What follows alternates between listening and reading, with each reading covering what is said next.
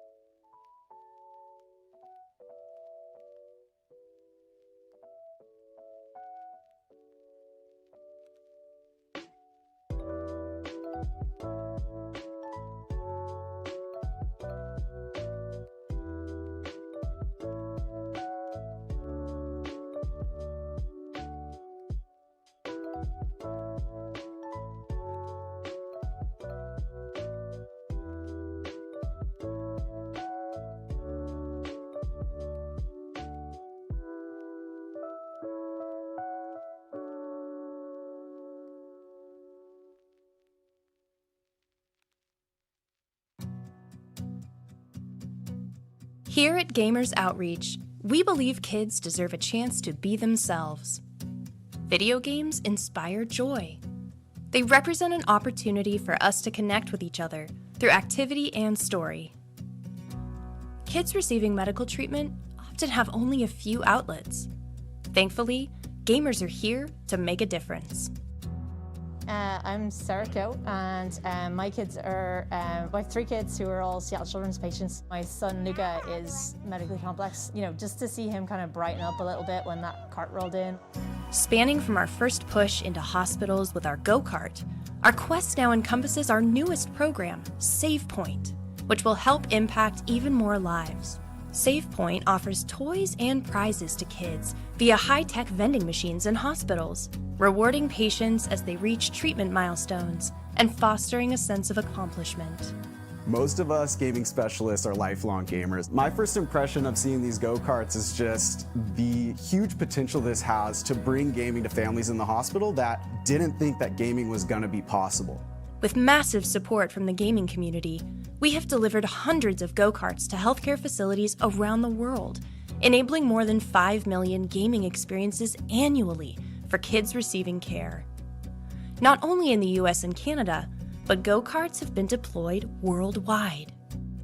Bigger than Seattle Children's, almost every therapeutic gaming program in the country's backbone is the Gamers Outreach cart. Many patients say it helps them feel like they're at home. Like I said, it's a cool piece of tech that you can customize in a situation where a lot of what is happening to them is not up to them. We have shared the gift of play with over 400 hospital partners, and we're just getting started. One day, we want to look back and ask ourselves, remember when hospitals didn't have video games? We need your help to get there. Together, we can help others level up.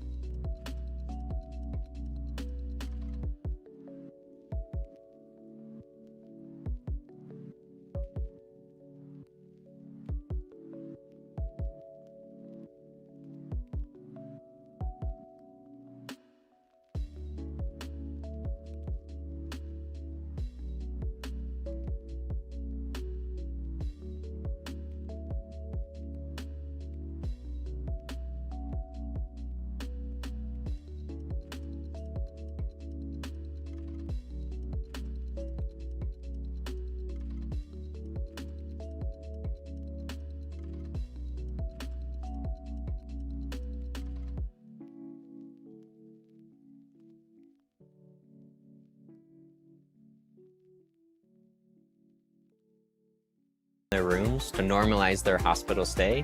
And we can deploy these not only at our main facility, but at our other locations throughout the state as well. It is always so awesome bringing these into patients' rooms and just seeing their faces light up. So thank you, Gamers Outreach, and everyone who makes this possible. Thank you.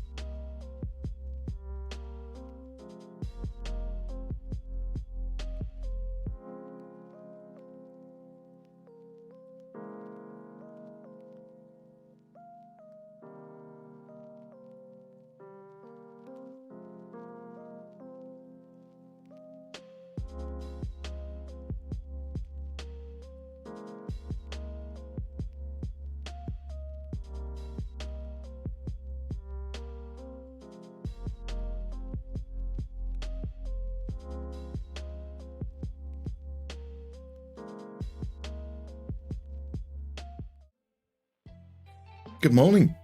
Good morning. It is day 3 of the Hexagon Speedrun Challenge, and it's lovely to see you all this morning. Now, as you may have noticed, I say it's day 3, and the voice is a little bit Barry White this morning. I'm sure it will warm up during the course of the day as I get into the rhythm of things, but I didn't want to speak much when I woke up this morning, so it's still a little bit hoarse. But it is going to be a certain element of my first, my last, my everything, my kind of wonderful. I don't know the words. Always a good way to start with some bad singing. Hey, how is everyone this fine morning? Thank you, by the way, Rossa MC 0910. Thank you very much for the follow. Welcome on in. So we are currently running this Hexagon Speedrun Challenge. It's 3 days. It says 36 hours, but we're already at somewhere around 26, 27, so it might be a little bit longer. 6 trophy challenge. We are aiming in Football Manager 24 to win the major club continental competition in every continent, and then the World Cup. We started in Asia on Friday morning. We took over Hiroshima, and we won the league. We took them over. They were 4th in the league with 12 games remaining, and we managed to blow the competition out of the water and win the league. We won the Asian Super Cup. I think. I can't really remember. I'm losing track of what we won right now. But we got dumped out in the second round of the Asian Champions League. Not a great start. Not a great start, but that's okay, because in the afternoon, we headed off to Africa, and we took over at the Mamelodi Sundowns. And we won. We won the Nedbank Cup. We won the MTN 8 Cup. We won the DSTV Premiership. And we got knocked out in the semi-finals of the Champions League by Al Ahly. Al Ahly didn't even go on to win the competition themselves. But that's okay. We moved forwards. We headed on over to South America. And over in South America, we took over the institution that is Boca Juniors. And you can be sure that we won the CONCACAF Super Cup. We won the Argentinian Primera Division. And we got all the way to the end of the Copa Libertadores, where we lost 1-0 to Atletico Paranense, a team we could have taken over but chose not to. But that's okay. We move on. We move on, and we moved up to North America, where we took over at Tigres. At Tigres, they'd already competed in the Apertura. We took over for the Clausura, and you can be sure that we won the Clausura. In the Champions Cup, however, we got to the final, and we won. We won. It's taken us 4 continents, but we have won one major club competition, and it was a beautiful, beautiful moment. That voice could save the snakes in Springfield from Whacking Day. It most definitely could. It most definitely could. So here we are. Today is day 3. We've got 2 competitions left. Even if we fail, we have to move on to the next continent. We only have 6 days to do this. So we're going to be competing in the Champions League today. This morning, before we're going to aim to properly start the challenge at around 11, but we need to have a look around what's going on in the various leagues in Europe, pick ourselves a team, and then we're going to take over and head on into the challenge. So Champions League is up. We could take over any team that's qualified from the Big 5 leagues. And then this evening, we'll be doing the World Cup to round things off. So hopefully we built some momentum up last night. We got ourselves into a position where we've secured that first continental trophy. And hopefully we'll get another one this morning and round it all off with a World Cup. Let's say hello to people who are in, because we've got some beautiful, beautiful faces in this morning. We have the glorious Johnny Trotter. Johnny Trotter, the legend, the pun master himself.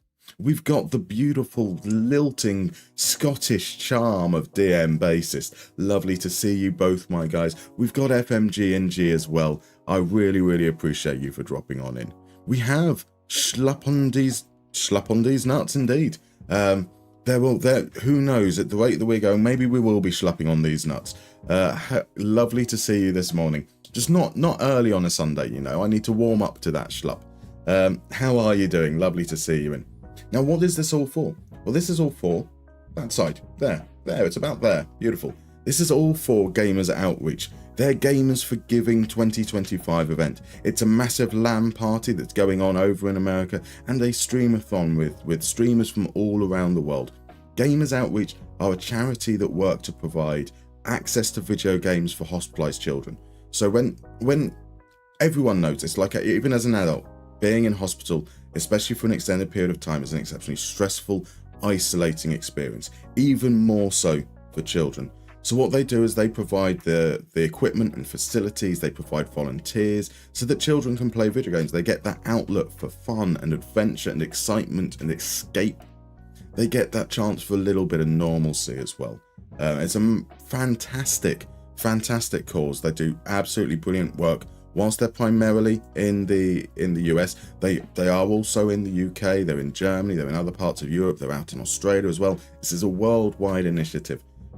So if you are in a position where you can afford to donate, that would be absolutely amazing. Head on over to the link that's in the chat or that's pinned up above the chat. We are currently raised an astonishing $927. If we can reach 1,000 this morning, that would be incredible. We've set the goal now for 1,250. We were originally at 700. We've blown that away. Incredible work, guys. Once we hit $950, I've got to do a hot sauce. We're carrying that on from the last few days, and that's going to be a ghost pepper hot sauce coming in at 950,000 Scovilles. Once we hit $1,000, I'm going to be doing a Carolina Reaper hot sauce, and that might end the stream. No, I'm sure we'll be able to work on through that. And then finally, we've got a stretch goal for 1,250, which will allow us well, we will organise a community game night probably around the 25th, 26th of April. So put votes out in the Discord. We'll get some ideas for what people want to play, and we will all play together, which should be cool. Welcome in, George. Lovely to see you, my dude.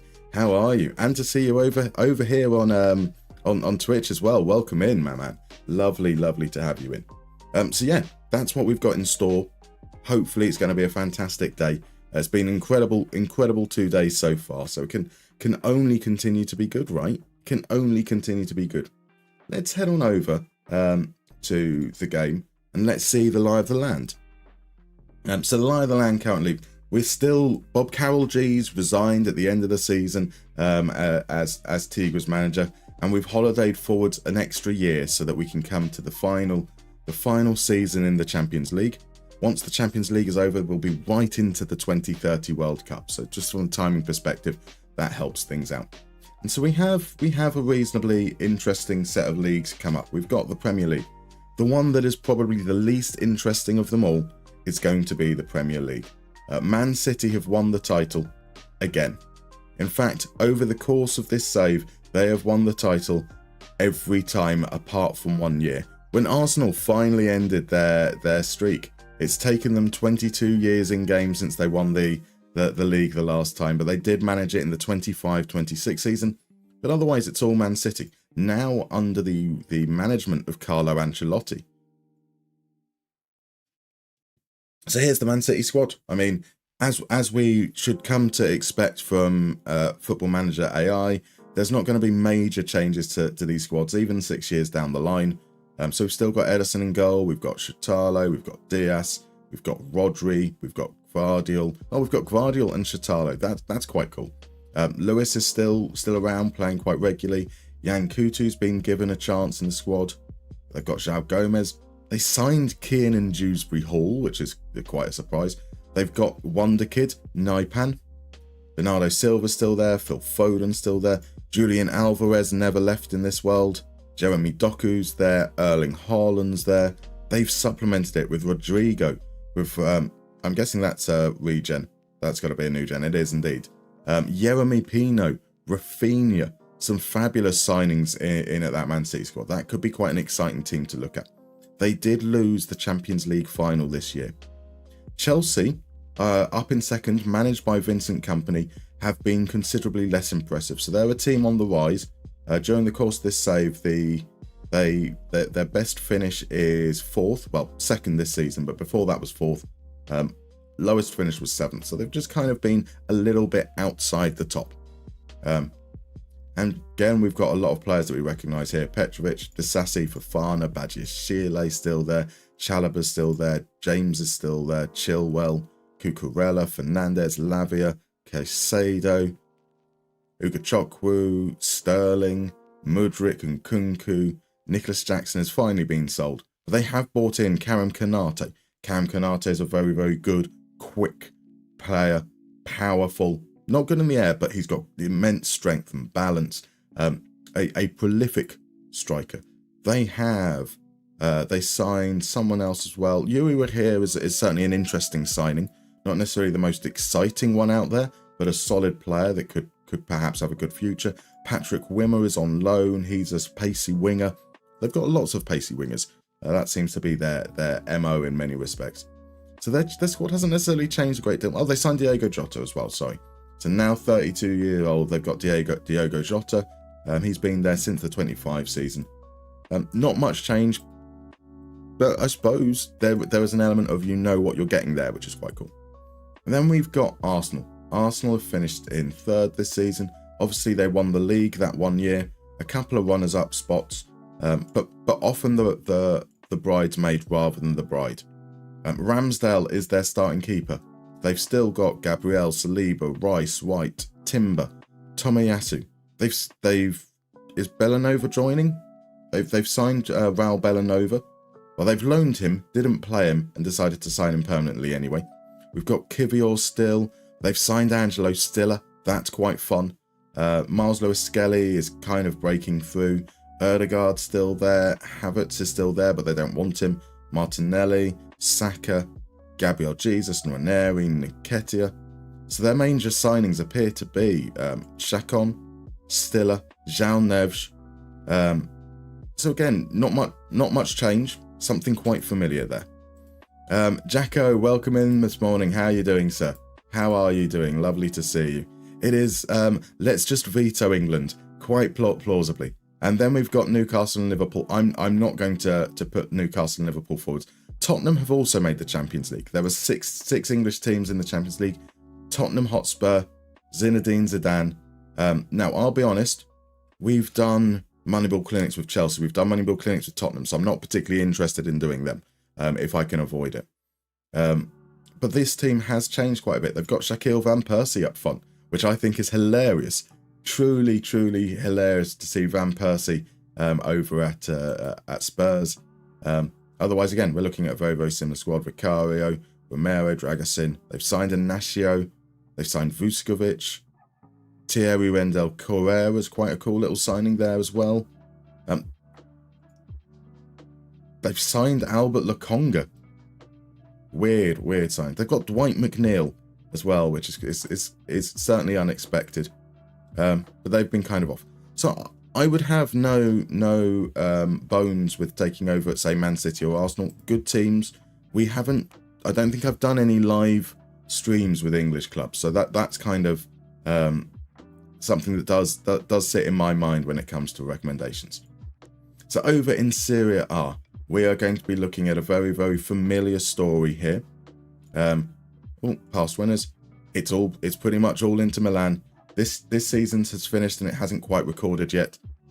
So much like the Premier League, it's been all one team, apart from that 25-26 season where the other side of Milan managed to secure a win. So they're going to be one of the good teams, that's for sure.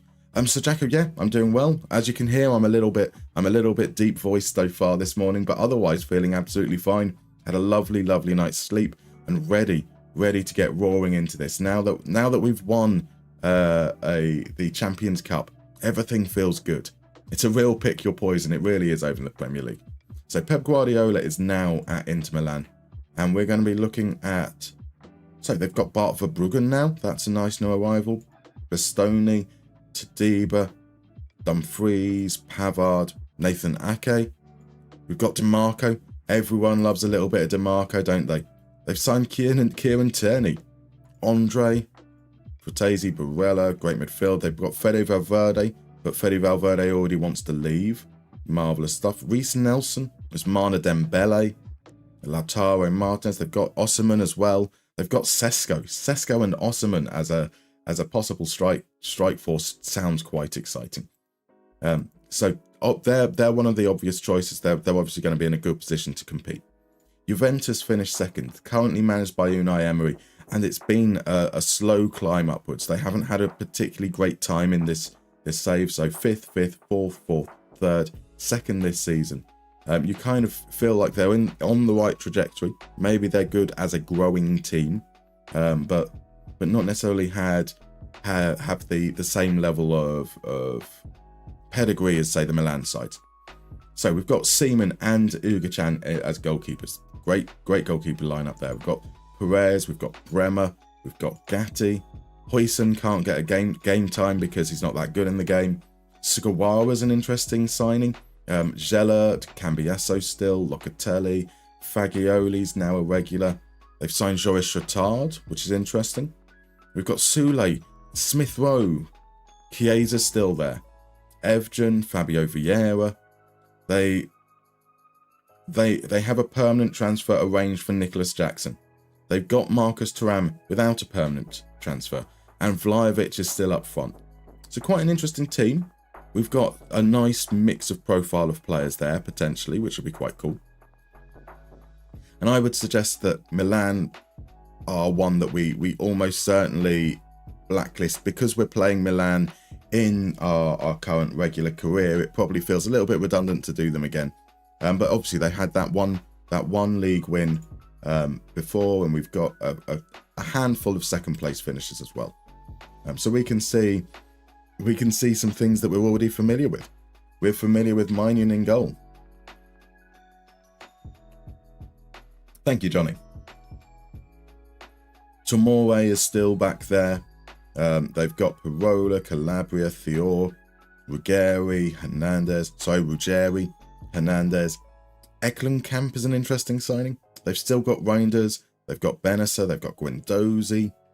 Ketelet. Sudakov is an exciting signing. João Felix is a less exciting signing. Christian Pulisic is still around. The LeBron James of football hasn't been let go yet. Rafael Leao. Xiao Caicedo's not a player I'm familiar with. That's because he's a regen. That makes sense. Antonio Nusa. Interesting players there, but we'll probably won't carry them forwards. What I'm going to do is, as you suggested yesterday, Johnny, is we'll probably put votes through for each league, and then we'll filter down from that. In fact, yeah, let's do this. Let's take a look at Ange Postecoglou's Napoli. So Merit is the goalkeeper. Nubel is going to be arriving in the summer, which is cool. Nathan's still there at the heart of their defence. Di Lorenzo, Mwanga. I'm not familiar with Mwanga. Junior Mwanga, signed from Strasbourg. Looks pretty solid there. Now we've got Mikel Marino, Gutierrez, Bartosagi's now on the outskirts.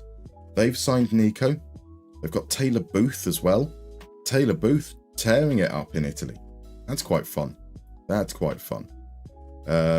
Who else is starting regularly? We've still got Kvaratskhelia there. We've got Pablo Torre. Klozek's been loaned out. Raspadori and Pavlidis as the strike force.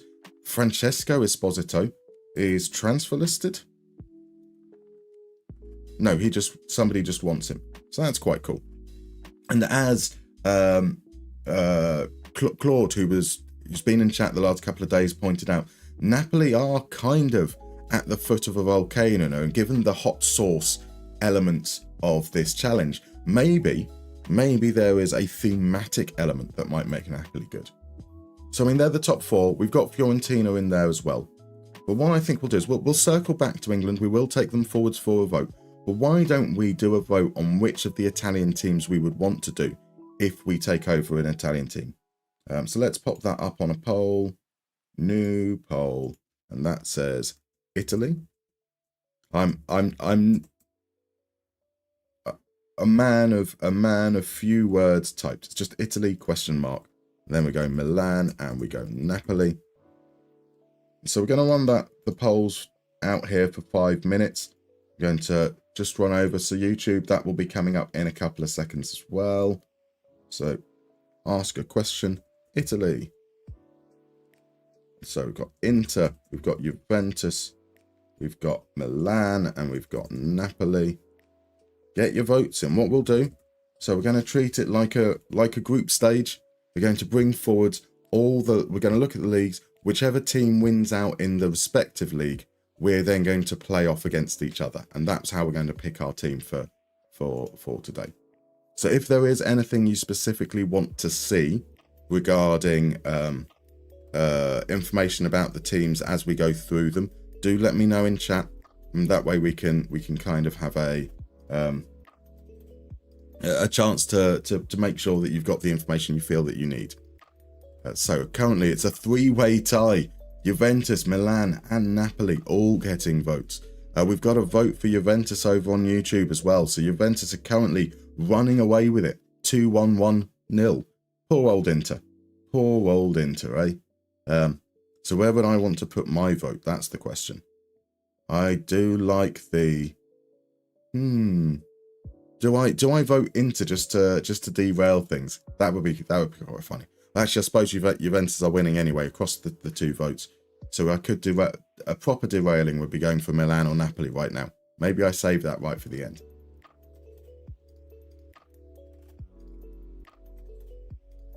Actually, I say that I will register.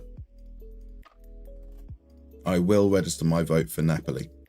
The reason I'm voting for Napoli is because of that Mount Etna thing. I think that I don't know if Jay Claude is in this morning. It is obviously a very early start. So I also want to represent what I know would be his vote. Because He's the one that raised it, and I think it's a lovely idea. I like it narratively.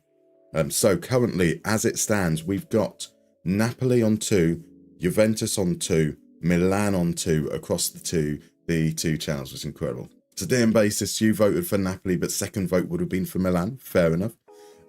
Empoli and Torino playing a relegation playoff. Is that how it works? I thought, is it not? It is indeed. It is indeed. Oh, that's quite fun, isn't it? That is quite fun. I mean, usual contenders there down at the bottom. Palermo. Let's have a look. It's Emre's Torino. They've still got Nikola Vlasic. I'm surprised he hasn't been picked up by a better team, to be honest.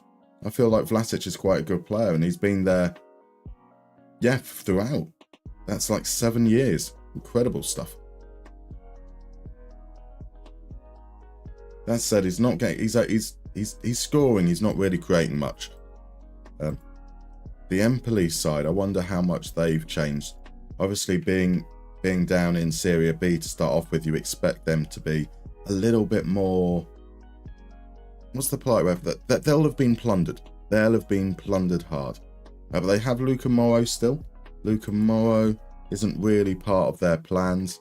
Looks like the stipendies have been signed off, though, unfortunately for them. Liberato Cacciazze hasn't made the step up. He's been loaned out. What a great name. What a great name, Liberato Cacciazze. I love that name. Such a good name. I don't... No, Wesley Hurt. He must be quite old now. 35?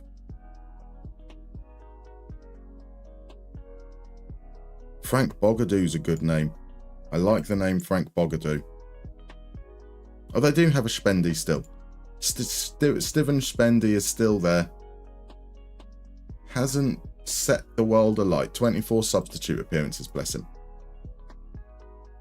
So we've got probably about another minute or so left on the poll. It is currently a three-way tie between Juventus, Milan and Napoli. So if you have just arrived, we are shortlisting teams from each league. So we're going to take the winners from the Italian league will face off against the winners in the English league, the Spanish league, the German league, maybe the French league as well. To get your votes in now, we've got the last few moments.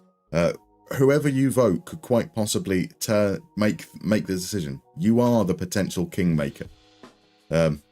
Or we go into a three-way tie, and that's absolutely fine. We can do it with a little bit of a wheel spin or a coin flip or something. Or we could decide that they're all coming forwards. Who knows? Who knows? So we're coming into the last few moments there. It looks like the poll is about to be settled. We have a vote.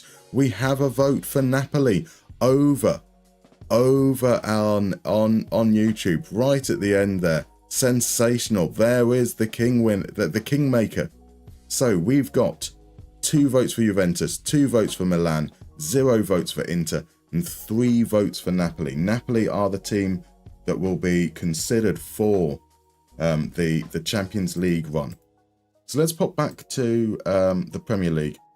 So as I said, I'm going to exclude Chelsea and Tottenham because we've done Moneyball clinics with them already. So that means I do probably need to include Newcastle and Liverpool, and we'll go with the vote right away. So Kvaratskhelia is still at Napoli. That should tilt the vote there. I mean, isn't that fun? Isn't a little bit of Kvaratskhelia would be absolutely incredible. So yeah, here's the Man City squad. They still have Haaland. They've added Rodrigo. They've added Jeremy Pino, who I loved in FM23. They've got Naipan. They've got Shutalo to partner Gvardiol in defence. There's some fun things in Man City there. Arsenal have won the league once out of the 5 seasons so far. 4 seasons, 5 seasons, however many seasons. They've signed Angelo Stiller. Stiller's a quality player. That would be quite nice. They have Talis Magno. He's quite an exciting player as well. A dribbly boy. Starts the game over in New York City. But otherwise, the squad stayed kind of very much the same. That could be quite interesting. See if we can take them to the next step up. We've got Newcastle, currently managed by Paddy McCarthy. They still have Sandro Tonali. Their goalkeeper was Kamil Grabara. They've signed Usman Diomande, Archie Gray. There's an Esquivel. We've been picking up Esquivels pretty much everywhere we've played, so there's a potential. They've got Kirkesh, still got the Guimaraes Tenali double pivot. Alexander Isak still there. They've got Joshua Xerxes. They've got Galeno. So they've got Cole Palmer as well. Some exciting players over at Newcastle. That is their best finish over the course of the save is fourth. So they're kind of just a little level below.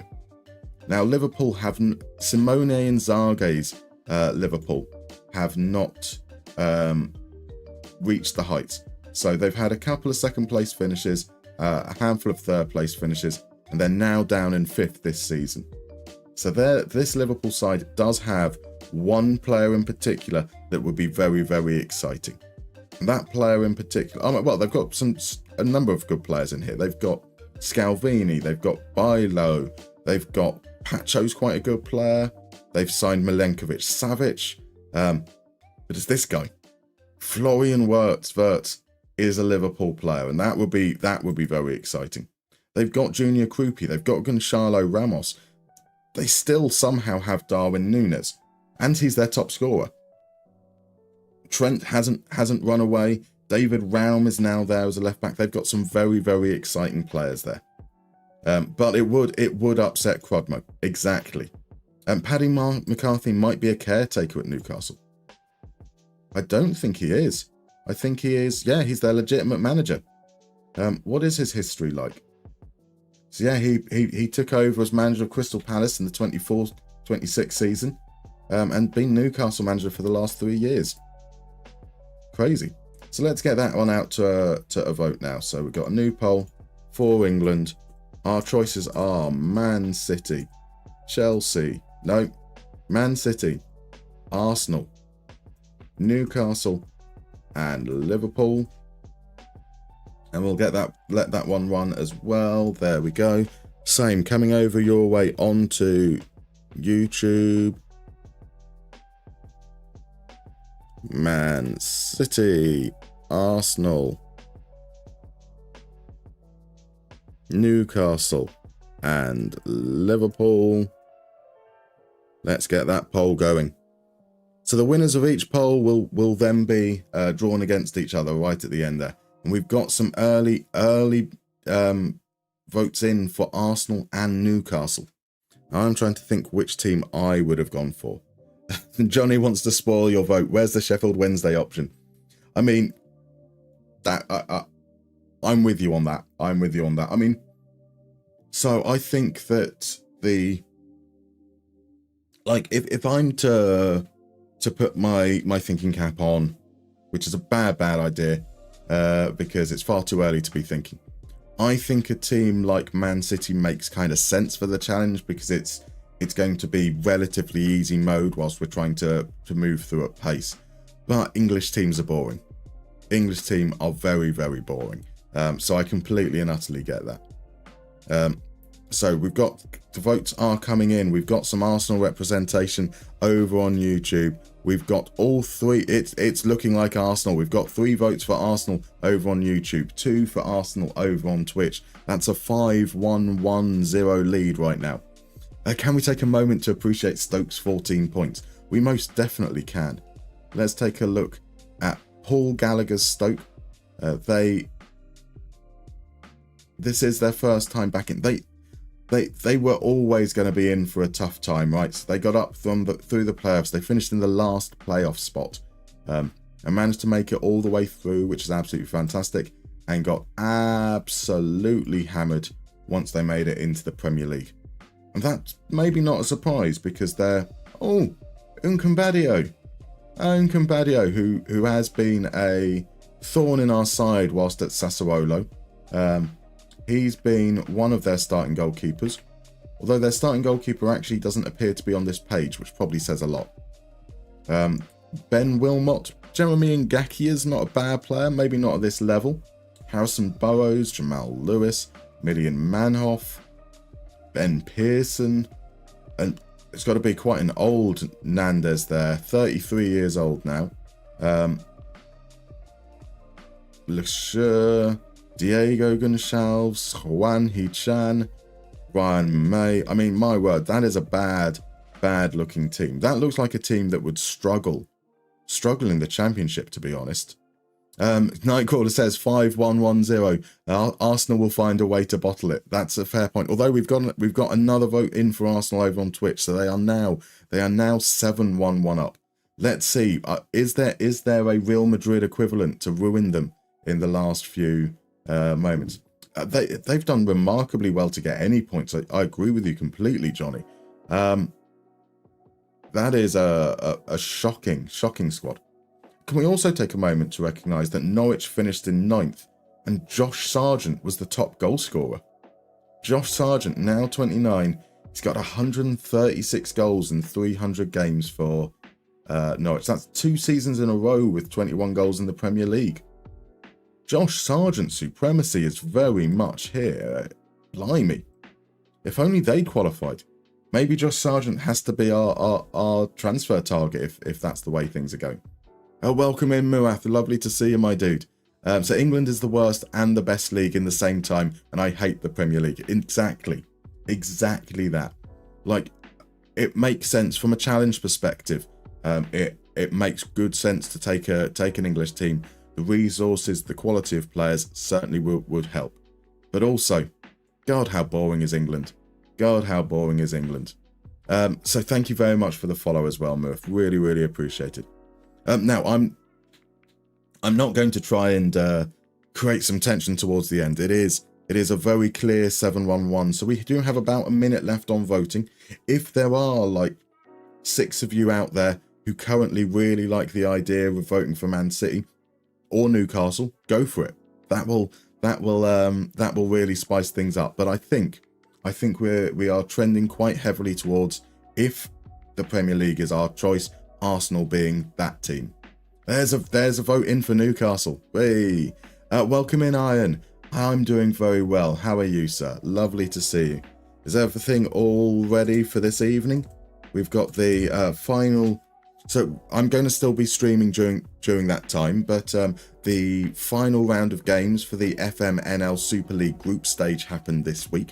Some of you guys tuned in, saw how we got on against Damien. But over on the FMNLX Twitch channel at around 7 PM British summertime, they'll be going through the highlights of the last round, and I assume the draw for the next round. So that'll be something quite exciting. You're good. That's great to hear. That is awesome to hear. And the votes are coming in right at the end there. So did Newcastle almost bottle it? Almost. So we have 9 votes for Arsenal. We have 4 votes for Newcastle, 1 for Man City, none for Liverpool. Arsenal versus Napoli are 2 of the options going forwards into the next round.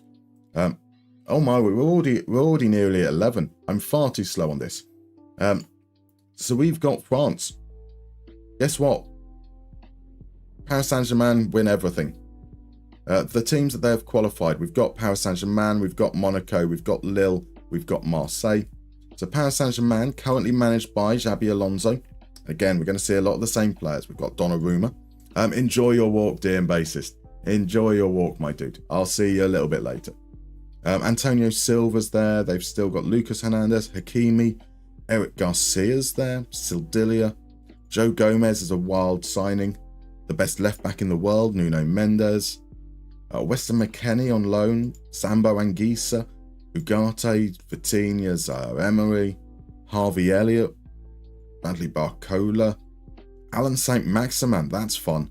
Alan St. Maximin, now 32 years old. Luis Diaz, and then they've still got Mbappe. I think that's the big thing. They've still got Mbappe, they've got Kolo Imani, they've got Evan Nilsson.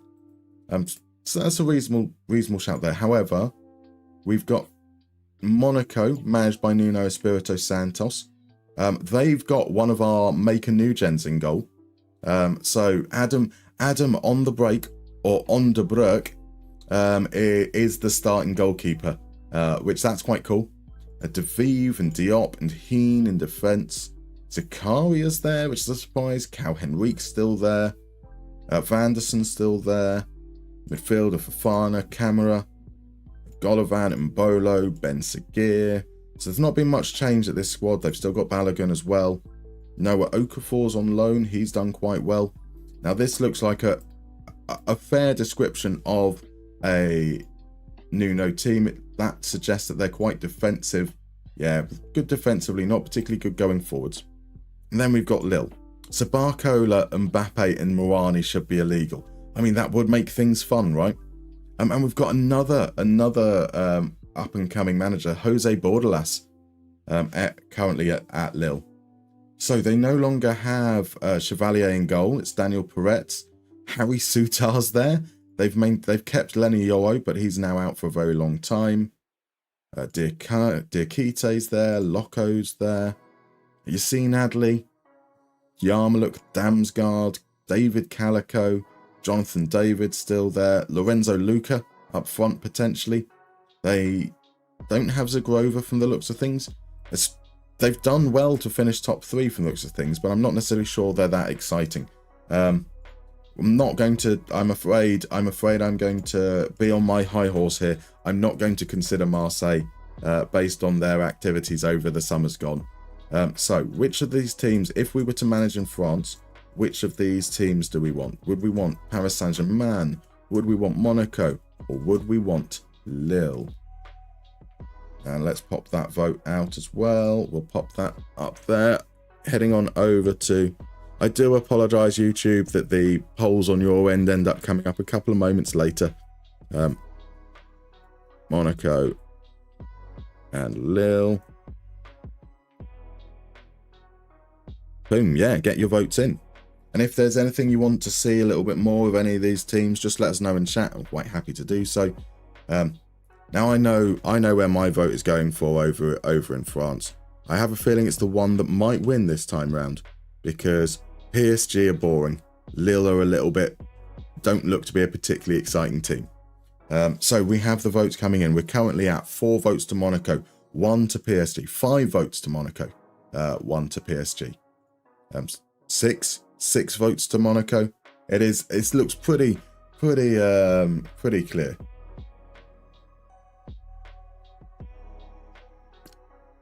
So did you say that Jason Knight is playing for Lille? Well spotted, a regular starter. He is indeed. He's been there for the last couple of seasons. This seems to be the year he's broken through from the looks of things. I mean, that pace is quite appealing. I wouldn't have expected that. £20.5 million signing after a season where he scored 3 goals and got no assists, and Lille were like, yes, we want that, and he's had an okay season, to be fair. He's had a pretty decent season. He is running their midfield. He is absolutely running his midfield. So can we have a look at Lyon and see why they're bad? We can indeed. So let's start. They're managed by Pellegrino. And well, I mean, I suppose in real life, obviously, they had a pretty torrid time, and that seems to be modelled quite a bit here. Their first couple of seasons, they were mid-table. They had a rally. They came up to 5th, but back down again. Then into 9th, into 10th. So it looks like they're just really struggling to build. Looks like the team hasn't changed much. Lucas Perry is still the goalkeeper. Chileta Carr is still at the heart of defence. Tagliafico's, I was going to say, still going strong. I mean, he's barely played. Eagle's a nice signing. We're looking through here. Ben Rama. Shirky's still there, which is cool. Quite cool. So Shirky, how's he getting on now? Now 25. Never really impressed, to be fair. Gift Orban, interesting signing there. He hasn't kicked on either. Now ended up out at Troyes, where he hasn't played particularly well. Yeah, it looks like none of their players have necessarily kicked on and improved. Valentin Gomez is an interesting signing. Don't have any information about him right now. Not really been playing though. Yeah, okay. It's not sensational, but not too bad. So maybe just bad choices of managers. Right, so we're heading down. We've got probably about 90 seconds or so left, and it's looking pretty good for Monaco. We've got 7 votes for Monaco, 2 for Lille, 1 for PSG. So we're probably looking at choices of Arsenal, Napoli, Monaco. Then we've got Spain. Then we've got Germany. So will Jason Knight speak French like Ronan O'Gara? L'opportunité, c'est fucking énorme. Fucking énorme. Incredible. They've just Leon'd basically. Exactly, Murat. Exactly. So do I call the poll early? I think whilst that poll's coming in, let's take a look at what's been going on over in Spain. So in Spain, it's been all Real Madrid. Barcelona won the league in the first season. Real Madrid have dominated ever since. Villarreal with a brief appearance up in second. That's quite fun. But it is Real Madrid who've won again. Real Madrid currently managed by Mauricio Pochettino. So we know that they haven't signed Mbappe in this world. Their goalkeeper is Canizares. Their defence, Upamecano, Militao, Gertruda, Carlos Augusto, Hincapi. Their defence looks to be quite thin. They've still got Camavinga, Estupinian on the left, Henriks in relief, Bellingham, Chouameni, Billy Gilmore and Salah Ozcan. Arda Güler is breaking through, a massive season there, 26 goal contributions, that's quite fun. Joe Linton, Vinny Jr., He Who Shall Be Sold, João Marquez, Luis Apend. Oh, that's a possible strike force that looks ridiculous. Lois Openda, Marcus Thuram, Victor Gyökeres, and Endrick. That is an obscene front line. And so we've got another vote in for PSG over on YouTube. That brings our final scores to 7-2-2. Monaco go through. Marvellous. Let's head on over to Barcelona. Barcelona now currently managed by Vincenzo Italiano. So they had that singular win. The singular win at the first season and series of second place finishes. Kovar is in goal. Kimpembe, Koundé, Skriniar, Araujo as centre-backs. João Paulinho is quite a cool signing. Tariq Lamptey, Kostas Tsimikas. I can see why they haven't won the league. I can absolutely see why they haven't won the league very often. Balde's still going. They've got Ricardo Lima. Ricardo Lima is a Brazilian regen that looks like he's quite good. Frenkie de Jong, Marc Bernal, Gavi, Pedri's still there. They've signed Mad. He's going to be out. He should be back in time. Gakpo's over there on loan. Chukwueze's there. Well, he's out on loan. They've sold Asensio. They've got Koeman. Kim Yong-hak is on the fringes. Yamal's still there. Fati's still there. Vitor Roque hasn't been thrown out the team entirely. So if only it was easy to defeat PSG in real life. Indeed. But that would be part of, well, I say part of our challenge. We don't care about the league too much. If we can avoid them in the Champions League and build something good, maybe we're right. Welcome in, George. How you doing, my dude? So Tsimikas is the most realistic random signing for Barca. To be fair, both Barca and Real Madrid do like a left field signing every now and then. So Atletico Madrid, still Diego Simeone. It would feel very, very cruel to replace Diego Simeone after how many years in charge is that now? Since 2011, that would be his 18th year in management. But if that's the team we vote for, that's the team we go for. Oblak still in goal. Mies Hilger's on loan, a player I like. Molina, Alvarez, Jose Jimenez, Dardai in defence. We've got Stroik as well. Oosterwolde. Hermoso's still there. Galan is there. Llorente's going strong. They've signed Fabian Ruiz. I do love Fabian Ruiz. Lucas Sukic is a cool signing. Omaridian and Simeone as a strike force is quite exciting. Doesn't necessarily look like the most balanced squad. Might need a lot of work, but something we could certainly work with there. And then Villarreal, who had that solitary second place finish, managed by Thomas Frank. Their vice captain and key player is a new gen. That's quite fun. Jesus Fernandez, a right back / winger, who looks to be very, very quick. A physical beast. So let's have a look at the squad. They've got Jorgensen in goal. Cuenca and Araujo in defence. Calvin Bassey's a regular starter, as is Juan Foyth. They've got Yuri Tielemans and Mateo Kovacic. How old are those two? Tielemans is only 32. Kovacic is only 35. I thought Kovacic was older. And we've got Loftus-Cheek. We've got Eduardo Bove. There's some nice central midfield options there. Edward Spurzian as well, a player I really like. And then a forward line of Lindstrom, Boehner, Danjuma's still around. They've got Akamatch through. Sorlath still going. And we've got Serhu Girassi. I mean, Villarreal looks like quite a fun team. I don't think we'd have any chance of winning anything with them. But they look quite fun, to be fair. So let's get the Spain out there. Spain. Are we going for Real Madrid? Are we going for Barcelona? Can I spell Madrid? Evidently not. Are we going for Atletico? And are we going for Villarreal? You know the deal by now, guys. Get those votes in. So for those that have joined the stream relatively recently, we're going to be taking over a club in the Champions League next season. We are shortlisting the contenders from each nation. So we've got Arsenal from England, we've got Monaco from France, we've got Napoli from Italy. We're currently voting on the team over in Spain that we'd like to consider. Once we've got all our suggestions, we're going to then put them off in a mega poll at the end against each other.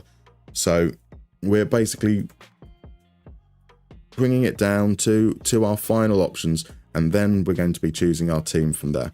Atletico and Villarreal. And so YouTube, now we have the poll going over there on your end as well. So it's a three-way tie to start off with over on Twitch. It's a four-way tie over on Twitch. Beautiful things there. We've got one each for Real Madrid, Barcelona, Atletico and Villarreal. Over on and we're doing the same over on YouTube. We've got one vote for Real Madrid, Atletico and Villarreal. No votes for Barcelona there. So currently it's 2-2-2-1 with Barcelona lagging behind. Muaf, so did we finish Asia? We did indeed. So the way we even if we don't win something, we have to move on. We've got 6 hours for each continent. So we started out in Asia and we got knocked out in the second round. We absolutely messed it up because of the way that the Japanese season ends in the middle of the Champions League. We found ourselves in a situation where we had only 15 players registered, and most of them were rubbish strikers. So we ended up very stretched, and we got knocked out really early. So welcome in, by the way. You say that the Discord... Can you let me know if that Discord link works? When I open it, it doesn't come up with an invalid link for me. So that should take you through. To give that one a try. I do apologise. I don't know how to read your name, so I can't say it out loud. I'm very sorry. So let's have a look. Where are we going with the votes? So we've got another vote in for Barcelona, another vote in for Atletico. Over on YouTube, we've got 3 votes for Real Madrid, 2 for Villarreal, 1 for Atletico. So that gives us 4 to Real Madrid. That gives us 4. Oh, we've got another one through for Atletico here. I can't work this out. So we've got 4 for Atletico, 4 for Real Madrid. We've got 2 for Barcelona. We've got 4 for Villarreal. This is a lot tighter. Fabulous stuff. So yeah, we failed in Asia, Muaf. So then we moved over to Africa, and we got to the semi-finals, but were knocked out by Al Ahly. Then we went over to South America, and we lost in the final. And then we went to Mexico, where we finally won a competition. So we won the Champions Cup in the final 2-1, coming from behind. So can you use a Saudi Cup? No, we're using the vanilla database, Muaf. And we only get one chance. We get one chance, and then we have to move on to the next continent. It's a 3-day challenge. So once we fail, we fail. It's just part of it. And there's nothing wrong with embracing failure. I say that, I am going to temper this by pointing out that we might have failed, but we've also won 10 trophies in 4 years. It's just they're all leagues and cups, and not the things that we're prioritizing. So Mr. Banksy, the links works. Fabulous. That's great to hear. Thank you, my dude. So Lou, welcome in, my dude. How are you doing? Lovely to see you. I mean, I've recovered from last night's hot saucing. That is for sure. But there's still more hot saucing to go. We for those that don't know, we are raising money for Gamers Outreach. Gamers Outreach are an awesome charity that work on providing video game access in hospital for hospitalized children. So when it's a really, really scary and horrible situation to be in as a child in hospital, and it gives them an outlet for fun and adventure and kind of a sense of normalcy. It's really, really cool. So you should see pinned up at the top of chat, and I will add it into the link now as well, a link to go donate. When we hit $950, I will be doing the next hot sauce, which is a ghost pepper sauce. We're doing like a hot ones kind of thing. That's also why I have no beard. That got shaved off on Friday. So this is a 3-day challenge. We're into the 3rd day, and it has been quite manic, quite chaotic. So I very, very much will appreciate if anyone can, and only if you can afford to donate. Donations would be absolutely incredible. You end up on the wall of awesome, the glorious wall of awesome, which is almost completely and utterly full, which is sensational. So that's the kind of what we're doing here. That's why we've got all these weird constraints with what we're doing and how we're now voting for the teams. And the results are in. The results are in. And we have in total for Atletico Madrid, we have 4 votes. For Real Madrid, we have 5 votes. For Barcelona, we have 3 votes. And for Villarreal, we have 5 votes. Which means it's a tie between Villarreal and Real Madrid. And I will get the deciding vote, I think, then. And the deciding vote, that front line of Gyökeres, Openda, Endrick is great. I don't like the fact that there is a player that I have to sell. They need a lot of defenders. Villarreal, on the other hand, have Girassi, Spurzian, and their key player is a new gen. My vote's going for Villarreal. My vote there is going for Villarreal. So we're taking through Villarreal versus Monaco versus Arsenal versus Napoli. We've got one more league to vote on, and that league is the Bundesliga. So we are currently shortlisting which clubs we might consider taking over. We're going to put a vote out for all these teams that go forwards right at the end, and that's the team that we're going to take over. Gamma Joba, Mr. Echo, how are you doing? I'm doing very well. Lovely to see you. Lou, no worries for the shout. I do apologise that I haven't been able to sell it particularly well with everything already going on. But do, guys, go on over and give Lou a follow if you're not already. It's Luis Enrique's Bayern Munich. They've signed Atabolo. That's a cool goalkeeper. Kim Min-jae is still there. De Ligt's still there. Goretzka, Kimmich, Davis, Mazraoui. Quality players in there. They've signed Thuram. They've signed Varela. That's quite exciting. And Xavi Simons. They've got Oscar Gluck and Musiala. They've signed Oscar Bob, Ferran Torres. They've got Julian Brandt. That's a surprise. A strike force of Matthijs Tel, Victor Boniface, Jonah Kusiasare. It's an interesting team. And I assume that they've won the league every time, right? They've won the league every time but once. Dortmund do have a win in there, but Dortmund won't be a team that we can consider, unfortunately. So yeah, Muaf, it's welcome in. It is a very, very weird, it's not a normal live stream experience today. So Frankfurt to finally avenge the 1960 European Cup final defeat. It's a possibility. So here's Leverkusen. They are still Leverkusen in this world. They have Landing Badgie in goal. I'm not familiar with Landing Badgie, but he's got a great name. So we've got defence of Tar, Bichiabu, Tapsoba, Odilon Kosunu, Frimpong still there. They've signed Zalewski. Grimaldo still going strong. Palacios. Xhaka's retiring. So their midfield looks like it probably needs some strengthening there. Can Uzun, Thiago Almada, Amin Adli, Valentin Carboni, some good players in advanced positions.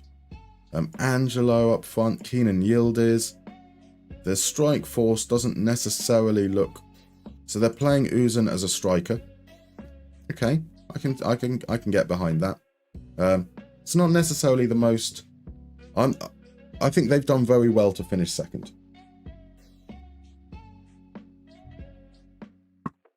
Lou, so you don't need to sell it, dude. You're doing something way more important.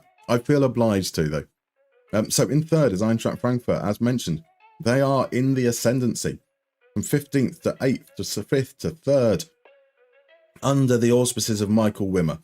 This is a squad that has Shaq Ernst in goal. Their defence is Federico Pereira. They've got Tuta, they've got Koch. Niels Nkunku isn't playing, despite being a quality player. That's because Nathaniel Brown is their starting left back. Junior Dino Bimbe still there. Elias Skiri is. Hugo Larsson's making his breakthrough. Khaebi's developed into a good player. Woo Yong Jong has been signed. They've signed Asadi. I'm a big fan of Asadi.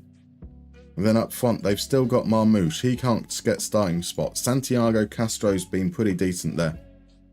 So another team, again, we don't expect them to have changed that much. They've got some good players. We've obviously managed them already in a Moneyball clinic. So we do know a reasonable amount about some of these players as well. So that could be quite interesting. And then the last spot is RB Leipzig. Boo RB Leipzig. They have been nearly men all the way through. Currently managed by Deschamps. And they have Van der Voort in goal. Orban's still there. Lucaba's still there. We've got Rodrigo Gomes. I'm not familiar with Rodrigo Gomes. We've got Seiwald, Simakan, Dedic, Terraciano. Is this another team that we're not sure about midfield-wise? Defensive midfield, we're looking at Vicente Pizarro, a good young player. Baumgartner's still going. Danny Olmo is still there. They've got Savio, that's fun. They've got Rocco Simic and Semi Kilik up front. That's quite a dynamic front line as well. Stay hydrated, kids. Thank you very much and welcome in, Dutch FM. How are you doing, my dude?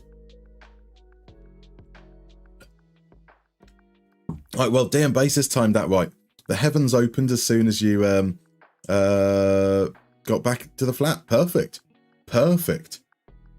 Right, so those are our options for... Honestly, I will love it if we beat them. Love it. Those are our options for Bayern. So for Bayern, those are our options for Germany. We've got Bayern, we've got Leverkusen, we've got Frankfurt, we've got Leipzig.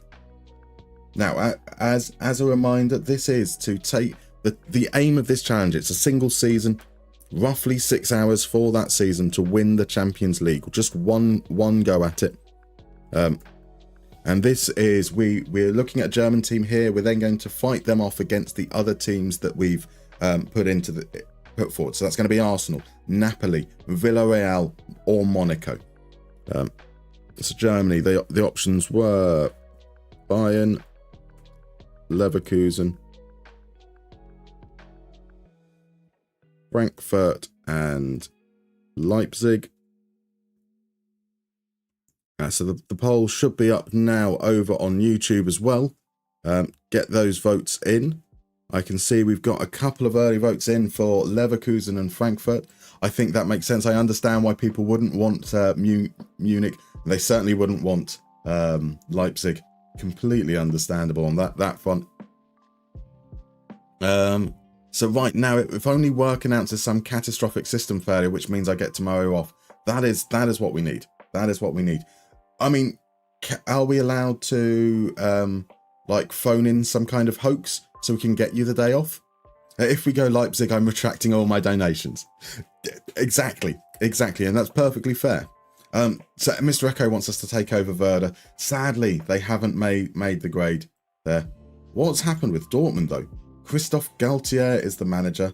They have a okay first season, drop in the second season. They make progress and then absolutely plummet after winning the league. I feel like that is kind of the story of Dortmund, to be fair. They have that one season and just go. To be honest, Schalke would be fun. Get a Champions title and play in Europe. I mean, the problem with Schalke is, Dutch FM, we've got one one go at it, one season, and 6 hours to do it. So Schalke, I'm afraid, unfortunately, are just a little bit off where we need to be.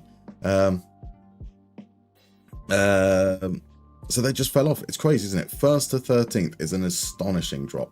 And that's a shame, because I'm sure Dortmund would have been a fun team, even though, again, we've already done them in a Moneyball clinic. They've still got Kerbal there. Ahmedhodzic in defence. Benzabaini, Ryerson, Schlotterbeck. Pardon me. Donyelma. Actually, I mean, that's why they've fallen off, isn't it? That squad is really underwhelming. Brandt has ended up at Bayern Munich. Royce has obviously retired. Not much. I mean, Schlotterbeck is the player that most looks exciting in that list of players, which probably says a lot about where they are.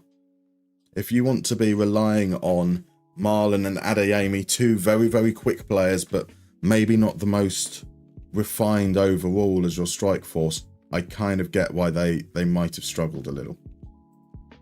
But wasn't Malin's finish yesterday lovely? Wasn't it lovely? Schlotterbeck is leading in yellow cards. There we go. At least they're leading in something. So we've got roughly maybe about 2.5 minutes left. We've got 3 votes for Frankfurt, 2 for Leverkusen over on Twitch. Over on YouTube, we've got 3 votes for Leverkusen. So it is currently 6-3 Leverkusen. It's currently 7-3 Leverkusen. It looks like we're going to be facing off Leverkusen against Arsenal, against Monaco, against Napoli, and against Villarreal. And one of those teams are the teams we're going to be trying to win the Champions League with. I mean, it's probably we've probably got a little bit of leeway to go over 6 hours, to be fair, and which is good because we're already at least 20 minutes behind. Because I am nothing if not bad at timekeeping. So, Dutch FM, you're going to start studying now. Just wanted to check in. See you later, mate. Tonight we wrap up the group stage in the Super League to stay tuned for your draw. So, of the bottle, I think I'm a special one. No, as I was mentioning to Ian earlier, Dutch FM, I won't be around this evening. This stream, this charity event is 3 days, 12 hours each day. So I'm going to be, I'll have to catch up afterwards, I'm afraid. But I hope it goes well tonight. Welcome in, Crobmo. How are you doing, sir? How are you? Welcome on. I can say that I'm well. We can see that others are well. How are you? That's the question. That's the question. The World Cup should be reasonably quick, in fairness. Exactly. The World Cup should be reasonably quick.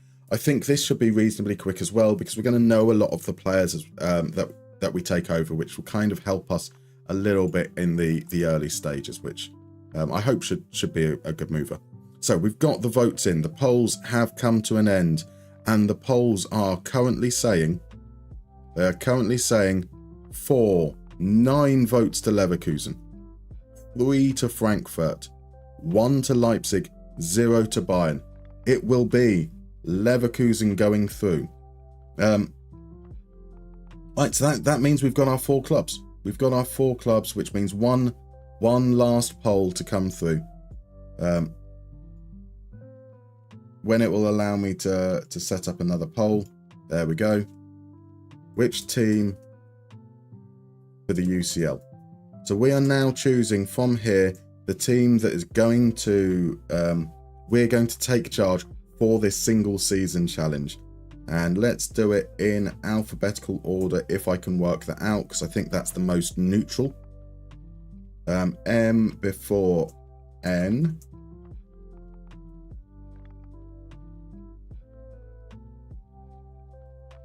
There we.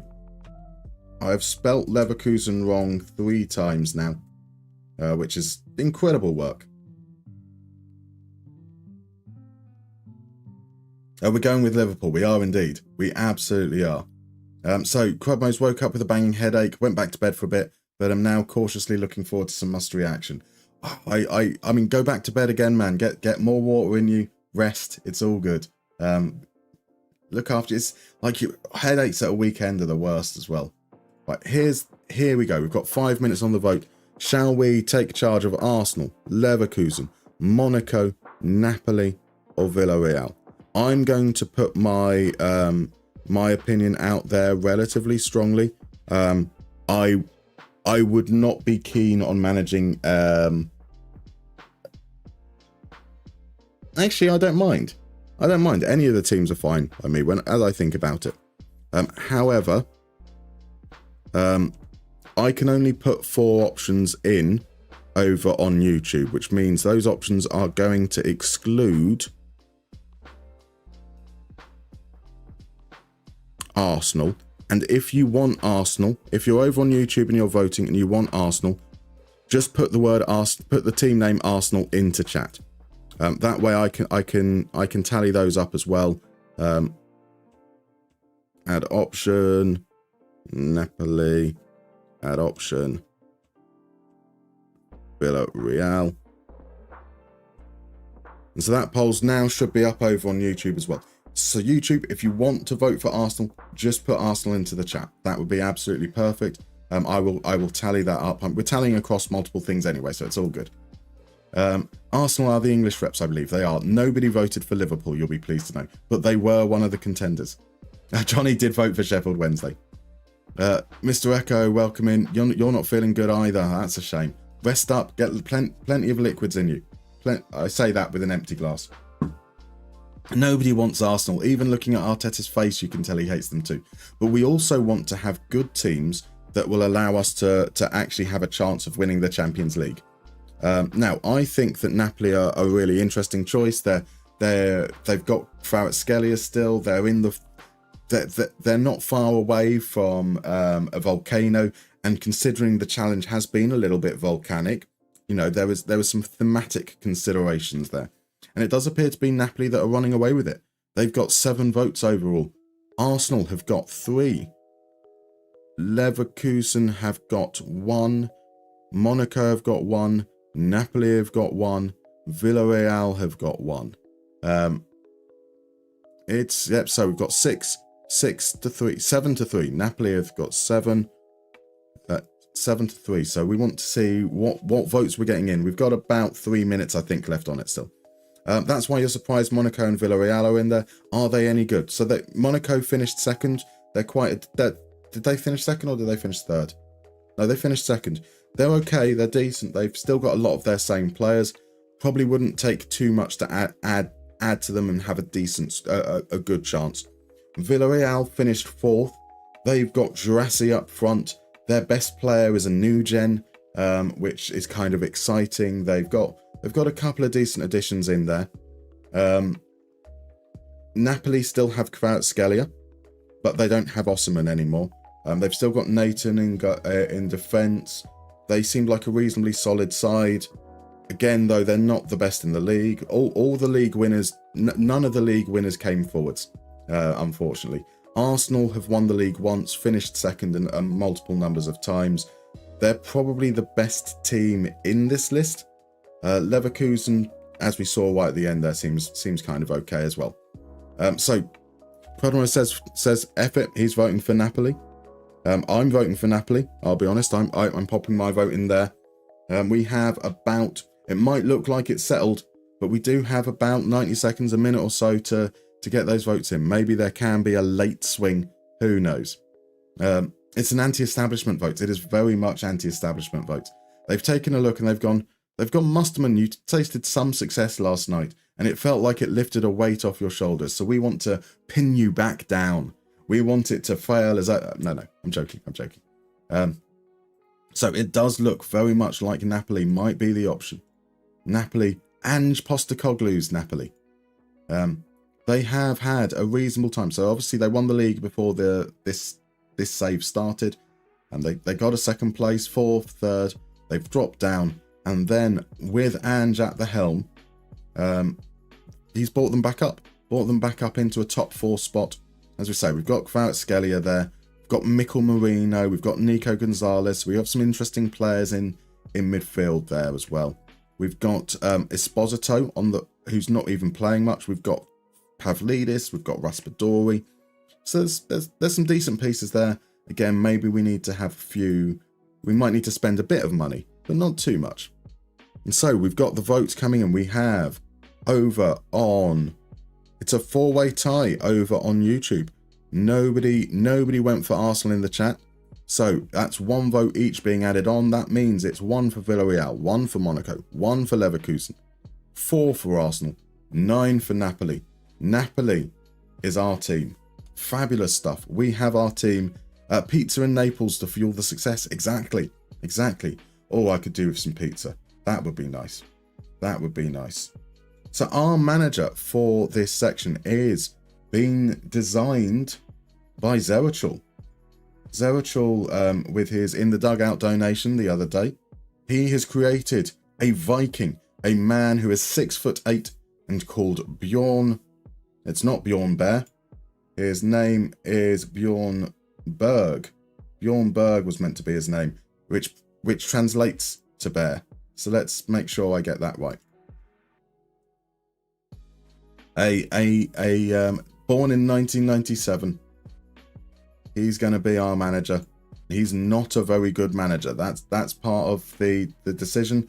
He has decided that he is not someone with great experience. He's not someone who's qualified for this job at all. We're going to have a National A license, and we're going to be a semi-professional footballer, which means we might have to deal a little bit with some player mutinies early on. But that's part of the challenge. Here is Bjorn Berg. Bjorn Berg will be taking over. And tactically, what we need to consider, we're going to need to play with a 4-2-3-1 or a 4-3-3 with a target man. That's perfect. We've got Esposito. So we've got a target man. We've got players that can play off that target man in Raspadori. So maybe we should be all right in that regard. So let's start off by popping into preferences. I found a picture of a generic Viking-esque man that kind of matched his description. So there we go. This is Bjorn Berg. What a beautiful, beautiful face he now has. We need to take Bob Cowlgees and finally let him have some freedom. He can retire now. We can head on through and start working out what the deal is. We are allowed to sign 2 non-EU players, and we're allowed a British exemption, which is cool. We will pass that all over to the staff. So let's see. Yeah, it definitely has to have pineapple. The Neapolitans will love that. They absolutely will. They absolutely will. No doubt about that whatsoever. Player revolt against inexperienced manager incoming. It really is. Is Bjorn Berg good at tennis? Probably better at tennis than he is at managing.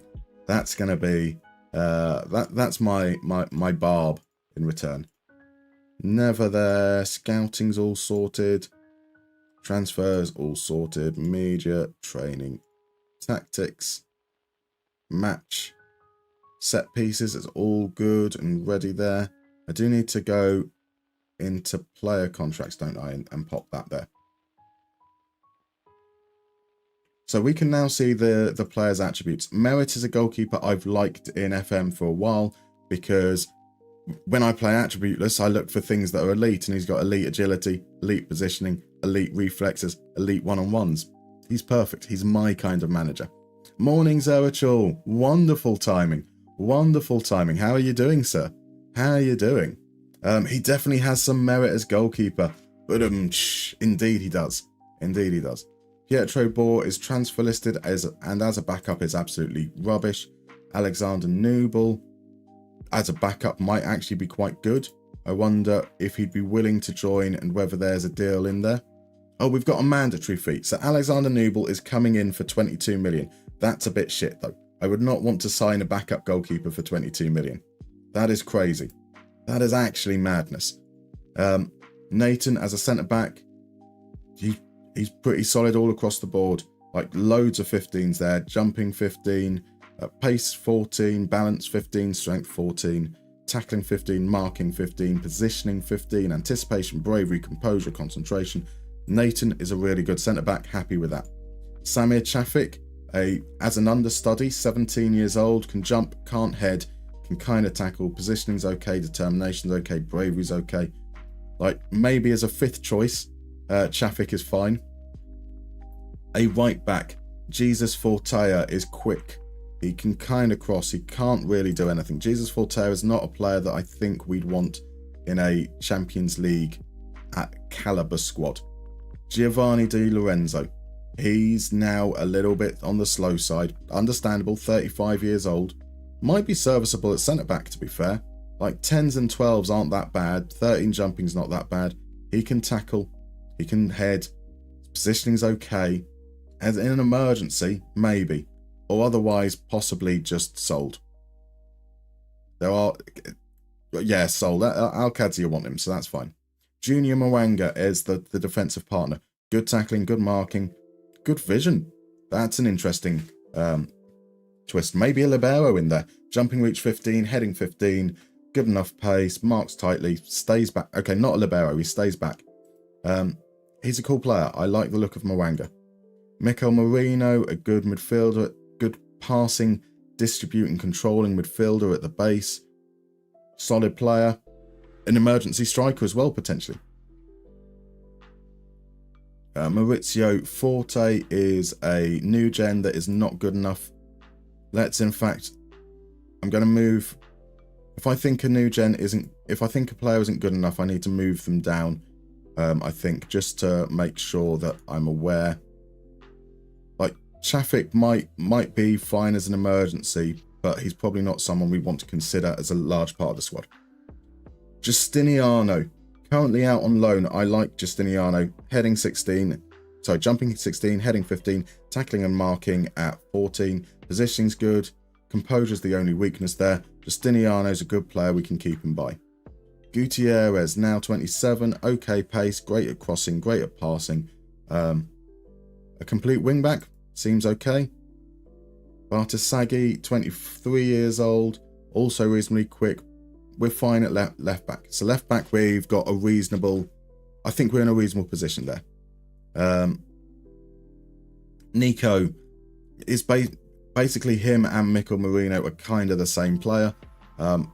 Happy with both of them. That's cool. Taylor Booth is a more attacking option. They can play as a right winger, can play centrally. He's done all right this season. 10 goals, 5 assists. That's quite cool. He's been playing as a winger, which makes sense. Don't necessarily want him in field with that tackling and marking, but generally a decent option. Probably not someone you'd want as your starter though.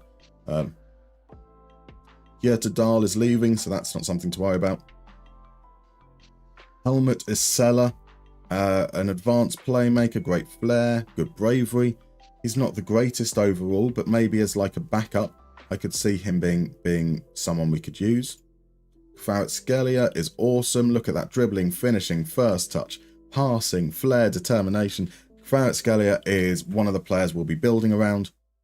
Pablo Torre is out for... Pablo Torre is not a player we're going to be considering much for this season. He's not going to be back until the later stages. When he is, though, a good playmaker type, but we'd have to consider his return as a bonus rather than something we build around. Oscar Pereira, right-footed left winger. Again, he's the fringes of the team rather than a player we're necessarily going to build around. He would sit a far way behind Kvaratskhelia in our assessments there, and doesn't really seem to be... He could be a more traditional winger, I suppose, especially when he can't pass. So we've got Booth and Pereira as possible right wingers. Killian Sauk, good dribbling, good flair again. We've got a lot of flair here, which is cool. Welcome in, Patty, by the way. Thank you very much for the follow. If you're comfortable chatting, I'd love to know who you support, who you're playing with in FM. And if not, no worries, feel free to lurk. There's absolutely no obligation to chat here. Killian Sauk, again, so Sauk and Pereira are players that I feel aren't necessarily ones we can work around. And here we go, it's Shane Cliver. Shane Cliver, Sheffield Wednesday legend in this game. Look at how things come full circle, Johnny. There we go. He's signed by Napoli on a free and then was sent out on loan. Probably doesn't have the pace that I necessarily want from a wide player, but kind of okay. Possibly some way that we could work with him there. Lampagnani. Yeah, we've got a lot of wide players that are very, very similar.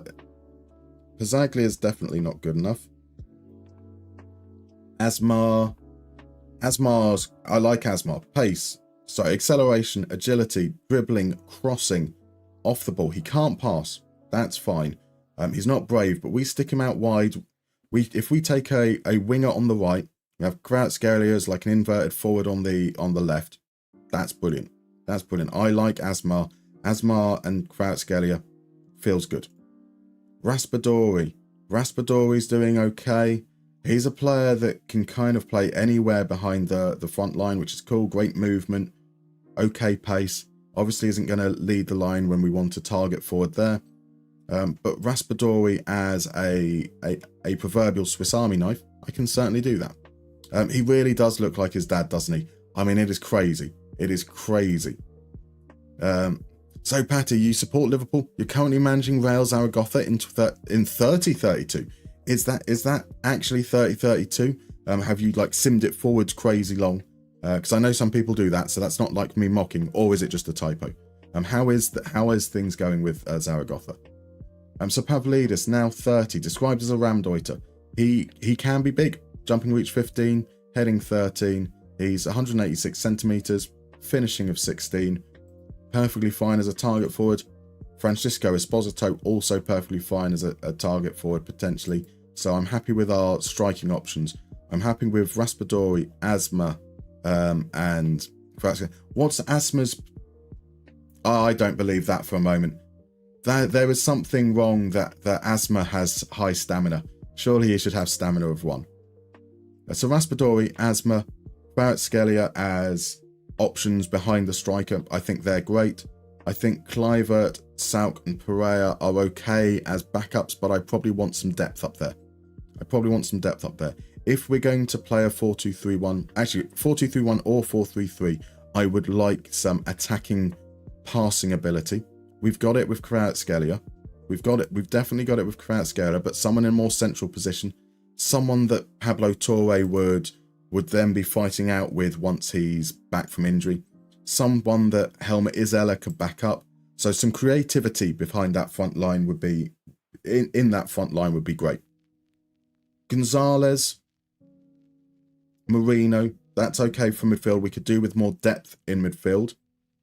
I don't want Booth to be playing deeper. Mwanga could step up into that role if possible, especially with Justiniano coming back. So Justiniano, Mwanga, Nathan. Maybe we want another centre back. We want a right back. Di Lorenzo isn't the answer. We want 2 right backs really. So 2 right backs, 2 defensive midfielders, a creative attacking midfielder, I think is what we need. So Zerachul, you said a 4-3-3 or a 4-2-3-1. I'm thinking at the moment we're looking at a 4-2-3-1.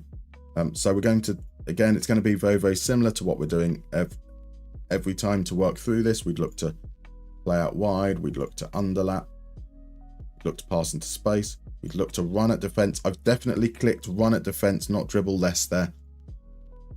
I'm assuming that was my mistake yesterday. Counter, distribute quickly. I'm not going to say roll it out. Just distribute quickly to whoever you need to. Push up, prevent, stuck in, step up more. And that's going to be attacking fullbacks. He needs to be a target forward. So I'm thinking Kvaratskhelia, maybe as a trequartista. And that would maybe then be shadow striker, target forward, winger. And I'd be saying double defensive midfielders. That's Marino and Nico.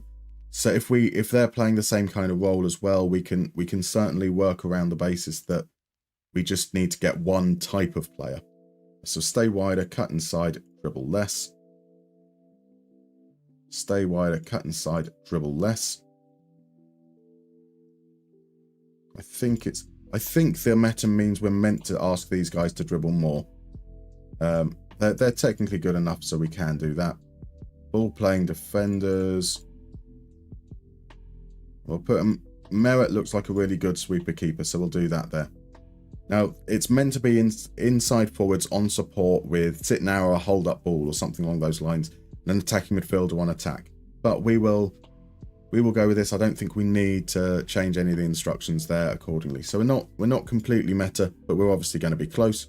We have got a budget of 20 mil and 133 grand a week, which isn't great, but we can potentially see if there are any exciting players about to become available. Kingsley Coman, James Maddison are potential options there. Okay, there's quite a few players that might be an option, which is cool to work. So it's 2032, but it's going well. Took over when they were 16th in La Liga, took them to 6th and Conference League, now pushing the top 4 spots. Awesome. Awesome. No, his stamina's fine, just like all those Liverpool players under Klopp who needed asthma treatment. Nothing suspicious at all. You need to sign an eczema as well. If we get asthma, we get eczema. Beautiful. Great stamina considering his responsibility. Exactly. So some of these signings we need are depth, but we need a starter at right back. So I would like 2 right backs. Starters at right back that may be expiring. Maybe are good players that Holmgren Pedersen is fast. I know that much. I feel like Holmgren Pedersen, at least, he's likely to say squad player, right? So I think that squad player, and then if he ends up being our best option, that's all right. Yep, I'd expect him to say that. Finalised promise. Do something like 38k. We're not allowed to use installments either. We spanned the wheel yesterday, and that was one of the elements. We're not allowed to manipulate our transfer budget using installments, to be mindful of. So as an option at right back, he's kind of solid. Not the perfect answer, but at least he makes sure we've got some depth going on, which is cool. If you manage to sign Johnny Plague too, I'll be very impressed. There's got to be a Plague. I believe there's got to be a player that's got to be close to Plague. There's some Pragues. Their clubs. Ague. Have we got any players with Ague as a surname? I mean, would Agerd count? Is that close enough? So C&D, welcome in. What is the Hexagon Challenge? We are doing this. We're raising money for charity. So for the Wonderful Gamers Outreach, there's some more information about what they do, which is providing access to video games for hospitalized children. It's coming up in that link just in a moment there.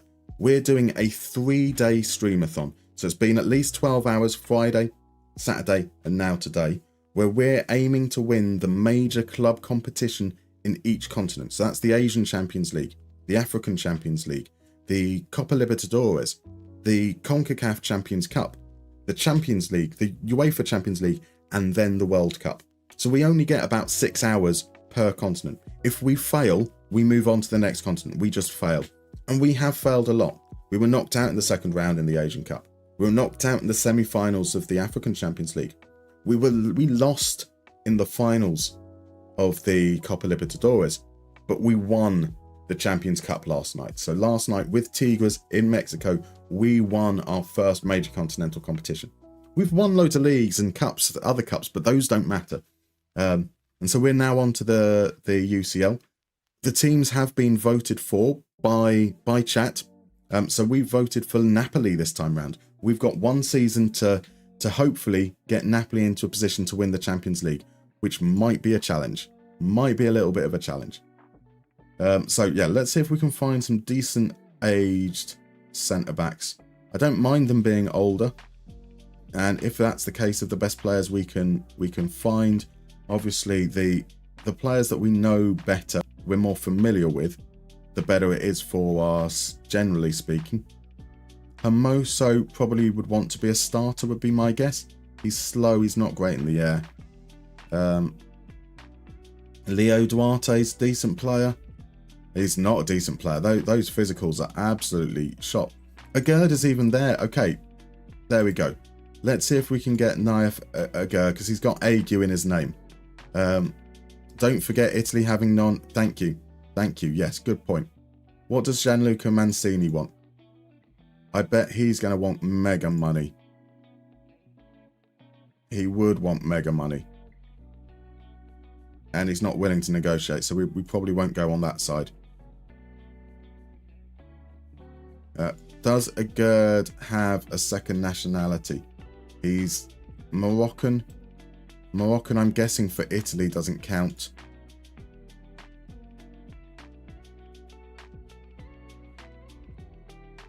So no, there's no African dispensation there, unfortunately. So Agerd would have been fun, but not the right choice there. Jesus Vallejo is not really a starting centre back. Sorry, even a backup centre back quality. I would have thought at our level.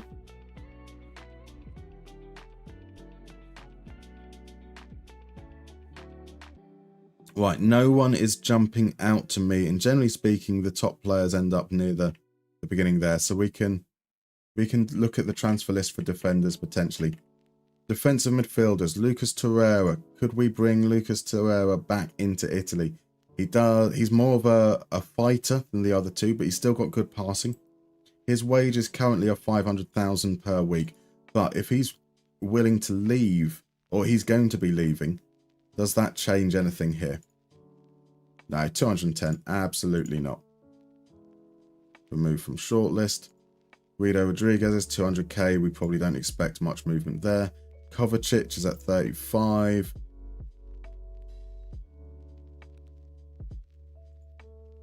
Paredes. Højbjerg. Højbjerg as a more combative player. Dombele. Sal Gagliardini is now 35. Sal is 34. Temeze, Suaro Maite, Bakayoko, Linetti, Nakamba. If we can find players maybe around 30, 32, that would be better for us.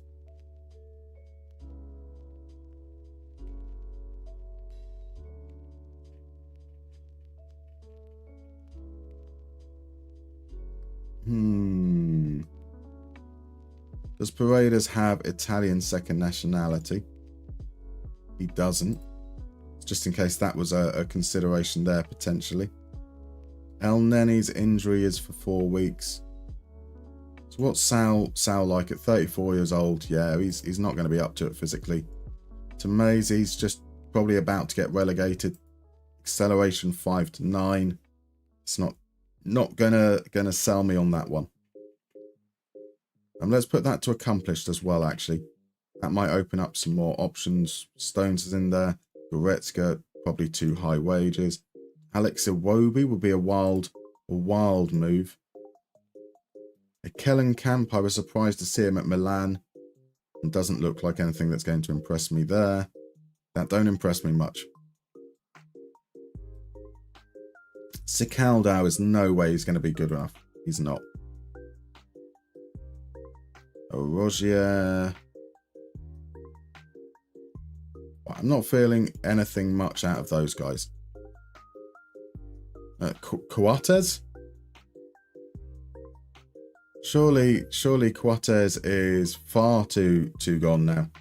He's certainly not coming up on the list, Night of Nice. So I imagine what age does Coates start? He starts at 34. We're now 6 seasons in, so he's probably retired, I'm afraid to say. So Kingsley Coman wages are big. Madison's wages are big. Correa, more affordable, but maybe not the right.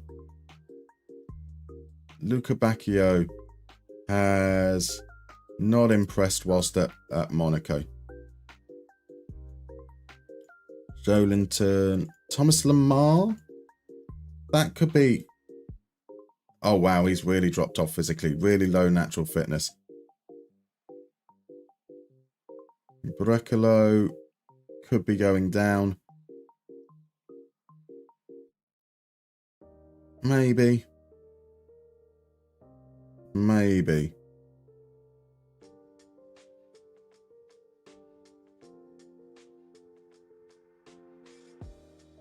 So we're starting to find the players that are very much on the fringes. What is Coman's Coman has low natural fitness as well, so he's dropped off quite a bit. Iwobi, not the right player for that role. Maddison, again, maybe in a central position. So if we go for a 4-3-3, Maddison could be good, and we don't have a shadow striker. Instead of being a trequartista, we make Kvaratskhelia as more of an inside forward type potentially.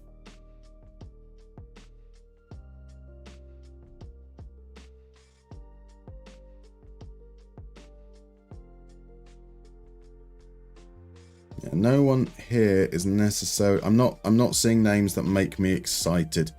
So we're probably going to be looking at a lot of transfer listed players then. What have we put? We've got a bid in for a right back, and that's it. That alone is what we've potentially coming up against. So we want another right back. It's that wage budget as well. Let's work out who we're selling off. No need to say you're bad. It's all good. Would have been a possibility at the game start. He would have been indeed. Are there players that we're looking to sell? Pietro Bor we're looking to sell.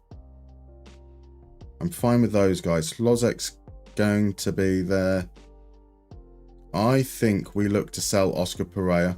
He's only about 10 million, but he's one of the... We've got quite a few of these wingers that just aren't particularly exciting. Sauk's valued at 4 to 8. Kluivert's valued at 1 to 7. Lampugnani's not got great value there. Asma is a player that I want to work around and doesn't have a great value himself. Taylor Booth could be sold. Taylor Booth's been pretty decent, but I feel like Asma is the better option there. And there is interest in him from Monaco. So there we go. Let's say transfer list, unavailable for loan. We're going to transfer list Di Lorenzo as well, get his wages off the books. They're not massive, I don't think, but no, not available for loan, unavailable for loan.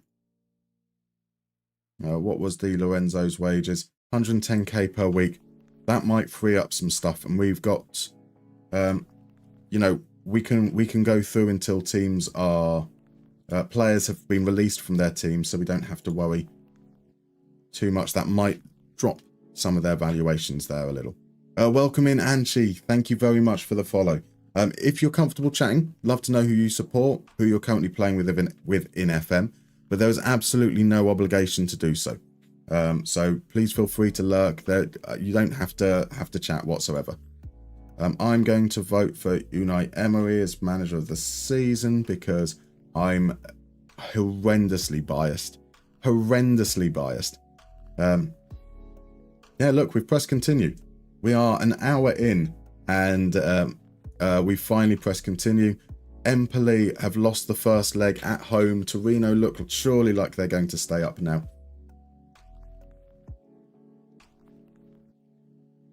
We skip all of these bits, skip that. Now, I assume that because we've got Nubel coming in on a 22 million deal. Crazy. Oh no, 11.5. Why did it say 22 million when I looked at it? Mandatory fee of 22 million. Oh, so it's going to have loads of other bits to it. Fine, right, okay. I hope that doesn't impact our budget. I don't think it should. So let's get us all through. I'm sure we said some very, very exciting things in that press conference. Yeah, I think it's around about the 7th or 8th of June that Premier League clubs get budgets. So that would be around the time we start looking to try and send our players out. It's an opportunity.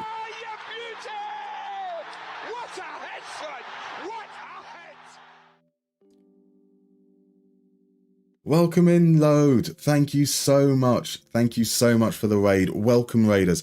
Hello, I'm MustermannFM, and welcome in to what is possibly going to be one of the more chaotic streams that's going on this Sunday. But first, how was the stream, my dude? How's everything going? It's lovely to see you this fine, fine Sunday morning. Let's get you a shout out. There we go. If you guys aren't following Load, now some of you guys will have been here when we've raided over. An absolute gentleman, a very, very entertaining, wonderful creator out there. Absolutely worth a follow. Go give him one. We are currently in the middle of a charity challenge. We are raising money for the wonderful Gamers Outreach. Gamers Outreach are a US-based charity that raises money for children in hospital. It's about raising money to get access to video games for children that are facing long spells in hospital, to allow them to have that outlet for escape, for fun, for adventure, a chance for a little bit of normality whilst everything around them is scary and overwhelming. So they've got this LAN party that's going on over in America. They've got the streamathon that's going worldwide, and we're part of that streamathon. It's run from Friday all the way through until late this evening, and we're doing a crazy Hexagon challenge. That is 3 days, over 36 hours, 6 trophies. We're looking to win the Asian Champions League, the African Champions League, the Copa Libertadores, the North American Champions Cup, the UEFA Champions League, and the World Cup. We only get 6 hours for each continent. So we only got as far as the second round of the Asia Cup. We got knocked out. We only got as far as the semi-finals of the African Champions League. We got knocked out. We got to the final of the Copa Libertadores and lost. And then we got to the final of the Champions Cup with Tigres and won. We've only managed it once. But time is of the essence. We don't have the opportunity to redo it. We just have to accept that if we fail, we fail. And we failed quite a few times. But now here we are going for the Champions League. We have just taken over this morning Napoli. So it's going to be a challenge. They're not amongst the best, but they are in the competition. That's a pretty good starting place. So welcome on in. If there is obviously absolutely no obligation whatsoever to donate, but if you can, it is a fantastic charity. If we get up to $950, I've got to do a ghost pepper hot sauce as part of a hot sauce challenge. If we get to $1,000, I have to do a Carolina Reaper hot sauce. And we've been slowly working up over the course of the 3 streams. And what the regulars here know is that I can't handle said hot sauce. So if you'd like to see somebody struggle, come and see someone struggle. I didn't realise I was still on my face. I was on my face for far too long. Let's get... we're ploughing through. As I say, we've literally taken over. We're trying to get some transfers in. We're not spending much time on the transfers. So essentially it's a brief look at a profile, maybe with not many attributes revealed, and kind of going on gut instinct. So I do apologize. Anchi, you're currently managing leads, trying to learn and understand the attribute of the skin. Really enjoying it so far. Awesome. Always good to have a nice challenge. How far are you into your save? So Dear Base is right. Yes, if you don't donate, you might get pegged. You won't get pegged. That is a callback. But you never know. Now it's been said. Do you know if it's real? Do you know if it's a joke? How can they find out where you live? That's a little bit worrying. Mr. Ethan, King of Saints, thank you so much for the follow. Welcome in, my dude. If you're comfortable chatting, let us know who you support. Let us know who you're playing with in FM. Otherwise, there is no obligation to do so. Feel free to lurk. You're happy to chat. Beautiful. I'm doing very well. How are you, my dude? How are you? There is no debate, says Crobmo. There isn't. He's happy that I've said normality as well, rather than normalcy. I will interchange them because I like to. We don't need to do any of this. So 6 hours.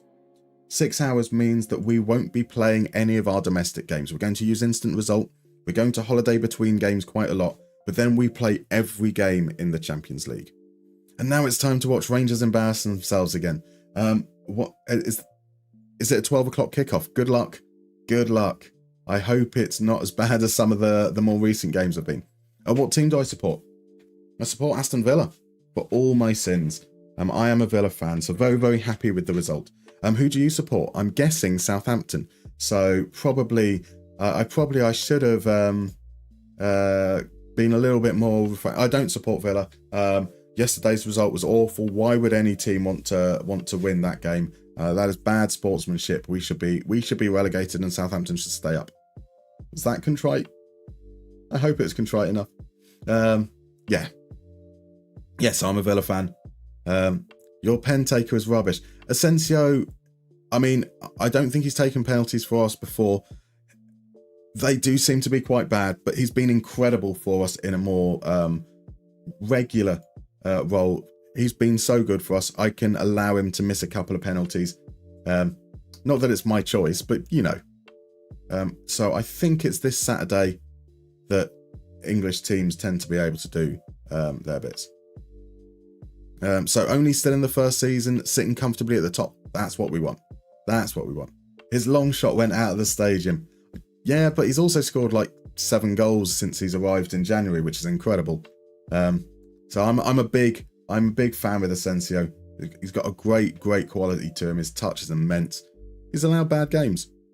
What's the next hot sauce, Ronnie? It's called the Extreme Hot Sauce, and it's a ghost pepper. It's 950,000 Scoville units, and we're just $23 away. Just $23 away from the next hot sauce, which will be absolute chaos. Unless it hasn't showing an update. No, it's still at 927 right now. So not to bully people into it. Donate.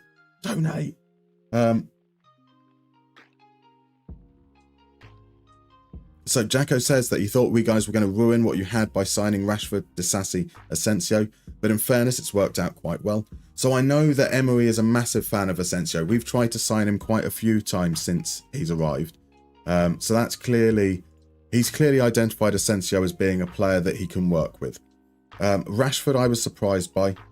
Disasi was out of necessity. We had to sign him because we had no centre backs fit, and he was available at a reasonable price, and I've been really impressed with him. I know that people will say, he came on and he got beaten by Kvaratskhelia for the goal, but he also made like 5 immense blocks during the course of that game. He won quite a few of his tackles. Kvaratskhelia had that moment, but didn't have another moment in that half, which, you know, I've got to be pretty chuffed with in that regards. Right, okay. We have a break coming up. I'm going to go on that break because I need to refill my drink, and I need to pee. So I will see you guys in about 3 minutes' time. Welcome in, by the way, Morton. I will say hello properly when we're back from the break. See you shortly.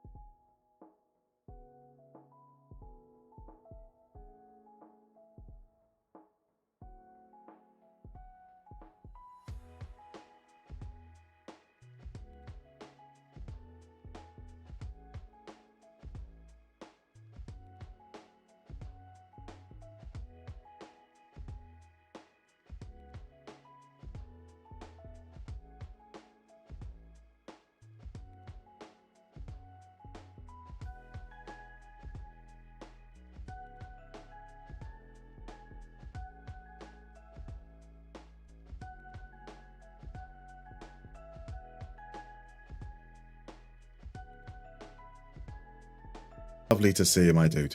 Jacko was saying that if only Sterling worked out as well as your last-minute loans. Indeed. I mean, I really liked Sterling at Man City. I thought he kind of turned the proverbial corner in terms of output. He was at Liverpool, and in his early career, there's a lot of running down into blind alleys and losing the ball, and he seemed to deal with that situation a lot better, and he seemed to be maturing. But he seems to have hit a cliff, and he's just dropped off it since then. The moves since haven't worked out, and I think it's probably fair to say he's now maybe past his best. Bless him. It's, you know, it's one of those things. It happens as players get older, especially players who were so reliant on pace in their years. Now, that is incredible. Thank you so much, Legend 11. We've got a $23 donation, and that means we're up to the next milestone. Firstly, before we do that milestone, we need to get you onto the Wall of Awesome, because every single donor gets their spot up on the Wall of Awesome, and we're kind of running out of space. I mean, there is some real space right up at the top, but you can't really see that on camera. So we're stretching across to the right-hand side, and then we'll move on over to the other part of that corner, so that everyone can be kind of there. So, is there a space there, Legend 11? There is a space. Let's get that up there. The Wall of Awesome is specifically there for people who are awesome. Not every awesome person in the world is on the wall, but every person on the wall is awesome. Legend 11, absolute gentleman. Thank you very much. Now that means I need to run to the kitchen to grab myself some sauce and to grab myself some milk, because let's be honest, I'm going to need it.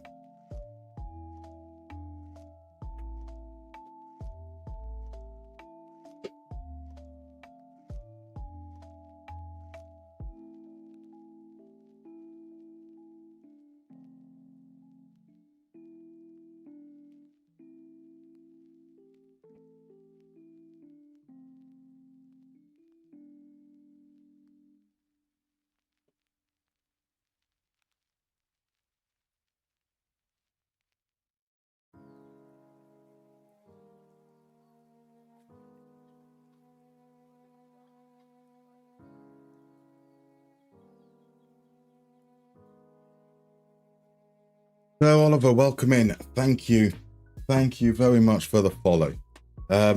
Absolutely lovely to have you in, and Legend 11 to see you in chat as well. So let me just give the bottle a little bit of a shake, and this is what we're going to be working with. We are working with the South Devon Chili Farm Extreme Chili Sauce. This is hot sauce number 6 in our hot sauce challenge. It is Boot Jalokia, which if we move there, which is the official name of a ghost chili. That's 950,000 Scoville units. It's very, very hot. And incredible there. Incredible. There are people wanting to move towards the next target, which is incredible. Absolutely incredible. Thank you very much. It's me, Ronnie. We'll get you onto the Wall of Awesome in a second as well. And he's given a spin of the Wheel of Chaos. So should we do the Wheel of Chaos now? See if that ends up meaning that I can't drink milk after the next sauce, after this sauce. So that would be brilliant. So great cause. I remember being in hospital as a kid myself, having an operation. Was so happy when the nurse rolled in a TV with Donkey Kong loaded up. Exactly that. I mean, isn't that so nice to be able to, when you're in that situation, you want to have those outlets. It's such an awesome cause. But P.S. up the Gunners. Indeed. How do you feel about yesterday's results? I mean, a bit disappointing that you got the only drew against Brentford, but with Forest losing, things are looking kind of rosy, aren't they? Let's be fair. That defeat makes a huge difference to your battle for second. So let's get you up on the Wall of Awesome. It's me, Ronnie. It is just making sure that there aren't any unexpected spelling things in there, like maybe just one N for unknown reasons. There's not. It's me, Ronnie. You're awesome.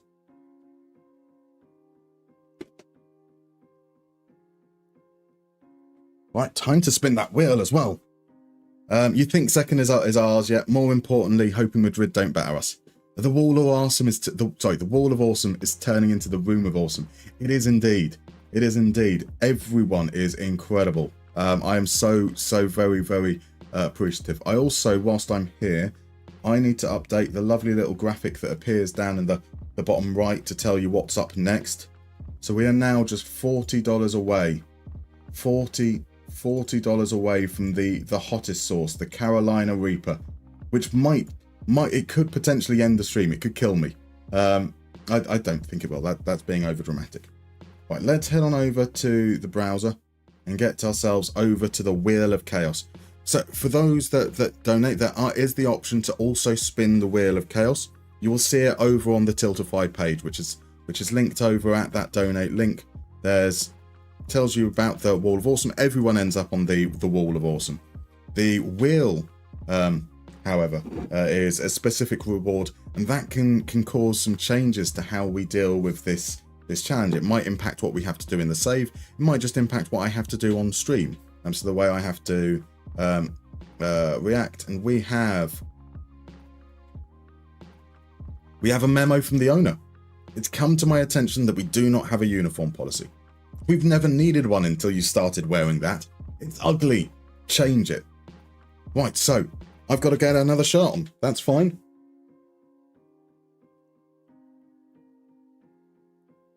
We are heading to Poland for our next shirt. We've got some...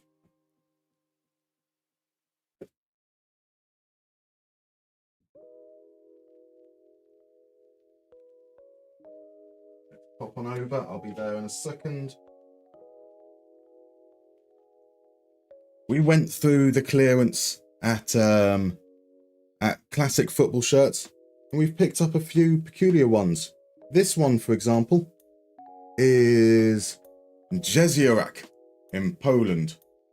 Nice cool little shirt.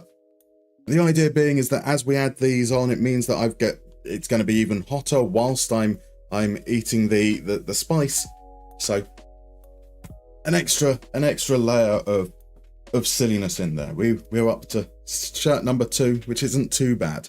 Crodmo will be taking over the stream if I die, just so you guys know. So what is the wall of stickers around? Even Zidane, everybody who donates. We're currently doing this charity challenge. As you can see, if you head on over to that Tiltify link that was just popped up there, you've got information about a phenomenal charity called Gamers Outreach, and the Gamers for Giving streamathon, where we're raising money to provide video game access to children who find themselves hospitalized. Every single donor ends up on the Wheel of Awesome. Now, I don't know if you can tell, but this is a thick sauce, a very, very thick sauce.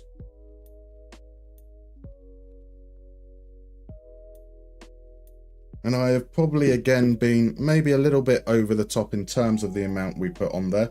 And it's not the most on there, but it is going to be absurdly hot. So let's give this a try. Let's give this a go.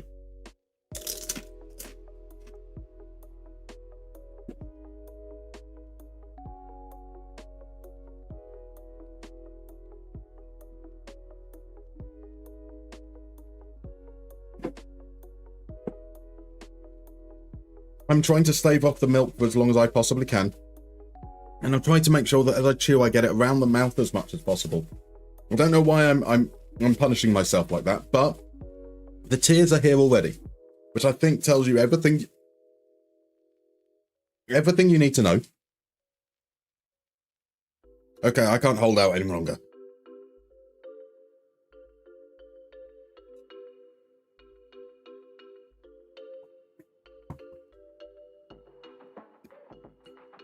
Ooh-wee.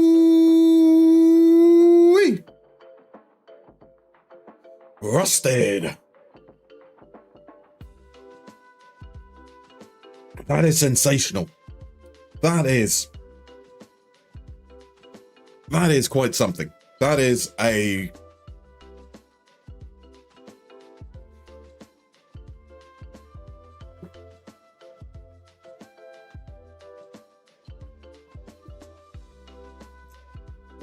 We've got shiny. We are very, very shiny right now. The sweat is coming. We are in a place. We are in a place. Oh my, indeed. Oh my. Uh-oh. Oh no. This is oh, right. Yes, just $40 for the next one, guys. Just $40 to absolutely send it to the next stage.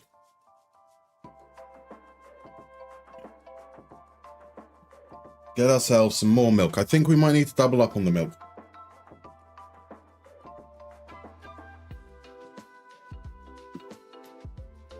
We are doubling up on the milk.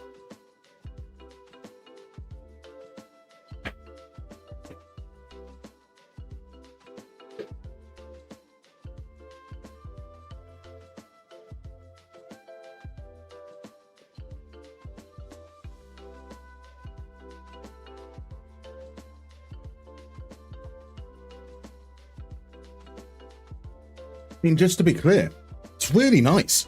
It is really, really nice, but, oh. I'd put half that amount into an otherwise made sauce, like for a whole dish. Great. Great.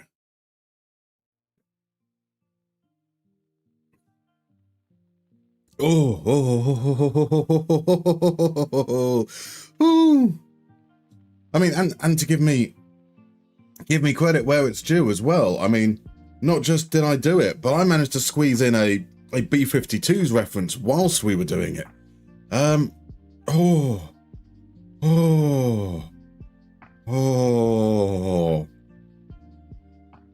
It is just like the milk comes and it gives us a little bit of relief.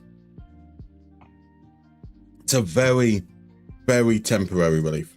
I mean, like, absurdly temporary relief. It gets, like, the moment the milk is gone, it just surges back. It's a little bit like trying to hold back water. You might be able to put things in temporarily that hold it back, but as soon as you lift them, just wash. Oh my. He's sweating more than Russell Brand on hearing the news that there have been some more accusations. I'm also sweating more than Prince Andrew when he's heard there's been more accusations, but that's not hard. $40 now, and he won't use milk for the Carolina Reaper. So no, milk is my I'm allowed to use milk unless if you put in with those, if we get 4 spins of the Wheel of Chaos, one of the options on Wheel of Chaos is to remove the outlet for milk. So it's $10 per spin of the wheel. That's 4 opportunities potentially. 4 opportunities potentially to remove that crutch, and possibly destroy me.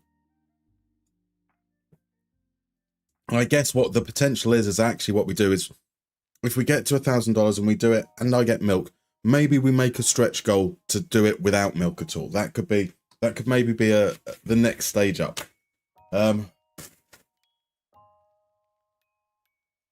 The good news about no longer having a beard, the runny nose that this is causing doesn't have hair to find itself gripping onto. So we gain something out of it a little bit here, right? New vlog idea. Musterman, dairy of an FM streamer.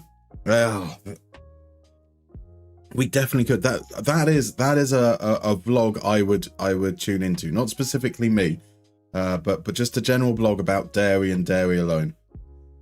He'd prefer Alcadzia. So let's see how much Alcalege are willing to offer. If we say 4, they go for it. And then let's say to Alcadzia 4.5. Beautiful. So there we go. It's not much more, but we've got a little bit. We got to bid it in for Tyler Booth. Taylor Booth, Atletico Madrid offered.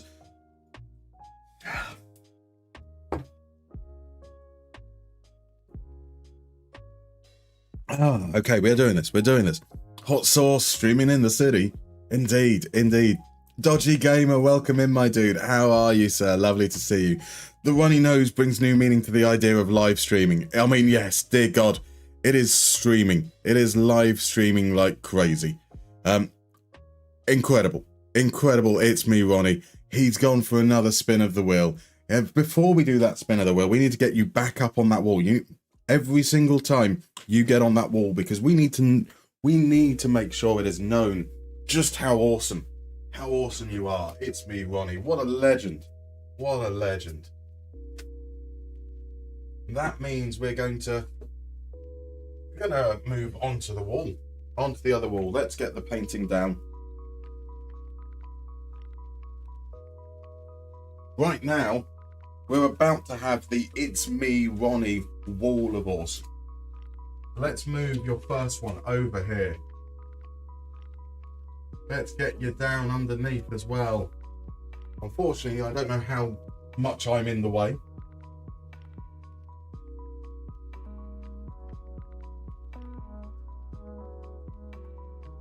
You're awesome. Incredible stuff. Incredible stuff. And then let's bring us over to the browser and spin the wheel. So the one you're looking for here, it's Milky Milky. Milky Milky will remove the crutch of milk. Let's see how we do. Here comes the spin. I'm genuinely distressed at how much people are rooting for no milk. It is. We've got a memo from the owner. What is football about? Football? No. It's about money. Money, money, money. We've got a chance to secure a partnership overseas, so I need you to wear their shirt to show how much we are fans of what they are doing. We need to add another shirt. We need to get hotter. We need to get hotter. So what have we got coming up? Can we...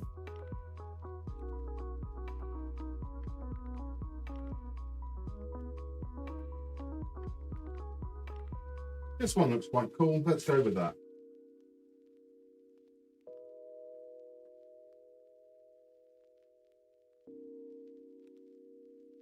Next up is obviously everyone's favorite international side we've got coming up. Everyone's favorite international side, quite famously, is who? Let's have a guess.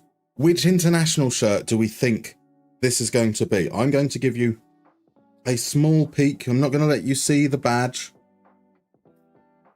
This is the colour.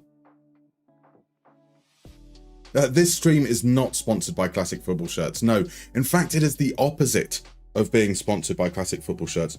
They failed to hit their delivery window, so these didn't turn up in time for the first stream, despite it clearly having to be. They didn't get in contact or anything whatsoever. So I'm very, very disappointed. In my experience, I've not just did I have to buy these shirts. Well, obviously you have to buy these shirts, but their service was bad. I cannot recommend them.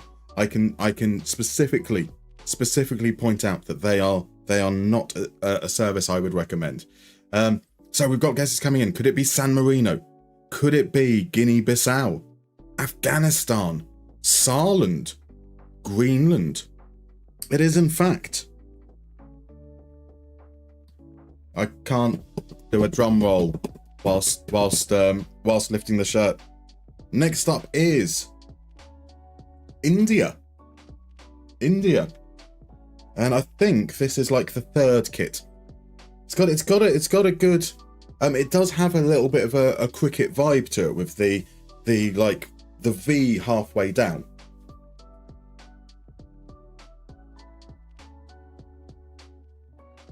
Now this extra large is a little bit tighter. Sure, we've got some other layers underneath. We are getting warmer. We are getting warmer. But yeah, I feel like this bit here gives it kind of like a cricket jersey vibe as well, which I kind of quite like. Yeah, not too bad. Not too bad. Right, let's head on over to the game. We are now just $30 away from the Carolina Reaper sauce. More importantly, we're just $30 away from $1,000 raised, which is sensational stuff. You guys have been absolutely incredible. We got a bid in for $8.5 million for Oscar Pereira from Wolves as well. So hopefully that's going to be another player off our books. That's going to give us a little bit of money that we can work with. So what are we doing? Welcome in, Captain Mizar. We are currently in day 3 of an amazing, well, I can't call the stream amazing. The charity that this stream is for is amazing. We're doing a Hexagon speedrun challenge. That is aiming to win 5 club continental competitions and the World Cup in just 3 days. And we've done bad. We've failed on the first 3 competitions, but we have won the North American Champions Cup with Tigre. We are now in Europe with Napoli, and we're aiming for success, hopefully, in the Champions League. Let's see those bids for Asmar. Asmar should not be available for loan whatsoever. So part of those opportunities to raise money is that when you donate, there are various incentives and rewards down the line. including the Wheel of Chaos, which will impact what I have to do on stream or certain activities within the game itself. And once we hit $1,000, I will be doing a hot sauce taste hot ones type thing with the Carolina Reaper at 2.25 million Scoville heat units. It is absolutely going to blow my mouth on it. It's almost 3 times as hot as the ghost chili that we've just done, and I'm still working my way through the milk after that. An Indian large equals European small, very much so. Very, very much so. So Dion Baser says, are we discussing classic football shirts? Because yeah, you found their service has gone downhill in recent years. I was really disappointed. Really, really disappointed. 2.25 million Schofields. This morning will never be the same again. Now, that would be bad. I do not want 2.25 million Schofields in my mouth. Although I've heard that's a good way to get a payoff. Taylor Booth has been sold. Taylor Booth is a pretty decent player, but £28.5 million is good. That's going to help us a lot. We'll get through to July once players have been released. Holmgren Pedersen is going to be arriving. We need another right back, another 2 defensive midfielders, another attacking midfielder of some description, and I think that's probably it. Right back, 2 defensive, centre back as well. The friendlies aren't friendlying. Hopefully the assistant manager will do his job on that behalf in due course. Otherwise, once the new calendar rolls round, we'll need to do that ourselves. Hey, RJ's in. Welcome in, my dude. Welcome in. How are you doing, sir? It's going well. It's going well. I've just done the ghost chili. My mouth is still a world of tingliness.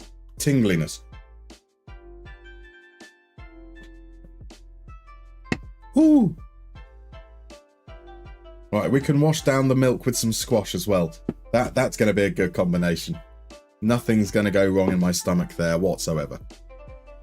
And so yeah, RJ, we voted. We are now in charge of Napoli for the Champions League leg, which should be fun. We've got bid for Gutierrez. He wants to leave.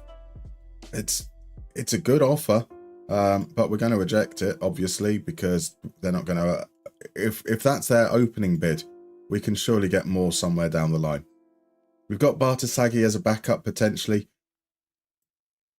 Bartasaghi, I think, is good enough to start, so that's not necessarily the worst thing in the world. Let's discuss this. Let's say they need to offer 67. I'm happy with that. I don't need to disagree.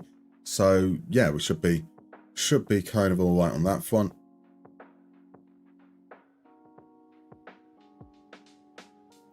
Inzaghi wants him. So Inzaghi's the Liverpool manager. I forget that.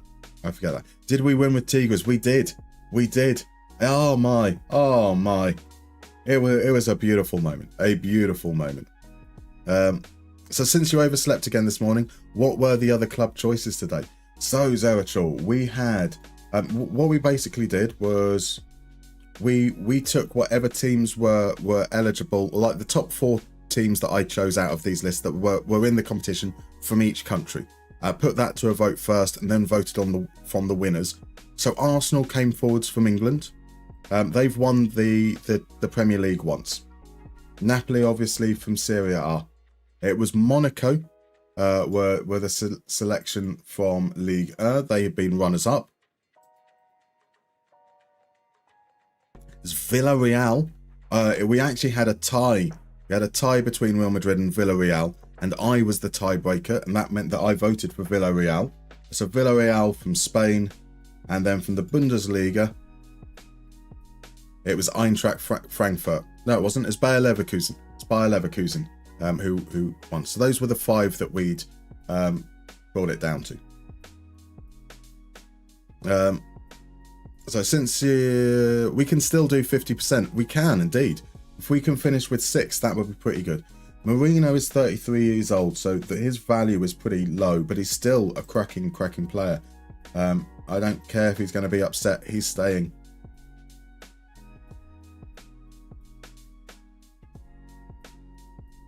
Although I suppose 35 mil, I don't mind. That's quite a bit above his quite a bit above his valuation, so I'm happy with that. I suppose we should be able to replace him, even if we need at least 2 defensive midfielders right now. Watford offering for Cliver, we're going to say no. We're going to make sure that he is unavailable for loan. That's fine. That's all the stuff sorted out by our other staff. So solid choices then. The rest are scrubs indeed. Napoli versus. So we're still, until the season rolls over, I don't know what's going to happen here. They haven't arranged friendlies yet, so we're still waiting for the season essentially to reset. And if we don't get those sorted out by the assistant manager, we'll arrange the friendlies accordingly. It's a tough game, Napoli versus question mark. It is. Oh, DM bassist, 1-0 to Aberdeen. Or is that 1-0 versus Aberdeen? I'm guessing it's the former, unfortunately.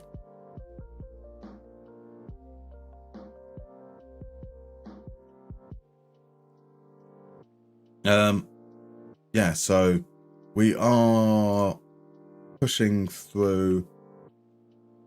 On the 1st of July, obviously, a load of players will be released. We're hoping that some of the players that we saw that looked quite good but had very, very high wage demands will suddenly soften those a little bit. No, it's 1-0 to Aberdeen. Absolute crack of a free kick. I can't really be mad. Fair enough. I mean, there is something quite nice about losing to like mega goals, because it makes you feel like, well, that's the only way teams can score against us. We're just unlucky. And so the Club World Cup is going on at the moment, by the way. And Tigres in a group with Paris Saint-Germain, but from the looks of things, they haven't played them yet. So River could knock them out, potentially. Unless it's head-to-head. They've drawn with River Plate. Ooh. It looks like our one team won't make it through. Boca Juniors did get into it though, even though we didn't manage to win it for them. Loan players returning. We can look to see if any of those are going to be any good. Stop bidding for my players. Stop bidding for my players. I've already got enough transfers that I need to make. Nathan, it needs to be above 60. Let's say 65. Cool. Yo, Owen Jess. There's a memory. I liked Owen Jess purely because of Sensible World of Soccer. I think he was only valued at something like 750k, but he was always amazing for me in that game. Absolutely incredible. With an assist from Dennis Law. Exactly. Right. Players leaving, that's absolutely fine. That's not our concern or worry, essentially. All the youth stuff can be dealt with by the back room.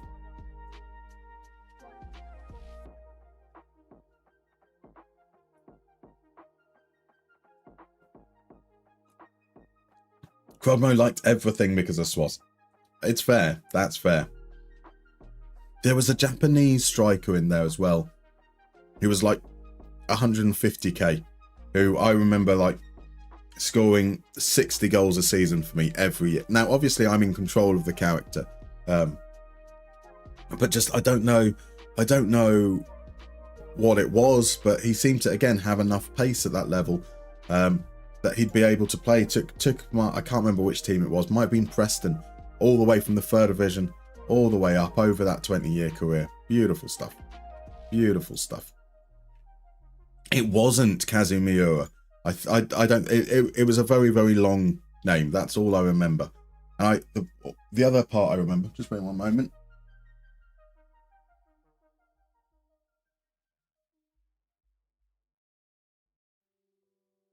Cool, that's right. No worries. So landlord is popping by tomorrow. He wanted to pop by today. He messaged me yesterday evening whilst I was doing this. So like, I'm sorry, no, you can't, because I don't want anyone around and interrupting. So there was a SWAS management game, maybe SWAS 96. That was absolutely phenomenal back in the day. I think you could only go for 10 to 26 seasons, but you could do that in a day. Yes. So, I mean, yeah, SWAS 96, you could play the games, but you could also do a career. And if you wanted to, they had like an instant result equivalent. So it would literally just be going. I had a joystick for my Amiga. So it was literally just fire all the way through. Is the landlord coming to look at the felt tip pen marks on the wall? Maybe. We don't. I don't know. Possibly. I assume it's the amount of things that he's been arranging. I've had so many engineers and visits and stuff since I've explained my situation that I'm pretty certain he's trying to make it as uncomfortable being here as he possibly can, to maybe get me to move out before he has to go through the eviction process. So I'm pretty certain that's what this is all about. But there we go. Because it will be this, not tomorrow, it'll be Tuesday. Tuesday is the next rent due, and that's where we're going to be struggling. But that's how it is. Once we get into that situation, we can deal with it accordingly. Right, Lorenzo's gone. Berg, Holmgren, Bederson. We've got all those moves done. Raspadori. Again, it's going to have to be mega money if you want to sign our players. So we're rejecting those. Let's take a look to see what we've got. Potentially, who has left? Is Mancini now available, for example? Mancini is. His demands are still around 110k. Wants to be a regular starter. So I'm not feeling that.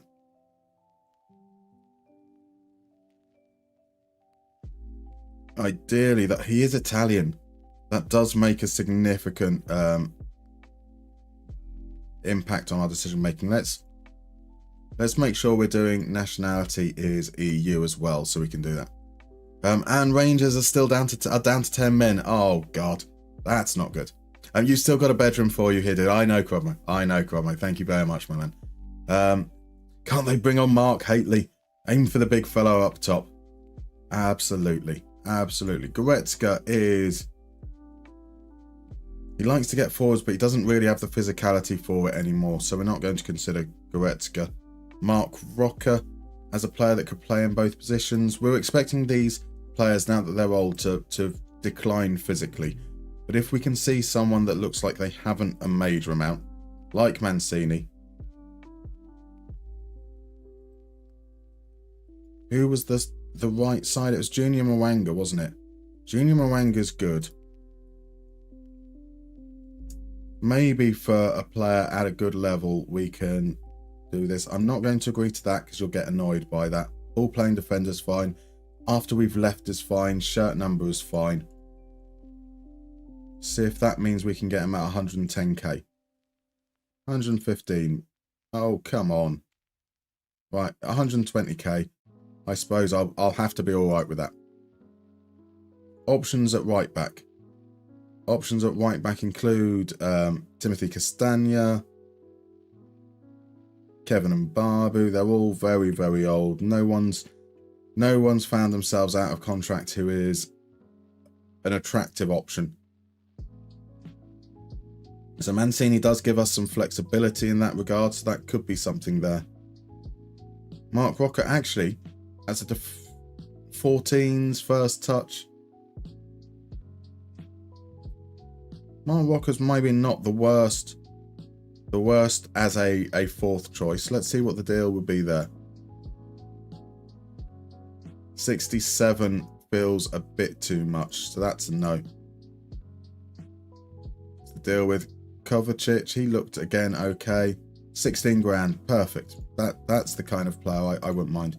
So he's going to be massively slow, but he's still kind of able to do things.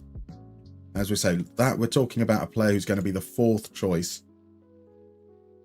Absolutely fine with something like this. What negotiator you are, sir? I know. It's I drive a hard bargain. Would you like this? No. Would you like this? No. Would you like this? No. Okay, I'll agree to what you said. Options in attacking midfield positions. So Kingsley Coman. 14s are okay. Dribbling. Kingsley Coman, he's going to be injury prone, but again, depending on what his wage demands are. 45, yep, definitely happy with that. Squad player, we're ignoring that one. Cups there. All of those of you won't get the role choice.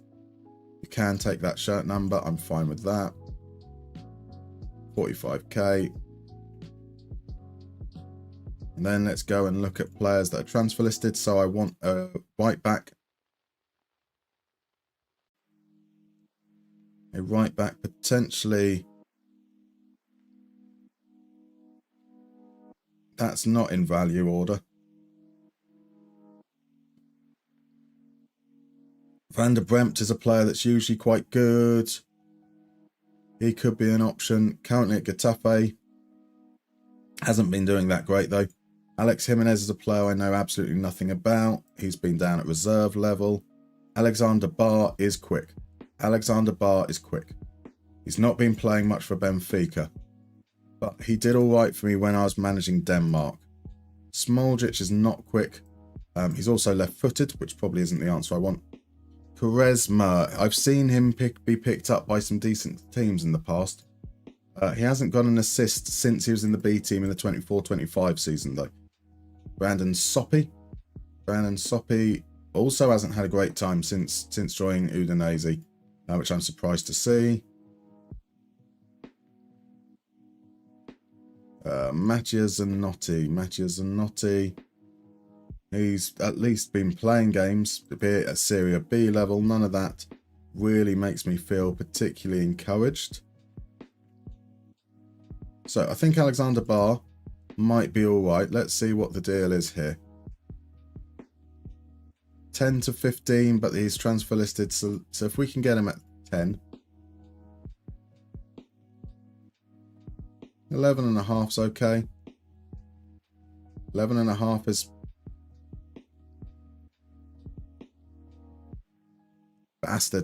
bastards. Defensive midfielder. We want one more of these guys. So we want Kovacic to be the backup there. So the options and an affordable rate is going to be an important part here.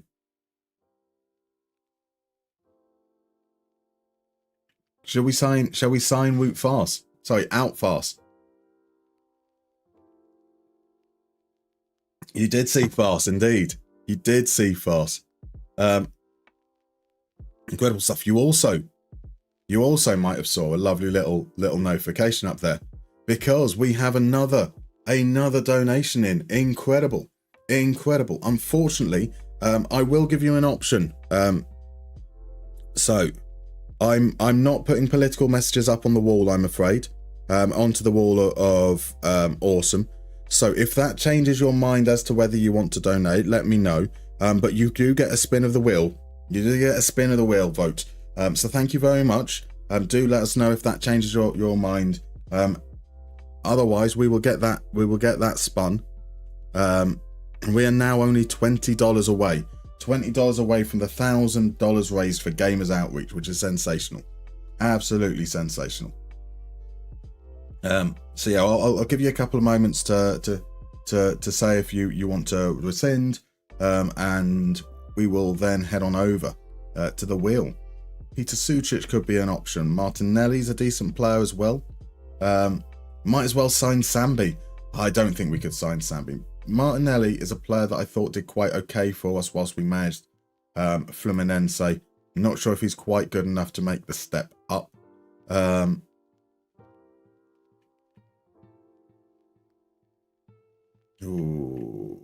Wisnes, those players are far too expensive. Amadou Annan is probably too expensive as well. We're looking around that 10 million mark. Milenkovic Savic, that we'd have too many old players if we go back with there. So we're looking at players around here, ideally under 30. So it's Ligovski. I think we go with Martinelli. Again, we've got our starters in Marino and Nico Gonzalez. It's all just about making sure that we have some depth where possible. We want a centre-back. And that's got to be a natural centre-back. And this would be backing up, ideally on the left-hand side. So I would like somebody with a left foot.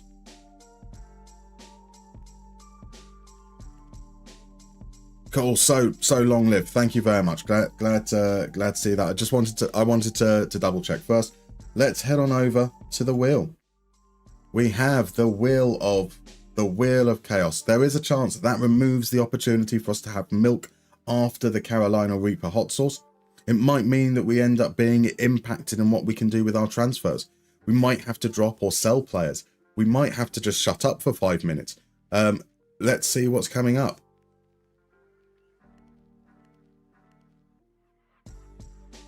So we are one. We've received a memo from the owner.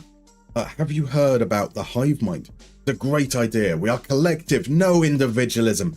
There's too much individualism here. Remove a playmaker from the tactic. Okay, so this is our tactic. We only have one playmaker in it, and it's this gentleman here.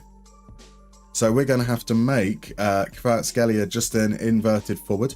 There is an option in there for adding a playmaker to the tactic as well. So the wheel could bring it back potentially, but we've lost the trequartista. He is gone. He is gone. He is done. Currently, our owner does not like the idea of individuality. And so that's awesome. Thank you very much, folks.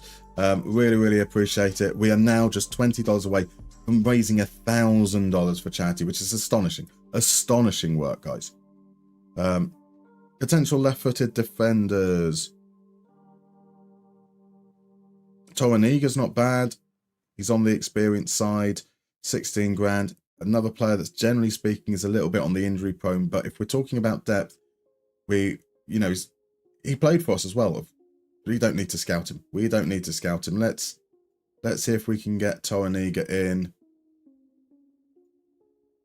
Cool. That seems nice narratively as well. So we've currently got committed 5.5 million, 8.75.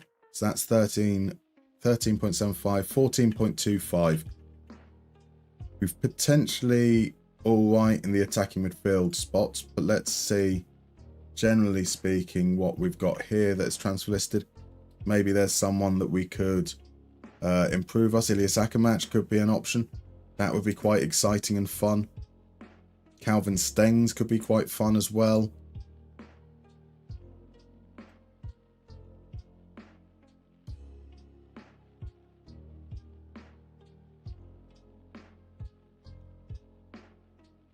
So because we've got Pablo Torre injured for a long time, it would be good to have some depth here. Coman helps us with the depth in the wider positions for sure. Or we can move this to accomplish for attacking midfield essential. So Diego Gonçalves isn't a player I particularly know much about. Looks like he might be worth scouting potentially. Macho Pessina on the older end of things, more of an all-round midfielder, could be quite good. Pardon me. Bernardo at Santos is got nationality, so that could potentially be an option. David Calico, a good player, formerly of Ajax. Not enough information there. I don't think nothing stands out. No one necessarily I've looked at and I've gone, oh, that's a player I know can move to a higher level. Cornell's is a decent player. Elena is a good player. I like the idea of Pessina potentially. So let's scout Pessina. Let's scout Stengs as well. See how he's doing. My problem with Stengs is he's not a central midfielder, but it looks like he has had some exposure there during the course of these, which is quite cool. Ketchta. RJ's just been spotting the Belgian players. Indeed. This sounds like a good owner. No creativity, just hoof the ball on the target forward. Exactly. Well, that's why he hired Bjorn Berg. Is because he was like, he's probably not going to have creativity. Ketchta looks like he could have decent pace. Some not necessarily what we're looking for from a player in a central position, but let's give him a scout. Let's add all of these to the shortlist. That's potentially the options. And we're still in need of a right back. So Alexander Barr was a player we were looking at there, but let's take off transfer listed. Let's just see if there are players around that 10 million mark that we could potentially go for. Pablo Rosario is not likely to be that man. Guys out on loan aren't likely to be that man either. So yeah, if anyone comes up, and we are basically looking out just for names that are interesting, essentially. Asnu did all right for us with Darmstadt, but I'm not sure he did well enough there to make me feel like I'd want to sign him in another save. I like Tommaso Cassandro. I don't think he's good enough at this level, but he's a player that I've signed a couple of times before. Gonzalo Montiel is now 32. He's not slow. He can't dribble. Another player we've gone with before, Leftis Laratsis. Henriks is affordable. He's now 32, but he's lost some of his pace. Yeah, he's lost his pace. Henriks for all the backup spots. I mean, it does feel like it kind of makes sense in that regard. We do need that depth could help. My question is whether I'd ever want to play him as a right back. I think it's going to be Ignis van der Bremt. Let's get him scouted. Let's get Van der Bremt scouted, because I don't know what his attributes are actually like. I just know that he comes up in the numbers every now and then. Ooh. Right, Armel Valakotchap isn't a player I consider to be a right back. Players we don't know much about. Let's do the acceleration and pace. Let's see whether that throws up anyone that I might recognise.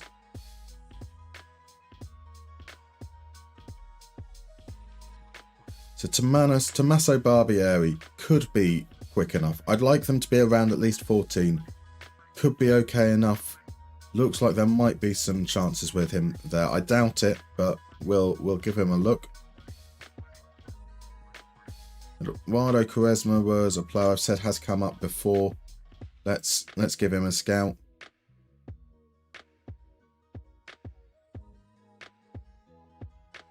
And then we're back down to this spot here. Cool. So we've got a couple of bids in. Hopefully that can help.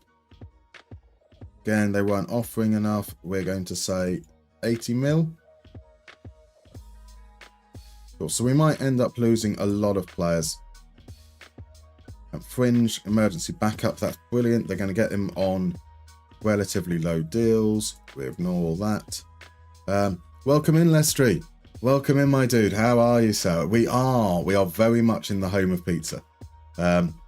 How's everything going? It is very late for you now, isn't it? We won yesterday. We didn't win everything. We just won the North American Champions Cup. But we finally secured a major club continental competition. And now we are with Napoli for the Champions League. Whether that's a good enough team for the Champions League, I don't know, but we'll find out. So Klozek's gone. We've signed Nubel. It has taken that out of our transfer budget. Oh. Bugger. Buggery, buggery, bugger. Buggery, buggery, buggery, bugger. That's overqualified for the real life Spurs job then. Exactly. Appropriately, we have taken over Napoli. We have kicked Ange out. Ange had got Napoli up to third in the league, fourth in the league, which was an improvement for them. They kind of dropped off in game. Right, Martinelli, there's bids coming in. We're not loaning out players. We've got a testimonial for merit. Does that mean we have the fixtures now? We do. 2 friendlies have been arranged. That's not many. 1, 2, 3, and nothing in this first bit here. So let's just arrange some friendlies here. I'm just gonna click kind of haphazardly. I have no idea who we're going to be playing. So Perugia, Carraresi, and this game can be against Medina. There we go. They didn't arrange enough friendlies, so we needed to get involved there. Right, glad to see. Doing a quick drive-by. You'll be on tomorrow morning before work. No worries at all. Have a lovely, lovely night, my man. Well, have a good sleep. That was more brief than a Musterman Asian Champions League challenge. It just a little bit more brief. Right, so actually we might be a little bit thin on the ground defensively. I keep on forgetting to check our youth teams. So Boinuati doesn't necessarily fit what we're doing in that regard. Juan Judah, we've got a decent enough reserve goalkeeper already in the squad. What was the need for spending 22 million on a backup? Right, we can get 50,000 for our previous backup. Who was the other player that we transfer listed? Or have we? No, we've got, everyone is there as we are. That's cool.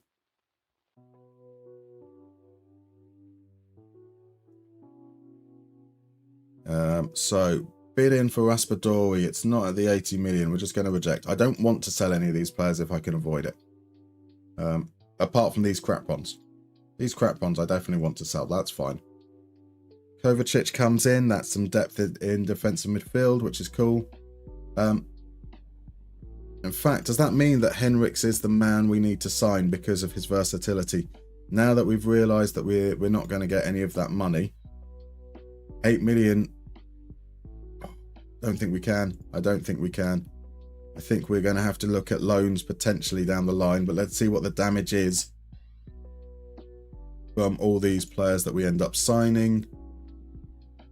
Man United make merit offer. We're going to reject that. Artigesi, we're rejecting that. Rockers under a bid, that's fine. Merit needs to be 50 at least. 65, I'm happy with that. Oh, apologies. I accidentally pressed the enlarge window button. Aston Villa's Lobotka moves to Saint Etienne for 1.1 million. Now, if J. Claude is in as well, I did see a little article about your wonder kid a couple of weeks back in game. So there might be a big move on the horizon for him just before the World Cup, which is quite cool. Right, bid for Raspadori still isn't good enough. I suppose what's our transfer revenue? 19 million, 30% is made available. Let's see if we ask. There's no harm in asking, right?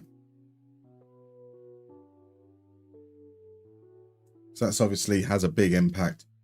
If we can get that up to say half. Burr's being sold, that's cool. And we get a bid for 75 million up front for Raspadori. That kind of transformed what we're able to do.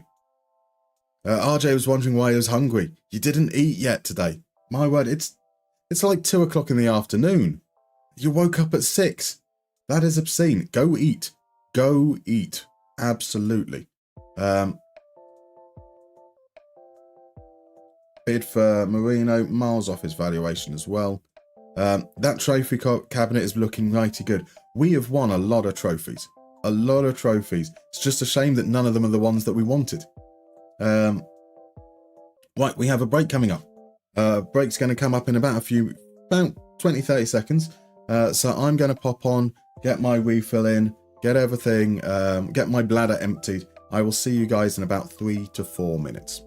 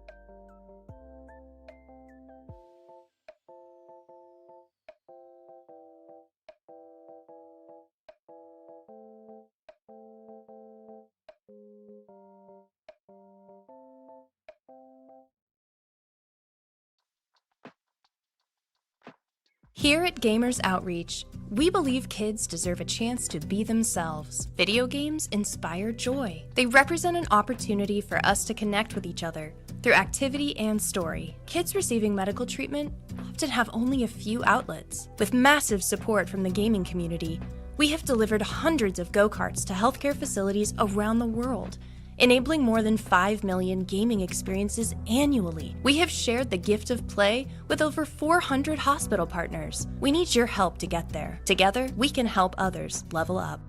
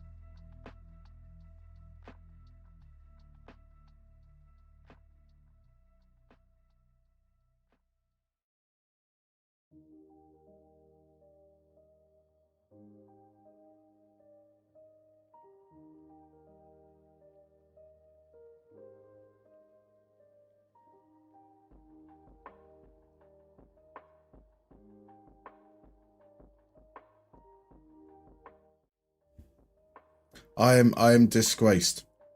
I'm disgraced to see mayonnaise-based chat. Disgusting. Disgusting. No, of course. Chips and mayo, it is very much the Danish national dish as far as we're concerned. I don't understand. I'm sure there is more to Belgian cuisine. But over here, Belgian cuisine is seen as waffles, chips and mayo, and chocolate. And to be honest, that's a diet I can get behind. Our bid's been rejected, by the way, to increase our revenue, so that's a little bit of a bugger. So we can only get 30% from what we make, but Martinelli will come in for some depth. We've now got 4 defensive midfielders that I'm reasonably content with. Let's get him welcomed. We've got depth at centre-back as well. We've got Torreniga in. Hopefully we can get Mancini. And then we've got 4 centre-backs I feel we can rely upon. We've got 1 right-back in Holmgren Pedersen, 2 left-backs. What looks like enough attacking midfielders. We'll see if we can get Coman as well. That would be very, very nice. We need to move stuff around. Okay, that's fine. Adjust the budget. No problem with that. So our negotiation with Mancini. We said we don't want to give him the money. He said, give me the money. And we said yes. Are we not able to move?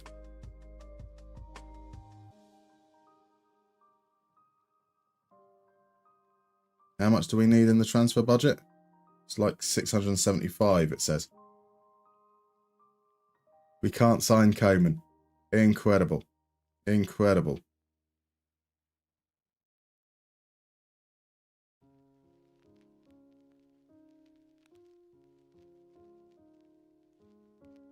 Sell on clauses. Good thinking. Good thinking. We can indeed. So, can we get 9 million there? We can indeed. Jens Kajuste, 2 million. Lindstrom, 4 million. You are a genius, RJ. We're not allowed to spend future money, but there was nothing in there about not selling off clauses. So let's get these sold. Let's get these sold as much as we can. It's a short-term thing. You are a genius. Did the wheel 9 us? It didn't. It wasn't even RJ who said that. I do apologize. It's Zerachul. Zerachul, you legend. You legend. Right, we've got a whole 8 million as a result of that. Can we go back to... Not there. We'll have to wait a week, but that's okay. We're in... We only get 30% of those as well, which is a bit of a shame. Now It's Me Ronnie is absolutely correct. It's only $20 for... Only $20 to get it to $1,000 for Gamers Outreach. Nothing about the Carolina Reaper. Nothing about the Carolina Reaper. We don't need to... Yeah, I'm joking. It is $20, and I will have to take a dab of Carolina Reaper, one of the hottest chilies in the world. In fact, I believe it's the second hottest chili in the world, because relatively recently, the man that created and cultivated the Carolina Reaper has created one hotter, currently known as Pepper X. Now, I don't think that's necessarily available in source form yet. So, mate, it's going to be painful. It's going to be painful. Let's get ourselves up to that next goal. Raspadori, 6. Right, stop messing me around. Just give me 80 million up front. And let me say 85. See what the negotiation is. 85 million. And that means we would get just under a third of that back, which is going to be around 25 million, 27 million or so. So that's something we can work with. We can look at those attacking midfielders who are transfer listed, probably pick up someone who's going to be okay. So Zerachul, eggs and bacon to start the day is a fine choice indeed. A very, very fine choice. So, legit question, what's the point of those sources? The point of those sources ultimately is that spice is quite nice. I like spice, for example. You know, I think spice is I think it really adds to a sauce. And I think that even with that ghost sauce, it tasted nice. It's just our body doesn't like it. Now, it's me, Ronnie. Bless you very much. Thank you. We are now $10 away, and we've got another wheel spin. So let's first get you on there, onto the wall of Ronnie. We have got another one onto the wall of Ronnie, and it's Ronnie. We're going to do we're calling it the Ronnie line. So we have the GNG corner. We have the DMB spread. We have the where was the other group? We've got the Michael Steves grouping. We've got the Eddie DeWallivis Zerachul box. We have the It's Me Ronnie line.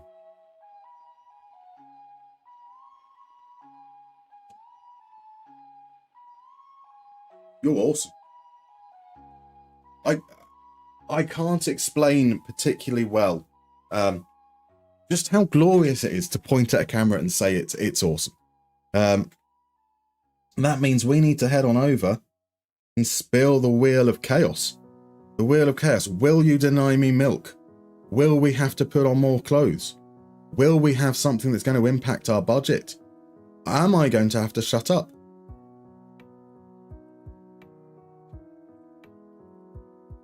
Give peace a chance.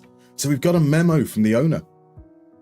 An eye for an eye only ends up making the world blind. I think it was Pitbull that said that. He's right. So for the next game, for our first game that we play in full, we have to drop the players with the highest aggression. So we're going to be playing direct hoofball it's not that hoofball, let's be fair. We're playing direct target man-based football, no playmakers, no aggression. Did I remember to... I need to untick that as well now, so it can't come up again. Beautiful stuff. Beautiful stuff. So it's your wall. It is Ronnie's wall. Who's going to stop you? No one's going to stop you. So RJ goes as far as wasabi and samurai sauce. You see, I can't do wasabi. That's that flavor palette. I've never been able to get on board with wasabi. What a wankona. He is indeed. He is indeed. He's made us put on clothes. He's restricted our opportunities. Got rid of playmakers. He doesn't like aggression, but it is only for one match, the aggression. So that's the key thing. Bids coming in for youth players. I don't want him out on loan. We have these, like Lampugnani belongs amongst our selection of average attacking midfielders, which is great for depth. What about Mayo? Mayo's nice. Mayo is the spiciest of them all. Absolutely. RJ, of course, muscles. Muscles, indeed. Beers. Beers are a large part of the diet. I get that. I get that. I mean, this is incredible. $990, guys. You are absolutely, absolutely sensational. They're recommending Julian Araujo. He's been bought in on loan by Tigres for mega money, so it's not someone we can actually sign. That's not plausible because he's currently in the middle of a season. Big bid for Marino. It's miles off. It's non-negotiable, so that can be rejected. It's the Ronnie Wall work. Goodness me, FMG&G. That is sensational. That is sensational. In Crodmo news, your headache is feeling a little better. Nuclear strength medication has helped. It might be that. I think it might be my soothing dulcet tones have put your body at ease. That's clearly what it is. It's clearly all me, to be fair. Right, we've got this bit here. You can sort that out. We can say hello and goodbye. Man United come in with a negotiable offer. Let's push that up at 40. See if they come back with anything. If they don't, that's good. No, they offered us 10 million for you. So maybe if I negotiate above and they reject, that becomes an issue. That's something I've learned. Even if they didn't bid the amount we were asking for. Ronnie Warwick it's not even underrated. It's incredible. Watching Musterman struggle with hot sauce and milk has helped, clearly. All you need is a daily dose of 12 hours of Musterman, and that makes the Crodmo pain go away. Evidently. This is going to be my new business plan, is I'm going to sell myself as medication.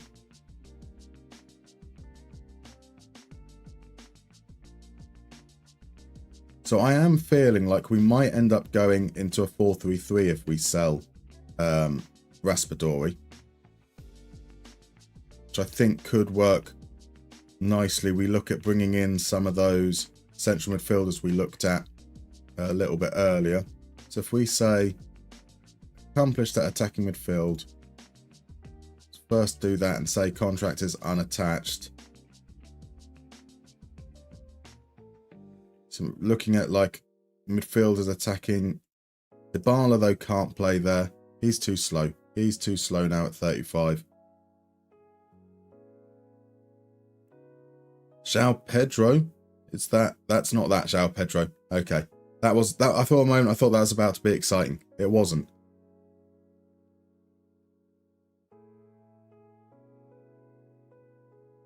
I'm quite impressed with how few like good players in their prime have ended up being available. So that used to be something that plagued FM quite a lot, was being able to essentially just build your entire team through 3 transfers at the end of the season. Do we sign Dylan Shambos for the memes? He's still got his animated face. Incredible. You didn't lose 3-1. It was only 2-0 and the game was boring. Yes, so we were getting updates in the chat. There was some sympathy extended your way, RJ. Incidentally, Hot Sauce and Milk is my favourite Van Halen EP. I'm pretty certain that there is there's a Beck song that has lyrics along those lines. Is it Hot Milk? Hot milk and something. Ooh, tweak my nipple. My sales go triple. We drive lobotomy beats, evaporated meats on high-tech streets. We go so low. No doze, something. There was a Beck lyrics are weird, but there's definitely a thing about hot milk and nipples. Now, nipples weren't the thing you were asking about, to be fair. Thomas Lamar, Leon Goretzka, Gauta Hein.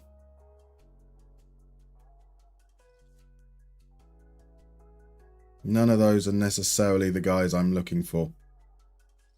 These are not the droids you're looking for. These are not the droids you're looking for. Beck went right downhill after he left the Yardbirds. Beautiful stuff there. Beautiful. So who do we have in that kind of like we can sign? We're waiting for replies back on these guys. Fabio Vieira is a very good player. Fabio Vieira is a very good player that can definitely perform at kind of this level. Even Martin's a player I've liked. He's stayed his all the way through at Girona. That's quite cool. Let's get him watched. 19, 18 million. They're kind of definitely, though, towards the top end of what we consider. But yeah, maybe as a 4-3-3 with a central midfielder on attack if Raspadori goes, rather than trying to get more of these guys sold off. Tio, welcome in, my dude. When's the next Everton episode coming? Love your vid. So the last Everton video was only on Monday. We've been doing this charity stream for the last 3 days, so there won't be a video tomorrow.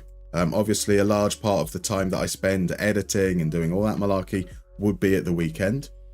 So we're doing this charity stream over the last few days. It's an absolutely fantastic cause. More information about the charity there and how to get involved yourself over with the donate link. And then the next Everton video is likely to be the week after. Welcome in, George. You are back in time. We might actually eventually get to part of the season. Raspadori has been sold.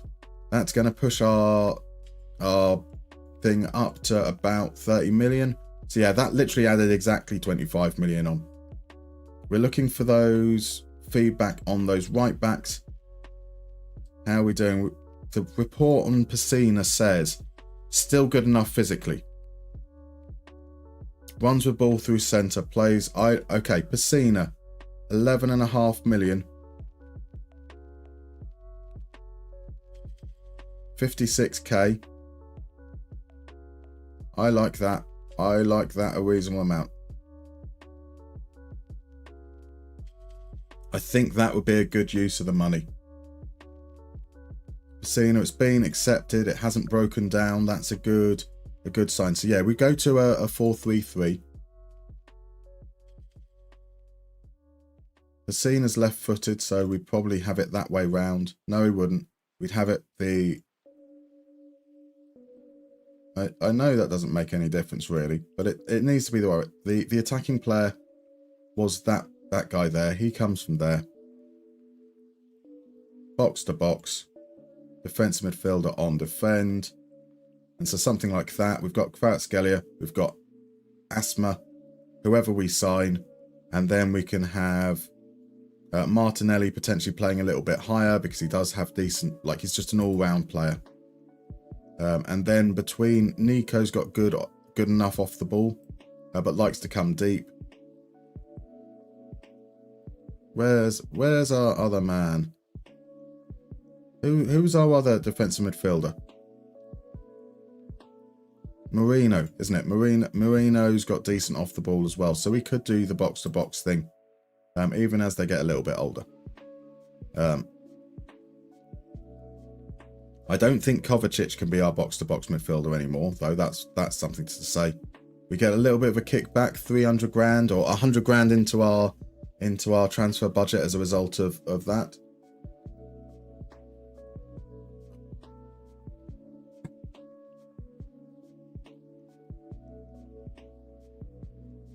And yeah, so if that's only going to be 11.5 million on Pacina, we could probably bring in Fabio Vieira as well. Man United bid 73 overall, but it's not 70. It's got to be 65 as it is. 65 million exactly. Cash up front if we're going to lose players. It does look like some genius work from the previous manager though. If they've signed Nubel expecting Merit to go over this summer, then I suppose 22 million's not bad, but he's a backup, right? That's my issue. Is 22 million on Nubel. It is a little bit wild when you've got a starting goalkeeper. He's 31 years old. It's not like you're bringing in someone young who's going to take over that role in a few days' time. Few seasons' time. I can do words. Words are definitely the thing that I can do.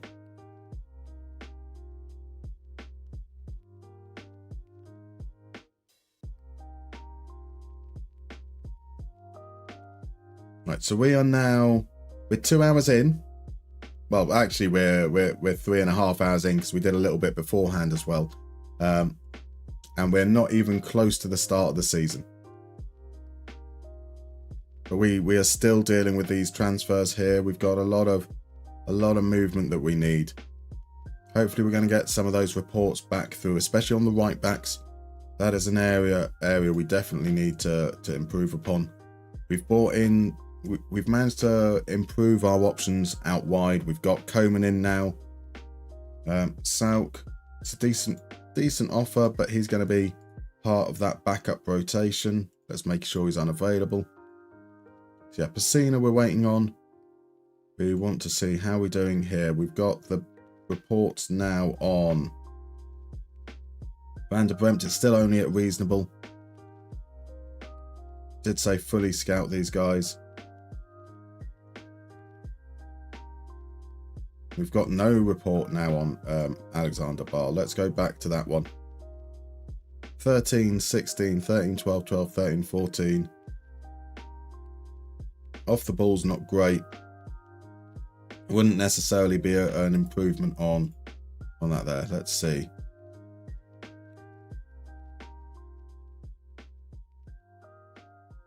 So outside of the Rangers Aberdeen game, how is the what are the other games today? There's got to be a Chelsea game, surely, right? There's a Liverpool game. Who else hasn't played this weekend? Newcastle hasn't played yet, have they? Tottenham. There's Bruges versus Genk today. Oh, that should be good. That should be good. Merit. They keep on doing non-negotiable, and that makes it really easy for me to reject, which is good. United against Newcastle. They should lose that one. I mean, that feels like the kind of game where United might step up for, right? Who Sam's in? Welcome in. Should you be expecting the Liverpool Moneyball Clinic to be uploaded anytime soon? Probably not, because Liverpool tend to be quite good in the game. So there's not really much point in it. And look at they're extending the contracts of Van Dijk and Salah. So yeah, there isn't a Liverpool one planned at any point in the near future. That doesn't mean they won't happen. Just it's not planned. Right, Pacina is in. Pacina is... Yeah, we're happy with that.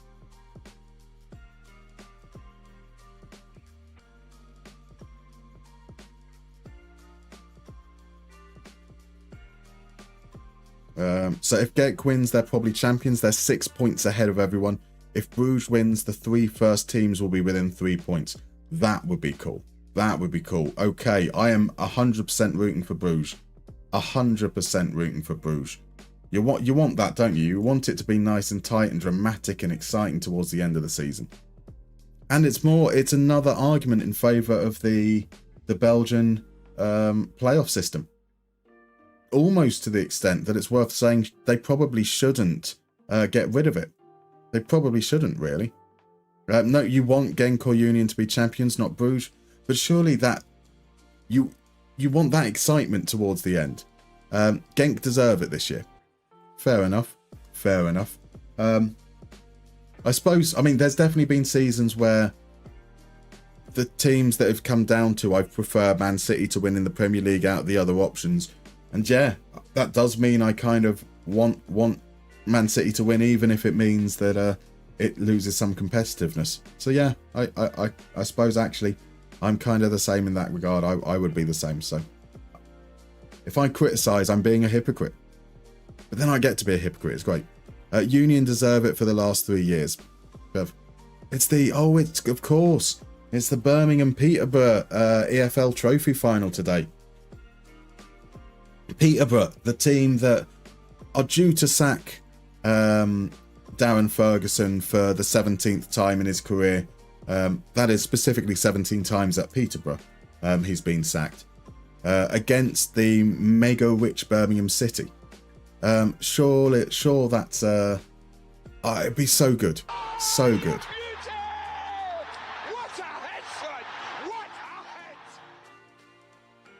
Hola! Welcome in, Raiders. Thank you, Eleja El Gegenpressing, for the raid. You absolute gentleman. You're absolute gentleman. Welcome on in. How was the stream today? Lovely to see you guys. We are currently on day 3 of a charity challenge. We are raising money for Gamers Outreach, who are a charity that provide access to video games for hospitalized children. Absolutely fantastic charity. We're therefore doing a 3-day stream where we are trying to win the major continental club competitions in each continent. So that is the Asian Champions League, the African Champions League, the Copa Libertadores, the Champions Cup, the European Champions League, and then the World Cup. We have done 4 of those. We lost in the Asian Champions League. We lost in the African Champions League. We lost in the final of the Copa Libertadores with Boca Juniors. We won the Champions Cup with Mexico's Tigres. And now we're with Napoli on the morning, well, it's now the afternoon of day 3. It is absolutely crazy. Absolutely crazy.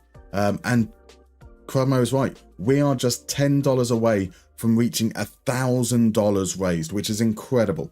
Absolutely incredible. And if we hit $1,000, I have to eat. I have to eat some spicy sauce. The last one, it's a hot sauce challenge. The last one we did is a ghost pepper, which is 990,000 Scovilles. The next one is the Carolina Reaper, which is 2.25 million Scovilles. It means that pain is absolutely going to be coming our way. So, yeah, what about the challenge indeed? Time to cook again. We can hope. We can hope. Right, RJ, anyway, food's ready. Enjoy lunch, my dude. Enjoy lunch, my dude. What's Pavlidis' contract situation like? He's on 115k a week. He would want 150.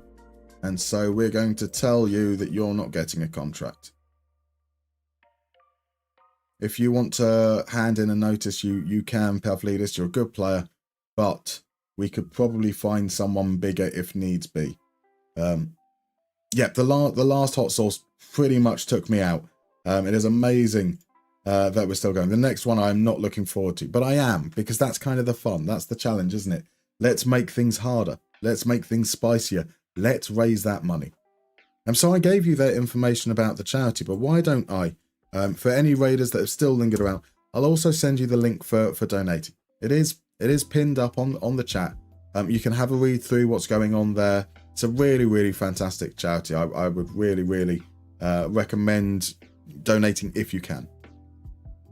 Ignis van der Bremt, 3.5 million. Runs with ball down right. Solid in all positions. I'm happy with that.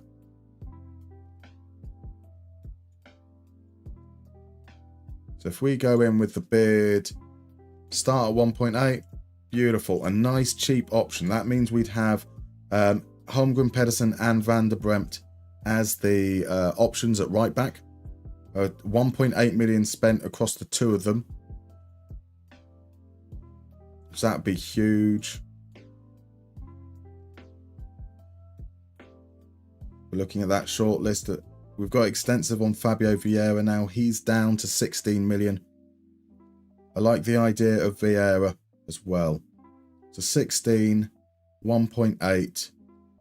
These other players. I mean, Stengs is a good player, but I think Fabio Vieira is better. Not injury prone. He's consistent. He's experienced. 125k might be a little bit on the high side. Let's see what happens if we put a bid in. Whether our director of football can do the honours on that side. So RJ's having Pork medallion with mashed potatoes and some lettuce, because you have to. I mean, that sounds like a cracking lunch. Oh, that sounds good. Very, very fancy for lunchtime. I suppose it is Sunday lunch. I suppose that is the time for a big lunch, isn't it?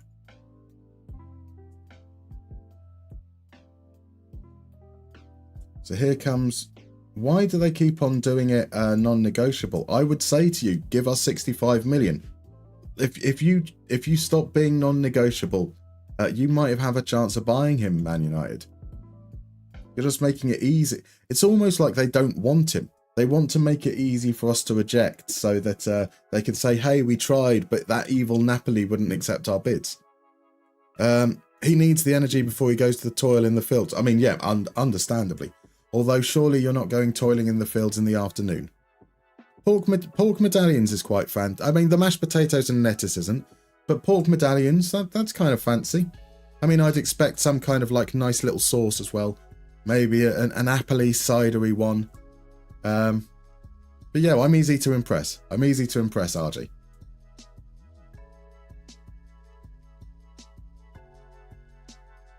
Quadmo's had sandwiches and crisps. Anything cooked is fancy. Now that's a more traditional lunch. That's what I would go for. I mean, cheese rolls are what I'm going to be having for lunch. Well, / dinner. I mean, they're kind of the same thing, really. For me, we're going to be having lunch at probably around 5-6 p.m. again, so it's probably going to be after 6 p.m. actually. I think the speed we're going to. We're still going through the transfer window. We haven't had much joy in terms of this, but we've got 2 players hopefully joining in due course, which would be kind of useful. Got the testimonial for merit. And that would be typical if we do the testimonial and then he gets sold. But the players seem to be performing well, which is good.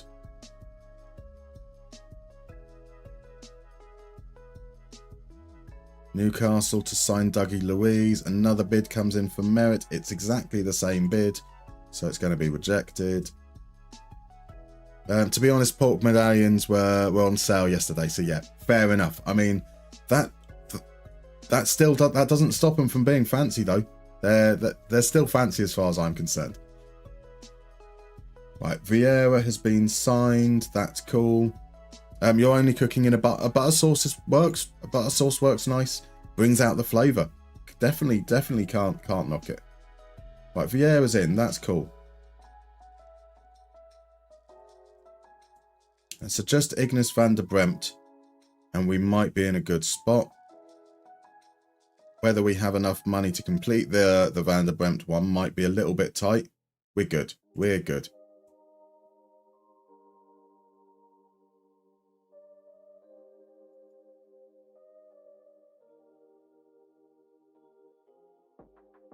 So yeah, we're over our wage budget. That's kind of the knock-on effect. Pavlidis wants a new deal. He's obviously not going to get it. So that gives us... Is there anyone that we haven't managed to sell? That is Starter, Van der Bremt, Mancini, Nathan, Gutierrez. We'd probably be looking at Marino at the base, Pessina, Gonzalez. Well, no, it'd be Vieira, Gonzalez. On the right is Asma. On the left is Kvaratskhelia. Up front, Esposito. Then our backup options: Holmgren, Pedersen, Mwanga, Toraniga, Bartazaghi, Giustiniano, Pessina, Martinelli. Any of these guys, I think. Which one of these was the better at crossing? This guy was the guy that can cross, right? Yeah, he's not great, but he can cross. Coman could as well, to be fair. But he does like to cut inside from both wings. So it'd be... probably be Lampagani, Coman, Pavlidis. Torre, we've got an extra midfielder in Kovacic. But I think that doesn't matter too much. We did expect to get more bids in from Mwanga. We are, I think, good to move forwards a little bit. Let's get ourselves to our opening game of the season, which is going to be against Bologna. Do it. Bring back Victor. I mean, that would be nice, wouldn't it? If only we could. If only we could. We are very much beyond our financial means now. But also the way we've got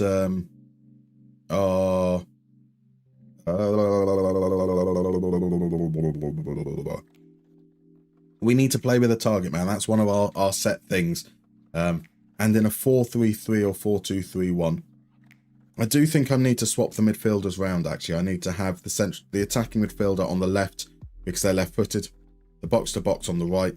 So we'd end up with the attacking midfielder. What have I done with the fullbacks? They're both on attack as well, aren't they? The attacking midfielder, the attacking wide man, and an attacking fullback on the left. Which isn't necessarily the most balanced, but I suppose we can hope to get some overloads on that side as a result. And then we're obviously keeping our eye out for the qualifying rounds of the Champions League. There's not even guarantee that we make the Champions League proper. That would be funny, let's be honest. That would be kind of funny if we get all this way and then we don't even make it into the Champions League proper. I'm not seeing any news articles about bids coming in for our players, which is good. I'm sure we've probably had bids from Man United for merit for exactly the same amount every single time. Because, you know, that seems to be what they do. And so Hossam asks, what's a team with low media exposure that piques your interest? It's a fair question. I think that I'm really, really intrigued by what's going on at Oxford. They've done a fantastic job to stay almost clear of the relegation battle in their first season in the Championship. Des Buckingham seems like he's got some interesting ideas. Not necessarily the most defined, but not so utterly pragmatic that you can't necessarily put your finger on it. So I think that Oxford are a team that people don't really talk about at all, but they've had an absolutely incredible season, and the story should get a lot more attention. Yeah, so I think that would probably be my best answer. I mean, anyone else? Chat. So the question over on YouTube was, what's a team with low media exposure that piques your interest? I'd love to know what you have to say, what your thoughts are on it. Right. What's the deal here?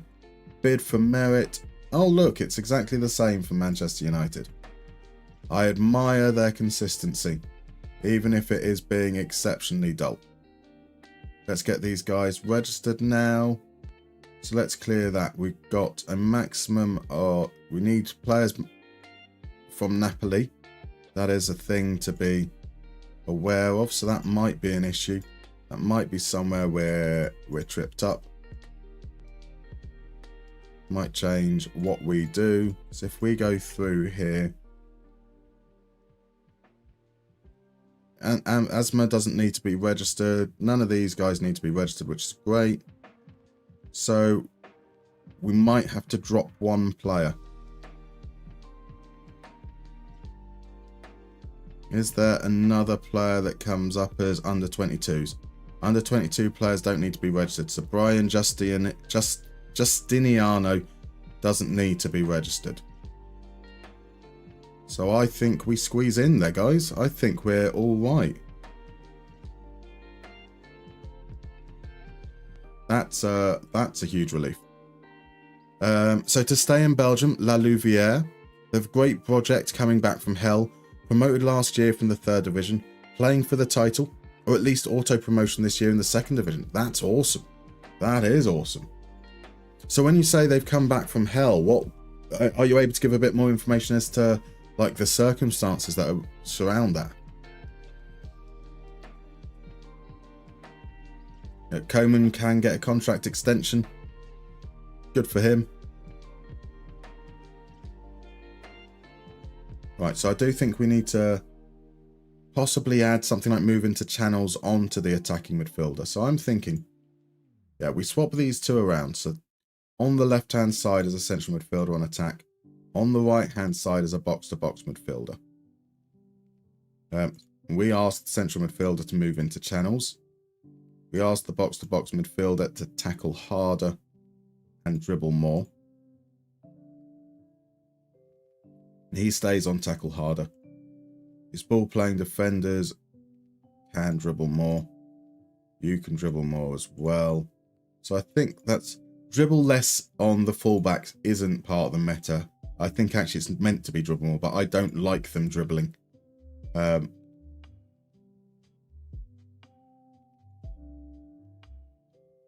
meta would also see Kvaratskhelia as an inverted forwards on support. Let's see what that's like with him, because he has got great passing as well as goal scoring. So let's go for hold up ball. Let's go for sit narrower. See how he does in that role. Maybe that means that Esposito becomes an attacking target man. I think that might give a little bit more balance to what we're doing there. Hopefully we can do all right. Here we go. We'll see how this fares in in Serie A. Let's get those squad numbers sorted. He needs to be number 11, but we can't. We might have missed that bit. We're going to upset Kingsley Coman before he's even played a game. Oops. So they were down in the 4th division. Financial disaster. Almost disappeared, and a local dude bought the club and doing great within budget. Likes Union Saint-Gilloise. Awesome. Awesome. That's a good start. Zerachel's big man is hitting the ground running. A hat-trick against Bologna. That's what we want to see. That's what we want to see. Let's get these guys rested up. When is the... We don't have any Champions League draw stuff yet. That's cool. So our next game is going to be Lecce away. Come on, Parthenope. Parthen, yep, exactly. Exactly. I'm surprised that they never, for me, they never got changed back to Parthenope after the Kashevit Lunari switch. All hail big goats indeed. Now let's be honest, we have lucked into a team with Esposito up front. I mean, that is, and they weren't playing him either. That's the crazy thing. But we almost essentially have the perfect team for us. Players that come off the sides. We've got a big man up top. Oh no, okay. I was going to say we forgot to drop the players with aggression, but we need to do that for the competitive games we play. So that's all right. I do need to make sure I remember though when we reach that game.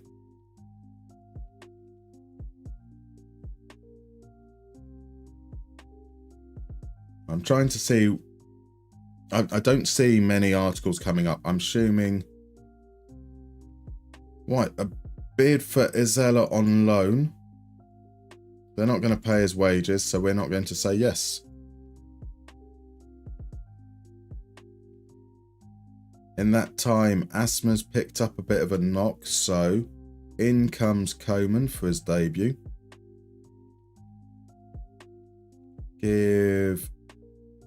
There's a couple of players then we're trying to get up to fitness. Mancini, Gutierrez, Bartisagi's a long way off. Get Holmgren Pedersen in for a game as well.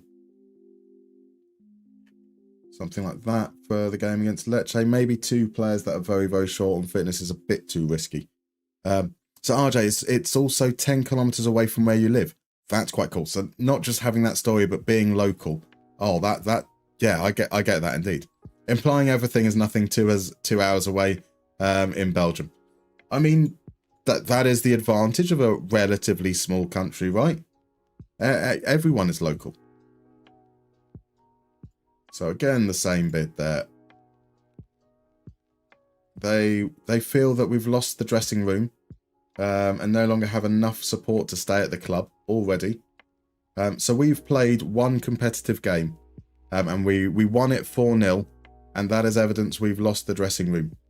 Oh, Zerachel, what have you done with us with the coaching badges and reputation? Wouldn't that be funny? Okay, I said it would be funny that we don't even make it to the Champions League. Can you imagine if, because we're going on holiday and we've got this low rep, we just get sacked out of the blue before anything happens? Johnny, you did predict a player revolt. You did indeed. So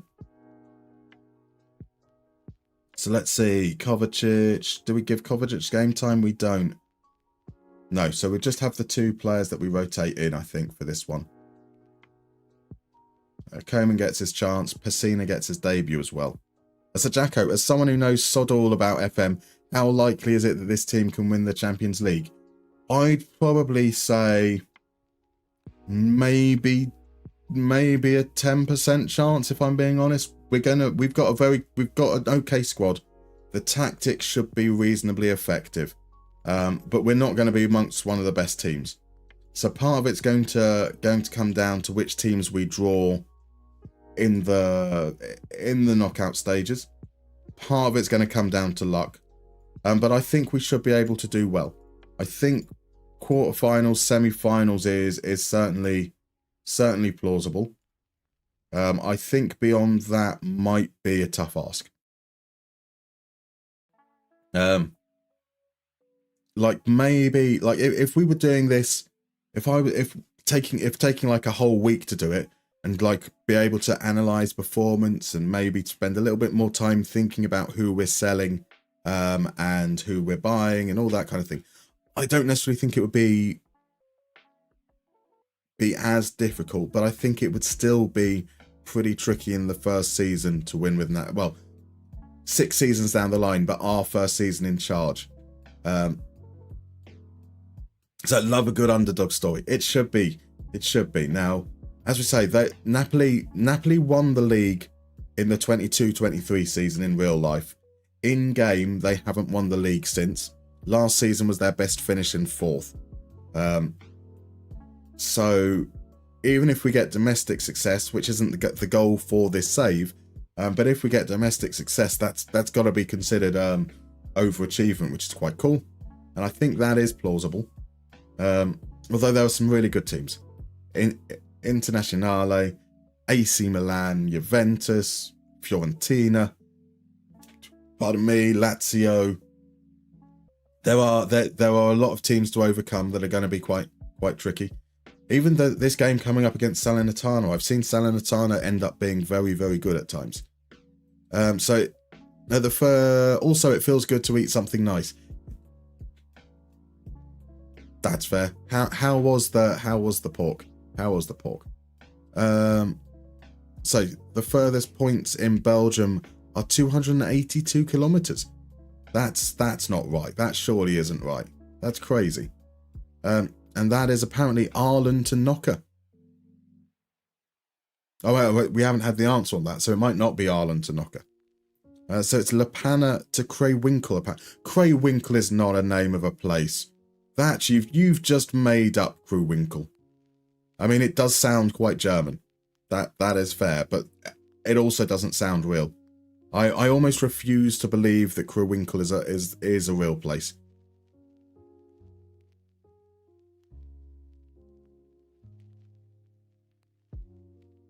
Look at the bid for merit.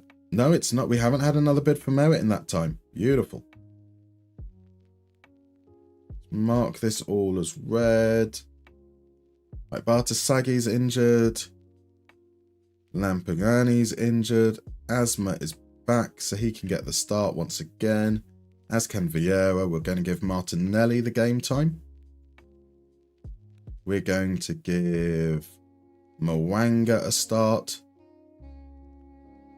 And for this one, we're going to give Pavlidis a start as well.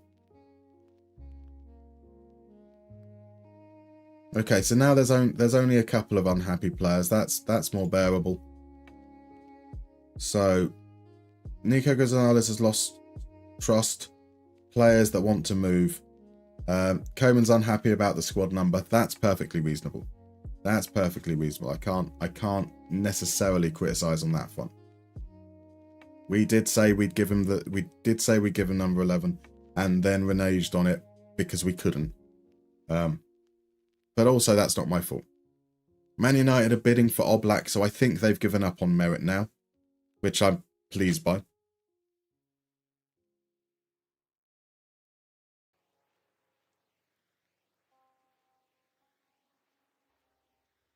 So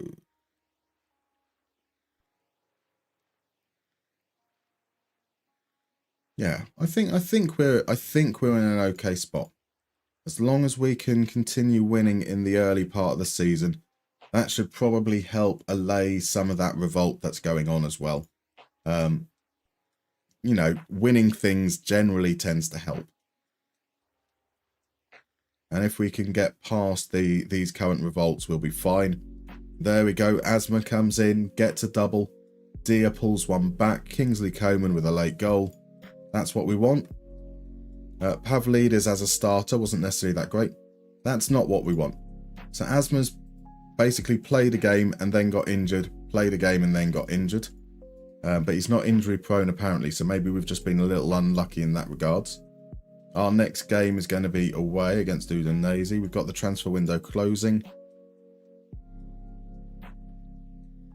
No one looks to be... No, we have to go through transfer deadline day. We have to go through transfer deadline. Coman should have done Zamorano on his number. That would be the easiest answer to it. But also, like I think that's perfectly reasonable, right? So we could say, he says, I want the number 11. We say, we'll give you the number 11. And then we don't give it to him. And I almost accept him. So which combo would you allow up to 11 to get there? Nope, they are back in for merit. They're still not offering proper money. Reject the offers for... it has to be a plus, doesn't it? Are you allowed up to 3 figures? Like, could you go for, I don't know, like 354? Give him numbers 3 times 5 minus 4. That would be, yeah. Let's get some other operations in there. What's the?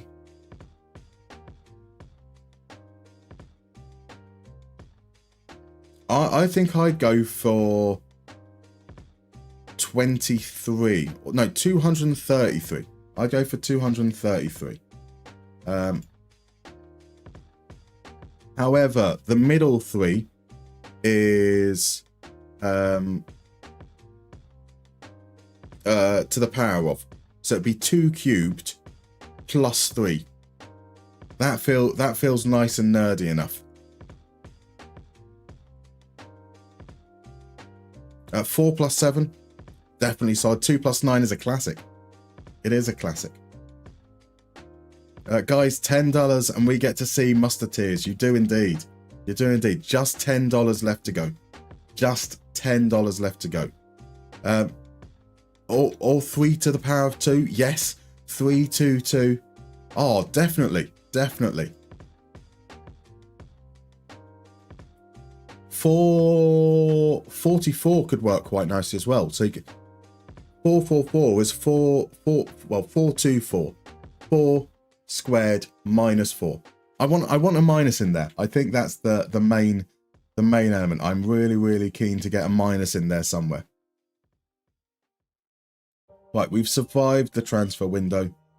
I think we've done okay with our moves. We need to register players for the Champions League. That's probably going to be a bit more restrictive. Actually, should be able to get away with the same squad, right? Do we need to register? We do need to register Giustiniano, though. That's the problem. We don't need to register Isella. We would need to register Kluivert and Salk, though. So Pavlidis. So that's our 21-man squad, right? Because we don't have players that count as homegrown for Napoli, or they are already they're already in that age bracket anyway, so they don't need to worry. So that'd be Kluivert out, Salk out, Torre is 3 months away. So let's upset some more people. Let's upset some more of the players by not having them registered.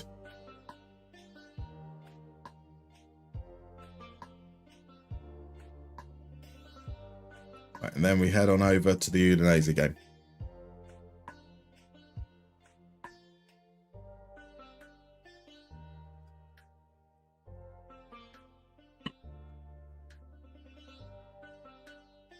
Right, no complaints from the players dropped. That's good.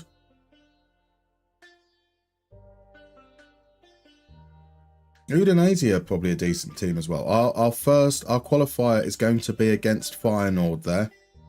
Oh no, we go into the... I thought we had to qualify. Brilliant. We go into the league phase. We... Oh.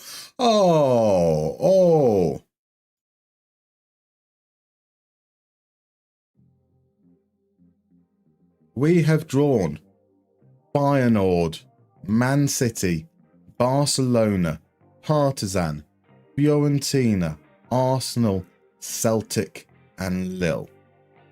Arsenal, Barcelona, and Man City. That feels like we've got 3 Pool 1 teams. If you're telling me that Arsenal are in Pot 2, that seems crazy. Fiorentina, Lille, Feyenoord all feel like they could be potentially Pot 2.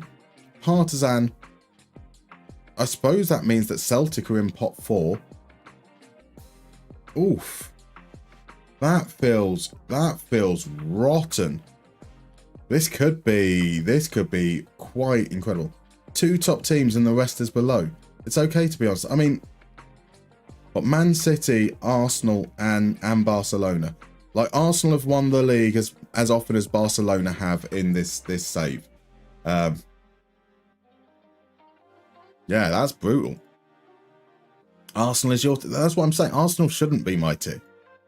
Napoli, who've only qualified for the Champions League once in the entirety of this save, are in the same pot as Arsenal, who finished second most seasons in the Premier League and won it once.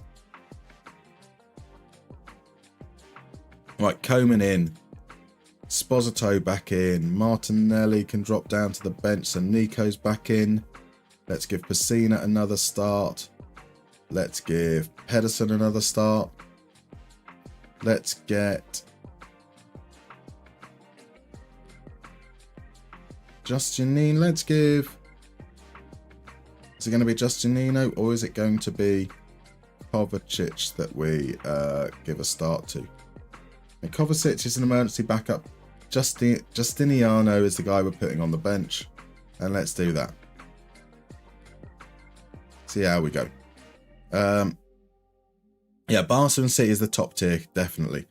There we go. Good win. 4-1 away from home. Another 2 goals for Esposito. Kvaratskhelia comes in big as well. It's a small injury. A small injury for Esposito.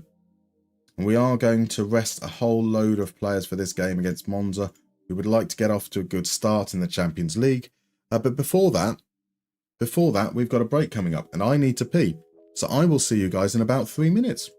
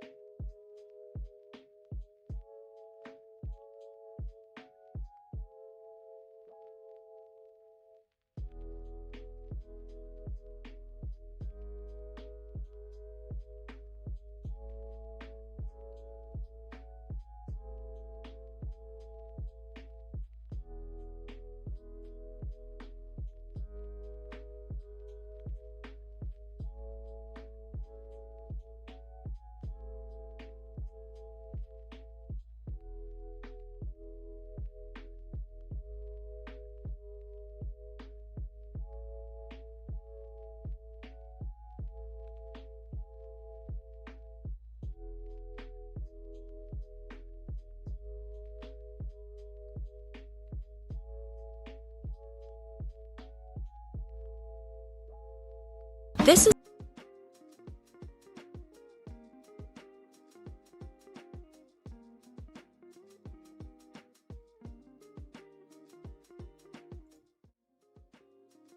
And we're back.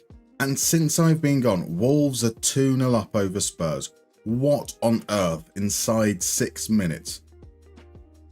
Well, look, okay, Crystal Palace took a big lead very, very early against Man City. So maybe there's hope of a comeback for Spurs. But oh my word, do they really suck that much? It is crazy. Absolutely crazy. Right, we're going to pick a very, very rotated squad as our game against Feyenoord is next. So we're not going to return Bartosaki's starting lineup yet because he's not quite fit, but we'll give Mwanga a start. Toroniga can play out wide, and the entire reserve midfield there, I think. Coman can play off the left, which is the role I'd rather he is, generally speaking. Sauk can come in. Pavlidis, I think that should be okay. Give Nubel a game. Why not? Give Nubel a game. I would expect us to lose this game with that many changes. It's only 1-0. Okay, fair enough. It's an error earlier. Okay, that's slightly more bearable, but still, Wolves are in a are playing okay at the moment, but they're still a bad team. Kvaradona came on, gets us a late win. Pessina's the man that gets injured. I don't mind Pessina's injury, because he's not going to be a starter for the next game anyway. Oh, he might have been. I should have checked aggression, because we need to drop the 3 most aggressive players from the squad entirely for the next game. That's probably a misstep on my behalf. Welcome in, Ryan. How you doing, my dude? Lovely to see you again. Lovely to see you again.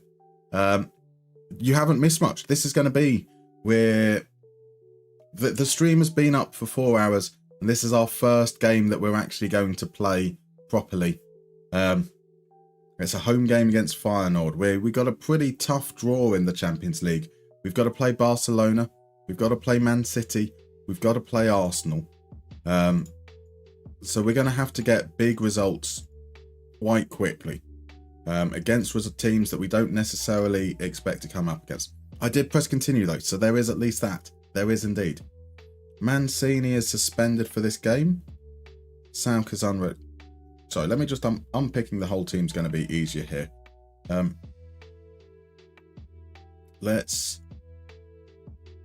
Okay, I can't see the stats that I want there. So let's insert column attributes, mental aggression. Right, Mancini's dropped, Nubel's dropped, Toroniga's dropped. That's all right. So Mancini wasn't available, so we're going to consider it to be Marino that can't be in the squad there. So we won't have a reserve goalkeeper on the bench. I bet that won't go wrong. I bet that won't go wrong at all. Nubel, Toroniga, Moreno. Nubel, Toroniga, Marino. So Merritt, Van der Bremt, Mwanga, Nathan, Gutierrez, Justiniano, I guess, at the base. Nico, Vieira, Coman back out to the right, Barrett Scalia off the left, Sposito up front. They can't be on the bench. None of those guys can be on the bench. So these are the guys on the bench.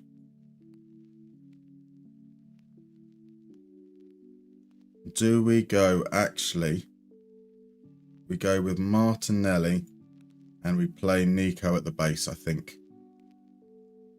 Then I've got Justiniano on the bench as a possible player for, pardon me, to cover in defence if we have injuries there. Will I be instant resulting the Champions League group games? No, we're going into those games. It has to speed run and all.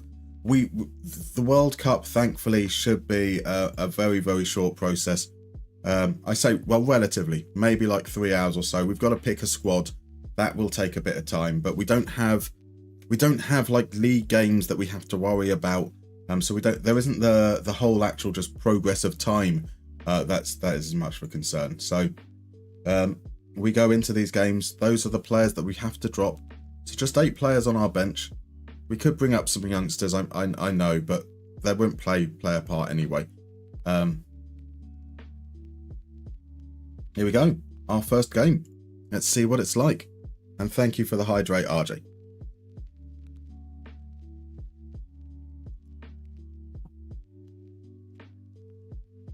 Gucci, players don't agree with the team sheet. They're all unhappy with me. Come on, Glia, Zuri. Let's have a look at that final team. They have no manager. They still have Ivanisevic, Wallenmark, Weaver, Hartman. Benitez moved up into the senior squad. Yeah, that seems like a reasonable squad, to be fair. We will follow with what they tell us to say. Oh my word, look at this.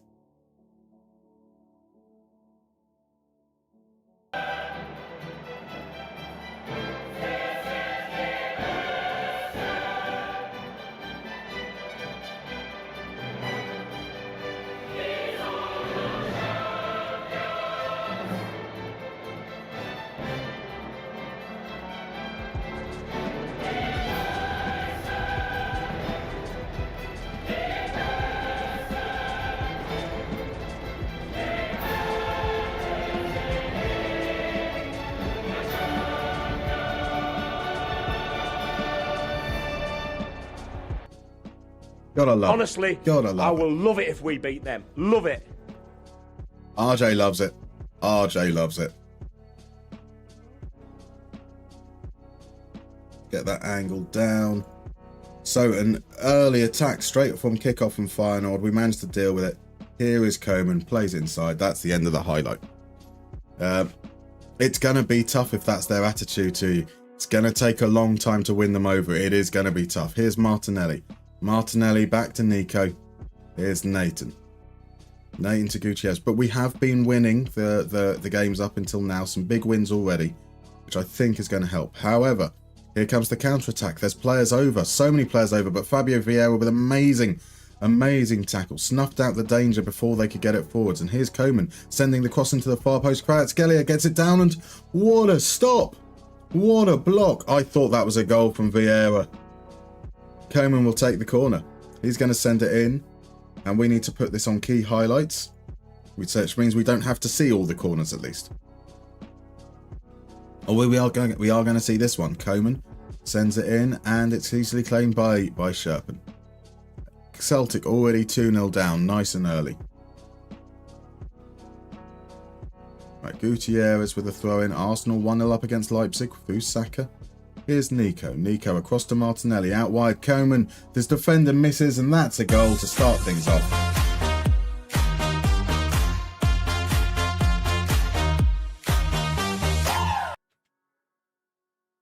That's a pretty solid start. Martinelli, Coman, it's an absolute whiff. It's an absolute whiff from Quilinci Hartman. And Coman's in behind it. Takes a deflection on the way, but he kept it low. Fired it hard. Not enough time for the keeper to react. Do we keep the pressure on or not? It looks like we've seen some chances coming Feyenoord's way, even if they're not highlight worthy. It's a little bit of a concern. Esposito's not won many headers in this game so far, just at 29%. It's not had a shot, not had a key pass. Seems a little bit isolated out there, potentially. So if we work on the assumption that he is isolated out there, every word I say makes it worse. Eek. Eek. Let's see what we look like with a double pivot. Let's try and get more players in and around Esposito. So let's make you an attacking midfielder with move into channels. Coman's booking. I think we can risk it high up. It's a non-pep talk. It is. It really is, isn't it? Right, the corner's going to be taken by Fabio Vieira. He's going to send it into Esposito. He wins the header. It's pineapple on pizza time. There we go. Esposito finally wins a header, and that leads to a goal. That's what we needed. I think that can be around the point that we bring off Coman now. So we've been better in the second half with this, with the 4-2-3-1. Let's bring on Asma back from injury. And Holmgren Pedersen on there as well. Zertal, wife has me doing garden work, but these goals are a cheer up. I'm glad we can provide. What kind of garden work are you on?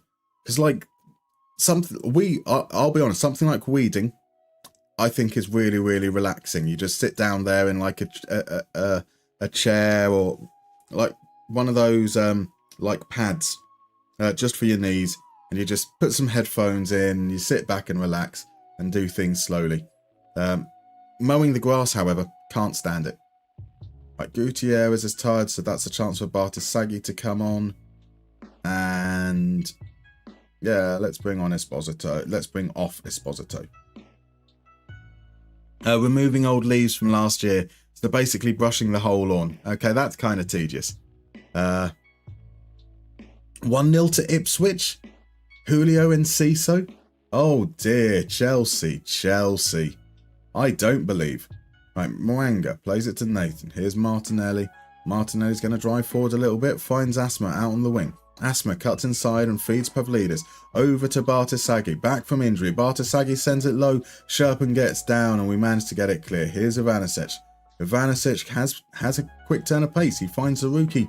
It's a good covering challenge from the ageless Kovacic. Conroy doesn't mind doing the lawn. Fair enough. Okay, well, how do you feel about weeding? Because that'll happen when I need to move in. There's Asma. Is he offside? It looked okay to me. I can do the weeding. You can do the lawn. There we go.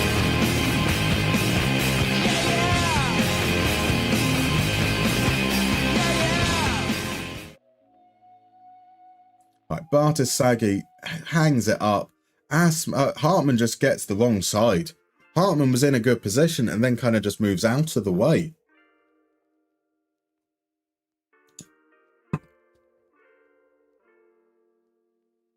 Mowing the lawn. The Americanization of the Mustermann channel needs to be stopped. What's the... cutting the grass, I suppose. Yeah. But it's never been called a lawnmower is a lawnmower. It's not a grass cutter. A solid win. Solid win. We can be happy with that.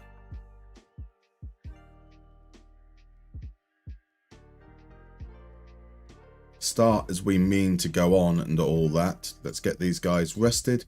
We can also restore players to the team as well. So let's give this a copy. I'm encouraged by how we played in the 4-2-3-1. So we will look at that as a possibility that we make more use of.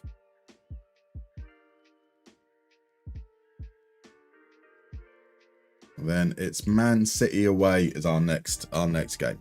Joy.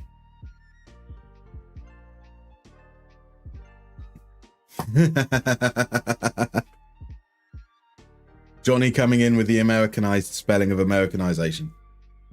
Well done, sir. Well done. I mean, biscuit is so a biscuit is a scone, right? Whereas a biscuit is a scone, whereas a biscuit is a cookie. Clearly.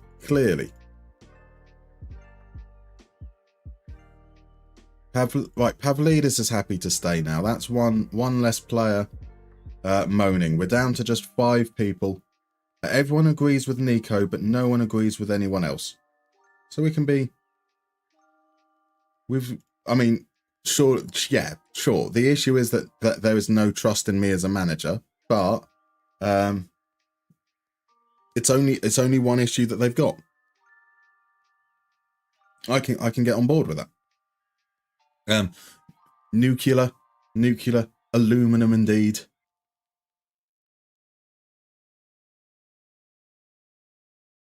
What are the worst Americanizations? What are, in your opinion, the very, very worst Americanizations there are there?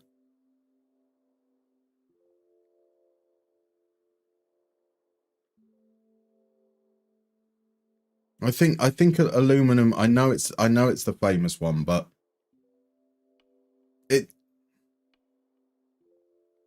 it's unnecessary. It's an unnecessary change to the word. It doesn't follow the flow of any other words out there, of the elemental words out there. It just seems completely and utterly pointless for them to change it for any reason. Like Mancini back in, Marino back in. That's going to be Gonzalez in the more advanced position. So I'm going to look at what would be our strongest lineup and then drop half the players. So Pavlidis in. Kovacic will get another start. We'll give Nico a rest. Pedersen will get his start. Bartisagi will get a start. Torreniga should have played that game but wasn't allowed to because of his aggression. So a lot of players again in that defensive area that aren't at full whack, but let's rest some of our team for the Man City game. Elevator, that's a fair shout. It's a fair shout. And there we go. We've dropped some points. It's about time. It's about time we drop some points. We will give Vieira and Kvaratskhelia an extra day's rest because they're particularly tired. And then head on over to a game against Man City that I'm sure is going to destroy any optimism we had at some point. Garage.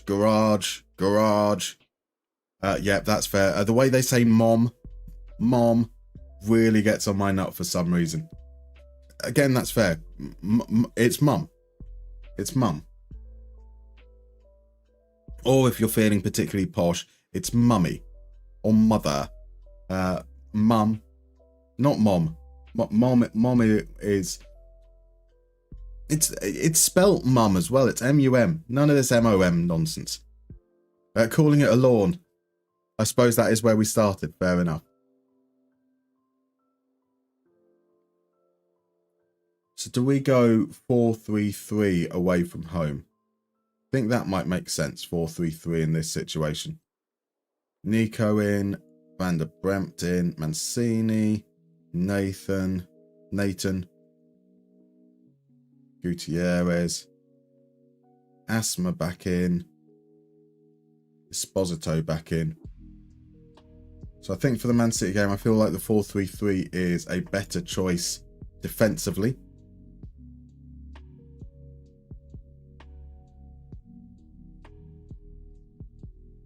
Yeah, colour versus colour. But I was wondering whether that counts because that's the first one I would have gone to. All the droppings of O's in spellings of words. But like the pronunciation kind of sounds the same. So I don't know if it spelling alone I can kind of understand as long as it communicates what the word is, right? But the pronunciation is which really gets me with aluminum. After hearing how you pronounce scone, I'll have to assume you're one of the posh people saying mummy that you describe. I mean, I don't say mummy or daddy, but I am from the home counties, so you know, we are taught in the way of received pronunciation. One must make sure that you dictate clearly and pronounce things with the right kind of. I can't think of any more words in that sentence. But I also switch between scone and scone, to be fair. Just when whatever word feels like it fits best in the sentence at the time. We've got a good reaction here.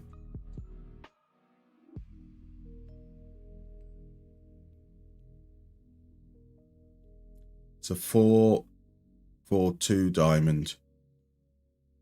Pino and Haaland up front. So I think we're going to mark up all 6. We're going to trigger that press out onto, like, Rico Lewis and Virgil are very good players, but they can be isolated out wide. So let's see if we can do that. Let's see if we can get them in a position where they kind of are stuck over on those specific sides. So let's trap them outside.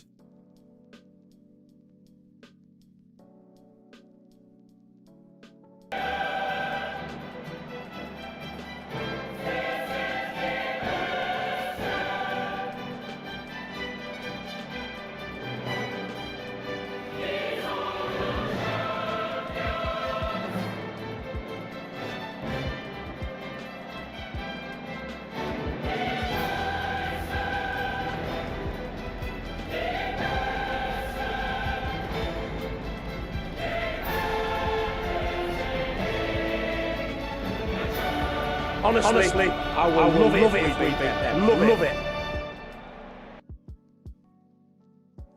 Like RJ, I get exactly what you mean. Like is not a filler. Like, you know, it's like it's one of those words like where sometimes you just need to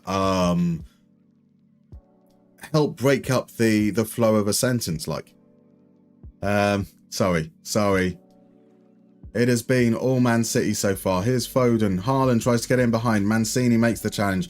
We clear it only as far as Rodri. Here is FM24. A beautiful ball over the top. Matheus Nunes, 15 minutes in. Very, very good move there. Some people use it way too much. They do. Right, Rodri gets tackled. FM24. He's quick. He turns immediately. He sends the ball over the top. It's a lovely run from Matheus Nunes. Takes it down, fires it across Merritt. Man City are absolutely destroying us right now. But Kvaratskhelia steps in, feeds Asma. Asma, good first touch. It's a heavy touch. He's back inside. He's inside. Asma, what can you do here? He's been pushed wide. Lewis does well. We didn't get up to support him particularly well, it has to be said. Kvaratskhelia to Gutierrez, Fabio Vieira, the moment hasn't gone. Here's a good shot from the angle from Vieira. It falls to Piero Esposito's feet afterwards. Beautiful stuff. There's no... Oh, okay. There was some controversy. There was 100% some controversy. We are, though, going to... We've been overrun, so I want to see what happens when we change to the 4-2-3-1. See if maybe it's a little bit better. I would have felt that we were stronger with a 4-3-3, but that might not be the case. Here's Fabio Vieira with a corner. It's going to be Haaland to get there. Schüttler with the second attempt to get it clear. It falls to Vieira. He finds Gutierrez. Gutierrez can drive into the box. He sends across low. It bounces around. Schüttler gets it clear. Pino can't keep it in play. It goes out for a throw-in. What? Chelsea 0, Ipswich 2 at Stamford Bridge. This is hilarious. Oh, Enzo Maresca, you are such a good manager. You mean 3-0? No. What? That is obscene. Kvaratskhelia has a chance to come away with it. He can't keep it under control. Here's Rodri to Jeremy. Nunes, he scored one already. He finds Lewis out wide. Lewis, no one's going to him. That's... What?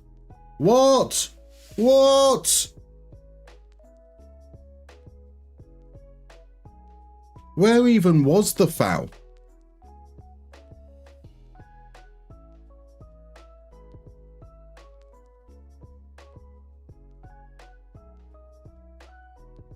Okay, so it's here. The challenge on Haaland, because like no one goes even remotely close to Lewis during this.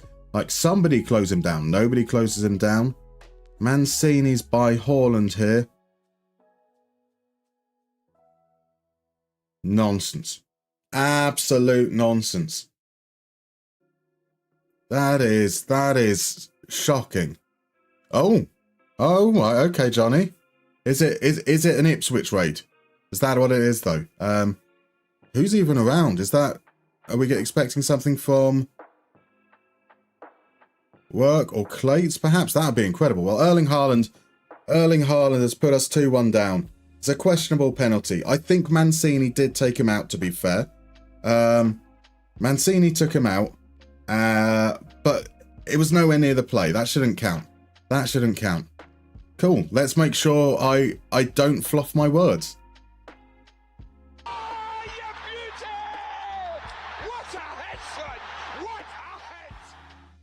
Oh my, Matt, thank you very much. Welcome in, Raiders. Let's say hello. Let's say hello. How was your stream, second yellow card? Welcome on in. Thank you very much for the raid. Hi, I'm MustermannFM, and we are currently in the middle of a 3-day charity streamathon. It's called the Hexagon Speed Run. I've been streaming 3 days, 36 hours, 6 trophies. That is the Asian Champions League, the African Champions League, the Copa Libertadores, the CONMEBOL Champions Cup, UCL Champions League, and then the World Cup. We're on day 3, so we've already done 4 of those trophies. 4 of those trophies, we got knocked out in the second round of the Asian Champions League and the semi-finals of the African Champions League. We did make it. We did make it to the finals of the Copa Libertadores and lost 1-0. And then last night we won the Champions Cup. We've managed to win 1 out of the six trophies we're going for, and we're trying to go for trophy number 5. We're doing it in 3 days, so we don't have time to keep on going at one continent until it happens. Once we fail, we move on to the next competition. So welcome on in. We are currently in charge of Napoli in season 6, and we're 2-1 down at the Etihad after a questionable penalty.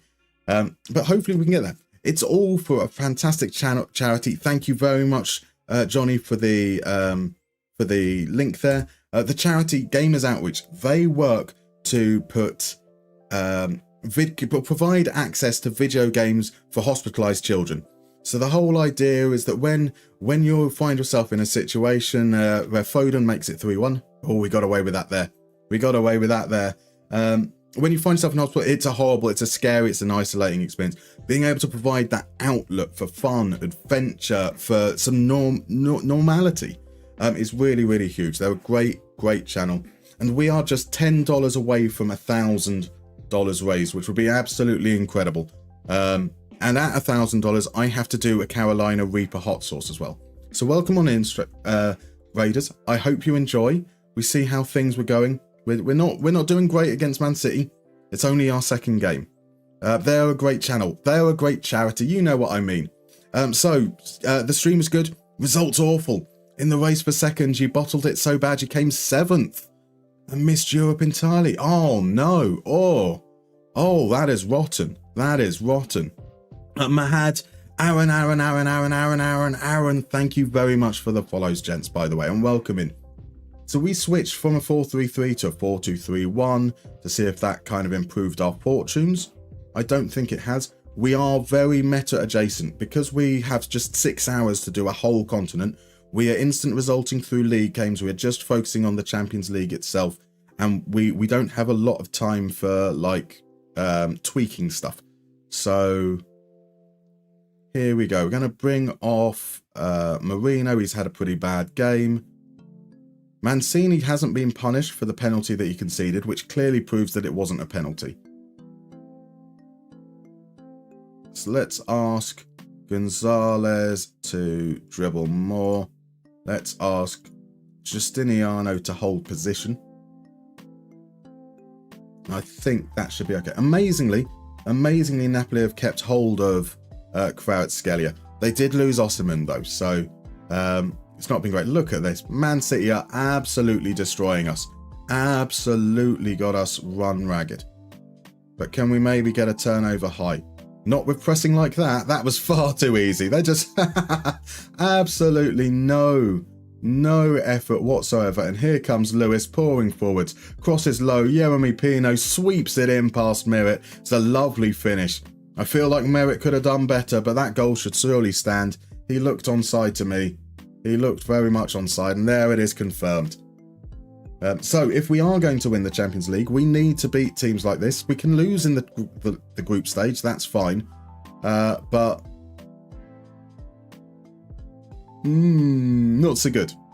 Not so good. That all started with them having the ball and us making absolutely zero effort in the press there.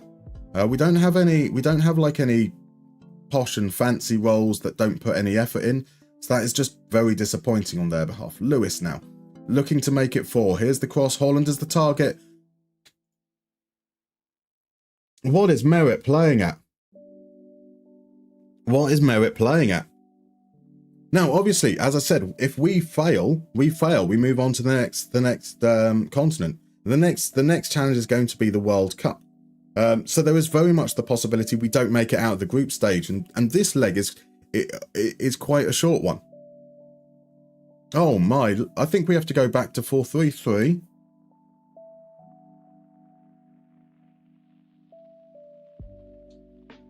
Coman can come on.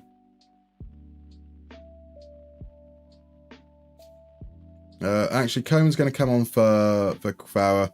We've lost the game. Let's just make sure that he doesn't get injured potentially.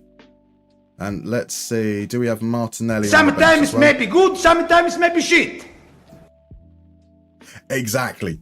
So there's the changes. I believe this is the point where we have basically, we've written this game off. So another element to be aware of is that the manager characters have been created by viewers. That was my next question. Come on. The manager characters have been created by viewers who have donated. And we have a National A license. We are a semi-professional footballer, and our team hates us. We've only been in charge for like a month and a half, and they're all in revolt. So maybe we've bitten off a little bit more than we can chew as we go 5-1 down now against a phenomenal Man City side who've won the league all but 1 year so far. And that's going to count. There's no doubt about that one being onside. But this was always going to be a difficult game. Hopefully we can learn something from it, like it doesn't matter which formation we use, we're going to lose heavily. I need another bingo after my last performance. Hopefully, Ryan, if we get into a position time-wise where we're ahead, we will definitely play some bingo. But it will depend very much on the time elements. So bingo for 6 hours if we get knocked out early. Right, you have to wonder, does he merit his starting place on this performance? But indeed. It's a close game. We almost had him. I mean, I think we can feel a little miffed. Like 3-1 might have been fair. 4-2 might have been fair, maybe. But no, yeah, we were absolutely tonked. Absolutely spanked out there. They saw us arrive. They pulled down our trousers. And they went to town on us. But that's only the second game of the group. We beat Feyenoord in the first one. We got a big win against them. We've just got Barcelona next. That's nice and easy. And then Partizan. Then Fiorentina, Arsenal, Celtic and Lille.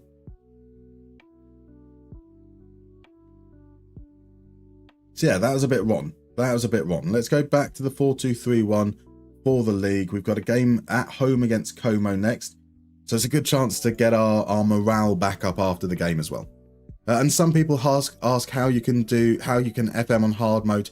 Instant player revolt will do that. My word, it will. To be fair, right, okay, the irony being is that they actually reacted quite well to us before that game. Against Feyenoord. Feyenoord was the first game that we took active control of.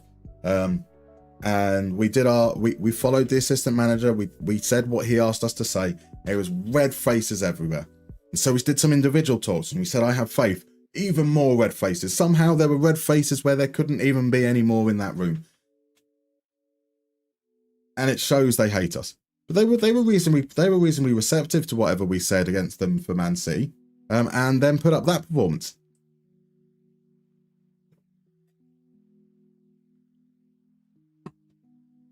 Right, so the game against Como.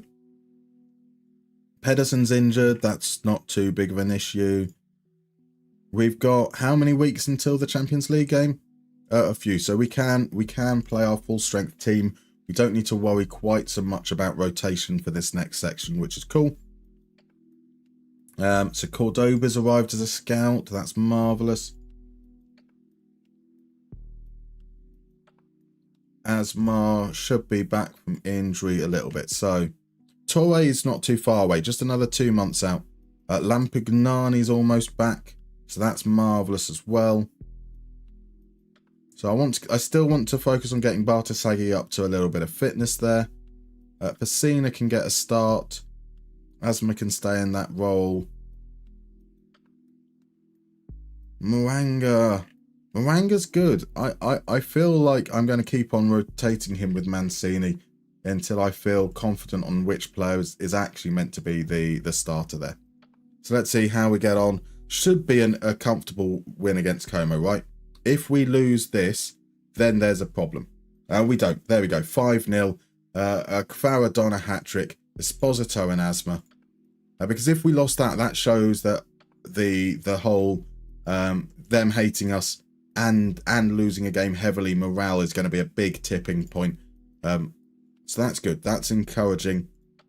We can do that. Atalanta next away. That's going to be after the international break. Those players come back at this point. So let's pop there so we can get these guys rested too. Welcome in again, Jacko. How are you doing? How's Napoli treating you? Well, we're doing okay in the league. We won our first Champions League game 3-0 against Feyenoord. And you've just arrived after we got thumped, absolutely spanked by Man City 5-1. In fact, how quickly? Oh no, that's moving quite quickly. I was going to suggest maybe seeing if we can squeeze in some bingo there, but we might need to do that more around the time where we have no fixtures for a while in the Champions League, so that winter break perhaps.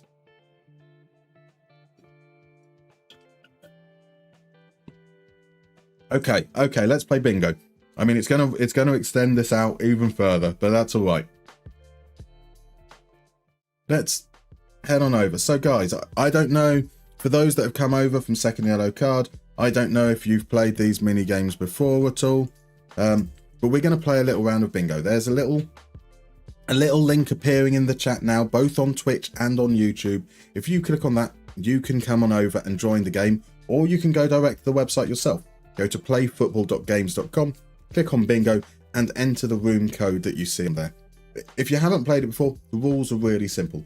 Every single player gets a unique bingo card. That is 16 unique squares, and in those squares you might have a club, you might have a nation, you might have a competition, you might have a player, you might have an award. We will then all get the same list of 60 players revealed to us one after the other. We get 10 seconds with that player to work out whether they match one of the criteria on the bingo card, and if they do, we click on it. They might match more than one, but you have to then choose which one you want to assign them to. They might match none of them, and if they match none of them, you can either skip or let the time pass. Once you click on a square, that's locked in. You can't undo that selection. You can't put another player in that spot later on in. So you want to be mindful that you are confident that they fit the criteria that you're going for, and the person who gets the most right wins. A maximum possible of 16. You get 3 points for some reason for each correct answer, so a maximum of 48 points. Bingo isn't that common, but I have faith in you guys. I have faith that someone is going to pick up a bingo this time round. So let's give it about just under 90 more seconds. So if anyone wants to come in and join the game, head on over to that link, and that will be you can join in. So Mr. Grizzly P's in. Welcome in, my dude. Happy Songkran. Happy Songkran to you. Ryan is playing in an HSV save where in your first year in the Bundesliga you was second for lots of the year, but injuries at the end of the year dropped you down to 5th. That's rotten. Strengthened the squad and using the same tactic and haven't won in my first 5 games. Oh, that is even more rotten. Even more rotten. New players not integrated, maybe too many changes. Also, there's an element of, like in that second half of the season, you got the injuries that might have also, because of those injuries, you've gone, we've dropped in form. but actually you might have had a little bit of that reassessment of how good you are, and that happened last season as well, and that kind of was masked by the injuries, and those issues were present a little bit more than you realised, which I tend to find is you get that dip, and you're just like, oh, we've played a long season, or this has happened, and actually the clues were kind of there a little bit before. Right, so Zeratl's are going to take a break from his gardening to play bingo. Mr. Grizzly P's reminding himself that he made a mistake of speed running the last game. So there's no mistakes to be made this time. Eddie's in. Welcome in, Eddie. How are you doing, sir? Let's get this game started. We are. So, countdown. I will take the first few ones really, really slowly so I don't get ahead of you. We all get the same players in the same order. And we're going to start off. Our first player revealed is Mark Viduka. Now, I have a feeling that Mark might have played in China towards the end of his career, so I'm going to play it. Oh, is this as a player, or is that as a manager? I'm going to assume it's as a player for Pep, so we'll pop him there. Andy Cole. What has Andy Cole achieved? Does he match any of those? I'm not sure he does. He could have won the Champions League Golden Boot one year, but I'm not feeling necessarily very confident with that. Carlos Vela, quite famously, is a Ballon d'Or winner. That's why he's in there. I don't know about Marco van Basten. Did he win the Ballon d'Or ever? It's a player that should have been in the conversation at least. And the same with Bobby Baggio. I'm going to play it safe. I'm going with Italian. Wirtz is a good player. That's my insight. Wirtz is a good player, and we'll go there. So maybe you was predicted relegation because you come up in the first year of the save, and so yeah, teams are going to adapt a little bit in the second half of the season, even if all that means is they're just a little bit less defensive, more likely to counterattack. Right, Roberto Carlos. I haven't been paying proper attention as we go here. Andrei Shevchenko.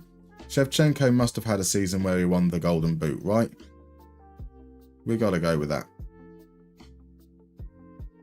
Mathieu Flamini. For some reason, I'm thinking about Nice.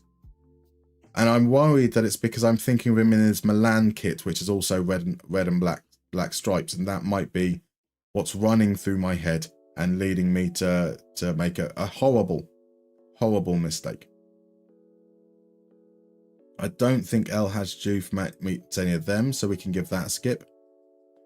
Seja Kolasinac, we can skip that as well.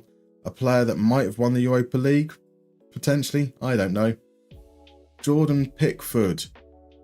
Was he at Everton when Ancelotti was at Everton? I'm saying he was. I'm not feeling convinced on that though. And now I'm thinking like Laurent Koscielny for Nice. Am I just thinking that anybody that has had any link to France at any point must have gone through Nice? That's clearly what's going on in my head. Right, Gael Clichy, give me your keys, is a thing that doesn't make sense to people that aren't me and my friends, and I'm not going to explain it. We'll just go with it. Just Clichy, give me your keys. Adam Lozek. There's a Champs legend, well, Football Manager legend. I'm not sure he meets any of those though, so he could have won a Europa League. Graham Souness, obviously played with Pirlo, famously, right? No, we let that one go. Mesut Ozil, quality player as well. Could Ozil have won the Europa League? I think I'm not going with it. Robert Lewandowski, we're going to skip on that. Henrik Mkhitaryan, quality player as well. He was at Inter, wasn't he? Am I getting him confused with... Oh, he was Inter. I'm sure, right? Renan Lodi, I'm skipping. Alex Iwobi, I'm skipping. We've had a lot of Arsenal youth players as well coming through. Jamal Musiala, letting that one skip. Patrick Vieira. Okay, less youth players now, but he's still another former Arsenal player, which seems a bit weird. Arturo Vidal. Could Vidal have won the Europa League? Let's say Vidal has won the Europa League. I get angsty seeing that one when I know that I'm not going to know any of them. Richarlison, we're going to give a skip there. Bernd Leno is going to be skipped. Stankovic. Did Stankovic play with Pirlo? Played against Pirlo. Vlahovic. Riquelme. It's Veron who was at Chelsea. I almost got caught up by that. Walter Samuel, quality player as well. Andre Voronin, Ballon d'Or winner. Andre Voronin. Mikalenko. Terem Moffi is definitely Nice. Obafemi Martins is Nigerian. So DMB did all right. That's good to hear. As long as nobody else completes their game. Okay. I mean, as long as you coming first is a pretty reasonable approach, right? Finishing first, you're guaranteed to be top spot at some point. Chelsea's Didier Drogba. Alvaro Morata. Memphis Depay. Giovanni Elber. Yuri Djorkaeff. He was Inter as well, not Milan or Juve. Wilfred Singo. Gary Medel. Carlos Tevez. Julio Cesar. Jimmy Floyd. We're coming into the last 10. We've got a Frenchman that played for Real Madrid. That feels good. Pepe. Aldair. He was the Roma defender, wasn't he? So that's not going to be Pirlo. Angelo Peruzzi. With Italy, perhaps? I'm going to run that one with Italy. That's my, I guess, there. And then Zidane for Ballon d'Or. RJ played on hard mode. No icon loaded. Baggio won the Ballon d'Or. He did indeed. Which ones did I get wrong? Flamini didn't. That one we didn't. Viduka didn't play in China. Damn. I actually thought that was going to be a good piece of knowledge there, but it wasn't. DMB, I think 13's pretty good, right? 13's what's important. Accidentally double-clicked and put Florian Wirtz for Euro Golden Boot winner until 1992. Oh, that's rotten. That's one. RJ, sorry, you played on hard mode because you got no icons loaded. Oh, wow. Oh, wow, that is rough. So I'll keep that up running in the background for a moment. Let me just move the game forwards a little bit in the background so we can see those results coming through. But it is some sensational work. We've got 3 in the top spots. FMG&G, It's Me Ronnie, Mr. Grizzly P, all coming in with 13 correct. Sensational work there. And then it's the cool kids. The cool kids with 13. It's Musterman and DMB.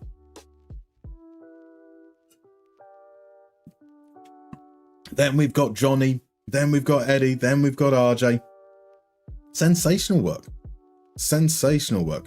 I don't have time for another. I don't think, I'm afraid. No, we don't. We did this yesterday, and then I didn't have any food until like 7 p.m. Ryan, you had no icons and you still drew with him. That's incredible. See? Fabulous work. Now, I think there's about 12 in there, was there? I think we should be doing all right. We don't talk about that one, says Jacko. That's no, I think 7. 7's pretty good. That's still, you're just underneath half, which when you get those where you get 1 or 2 wrong early on as well, like it all goes downhill. I've definitely had rounds with around only 6 or 7 on. So one of them was just written Ammo. You assumed it was played for Amorim. That's going to be AS Monaco, I'm guessing. I'm guessing it's AS Monaco. That would have been what I guess. But yeah, without an icon, that was going to be impossible. It is Monaco, says Mr. Grizzly P. There we go. Right, not going to lie. I really thought Lewandowski won a Ballon d'Or. Put him for that. I was almost going to do something similar. because of that, it was that whole COVID Ballon d'Or, wasn't it? And then there was talk about him getting robbed because Messi got it. No, there was no award. Right, there we go. Yeah, he was famous. It was the COVID one. Thank you, Johnny. Rescued me. I knew it was something along those lines. Yeah, he should have. He should have. Wasn't that the whole COVID period of football was weird? Some leagues being cancelled entire, others carrying on. All the extra little steps and places taken in, and it means that Liverpool are going to win their first Premier League this season, because obviously the COVID Premier League season doesn't count. Ryan doesn't pay attention to anything other than Scottish football now, so really coming back to haunt me. I mean, we're all pretty much in the same boat. As long as it's old enough, I think we're all right. And that pretty much goes for everyone in here. So, yeah, we can play our full strength, or as close to our full strength team as we've got available for this game. So I think that's going to be Asma.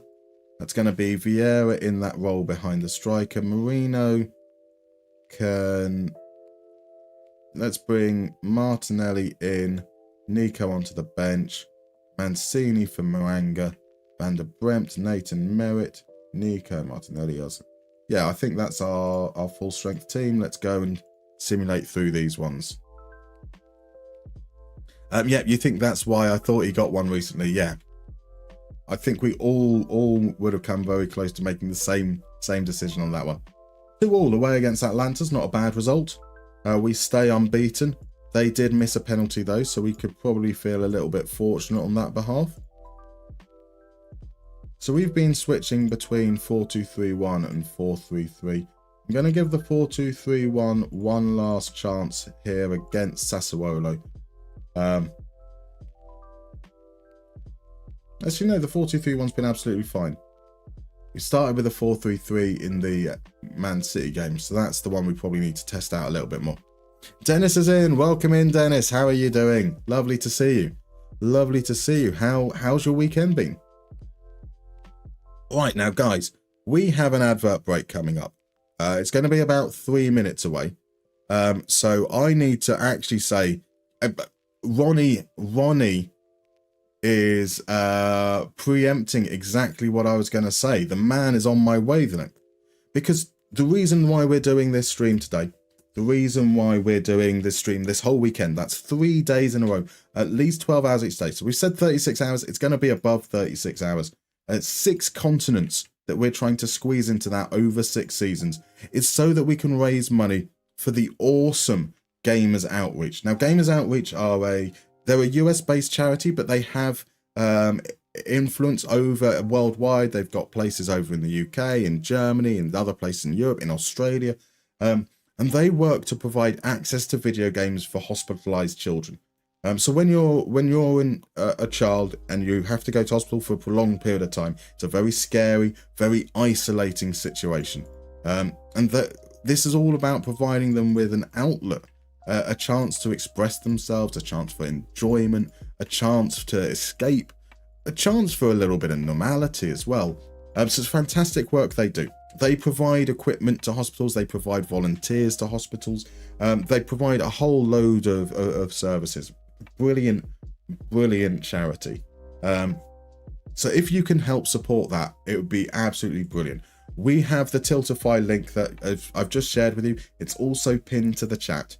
And we are currently $10 away, only $10 away from $1,000, which is incredible. You guys have been absolutely sensational. Once we hit $1,000, I will be doing a hot sauce challenge. We've been doing a hot sauce challenge over the course of the last 2 days. We also were shaving off the beard incrementally. So the last one we did was this ghost pepper hot sauce. 950,000 Scoville units, and I think it almost killed me. Next one up is a Carolina Reaper. Carolina Reaper is the second hottest pepper in the world. It's 2.25 million Scoville. There is probably no chance I survive it. But that's the challenge, right? That's meant to be part of the, and I say it in air quotes, fun. So $10 is all we need. And we're about to go on an advert break. There's going to be a couple of little video pieces there about the charity and what they do. It would be brilliant. It would be incredible if we could come back off that ad break and have that $1,000 in total. Not 1,000. Don't donate. I mean, if you can donate $1,000, do so. I mean, donate $10 to get us to the 1,000 total raised. See you guys shortly.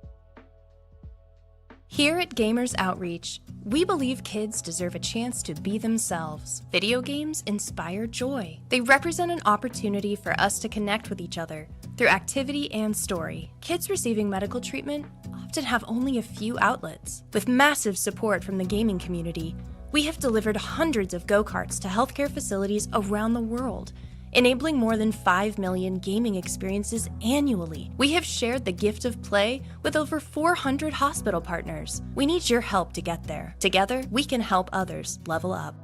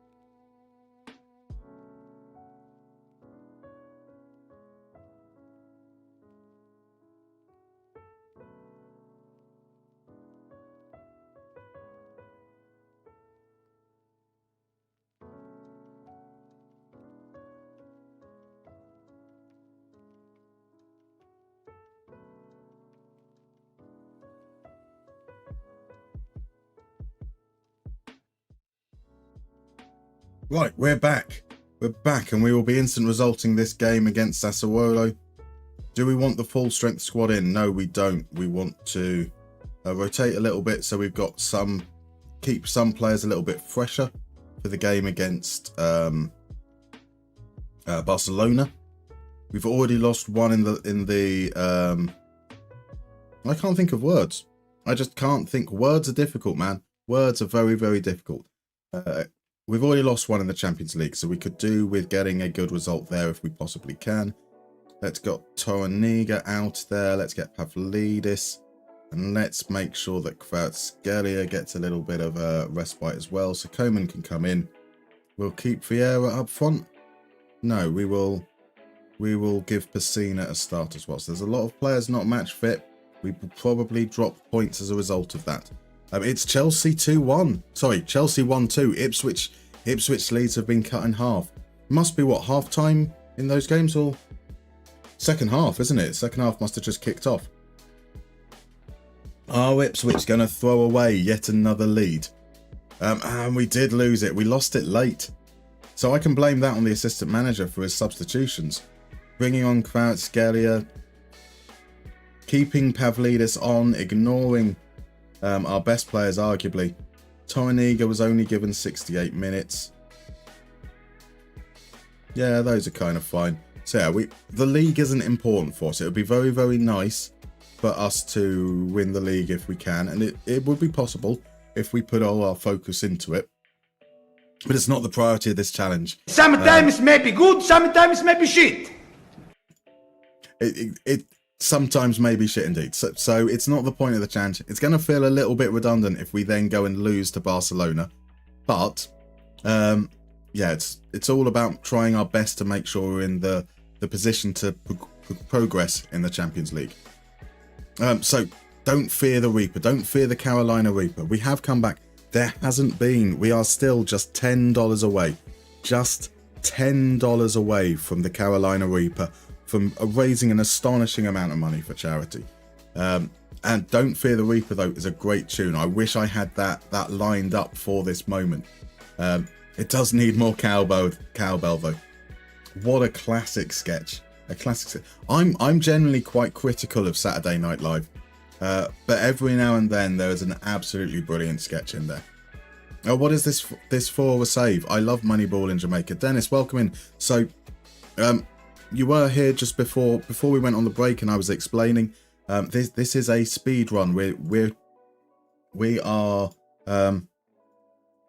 Let's pop that there. So we're raising money for Gamers Outreach. They're a charity raising money to provide hospitalized children an outlet for fun and adventure. And we are aiming to complete 6 seasons in 3 days. So we started on Friday. We're aiming to win the Continental Club competition, the major ones, the Champions League in Asia, Africa, South America, North America, Europe, and then finish off with the World Cup. So everything's a little bit tight. We are running against the clock. And we are trying our best. We don't worry about the league. We don't worry about the domestic cups. It is all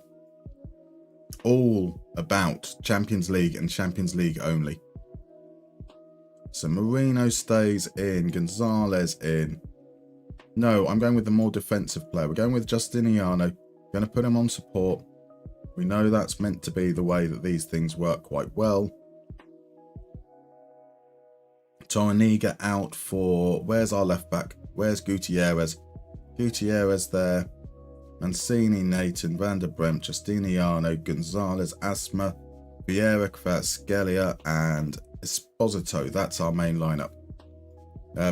Yeah, so that's what we're doing. This is not Moneyball. We don't have the time to assess players' performance and make that. A lot of the transfers are purely based on vibes. Very, very quick. We're just plowing through it. Does a player look like he's willing to join us and we can afford him and we don't need to negotiate? Sure, let's sign him. So they like that. They like that. Let's not commit to crazy opposition instructions. Welcome in, Marv.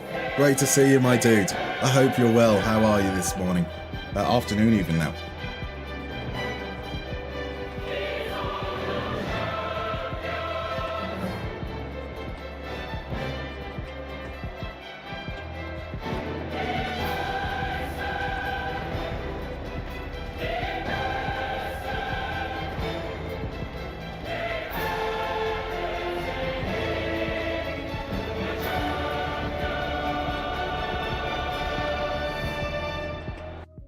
Still not as good as the conference. I will love it if we beat them. Love it. Still not as good as the Conference League theme. Right, we have an early chance locked, but that's a reasonable sign. Momentum-wise, it seems to have been quite even. There's a little bit in favour at the start, but nothing's moving specifically in one direction or the other.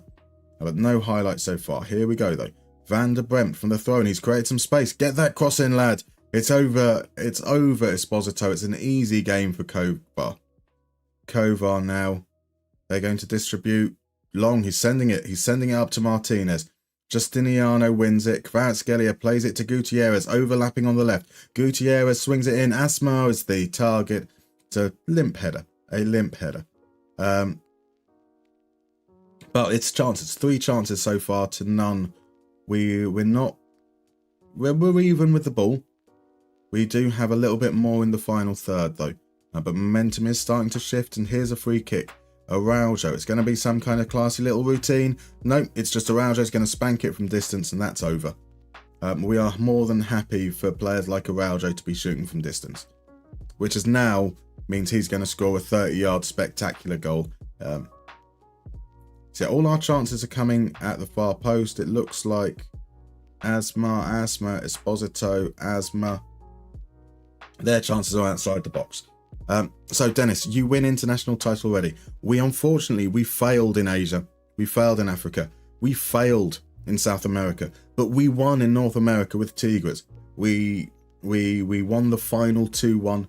But once we can come to the end of a season, we have to move on. It's a time limited challenge.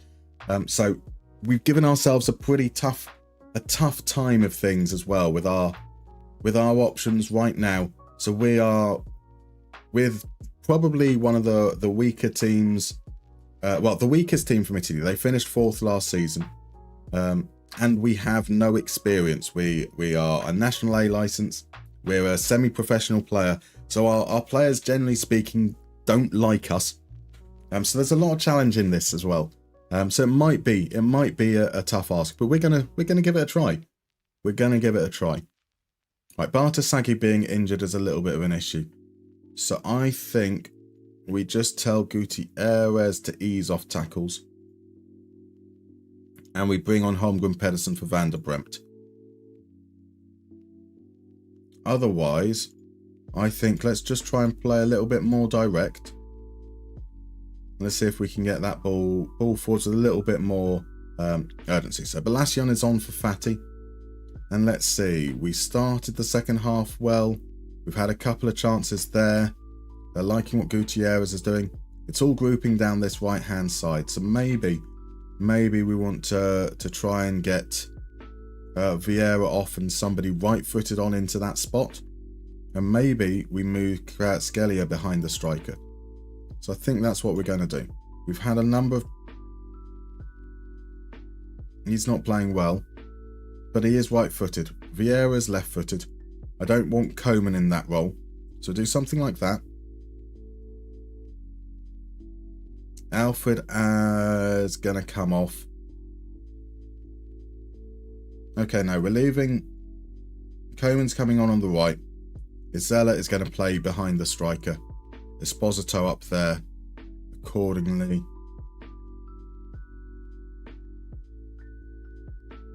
And Nico is tired as well, so that's going to be Marino in. Let's see if we can do that. Anybody saying the Europa theme is better than Champions League theme just likes car commercial music? Absolutely not. Absolutely not. Tottenham scored. It's 2-1. Oh, wait a second. Did Wolves make it 2-0 then? What's the Liverpool score as well? And how many points do Liverpool need to win the league? Justiniano steps in. Play it to the right. Play it to... that was not the right pass. However, we might still make something from it anyway. Vieira's denied. Oh, now that's why we're subbing him off. That's why we're subbing him off. We've had some big chances. Against Barcelona, we're doing well. We really should have won this game. I am scared of going to attacking though. Like, because a point a point isn't just a point for us, but it means it's not 2 points, 3 points for them. So Pavlidis coming on the wing seems a bit crazy as well. Let's make this Pacina, push Isella out wide, and let's see how we can get on in the last few moments. It's 1-0 to Liverpool, so if it stays like that, they're 13 points ahead. Oh, that's pretty much over. That's pretty much... I mean, it's been over for ages, let's be fair. So in your journey, you would like to go to Mexico after Jamaica. You won the Jamaica Cup. Now you want to win the league and go on to Mexico or Costa Rica. Sounds good. Sounds really, really good. That's disappointing. We deserve to win that game. We missed a couple of good chances. And we're going to tell them. We're going to tell them that. It's disappointing we didn't win. That does mean we're still very, very, very much in a decent spot. That's what I assume is both the pot 1 teams played now in our first 3 games, and we've only lost 1 game. So that's, you know, there's something to take heart from, even if that isn't necessarily the greatest of outcome that we're looking at there.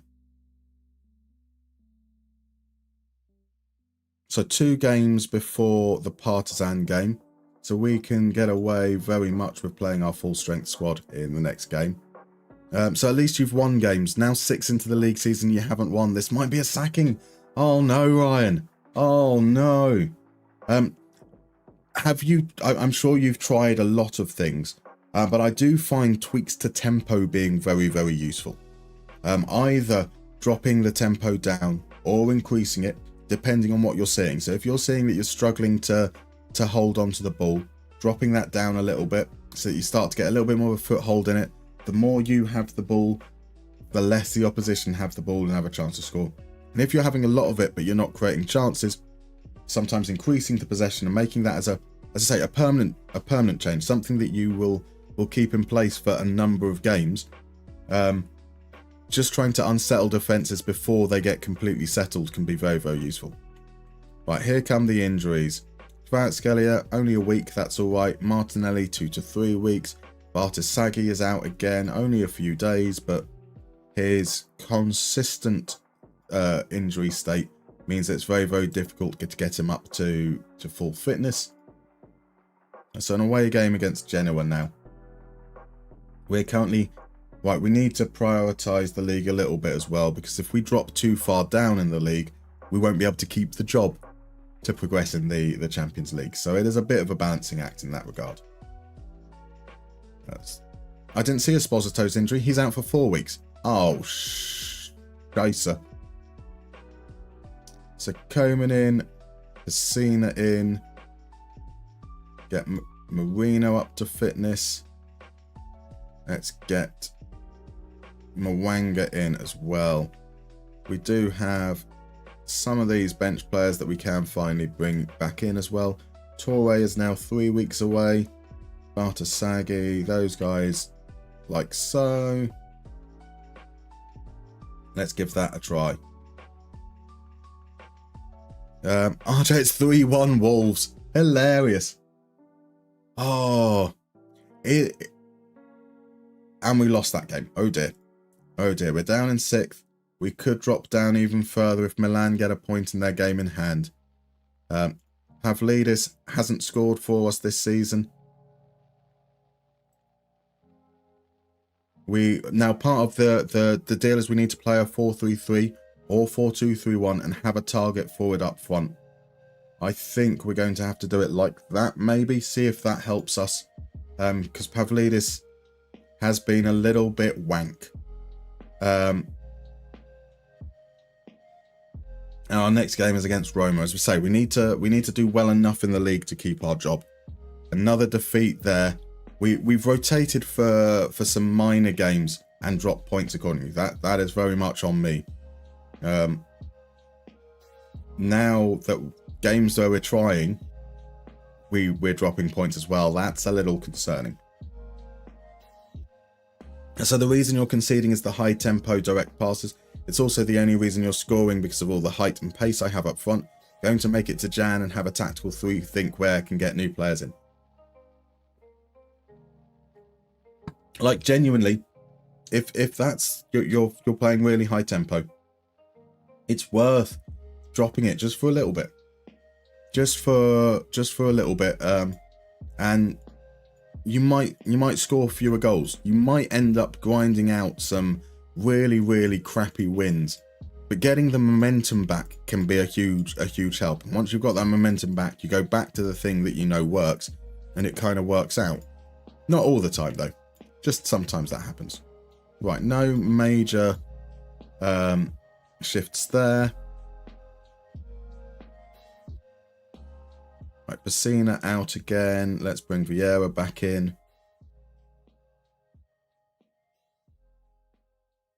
Justiniano. Let's try him in defence. Some Moanga, Mancini haven't been brilliant for us. Van der Bremt has a lower rating than Holmgren Pedersen, so I'll get him in. Marino, Gonzalez, Vieira.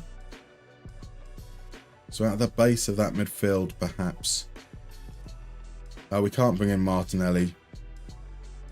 Bartosangi can come back on the bench. That's cool. Farah back in. So there's no way I can play any of these guys. Like, they can play up front, but they can't play up front as a target forward.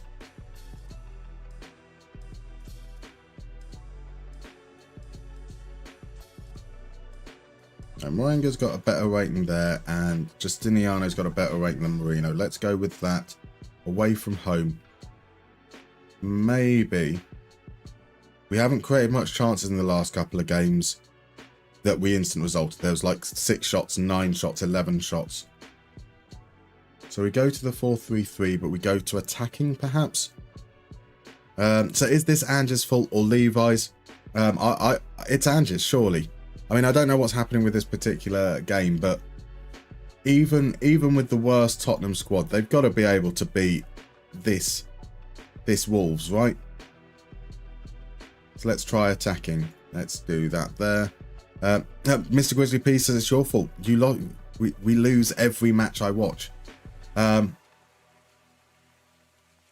Okay, guys. So this could be a very, very short one. This could be a very, very short one. Esposito is injured. Pavlidis isn't good enough. Every change we've made so far hasn't worked. We do have a game against Partizan now that we should win. We should surely win that game against Partizan at least.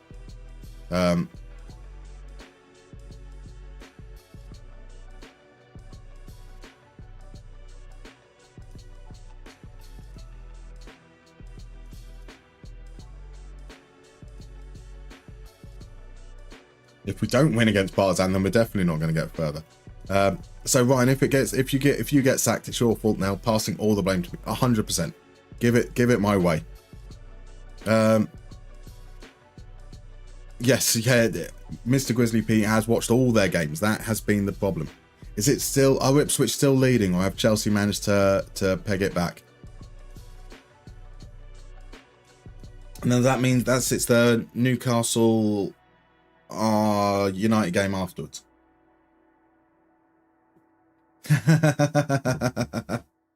Oh, Ryan. Oh, Ryan.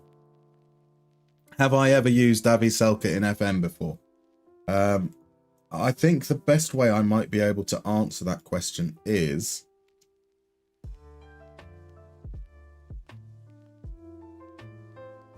I don't know how familiar you are with Beatles songs, but... Davy, come on, Davy's the answer. Because you may be a striker and you score for Darmstadt. Davy Selke. Davy Selke. Davy Selke.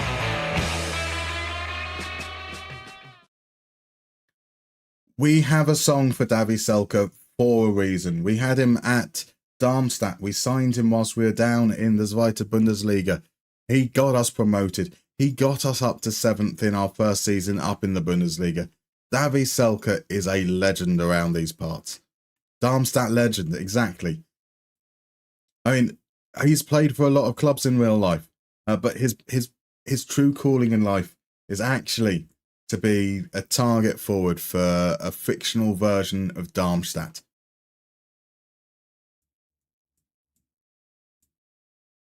Marv has a Darmstadt shirt as you were there last Feb. Awesome. Awesome stuff. Right, Kvaratskhelia is doing well.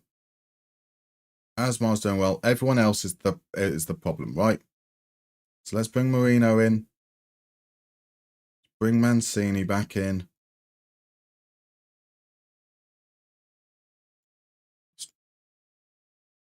Let's take the underlaps off.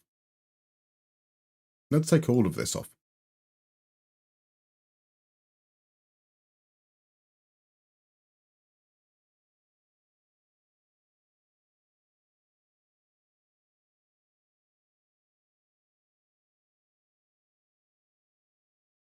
So inside forward on attack, central midfield one. Here we go then, right. This is the slightly more balanced way round for the 4-3-3. So let's do that, even though our players are left-footed, and I prefer them to be on their correct foot side. Let's do them this way round. And let's give that a go. Let's see how we play. Let's see how we do. You wanted to see Clone Masters there, but they wanted €70 for a seat.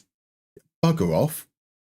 Isn't the whole point that everything's cheap? That's disgraceful. I wish you could find it in you to wear another club's top. Been to so many gaffes where I've been debating it in the club shop to get a shirt. Do it. Do it. What's going to stop you?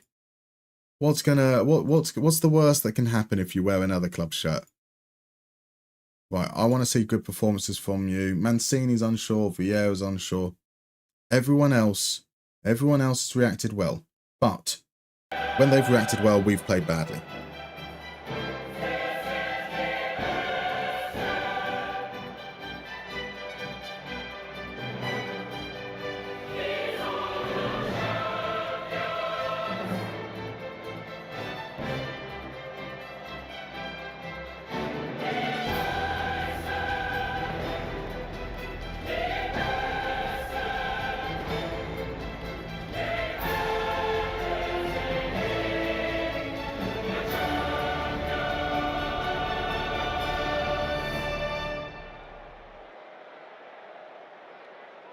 Okay, here we go.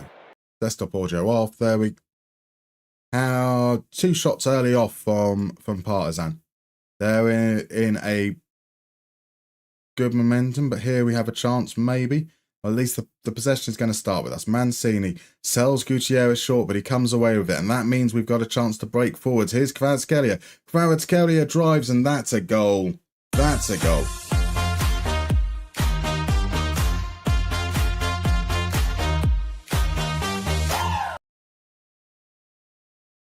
Boom.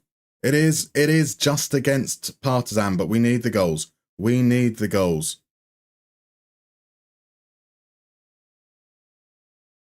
Oh, what's happening over here? My laptop's going a little bit weird. Right, Kvaratskhelia with the cross. Marino gets there. It was never on target. That was a dive for the cameras by the keeper there. It was mocking. So Marv doesn't get same countries. You have exceptions like Cheltenham as Nathan heads over from 4 yards out. So went to local non-leagues like Hemel, Harpenden, St Albans indeed. The wallet, that's what's stopping me. A fair point. Ignore it, your wallet's wrong. This is Gu Yong-jun is in behind Gu Yong-jun.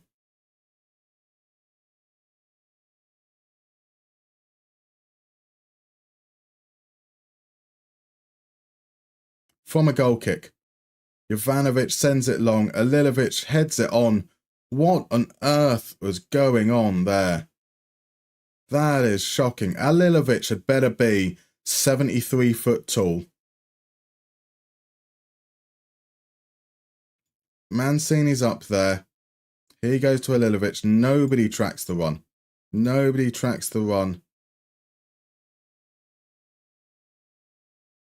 Soren Alilovic he's under 6 foot. He's got jumping reach 6, heading 8, and he beat Mancini in the air. That means a perfectly reasonable and rational decision right now is to bring off Mancini in the 23rd minute. That's it. Your career with us is done. We've made a bad signing there. I'm calling it. That's the end of his career with Napoli. Right, Cuck to take the throw-in. Gutierrez steps in. Here's Marino to Kvaratskhelia. Kvaratskelia's going to run the wrong way. That's fine. Nathan plays it to Nico. Nico, play it down the line at some point. Nah, he's going to run it himself. Nico's going it all the way. He's not going all the way. He finds Gutierrez. Gutierrez with the weird right-footed cross out to Holmgren Pedersen. Holmgren Pedersen finds Asma. Back, gets it back again. His cross is straight into the man, but Asma gathers. Asma across to Gutierrez. Gutierrez down the side. Gutierrez to win the penalty. Hey. I'm going to send Marv some hot sauce to eat. Yeah, it's only a recession if you stop spending. That is true. That is true. Ryan's finally won a game. Well done. Well done, sir. It's got to be Kvaradona, right? We missed the last penalty. I believe when you're dancing slowly, sucking your sleeve. The boys get lonely after you leave. It's one for the dagger, another for the one you believe. Do-do-do-do-do-do. Right, Nico on the ball now. Nico runs around in circles under very little pressure. Kvaratskhelia finds Pavlidis. Pavlidis doesn't know how to shoot. And Pavlidis, at the moment, I might be a better Greek striker than you. And that is worrying. As Trifinovic steps in ahead of Asma. Trifinovic straight at the keeper. We almost threw away the lead once again. Go Young June to take the corner. Swings it into the far post. Merritt gets up to claim. We've won a header in defence. Gutierrez now, out wide. Here's Kvara. Kvara takes it with his first touch, cuts inside. Kvara across the angle, fires it just wide. And now we've got an injury to the left back. They knew that's because I made that substitution earlier. So now we have just one stoppage for the rest of the game for substitutions. So we're going to make changes at half-time because that's a free stoppage. We say stuff, they get pissed off, that's standard. And I don't want players getting sent off, so on comes Giustiano. On comes Kovacic. Yeah, those are the changes. Both of them. I don't want them to have to stop tackling hard. So we're at almost 3xG. So we are underperforming. Look at that chance. And it's only one chance now for Partizan. Could potentially be an equaliser. So Vieira sends it in. Bartasaghi gathers. Bartasaghi plays it across. Asma from the angle. Yes! Alfred Asma.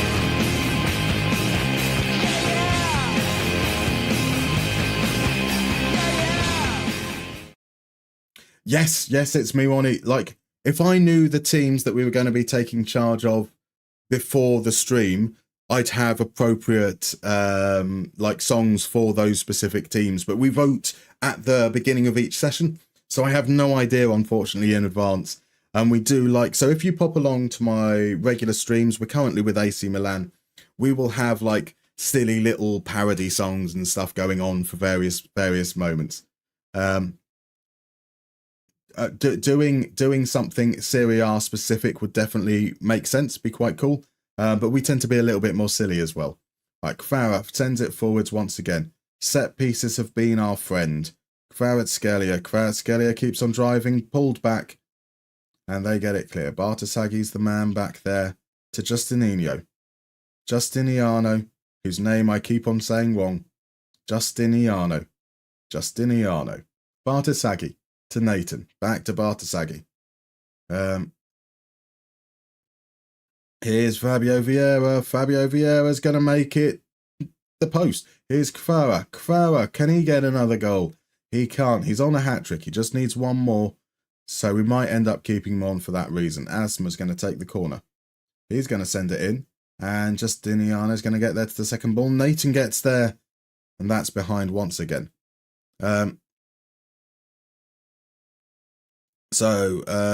98. Winning 11-3 IS Pro Evo was the better game, though. I mean, FIFA... I remember, was it FIFA 96? I remember enjoying it a lot at the time.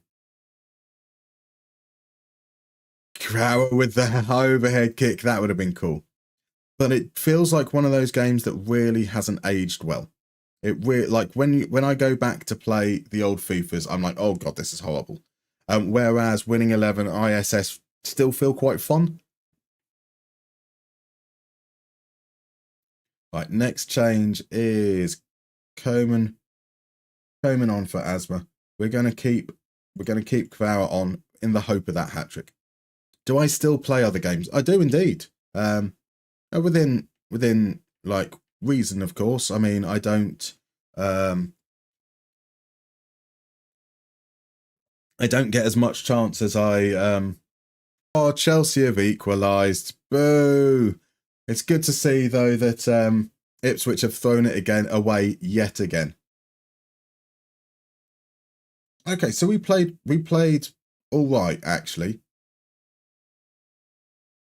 They had a couple of chances in the second half, but after we subbed off Mancini, we were better. Mancini's very, very, very short Napoli career is already over. Yeah, so a lot of the time, I don't get that much time to play other games because there's obviously a lot of content around for Football Manager. So when I do play, it's comfort games. It's games that I've played a lot from when I was younger. So it's going to be those like Civilization and XCOM and old football management games. I love a little bit of on the ball. Right, let's get these guys rested. Our next game is up against Juventus. It is at home. That should hopefully help us from here on in. Okay, yeah, is it? Media player has stopped. Interesting. Ah, yes, I stopped it for the goal celebration. I was trying to work out why there was suddenly no longer any noise.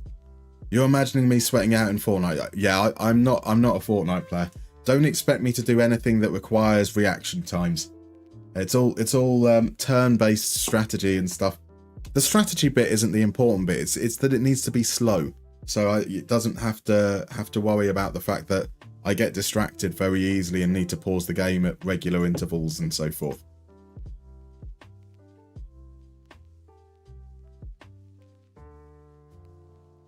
Cool, where are we at? So it's the Juventus game.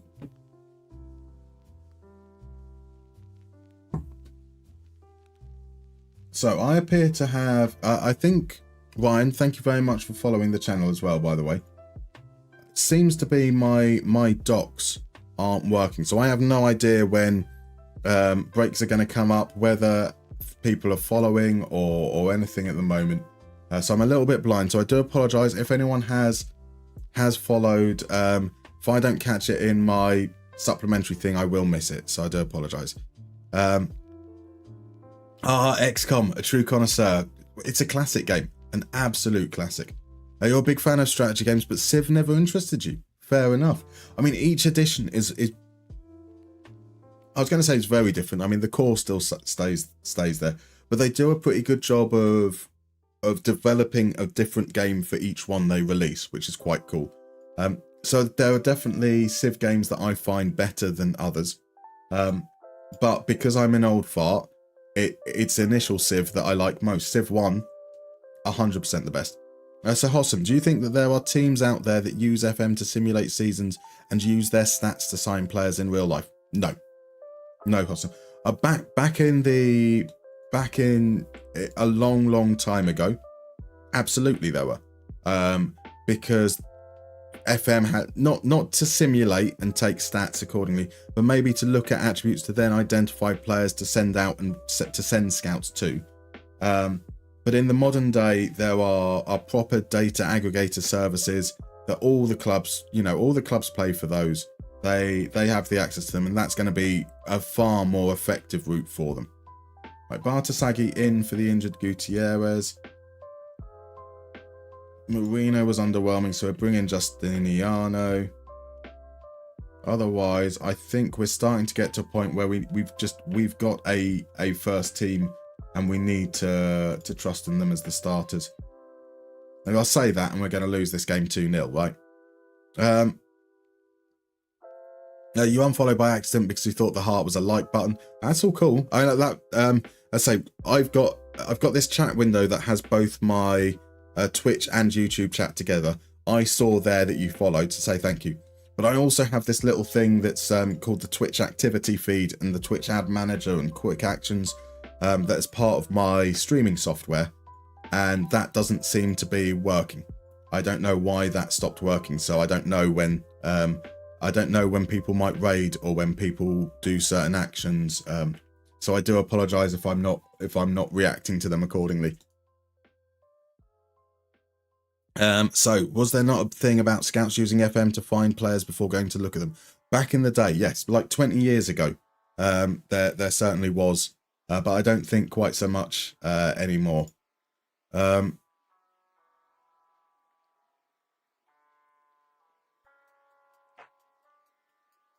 Right, a home draw against Juventus isn't necessarily the worst result. When was our last win in the league?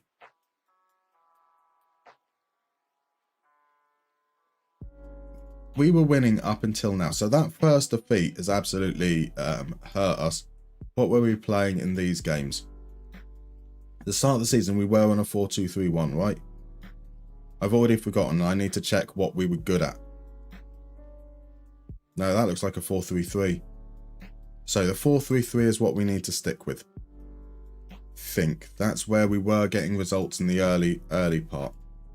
And we're going to head on over. We've got a big old gap here. Then we play Milan. So we can there. Cool. Right. I have no idea when the breaks are, but I need to pee. So I'm going to call a break now. I do apologize if this doesn't align up with ads. I have no idea. So I will hopefully see you guys in a few moments. Yeah, it'll be about 3 minutes. Catch you then.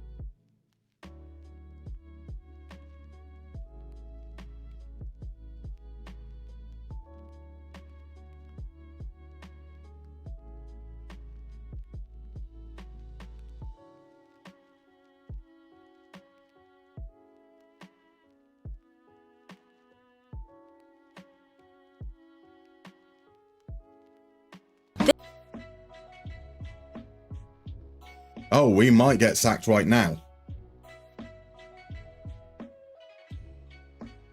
If this happened whilst we were on holiday,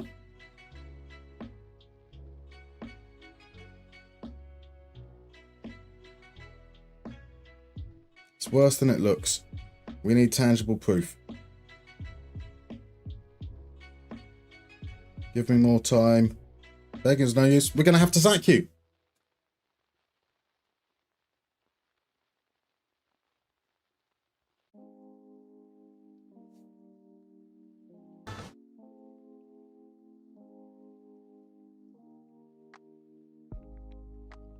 Oh well, that wasn't the plan.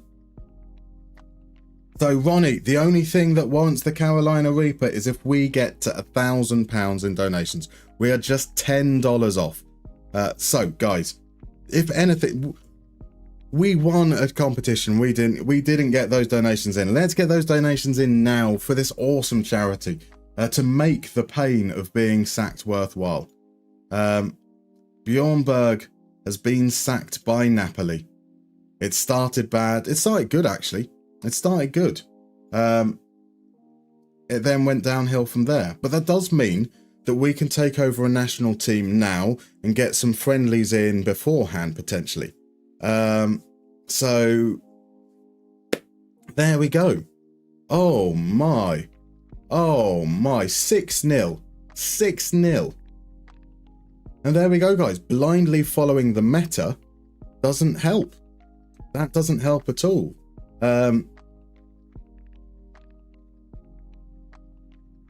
Oh, bugger.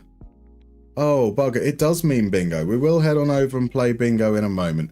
Right, cool. Let's see. Football bingo. Cool. Let's get a round of bingo going. You guys got to know the drill by now. Head on over to that link that's in the chat. And we will... Oh no, I shouldn't have said that. I should have said that bingo only happens when we've got the next 10... That's the next thing as well. That could be the donation goals. The donation goals, because it's a game we all get to play together. We all get a bingo card with 16 squares on it, and in those, each of those cards are unique. They have clubs, they have nations, they have competitions, they have awards. Then we all get the same list of 60 former players or current players. We've got to work out whether they match one of those bingo squares. If they do, we click on it. If we don't, we skip. We get a whole 10 seconds to decide, and once a square is locked in, you can't change it. So you can't put another player on that square if someone later along comes along that does match it. You can't say no, oops, I made a mistake. So you want to be careful. You have 10 seconds per player, but you don't need to rush it. There's no actual... Actually, I was going to say there's no award for being the first to finish, but there is, because if you score the same number of points as someone, you get the same number correct. The fastest is higher up. So we'll give it about 90 seconds, and then we'll head on into that. And during that time, I'm going to take a little drink.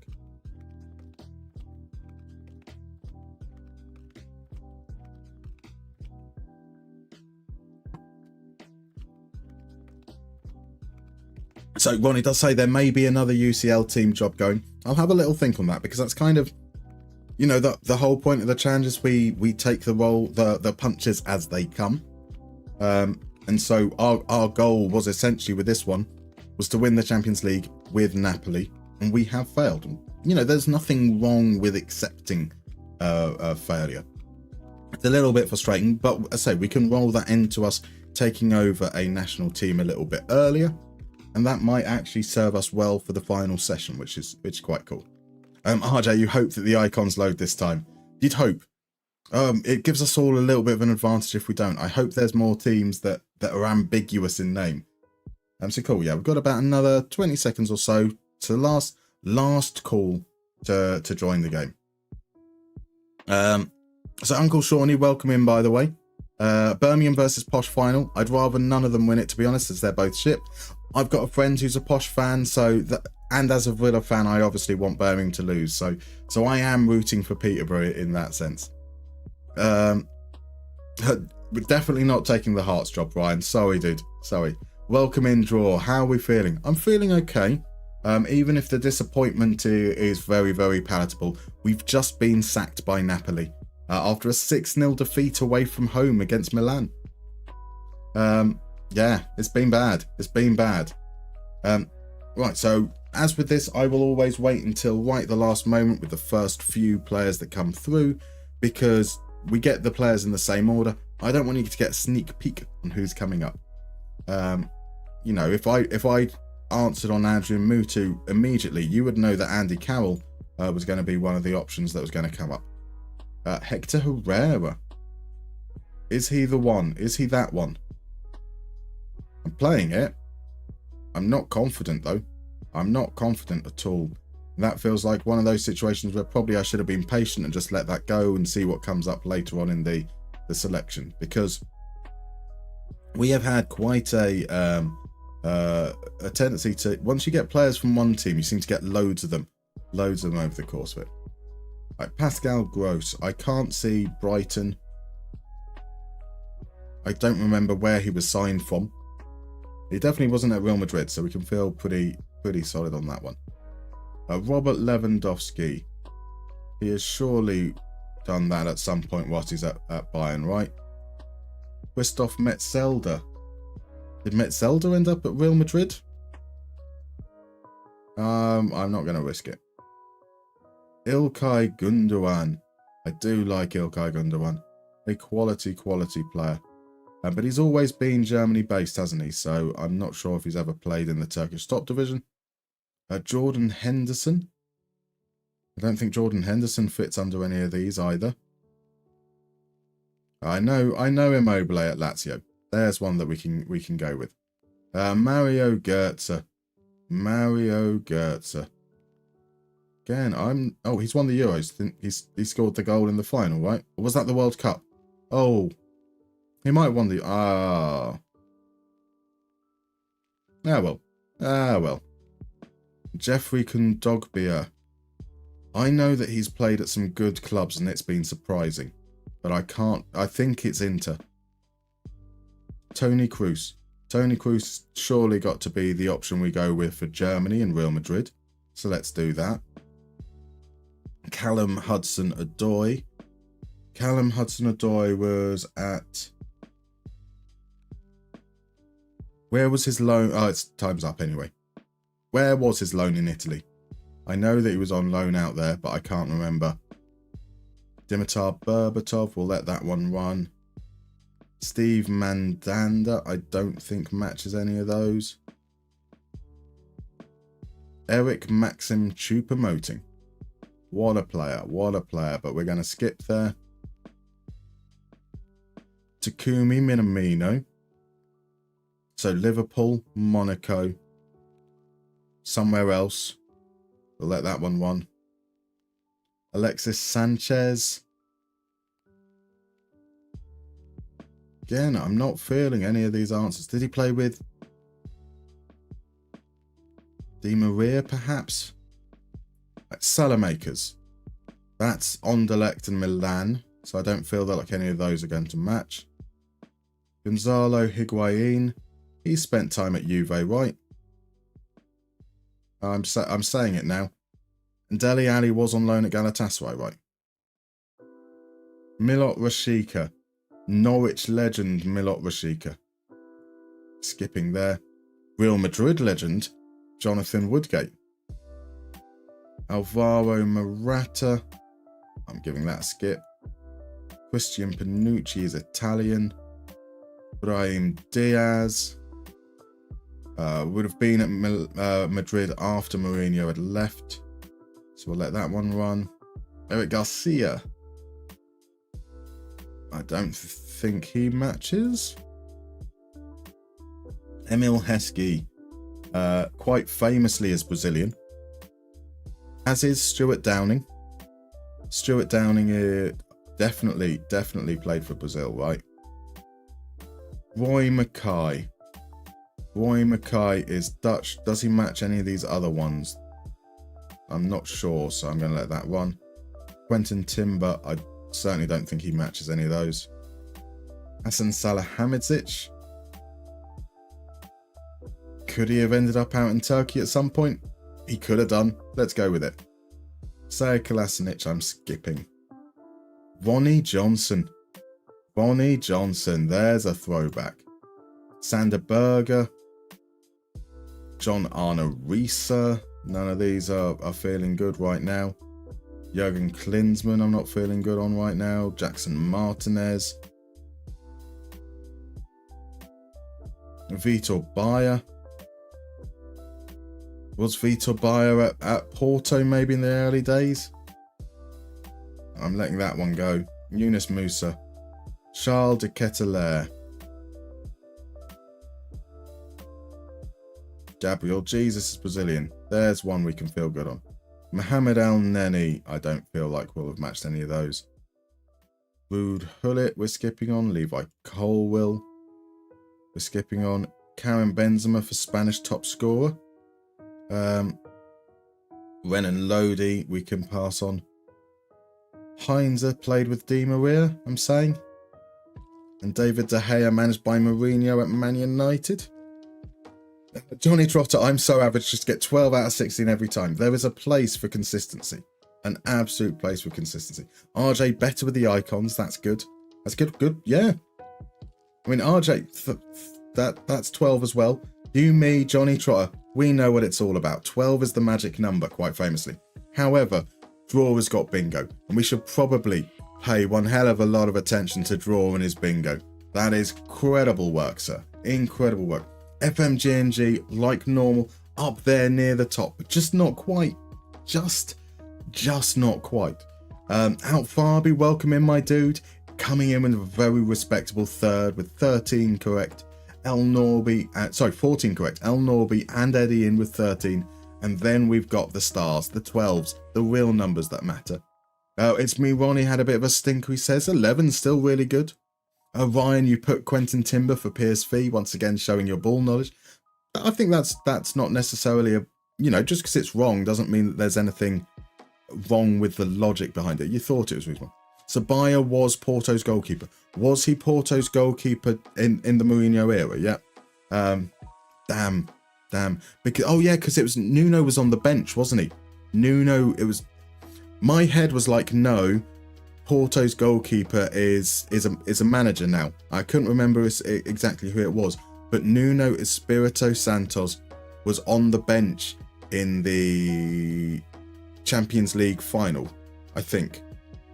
Okay, so the games are finished in the Premier League. Chelsea 2, Ipswich 2, Liverpool 2, West Ham 1, Wolves 4, Spurs 2.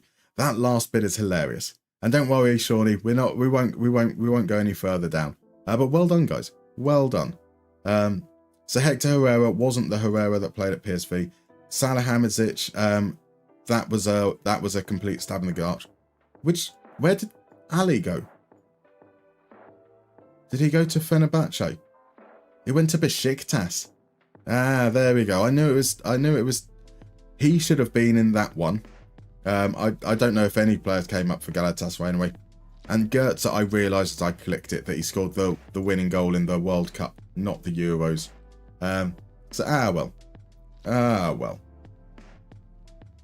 Right, so let's take a look at the World Cup. So if we pop to World, and then it's competitions, cups, FIFA World Cup. It's not going to be scheduled until the 30th of March. How many teams are qualified right now? So it's being hosted by Turkey. We've got all these teams qualified, which is brilliant. Nuno was Bayer's reserve in goal. Yes, I did remember something, even if I got it wrong. Who was the West Ham player in this list? I don't know. That's the other thing as well, is that I don't know if it's always possible to get bingo, because if I did, I'd get bingo, right? If I had the right amount of knowledge to know. Was Carlos Tevez in that list? I completely missed Carlos Tevez even coming up. So let's have a look at what teams we can take over. We could look at Brazil. Well, no, let's do this first. Let's see what happened in 2026. The winners were France. The runners-up were Switzerland. Third place was Portugal. So that's kind of Switzerland is a surprise package there, but otherwise nothing particularly great there. Who underperformed? We can't go back. Yes, we can. Who underperformed? So Sweden got through to the third place playoffs. Can we not look at... we've got to scroll through them each individually. We can't go to the tree. Germany beat Kosovo. So what's the semi-final? Sorry, let me talk properly. Quarterfinals was Switzerland against Germany, Croatia against Portugal, Argentina against Sweden, Norway against France. So there are some big nations that didn't make it through to the quarterfinals of the World Cup. We're looking at teams like England, Netherlands, Brazil, in particular that they kind of stand out right now. Did they make it to the round of 16? Portugal. So Egypt were knocked out. Kosovo were knocked out. Spain were knocked out in the round of 16. Denmark were knocked out. Greece were knocked out. England were knocked out. USA, Nigeria.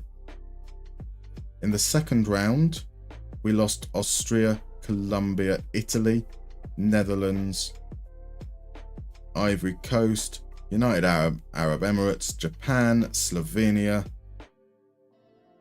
Algeria, Qatar, Jamaica, Uruguay, Guinea, Mexico, Morocco, and Canada. So we lost most of the hosts quite early on. So we've got a lot of options possibly on. So yeah, does anyone know who the Galatasaray player might have been in that bingo round? At least to what I remember, it's not my team. That's we go. So the bingo proves my knowledge isn't very deep. We're all exposed by it. So yeah, Belgium did they make it to the competition at all? Unfortunately, we can't see. Or maybe if we go stages for 2026, we can. Okay, we can. Stages there. Did Belgium make it? Belgium didn't make. Okay, Belgium didn't just not. They didn't make it. That's pretty embarrassing, I suppose. Is it that embarrassing?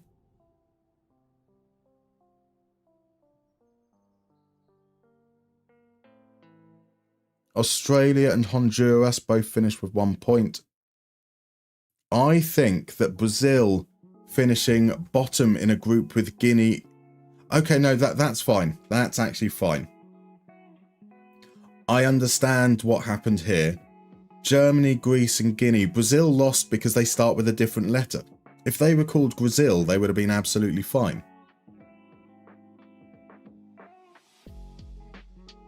So there's a lot of big nations that really failed at the last World Cup.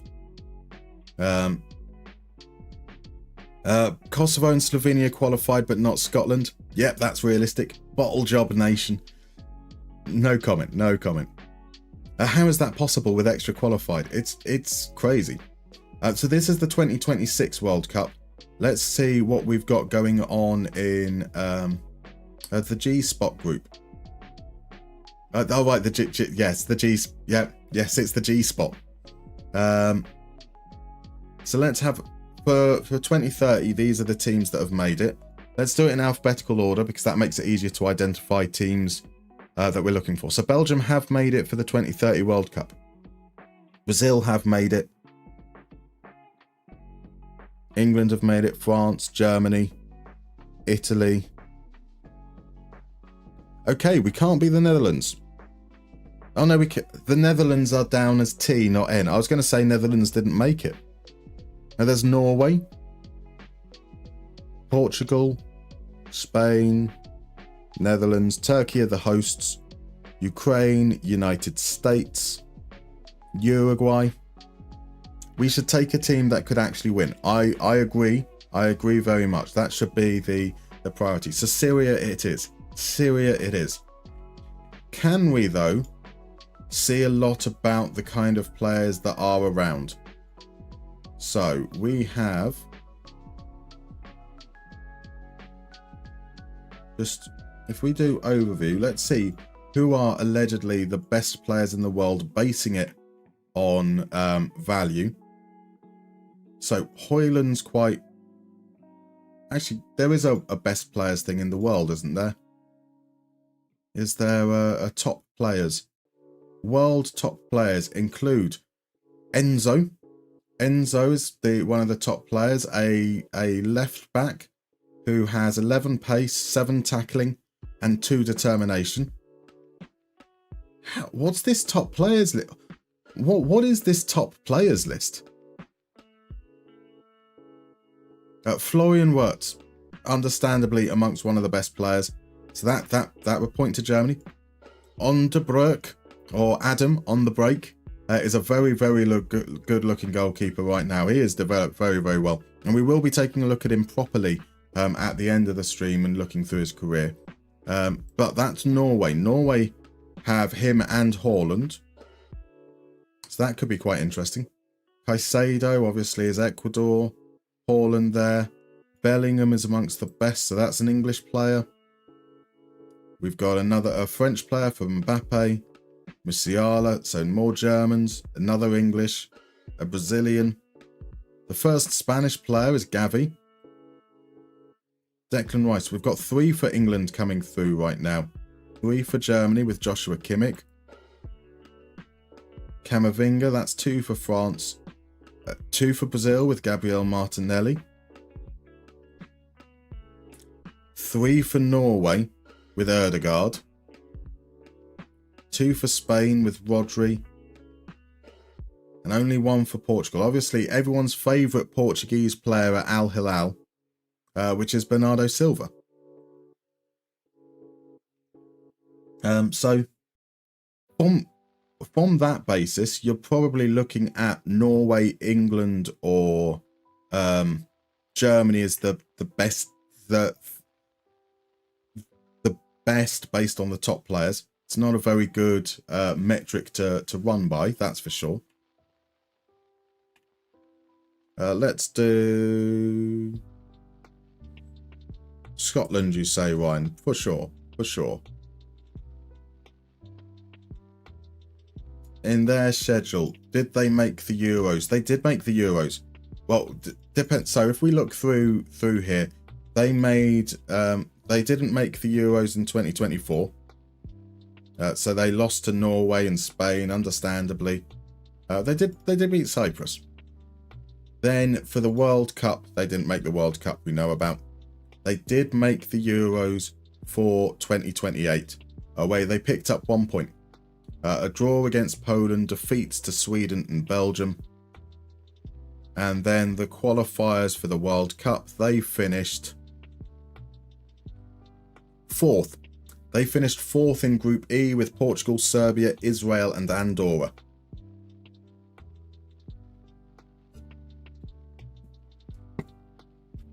So let's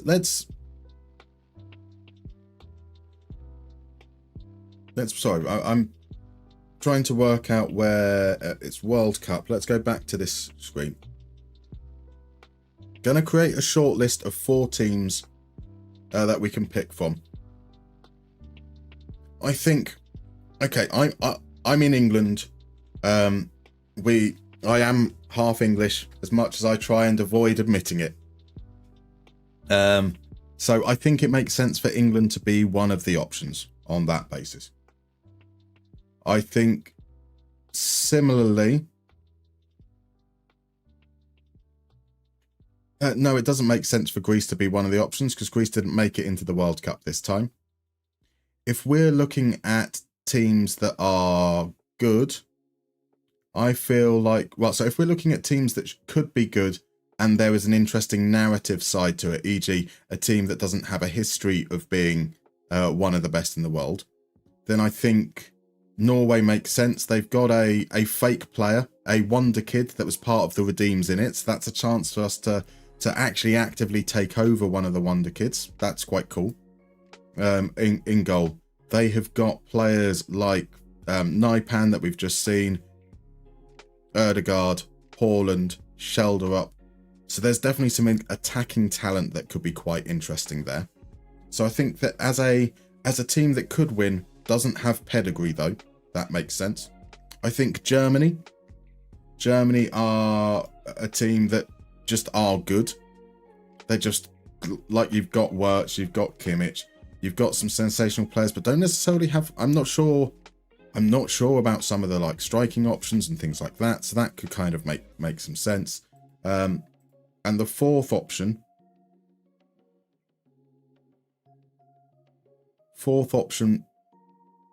Possibly, so as you mentioned, RJ, Spain, I think kind of makes sense. It's just a team that are generally good and we want to be competitive, so that makes sense. So you can't pick England with how many times you bottled it. Loss on penalties coming up. I mean, it would be a perfect end to the series, right?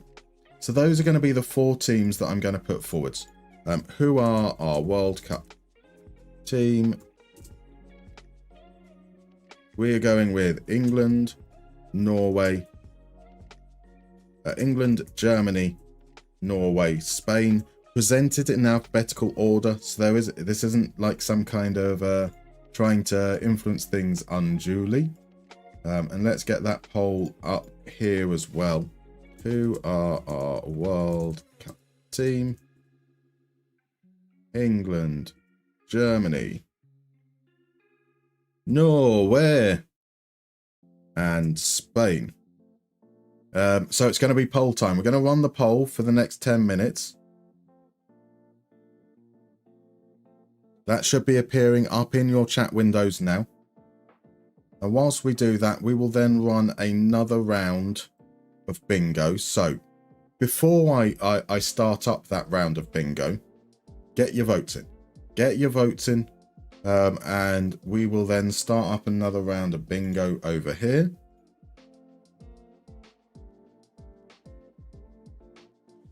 Do it for England. Bring football home for us. He wants to win the trophy. I mean, like, England just makes sense being English, right? Shame Hungary is not on the list. I mean, Hungary would need to have a much bigger turnaround. Let's be fair, though, unfortunately, El Norby. As lovely as it would be. I know RJ's vote. I do indeed. It is poll time. So the early votes are coming in, but I can't see them. Yes, I can. 2 for Germany, 1 for England, 1 for Norway, 1 for Spain, whilst we've got 1 for Spain over on YouTube. So that is currently it's 2 to Spain, 2 to Germany, England and Norway a little bit behind the list on the others. So once you've got your voting, then head on over and let's play some bingo.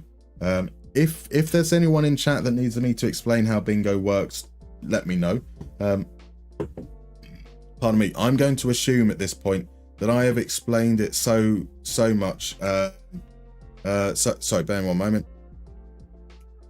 That's just opening a can. I've played it so many times, explained it so many times. I'm sure everyone knows here. But if in case you don't, I would let me know rather than us repeating it ad nauseum. I'm sure people are very, very bored of hearing my voice.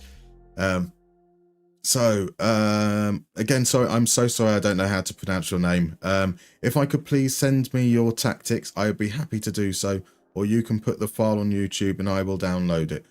So with any video that I put out there for YouTube generally, those tactics are linked in the description, generally speaking. In terms of for this, it's just the same set of meta instructions but different shapes. There isn't really any proper consideration for the minutia. None of it is properly tested, so I'm not going to then like create that as a proper tactic and put that out publicly. Yep, I'm answering you now. Yeah, so maybe I don't know if English isn't there. No, basically, but in a polite way. No, in as polite a way as I can possibly put. No, in a polite. If you want stuff from videos, then take it from videos. They will be in the description. I'm going to stop speaking. It might be easier if it's typed out.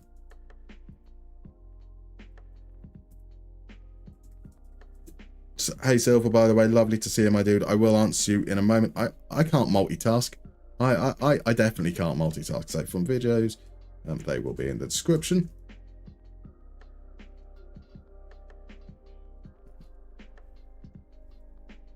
And from these live streams, it's just, oh, there we go. It's just the formation defined by donors using the meta instructions, which you can find at FM Arena. I appreciate that obviously English isn't going to be everyone's first language, and so hopefully maybe that will help a little bit there. So Silver, the hair that was shaved off a while back because I'm unemployed, and so having long hair trying to go into interviews can sometimes lead to prejudices. So that came off. In terms of the beard, that's for charity. So we are just $10 away. Just $10 away from $1,000 raised for the awesome Gamers Outreach, a charity that provides access to video games and support for hospitalized children. A really cool charity that we're raising money for. So that's where the moustache has gone. And for $10 more, that's all we need. Is we just need another $10. I will be doing a Carolina Reaper hot sauce. But before then, let's get into the game. And I will again take this slowly. We will start with Aston Villa fan Angelo Peruzzi. What a goalkeeper. What a goalkeeper. And we'll follow that up with Alvaro Recoba. Another quality player. Another quality player indeed. Alexandro. I think I can actually answer on this one. I think we might have an early answer coming in, but let's remember to click it before it runs completely out and I accidentally click on, I click too late. Edouard Mendy. Don't know if he matches any of those. I can't remember what team he's moved to over in Saudi Arabia to feel particularly good on that. Enzo as a World Cup winner. We can feel confident there. Levi Colwell. He's got a Welsh name, but he's English, right? There's surely going to be another English player coming up at some point, so there was no need for me to risk that at that point. But we've done it now, so there we go. Marcelo Salas, I was too late to respond to that. Alan Shearer. Alan Shearer, I don't think matches any of those. Stephen Davis. Stephen Davis definitely matches one of these. Everyone's favourite Argentine. Carlos Augusto.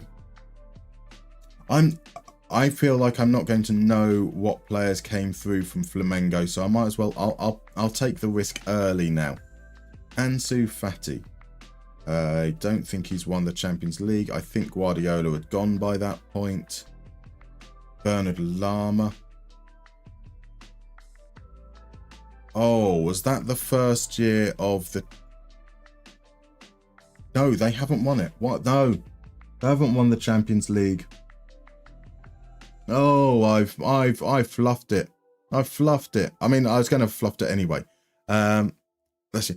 And thank you. That is what we were looking for. That is the $10. It's come in from Legend 11, pushing us up to the next hot sauce. That's beautiful. And I've not been paying attention to what's going on here, so I've missed a load of answers. Incredible stuff. Incredible stuff. Sarah Chul, you've missed something far more than bingo.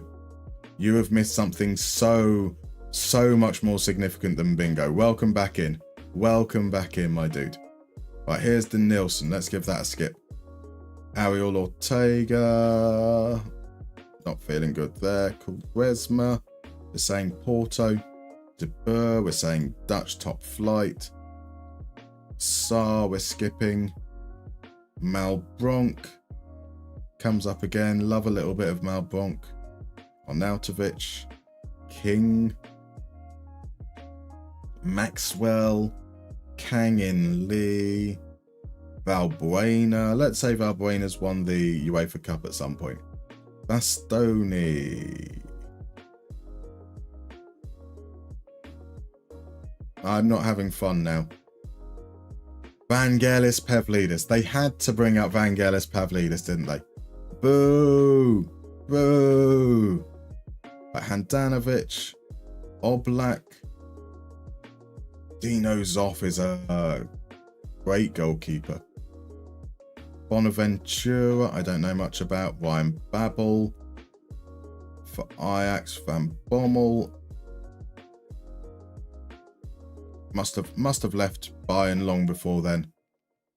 Vidic with Ronaldo. Tadic for Serbia. Yap Stam. Bojan. Which Bojan Kirkic? Is that Bojan Kirkic, senior or junior? We're going with junior. Clint Dempsey, Dimitar Berbatov, Javier Mascherano, Giovan Bronckhorst, Francisco Conceição, and Sule at Roma, right? Very tough, this one. It is very tough. Can you keep on playing even when it's going? Oh, okay. Okay, 13 is better than I expected. 13 is definitely very, very much better than I expected. There's a tough one for RJ as well.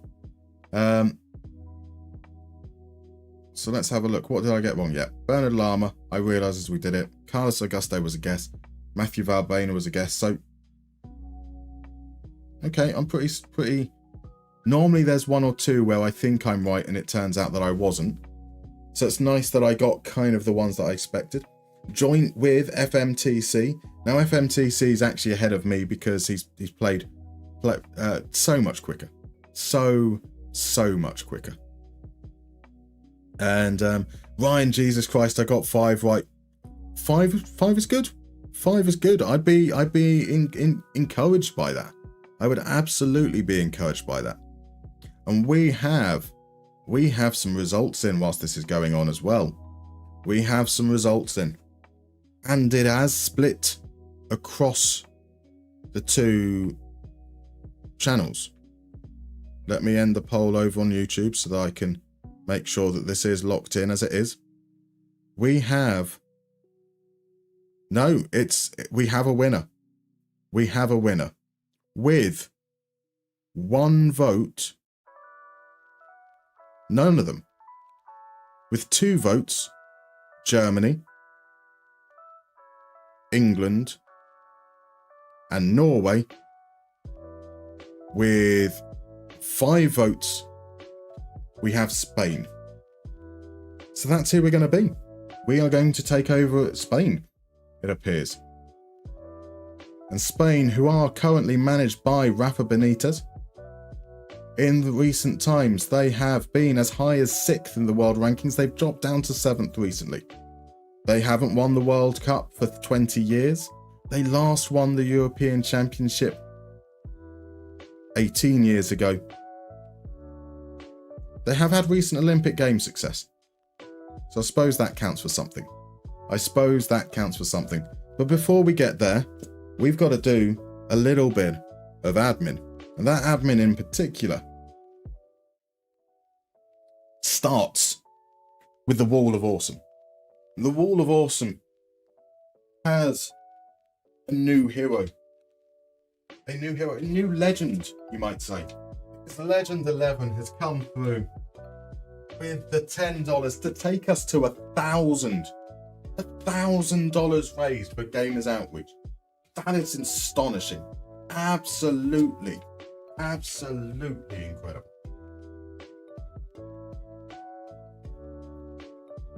Let's get you up here, Legend. Alongside it's Ronnie. Legend 11.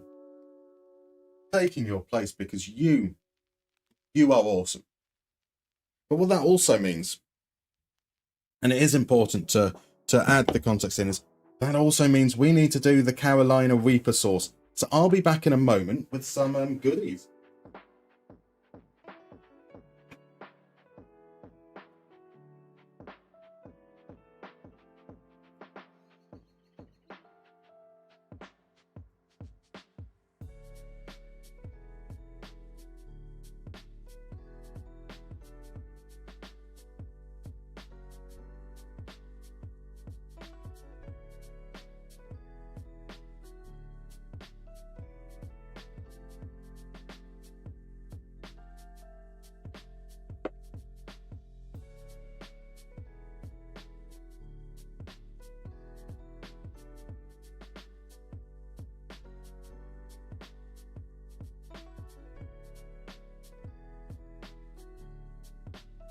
All right. Okay.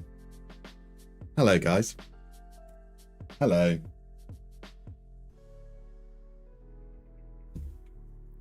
So it's going to be Senor Musterman. Indeed, it is. It is indeed. So let's see if I survive first, and that's a fair question. All our times have come here, but now they're gone. Seasons don't fear the reaper, nor do the wind, the sun, or the rain. We can be like they are. Come on, baby. Don't fear the reaper. I'd fear that reaper, to be fair. Mr. Echo, you are here in at a great time. A great time. We are about to do the Carolina Reaper. Now, the first thing you might notice is that this bottle is considerably smaller than the others. I guess that's for a reason. A reason that I am very, very scared by. Now, it does say that it's only... This writing, I do apologise, is very small. Hopefully it will get into focus. Come on, you can do it.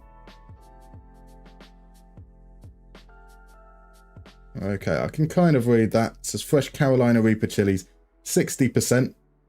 And on a scale of 1 to 5 chilies heat, they've decided this is apparently 7 chili heat.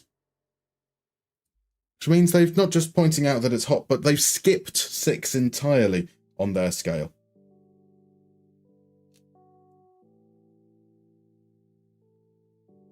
Proper hot, indeed, indeed.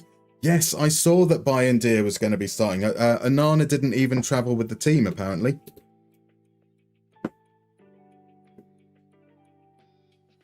So how are we doing in terms of viscosity?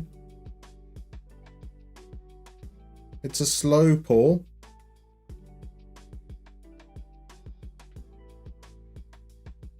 That, again, now I haven't skimped at any point during these challenges. This isn't just like a small little dab. We are making sure that there was a decent blob going on there. That is a decent blob. Godspeed, says Marv. Thank you very much. May contain traces of nuts, or it will make you go nuts. Quite possibly both. Ay, caramba. Anana's wife got robbed too. He's having a shit week. Oh, God. Right. Here we go. Here we go.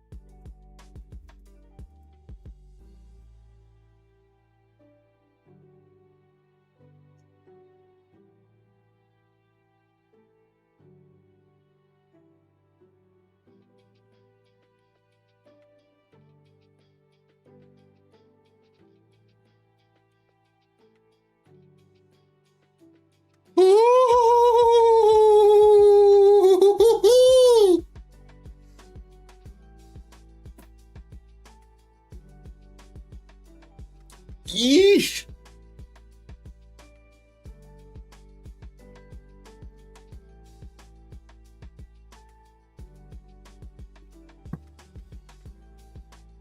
Ajay,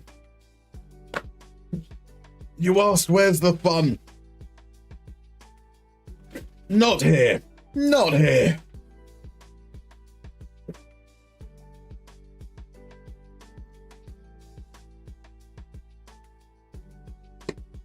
Yeesh.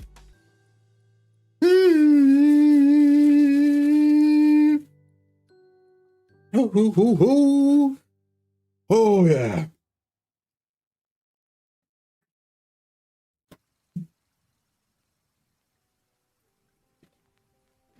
Gonna get some more milk.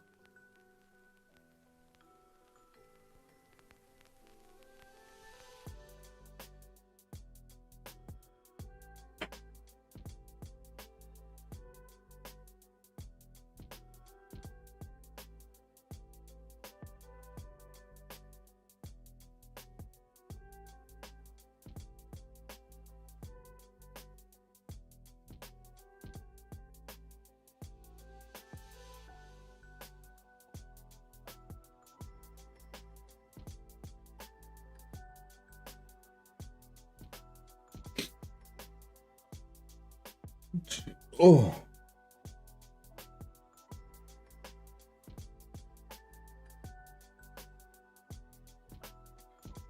This is spicy. This is spicy.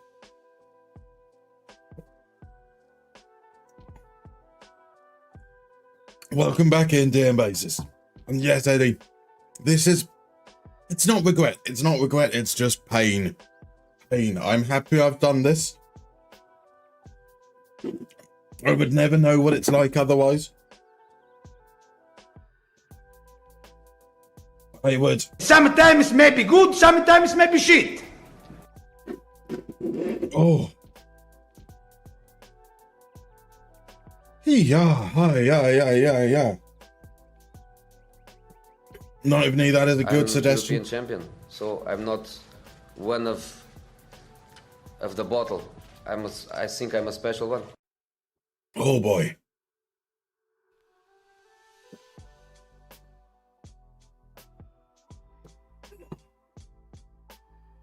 That's it. It needs to sit. That's the thing.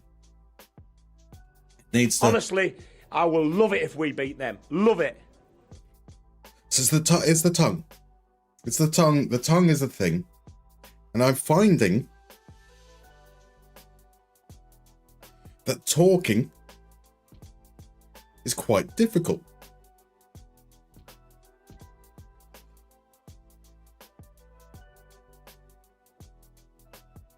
More milk.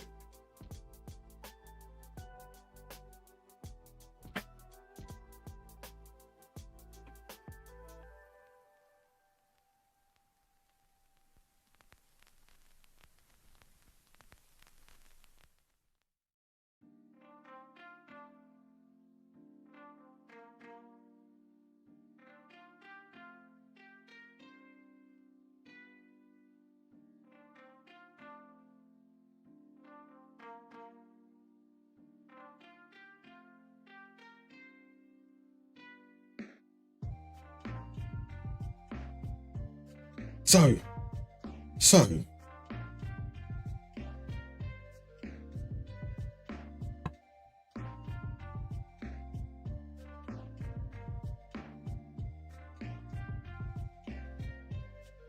Right, so.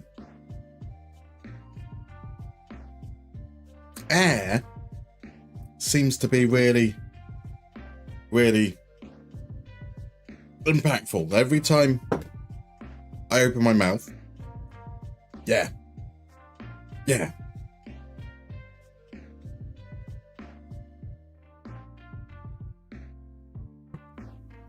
So let's get you up to date by not opening my mouth as much as I possibly can.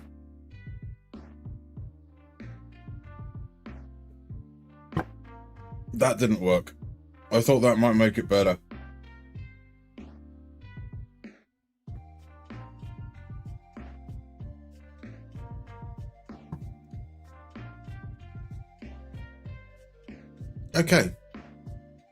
Okay, I think that's kind of soothed. Yes, we got sacked. We got sacked, Erichal. When I was saying as you came back, yeah, it did not go well.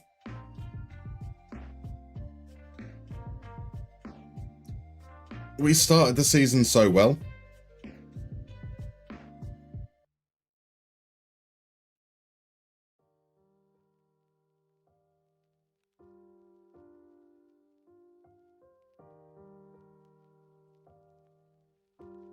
And after we lost to Man City, it fell apart.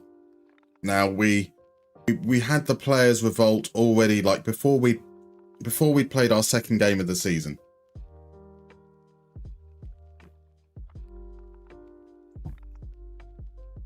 And that stuck around, and we were like constantly under pressure all the way through it.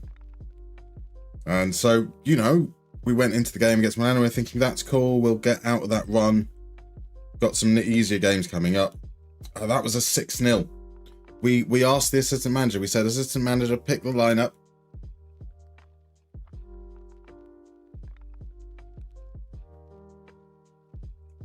Assistant manager picked the lineup. 6-0. 6 bloody nil. And that was it. We said, give us time, and they said no. So that's why we voted for the team we're going to take over for the World Cup. And we're going to take over at Spain. And as votes, you only managed 1 out of 6 votes. Timing issues. Typical. Eddie, no, I didn't ask. I begged, indeed. Well, I didn't. I chose the word that says beg, but I didn't do the whole promise thing, so I should have probably done that.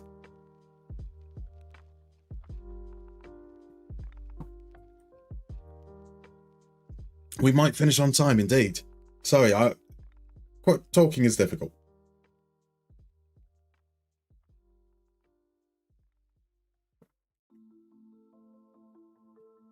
Here we go. So, that is where we're at. We have chosen the team for the afternoon session. Let's say the afternoon session. We're in the afternoon right now.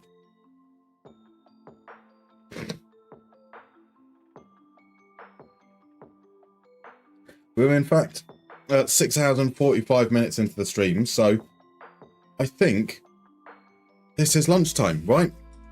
Not that I want food right now. There's going to be no, I think that's the third. That's the third pint of milk. Yeah, we're going to go on lunch. I'll be back in about an hour, where we will hopefully fare better with the World Cup. So cool. Yeah, I'll pop that up. Let's say 45 minutes. No, let's say an hour. I probably will need to purge a little. So cool. Yeah, I'll see you guys in about an hour. Thank you very much. When we come back, we're going to do awesome, and we need to push. We've hit a grand. A grand is amazing.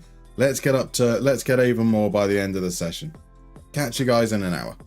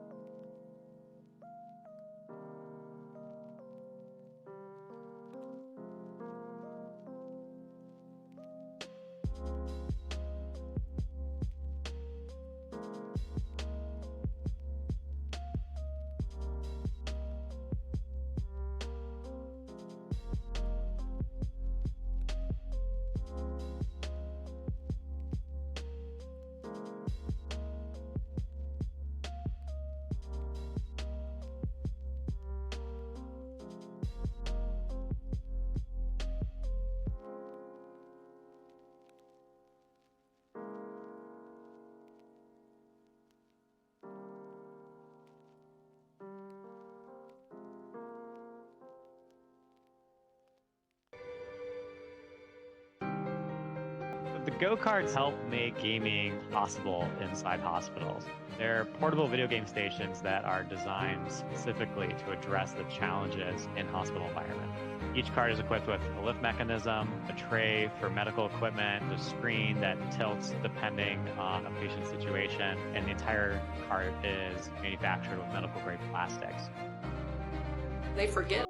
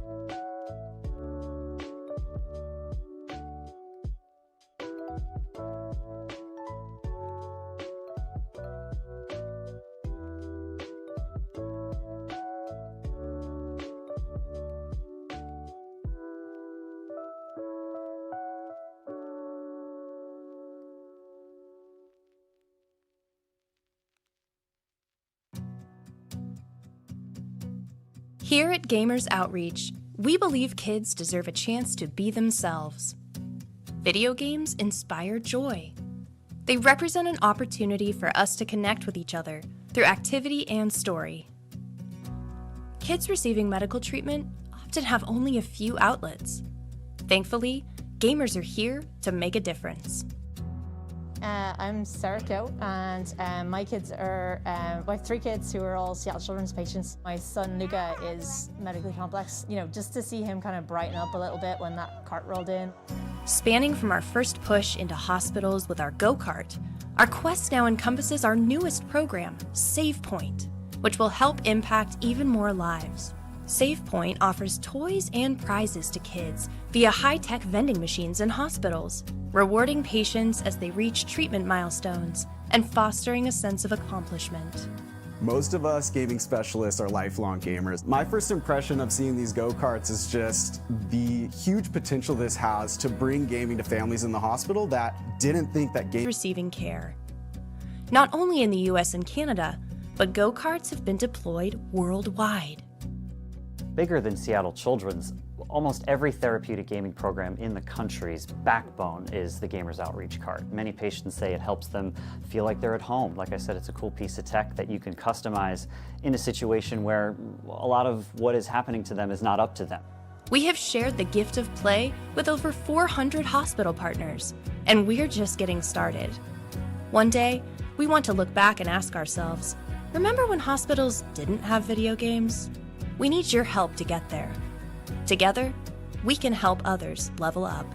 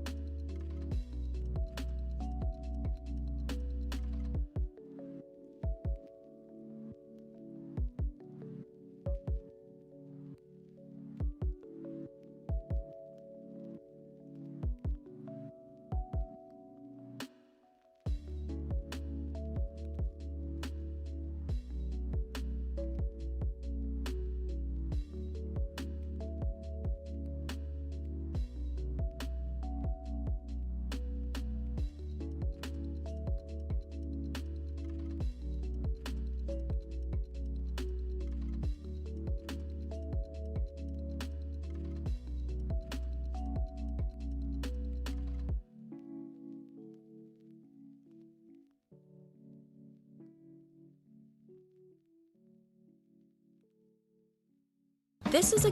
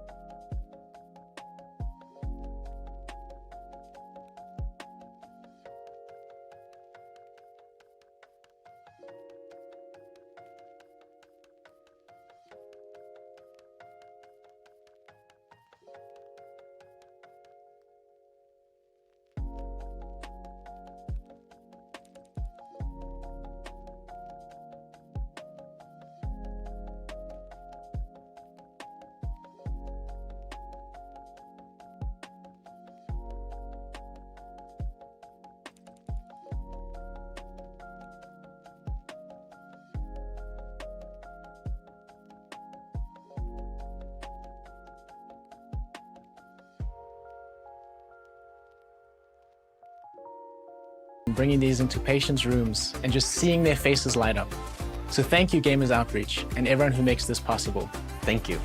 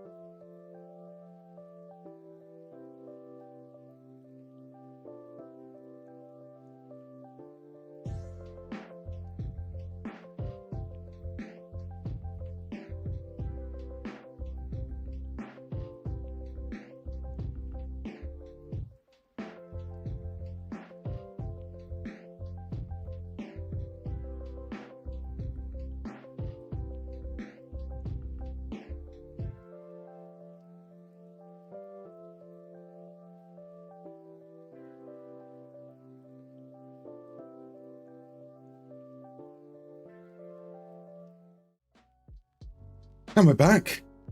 Welcome back, everyone. It's lovely, lovely to see you all as we head into the final session of the Hexagon Speedrun Challenge. I'm European champion, so I'm not one of the bottle. I think I'm a special one. We are in Champions League, man. That was my next question. Dilly ding, dilly dong, come on. Dilly ding, dilly dong indeed. We're certainly not the special one, that has to be said. So as far as the challenge is going, the idea is it's a grand challenge. We're going to play 6 different continents in 3 days. We're going to play the African Champions League. Let's start with the Asian Champions League, because that's where we actually started. We're going to play in the Asian Champions League with Hiroshima, where we got knocked out in the second round. We're going to play the African Champions League with Mamelodi Sundowns, where we got knocked out in the semi-finals. We're going to play the CONMEBOL Copa Libertadores with Boca Juniors, where we lost in the final 1-0. We're going to play the CONCACAF Champions Cup with Mexico's Tigres. Well, we won the damn thing. Damn right we won the damn thing. And then we played the Champions League with Napoli. And I have no idea how that turned out for them. We were sacked after an awful run in the league, which culminated in a 6-0 defeat away against Milan, and only halfway through the Champions League group stage, where we were sitting okay with 7 points out of 12, but it wasn't enough to keep us going. So we're on to the 6th leg. The 6th leg is the World Cup, where we will be taking over Spain. So welcome in. Welcome in. This is the grand finale of it. As with the whole thing, is if we fail, we move on to the next part of the challenge. It's all part and parcel. We never expected, or I never expected to win it all. I did expect maybe to do a little bit better in Europe than we did, but there we go. It's been a pretty tough day, but that doesn't matter because this is all for charity. And as you can see, kind of up there, there's this lovely little badge for Gamers for Giving. Now, Gamers for Giving is an event arranged by Gamers Outreach, who are a charity that help provide access to video games for hospitalized children. So when you're in hospital as an adult and as a child, it can be very scary, it can be very isolating. Having those outlets for creativity and adventure and fun and a chance for normalcy is huge. Now, Gamers Outreach, we are raising in dollars. They are American based, but they do have outreach in Europe, in Australia as well. They are an international charity, and when they approached, I wanted to have a look into it before I agreed, and the work they do is absolutely fantastic. It's really, really amazing work they do. Chance to give that element of being yourself and being able to find ways to express and relax in such horrendous circumstances is truly, truly amazing. And you guys have done a phenomenal job. We have raised $1,000, which is astonishing. I didn't expect we were going to get anywhere near that. The original goal I thought was ambitious of $700, and we've blown that away. Let's see if during tonight's session we can get that a little bit further. See if we can get that a little bit higher up.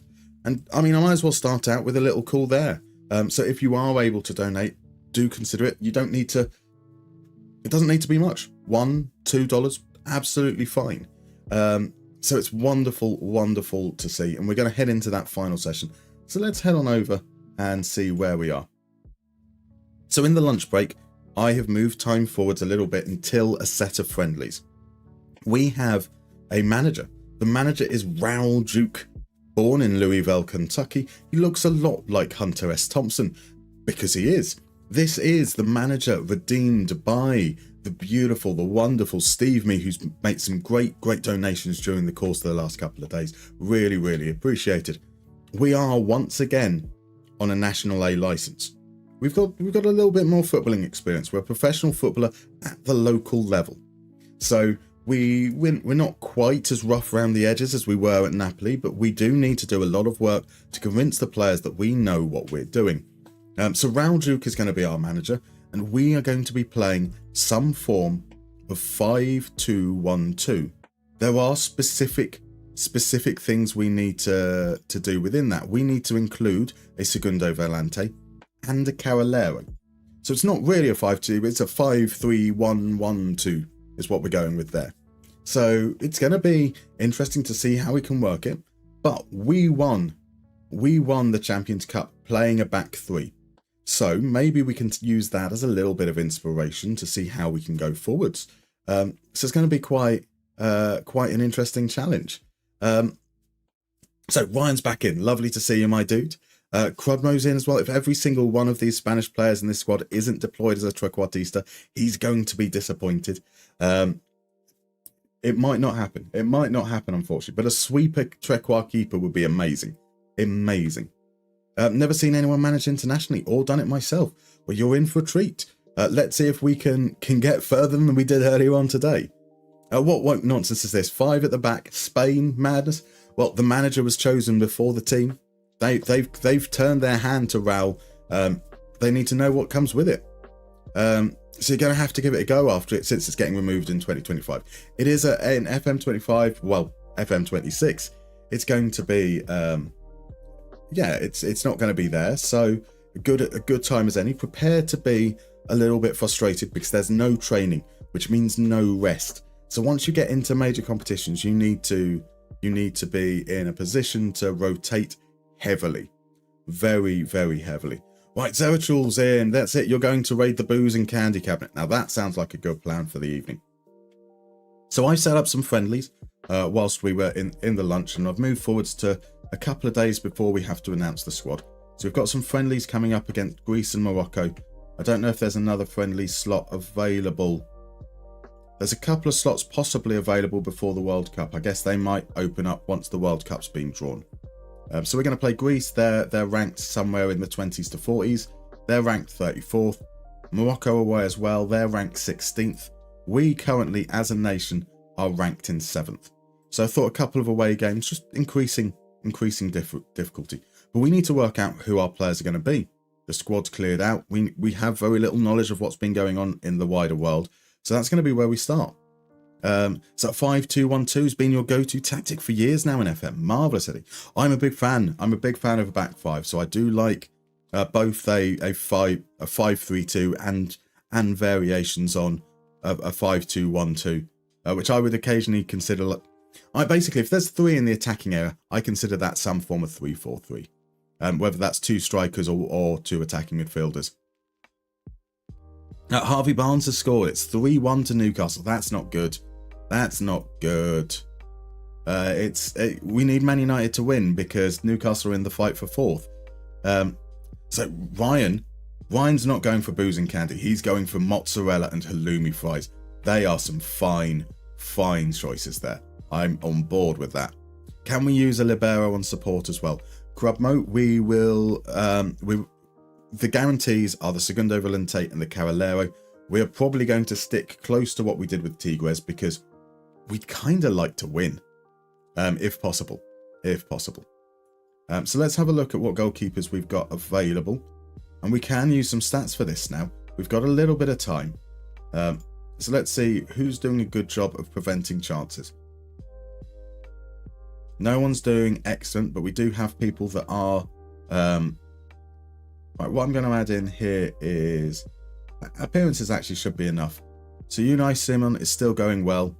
Good reflexes. I don't have... Yes, okay. Right. I very much appreciate the Game is Forgiving skin that I've created. It's nice to be able to advertise them subtly throughout. But let's head on over to one with a pizza chart, because we have the time to kind of look for players, get an understanding of what we've got available. I would like the pizza chart. I want a little bit of comfort now.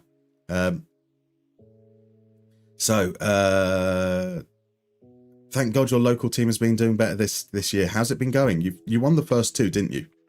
So could I taste the food? Not particularly. No, the cheese came through. There was enough cheese. There was enough breadiness.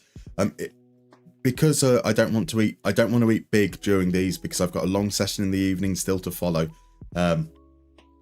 It's ultimately going to be a case of something light that will fill the gap and keep us going. So it was not the most exciting dinner, let's be fair.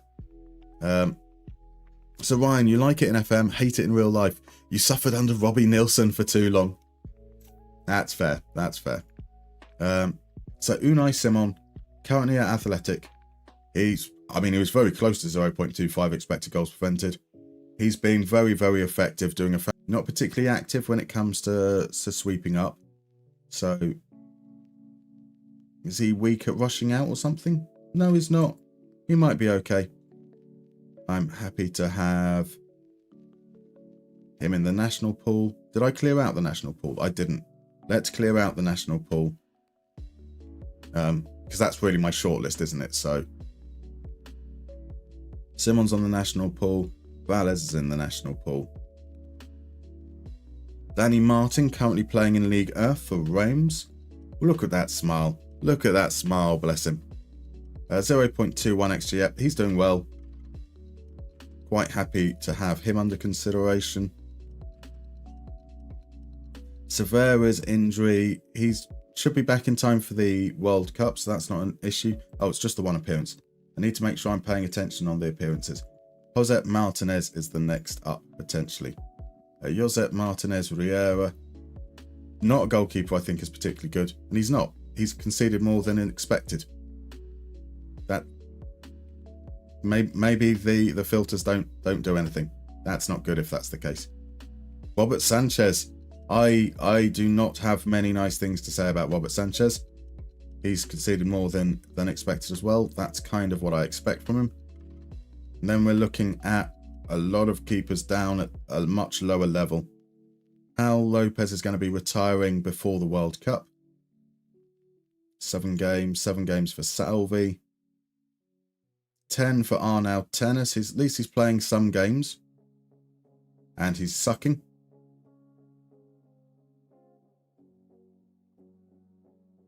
Down in the second division. Rabolo is currently a reserve. Vasilev is undeclared and is currently playing in Bulgaria. Yeah, that doesn't bode well. That doesn't bode. Kepa is a keeper, though. It is true. Keeper is a keeper. Soup or Kepa? I mean, Soup. Soup, I think, has got to be it. It's got to be Soup.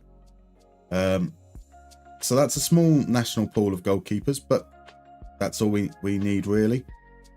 My basic need for defenders is that they can win, even ones that are going to be attacking, that they can win their tackles.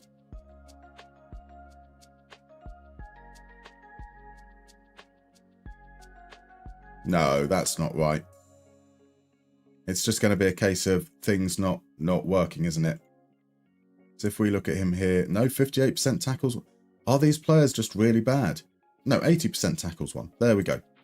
So that's a problem with the filters there. So let's create a custom view, I suppose, and we can look at it this way. So stats general will bring in.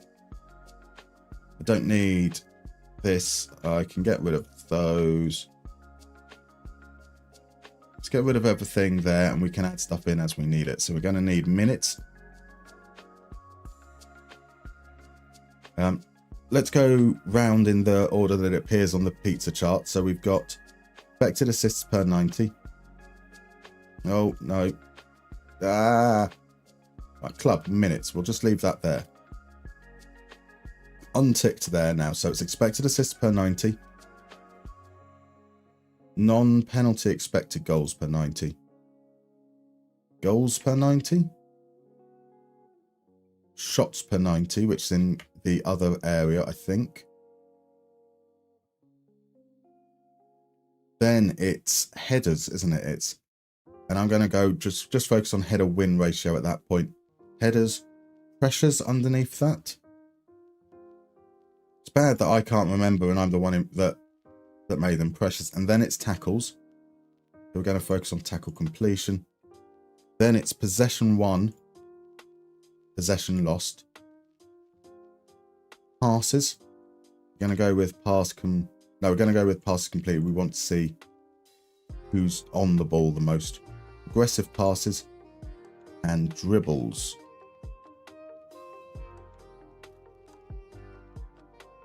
And let's try and auto arrange, auto size all.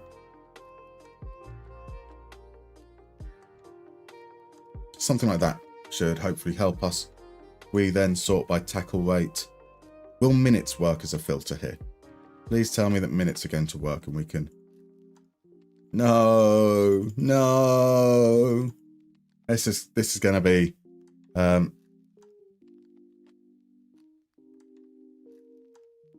so if we're going to focus on players in top divisions. Division, Europe, England, Premier League. Club, Division, Europe, France. Division, Europe, Germany. Division, Europe, Italy. Division, Europe, Netherlands. Hope that didn't change.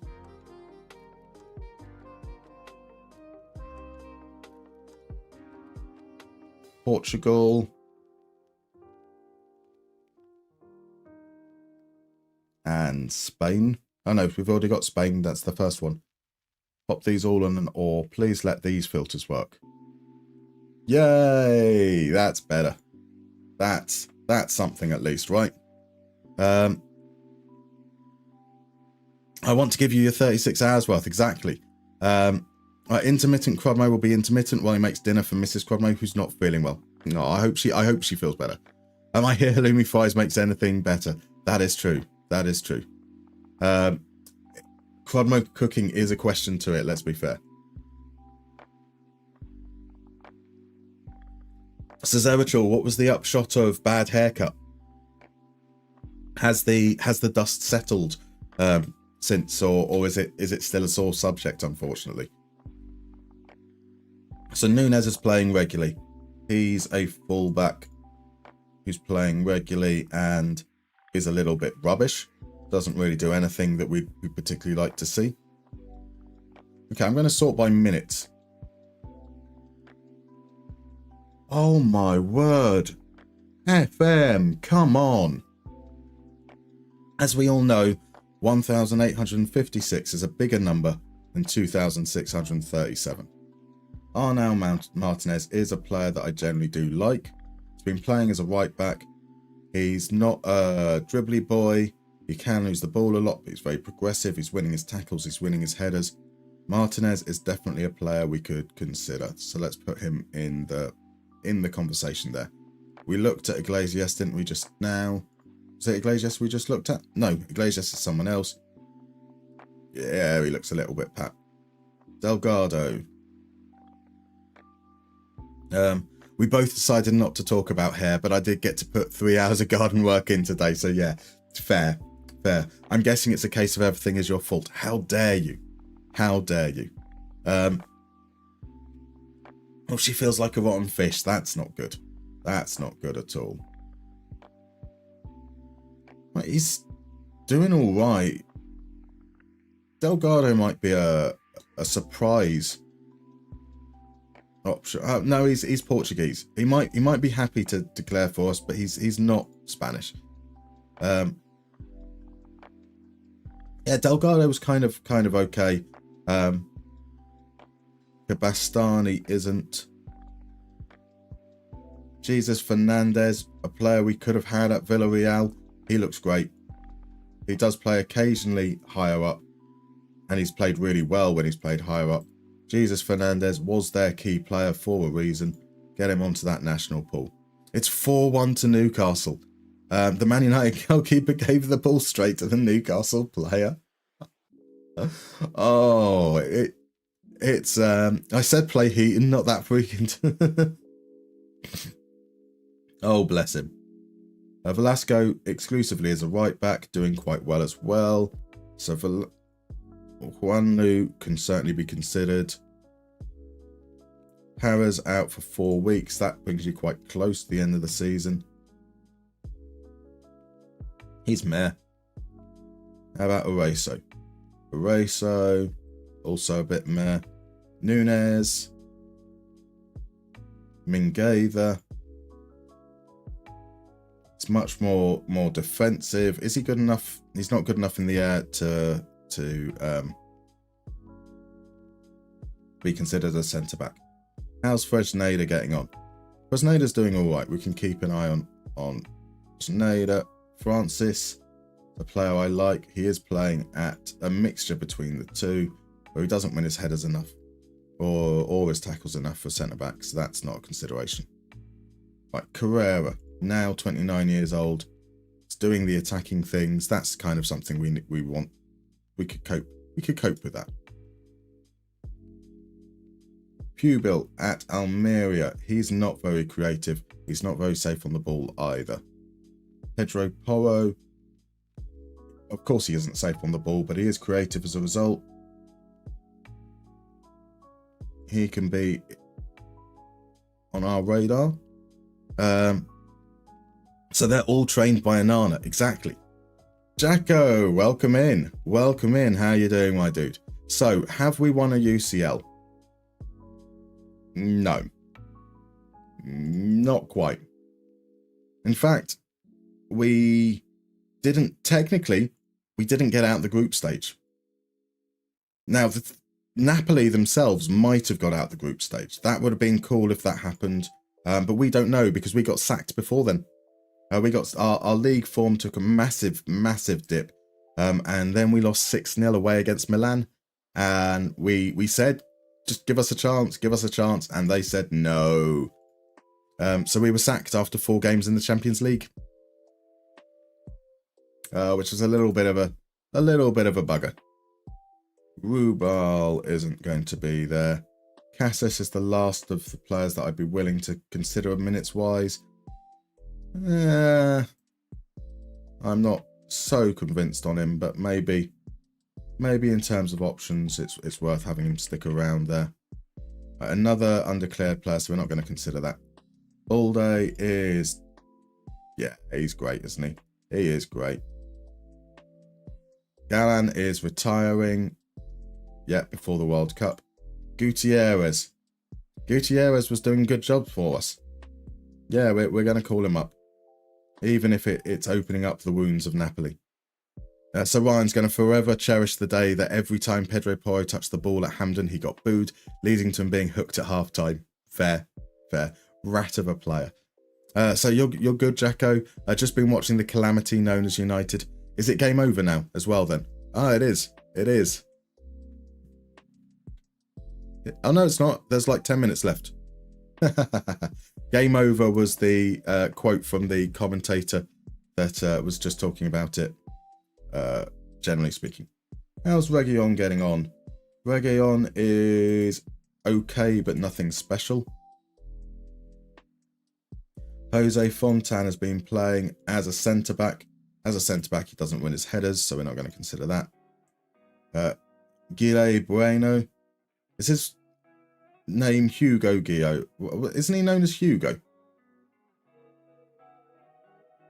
I swear when he was at Wolves, he was referred to as Hugo. He's a bit rubbish, though. So none of that actually matters. Pedrosa, now 31. That's maybe a more defensive option, perhaps okay, but still not particularly convincing. Marmol, I'd expect to be used as a centre-back. He's not. He's being used as a full-back, probably inverted, because he's, yeah, that's what I expected there. Grimaldo's going to be retiring as well. In July, we're not going to force him to hold on. How about Francisco Torres? He's not great, but the pickings have been reasonably slim on the left, so we'll keep an eye on him. Jesus Vasquez is doing also a little bit rubbish. Cucurella, currently at Southampton, loaned from Chelsea, where he does the attacking things quite well still, so we can do the honours there. Alex Vala is really, really averse to trying to create. That's not a good sign. Sergio Gomez, he's managed to get some game time now that he's at Monaco, playing primarily as a left back. Yeah, I'm not feeling that either. Adam Asnu at Atlanta just about reaches the 1,000-minute mark.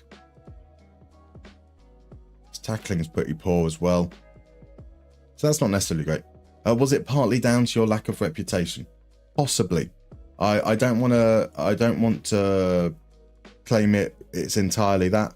I think that maybe we spent too long looking at the transfers and not enough at the tactics. But yeah, there's going to be there were definitely some missteps in there. But it looked like once we lost that first game, everything went downhill, which is a bit of a shame because we were doing really, really well up until that Man City game.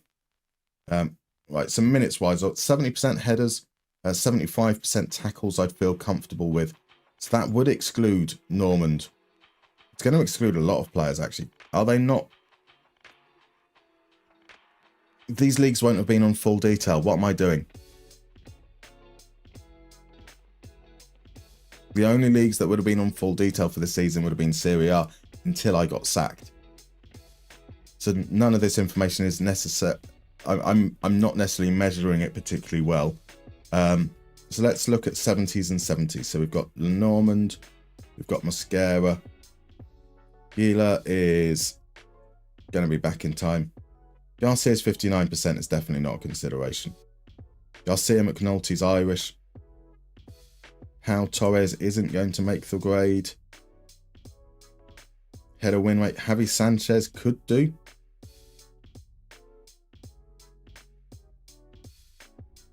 He is playing as a centre-back. So if we say Norman, Mosquera, Gila.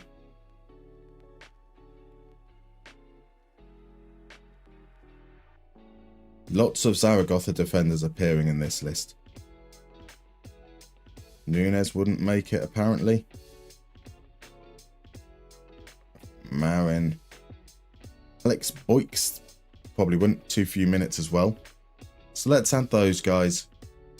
So as we go through this, I realise that what I've been doing is kind of pointless. Let's add in the players that I know are kind of decent as well, or like attribute-wise are kind of what we expect more. So we'll add those guys to be there. Don't forget Ramos and Piqué. Wouldn't that be good? Wouldn't that be good to have prime Ramos and Piqué at the heart of our defence? I'd feel very, very confident in that situation. Nunes is usually pretty decent.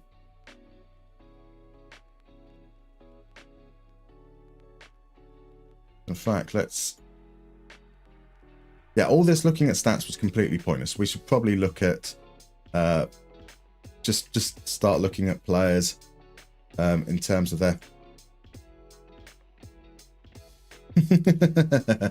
okay guys, we're switching back skins. Looking at stats that aren't in full detail isn't particularly helpful, which means we need to look at attributes. So let's go back to a skin with attributes, shall we?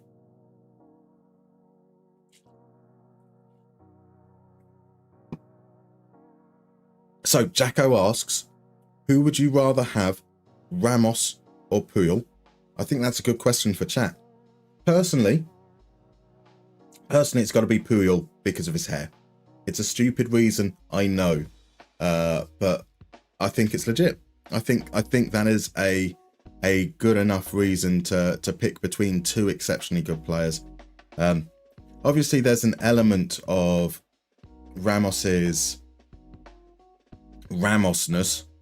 that I think does put me off a little bit at times. Zeratrul's going for Ramos because he loves the bone breaker and the goals. That's fair. Could you not look at highest average ratings and look at the data of the best performers?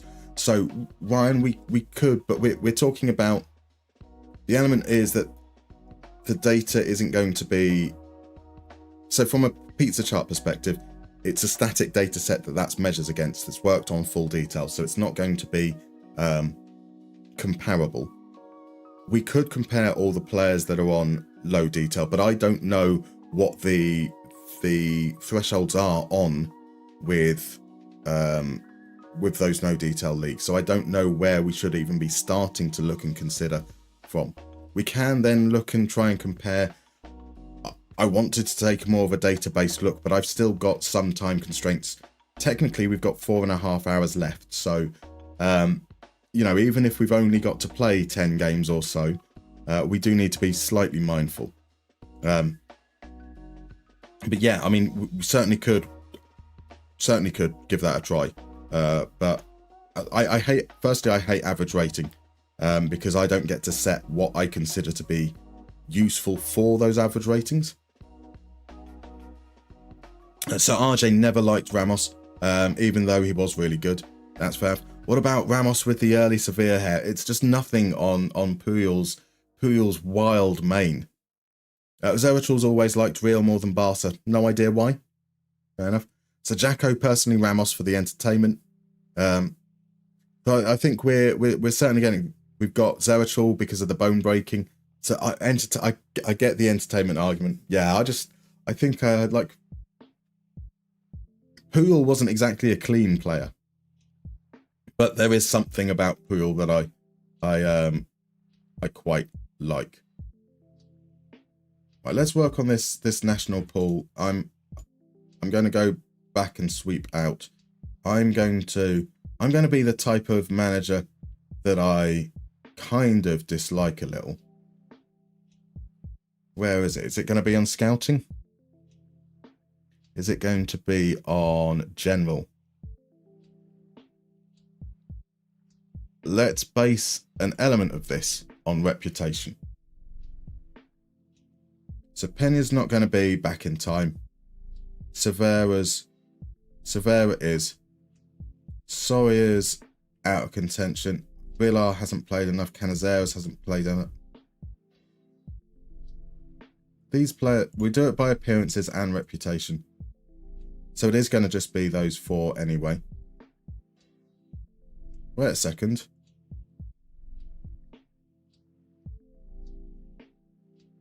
Who's the goalkeeper? Alvaro Fernandez did make it into that list. Who looked like one of the stronger options. Who drops out when we go to good? Tenas dropped out when we got to good.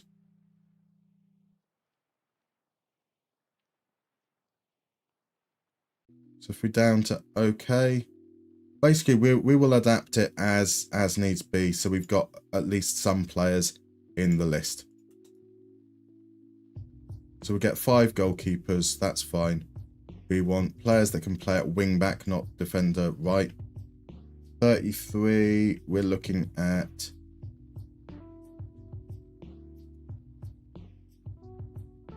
are now down to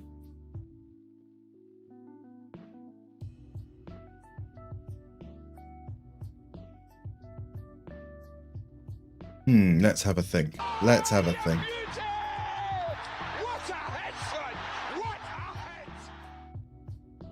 Welcome in, Bizarro. Welcome in, Raiders. How was the stream, my dude? How was the stream? Lovely to see you. For those that don't know, welcome. I'm MustermannFM, and we are in the final session of a 3-day bonanza. We're raising money for Gamers Outreach, an awesome charity that provides access to video games for hospitalized children. There's more information which will be appearing in your lovely little chat box right now. So welcome in Bizarra. How goes the challenge? Welcome in Apollo as well. The challenge goes badly. We're trying to do 6 trophies in 3 days. It's the Continental Club competitions. So it's the Asian Champions League, where we got knocked out in the second round. The African Champions League, where we got knocked out in the semi-finals. The Copa Libertadores, where we lost 1-0 in the final as Boca Juniors. The Champions Cup, which we won with Tigres. And the UCL, the UEFA Champions League, where we got sacked at Napoli before we were able to complete it. So we are now in the final leg, which is the World Cup, where chat have voted that we're going to take over at Spain. And we need to use a 5-2-1-2 formation with a Segundo Volante and a Carrilero in there. So those are the stipulations. That's what we're going to have to work with. We're trying to work out which players we're going to consider. Because of the speed that we're trying to go through at, we don't have full fidelity on data. So I think we're going to be using a attribute-based approach for picking out players. I think that's going to be the only realistic way to approach this. So welcome on in. Take a seat. Hope you enjoy. So yeah, Bizarro, how was the stream? Welcome in Benny as well. Lovely to see you, my dude. And thank you for the follow. The Osinuga. That's a good name. That's a good name. So if we're just going on players with pace down the right, Pedro Porro makes the grade. Arezzo might make the grade. Mingueza, not as an attacking fullback. Gomez is out for 10 days. He could make the grade. He can't tackle. That's a slight concern. Let's move them down to 14s, actually. So we've got players that we know about. We know about Porro. We don't know enough about Iglesias.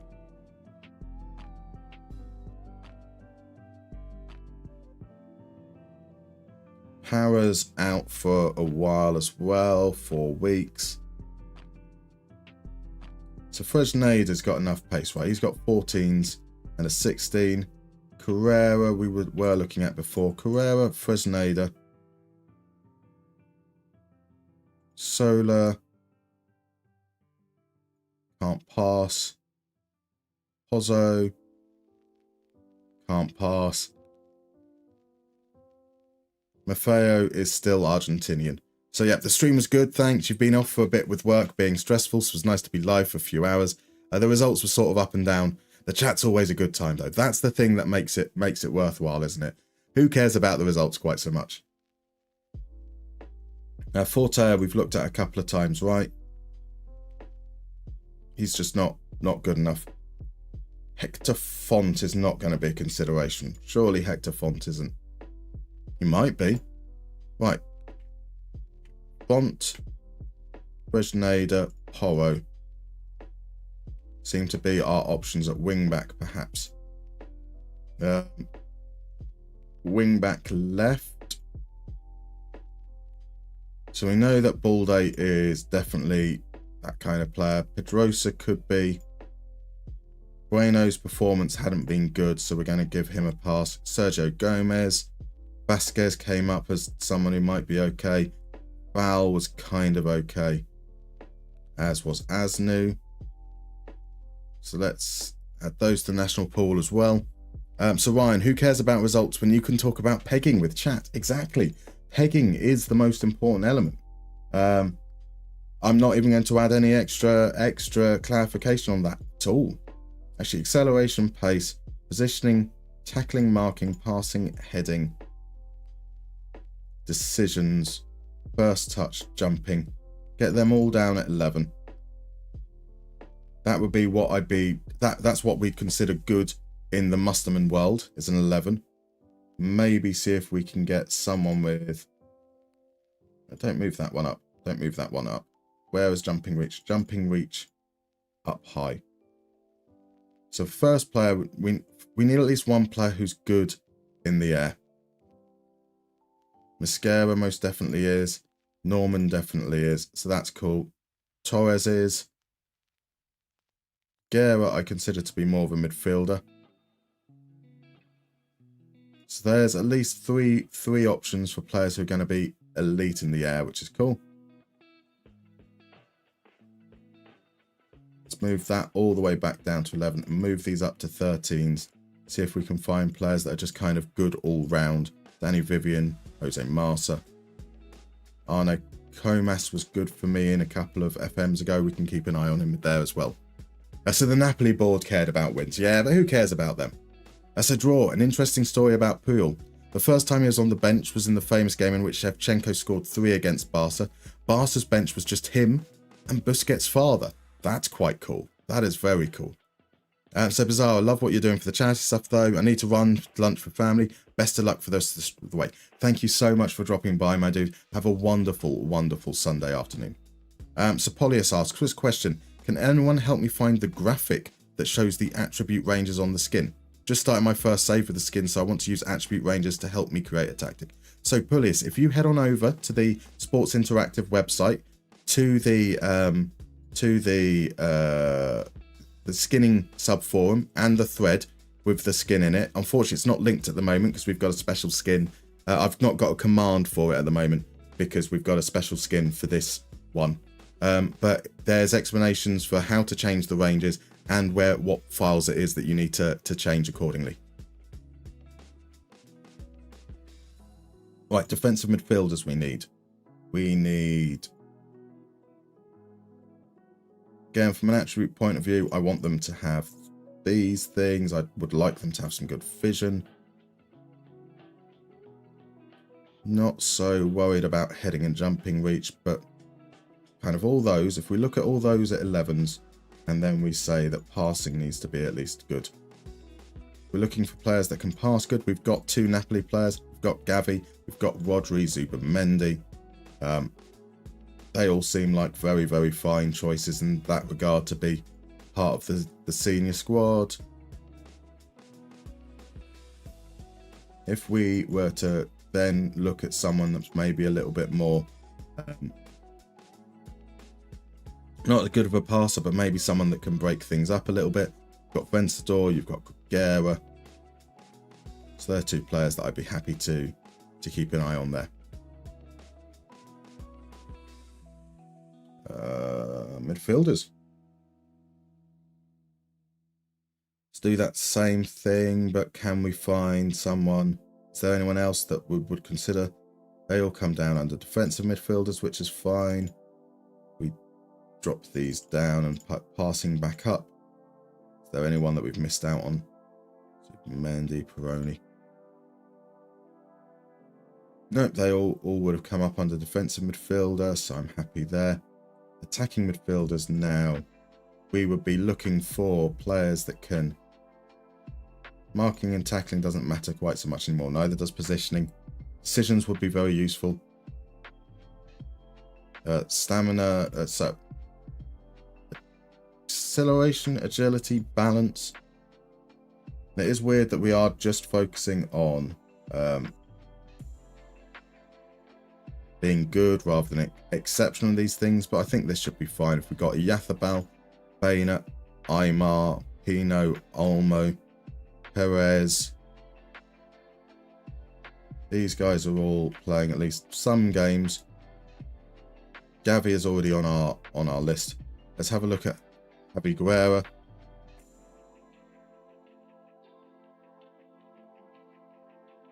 Very much on the outskirts with Liverpool, so that's not necessarily something I'm too fussed about. And then strikers, off the ball is going to be a good one. First touch, dribbling. So let's look at acceleration, pace, balance, off the ball, dribbling. Pop these all in at like 13s, and then acceleration. So let's see players that have pace that we can use. So Ferran Torres, Ansu Fati, Omarigian would be a good player both ways. So that's cool. Does Lamine Yamal not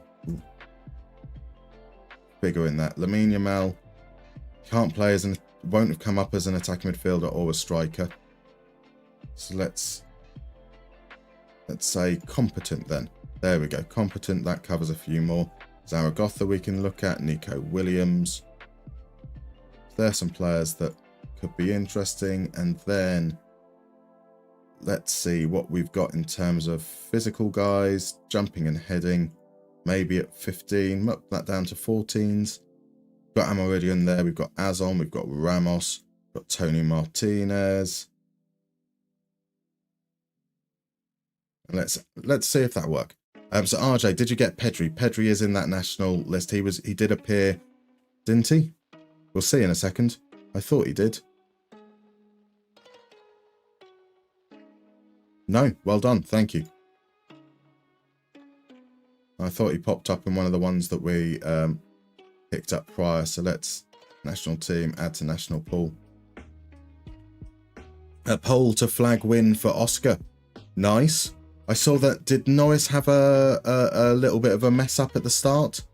And I saw that Max was down at bottom at one point as well. So if we're thinking about attacking players on the right, does say that the most creative are Porro and Carrera. That's cool. On the left, we'd be looking at potentially Balde and Asnu's the second most creative left-sided player. Let's call up to Spain squad. Centre backs, we need 3. So Normand, Mosquera, Torres in particular were good in the air. Vivian was good all around. Garcia, his head of win rate is a little bit worrying. 1, 2, 3, 4. But he probably makes it in based on like status. And Cuenca was a top one up there. In the pivot, you've got Rodri, Marino. We have Gavi, Nico. In fact, I think Zubamendi might be ahead of Marino in that respect. Has it unselected my left backs? It has. Then as attacking midfielders, we have some great creativity from Oyathabal and from Nico Williams. Pedri's not far behind. Strikery options as well, that kind of includes Oyathabal. What have we got here? Goals. Goal scorers are Baina's scoring, Hino's scoring, Ansu Fati's scoring. Who's winning their headers? 45, 44, 57. Samu is winning headers. Martinez is winning headers. Then Lamine Yamal makes the step up. Dani Olmo. Let's see who else could be a player we'd like to have around. Guerra's got some flexibility. I like Jose Marsa. That is 24 players. We can call up 30. We need goalkeepers. Those goalkeepers would be Valles, Fernandez, Danny Martin. Let's get Fernanda in there.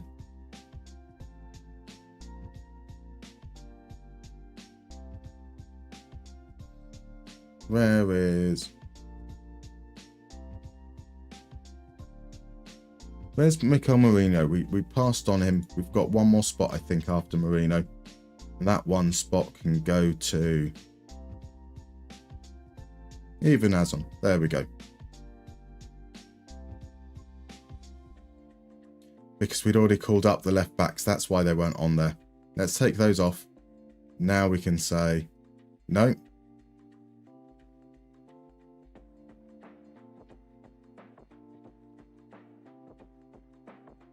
Yeah, Rodri's on there indeed. Ferran might well be. So Norris got a penalty for false start, came back to third, possibly second, as Russell is under investigation for using DRS when not allowed. It's always good when the decisions are when the races are settled in by the stewards. Just what everyone wants is let's make the race pointless and have just the stewards decide at the end. So national team, I can call them up. Looks like I need to do these in smaller doses then from the looks of things. No, it's one of these that I can't call up.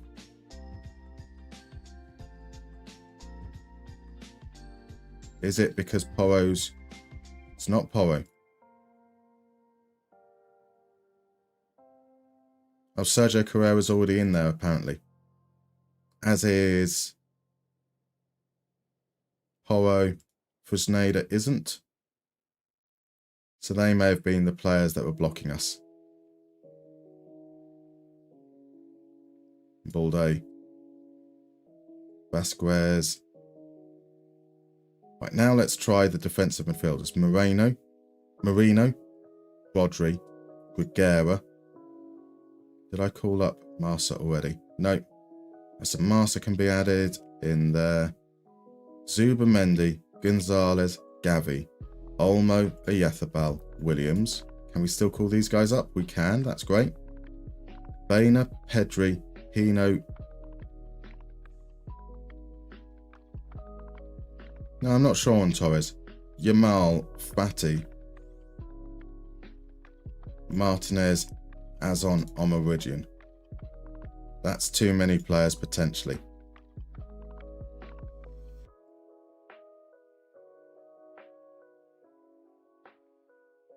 Okay, what have we got there? Let's unpick all of these. Up to Nico Williams was fine to call up.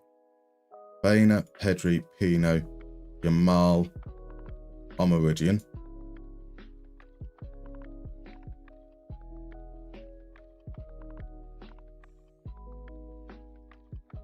Baina, Pedri, Pino, Yamal. Oh, what did I do there with Yamal? I must have pressed something wrong.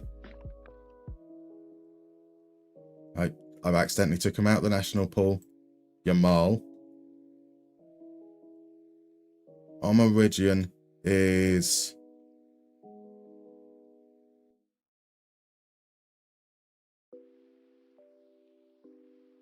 Why can't I? National team.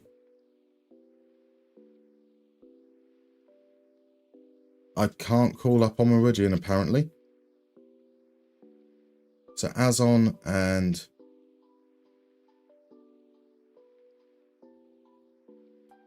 Got too many players. I know what I'm doing. I definitely know what I'm doing. Welcome in, Winky. How you doing, man? It's doing okay.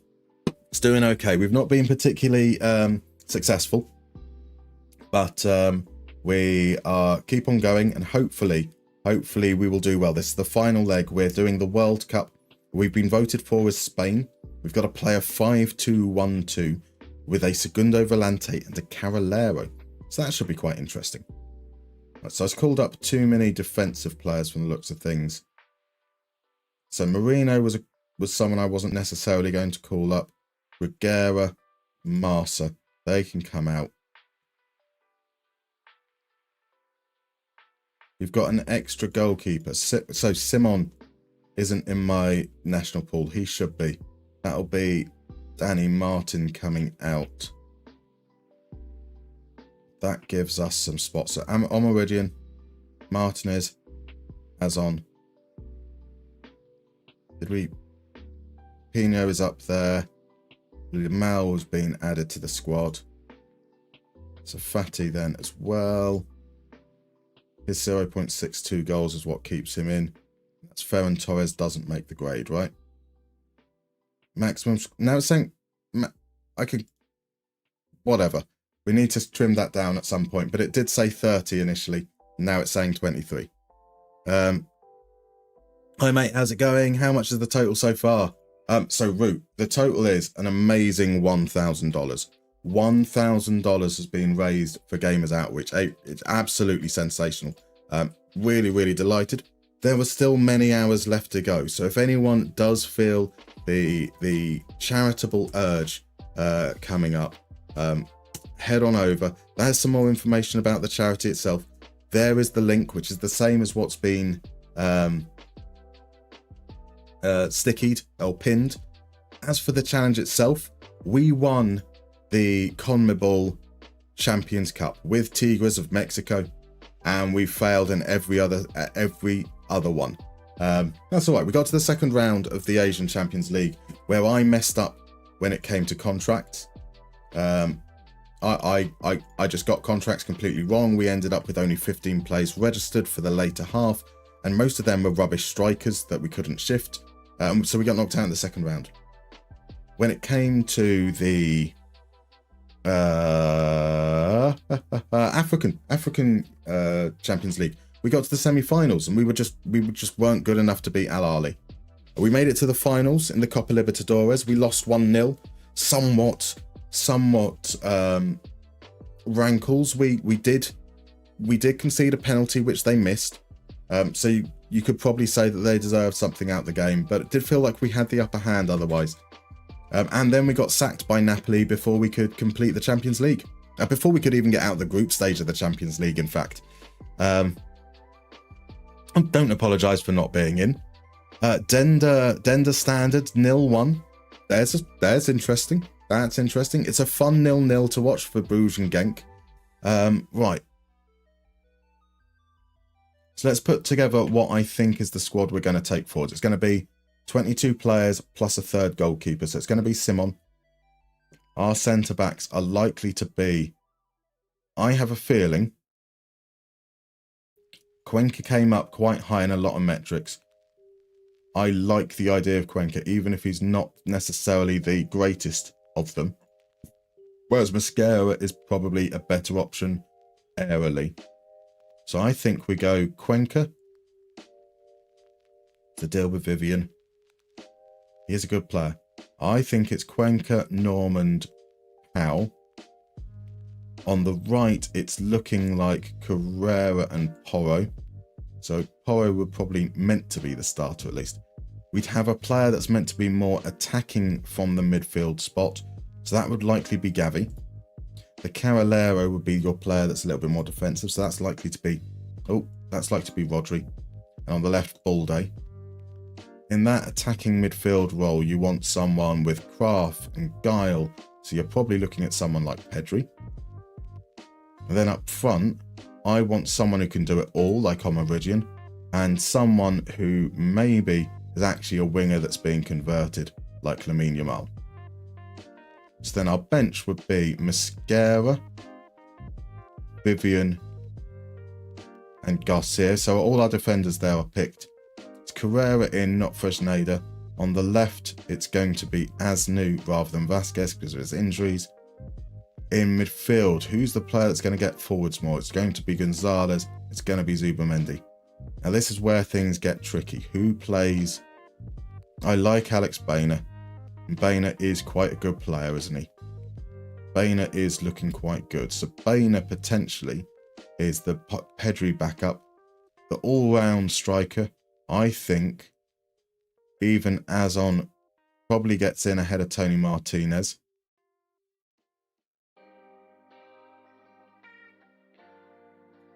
And then, how is Jeremy Pino doing? He's at Man City. He's not necessarily set the world alight. Nico Williams. That's 16 assists last season. Looked quite sexy. Yathabal can kind of do a little bit of everything. Danny Olmo is not that impressive. So I think it's Williams. And then Valles is the other goalkeeper. So that's your 23, which means those 7 are the ones that come out. So yeah, we can confirm the squad there. That's going to be our friendly, our only real chance to see the squad, and we see how things go from there.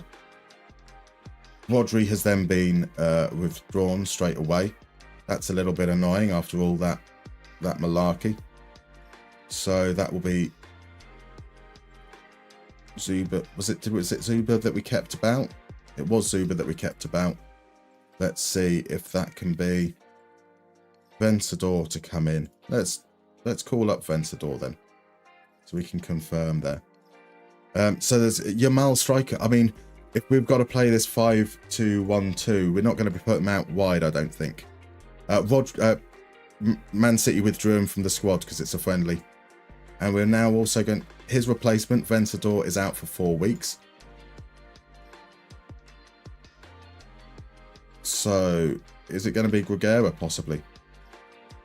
Between Gregera and Marino. I suppose it's got to be Marino in that situation, right? Let's try Marino. And watch him get injured now. So, Jason, welcome in. Where can I get this skin, please? You're over on YouTube. If you click on the description, the skin that we're using here is linked in the description accordingly. Or, if that's a little bit too much to do, maybe you're on mobile, it's a little bit tricky, there should be a link appearing in the chat now.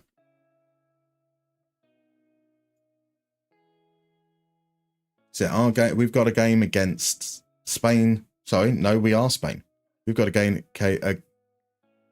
I can't speak. I mean, it has been 3 days of this. Let's be fair. Yeah, games against Greece and Morocco. So should be reasonable test. A good chance for us to see what's going on. Actually, yes, we need to sort out the instructions. So we're going to go same thing as before.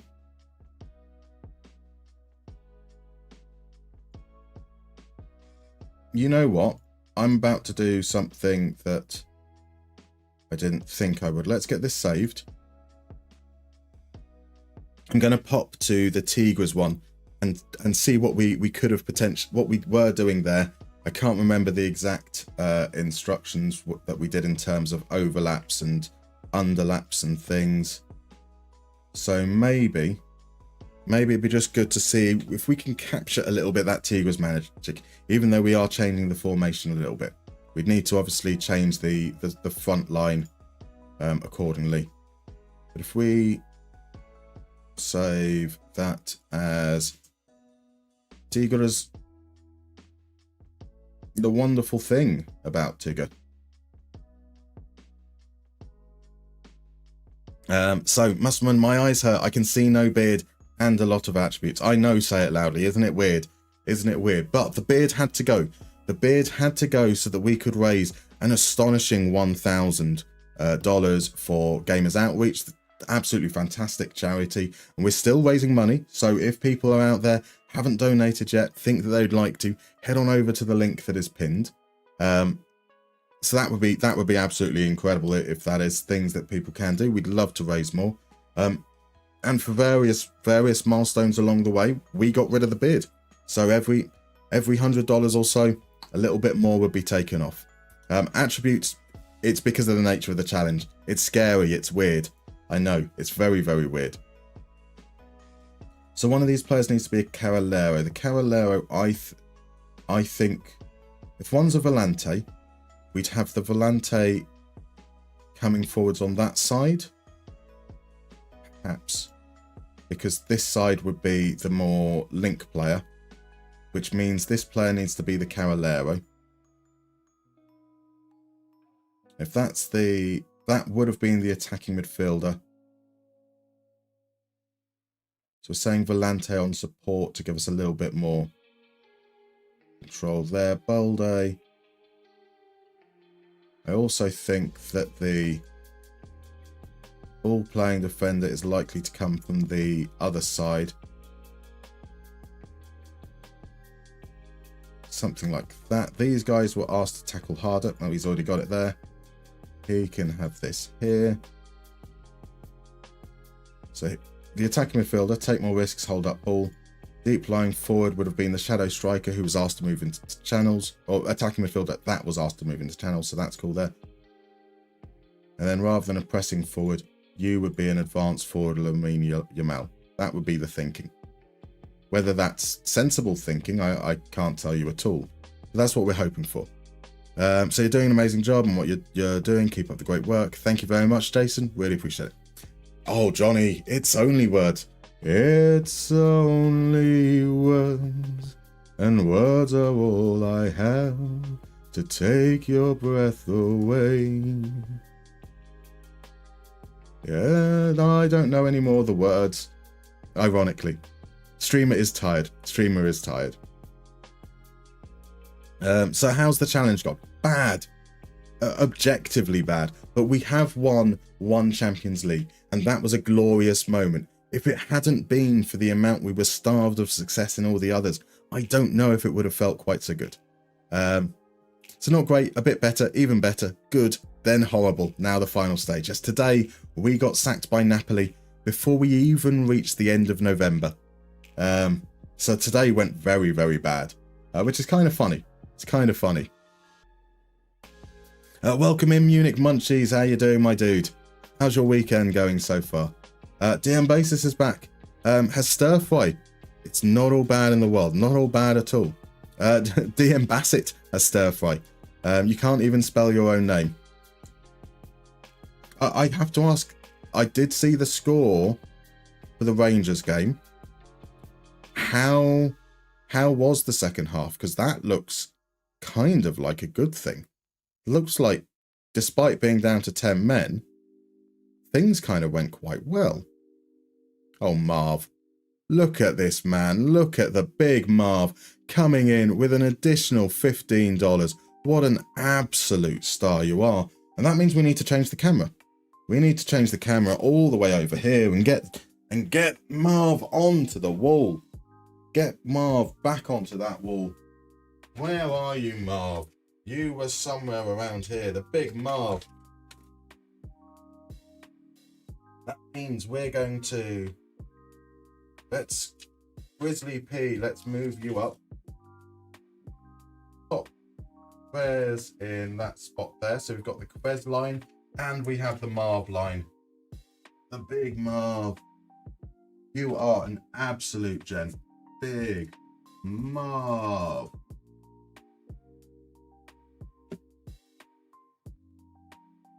And we need to roll the wheel. Now, we might end up rolling the wheel multiple times because some of these won't necessarily be appropriate for international football. But let's see what we might find happening for us. We have ego check. Okay, it's just for friendly, so that's all right. Can you believe he cut ahead of me in the canteen? Who does he think he is? This is my nation? This is my canteen. He needs to be put in his place. Drop the star player for the next game. Marvellous. So, who do they reckon is our key player? Our key player is Gavi. So Gavi is going to be the one that doesn't even make the bench, even in this situation. So goodbye, Gavi. Marino, Vasquez. I mean, it's not going to be Marino and Vasquez as the starters in those situations. It was likely be Zubamendi and Nico. Yamal didn't get his nuggies. Yamal didn't get his nuggies, indeed. So you made me find your Destiny emblems I earned through fundraising. That's quite cool. That's quite cool. I see them there now. The final shape raid races. Awesome. Tim Basis turned it all off in half at half time. Fair enough. Crockmo thinks spelling names can be difficult. Agreed. 100% agreed there. They were squirreled in the depths of Tiltify. I'll be honest, I've seen that I've got something from Tiltify, but I couldn't work out where to properly see it. I got an email saying you have a thing from Tiltify, and then I logged in and couldn't find anything at all. Oh, we didn't get... Oh. Okay. I'm save scumming. Just so you know. I'm save scumming because I forgot that we don't have responsibilities for the friendly matches. I wanted to play the friendly matches so we could actually see a few things. That was kind of the whole... Otherwise, we would have just moved straight ahead to the World Cup. So there we go. A dirty bit of save scumming on my behalf. I do apologise. Let's make sure we get those staff responsibilities for match. I need to lead the friendly matches. Because that's essentially the whole point of why we're doing this bit. I mean, to be fair, if there was any concerns about me save scumming, it probably would have happened when we got sacked by Napoli, wouldn't it? Right? So there's no... It's not likely that it's anything out of the unnecessary. So have we got another hot sauce coming up in the near future? We have got to the end of them. There are no hotter hot sauces than the Carolina Reaper. But I suppose, do we want to put at, say, if we get to 1100, we've got to go through it all again? I'm quite happy to do that. I say happy. Happy is a subjective word in these situations. I am content to put myself through more pain in the name of charity. Shall we do that? What are you thinking, chat? Shall we add further? Could we do? How about we roll back? How about I say we roll back to the hot orange habanero, and so for every 50, we do we go hot orange habanero, ghost sauce, and Carolina Reaper, but no milk. No milk. It's what me, Ronnie, was dying for. It's what the Kvez rolled for yesterday. So we could go down that route. Now RG is saying I wouldn't. Johnny says I wouldn't say it's tainted, but there was Napoli. Napoli has definitely been a failure on our. I mean, we've failed quite a bit. Hiroshima was a pretty horrendous failure on our behalf as well. Right, so when we took this Tigres thing, we said Carolero on that side. Tackle harder. Volante on support. Advance forward. Deep line forward. Attacking midfielder support. Let's do it. Let's make them a trequartista. There we go. So we've got enough spaces on the bench to have 23 players. But this time we've got Balde had to withdraw because of injury. That's a shame. How about Nico Williams? Why don't we see what Williams would be like as a wing back?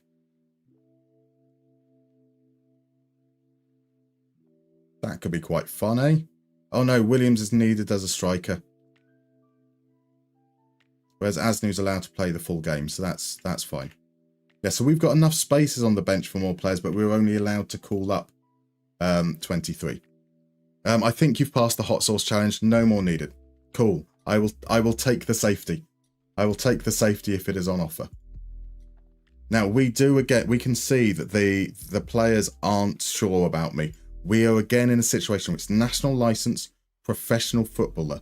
And these are the only games before the tournament we get to manage them as well. So that's going to be a massive, massive barrier going forwards. But yeah, so what? So what? Who is the owner of Spain? Del Monte. Absolutely. Wasn't Gavi out? I mean, yeah, he was, but Alejandro Balde wasn't out. So we just, we save scummed, so we could watch the game. Doesn't really matter which players it is that plays, as far as I thought. And, unless we save scum each time so we can get Balde back from health and make sure it was the exact same game. Speed, not that fast. There we go. TV, that's still too fast, isn't it? Right, Greece are playing through us as Service is in behind. It's a big save from Unai Emery? Unai Emery, indeed. Where's the national anthem? What is the national anthem of Spain? What is the national anthem of Spain? I can't think of it off the top of my head. You would have thought that it was played everywhere. The Marc de Real. The Royal March, I'm guessing. It's famous because it has no words. Let's see if I can get it up. Let's see. Sing along to it.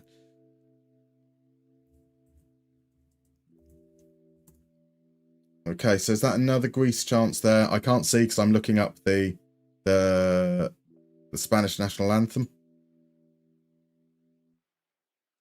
We can have that once we get into the World Cup itself. Lucas with the cross. Unidas as the target. Lenormand gets up high. Alexandropoulos driving forwards. It's a good tackle. So it's been all Greece from what I can tell. All been his. Lucas is the target. Who was that? Was that Asnu not defending very well? So Samu doing some link-up play. Finds Lenormand. Cuenca. Cuenca just waiting on the ball, passes into Gavi. Here's Pedri, moving it forwards nice and quickly. Pedro Porro feeds Samu. Samu with a great take. Whee!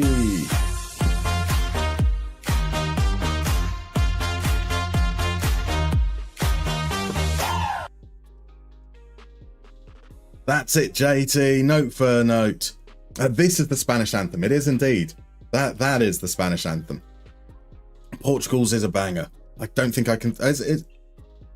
Portugal... No, I can't think of Portugal's either, to be honest. Welcome back, Ryan. We are playing our first game. It's a friendly.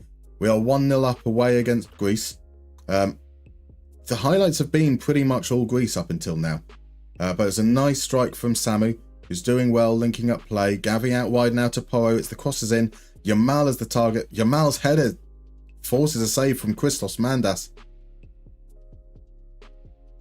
Yamal's going to be the man to take the corner. Here's aiming for Samu. It comes to Pedri. Pedri goes all the way out. So, I mean, it looks kind of even in that regard. There we go. On to key highlights. I need to remember these things. Right, Cholis loses out to Porro. Marino takes aim from distance straight down the keeper's throat. So far, with the greatest team in the world. 100% scoring record, 0% conceding record. That's true. Interesting fact about Tigres. There was only one game in the whole of that season that we didn't score, which I thought was quite cool. Yeah, so we're giving up chances. That's probably my biggest concern. There's 8 shots, 7 shots. They've had much better quality chances as well. And doing a 5-2-1-2 with a Volante and a Carolero, it's not as if I can be more defensive in those areas, is it?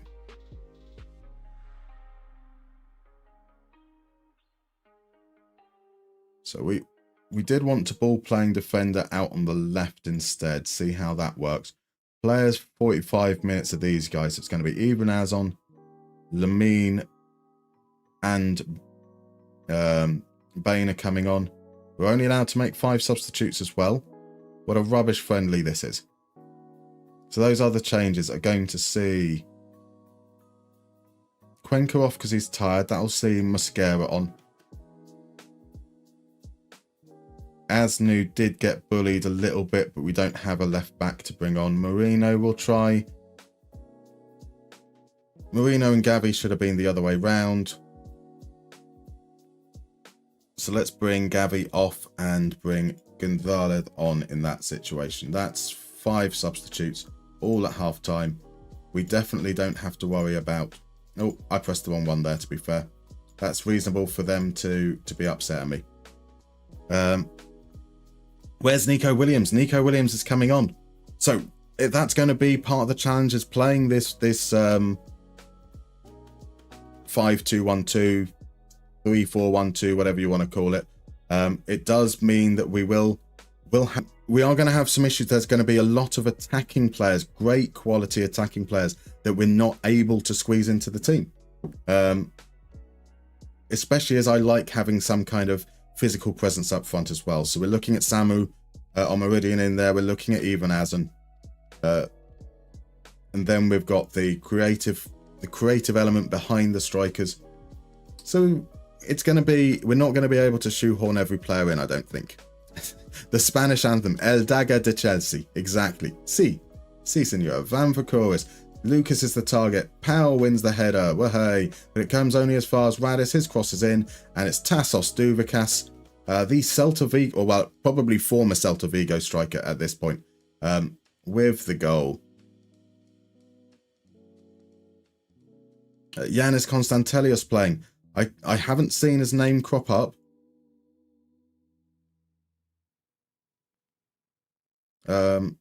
It's a friendly. Who cares about tight offsides? I mean, I don't care particularly about the result. It's more just about seeing what the issues are that come up. And defensively, we are struggling.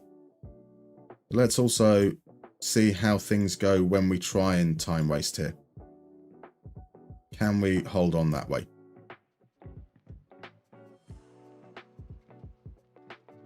So as we do that, the momentum does go their way. We have the chances though. So Greece did not bring on... He's not in the squad. There is no Konstantelios in the squad. So yeah, Greece should have beaten us. Greece should have beaten us big, apparently. Actually, I mean, they had some good chances. They had the goal... that goal at the end was basically 1 XG. It didn't feel like they had 2.39 XG's worth of chances. But we'll say some positive things and see how he goes. I don't care it's a friendly as the biggest of football fans cope. Understandable, he can't even hand Tynecastle. Bold take, bold take. So Ryan, this is the probably what I would call the biggest issue with international football. We can't rest players after game. So now there's no option there, which makes it very, very difficult to manage players' fitness, especially in major tournaments. So also, it's worth pointing out, it's me, Ronnie. We are going to consider Nico Williams as a left wing back. Alejandro Balde had to withdraw from this friendly squad anyway because of injury. But because of the formation and us not really being able to have wingers, I think that maybe they end up playing as a complete wing back. Could be a possibility. Is there a reason why, or is that just how it is? Just how it is. This is pure speculation on my behalf, but I believe that when the training module of the game was built, there wasn't really any consideration about the idea that actually a lot of people are going to be using training for rest management and that to become a key part. And I don't know if you've noticed that if you hand over your training to the assistant manager or whatever, it changes all their individual instructions.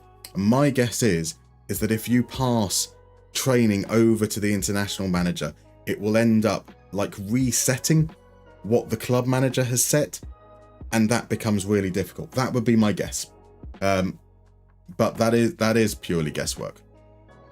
And trying to untether those two things would be very complicated. Right, Porro played the whole game.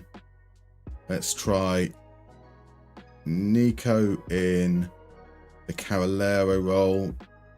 Gavi in the Volante role. Let's try Williams as the complete wingback. No instructions for Azon, so that's fine. Something like that should be okay. Let's give Garcia out. So ball player on the left. Playing central defender on this side. I think... Let's try it. Let's try asking Garcia to be a libero. Let's see if that helps us just secure a little bit more in the deep areas of midfield. Because the Volante pushes forwards. The Carolero has to stand higher up anyway. No. The libero is Pau Torres on that side. So because Gavi's going to be the one that pushes forward. And maybe because we've got crazy attacking, because we're going to struggle defensively, right? We're going to struggle defensively because we don't have the options in this position. So let's have more players on attacking duty. You're on attack, so let's put you on support, you on attack. That's on the side where you've got two supporting midfielders as well. Let's try something like that. Let's try something like that. Right. We've got a break coming up. I need to go on that break, so I really, really need to pee. See you in about 3 or 4 minutes.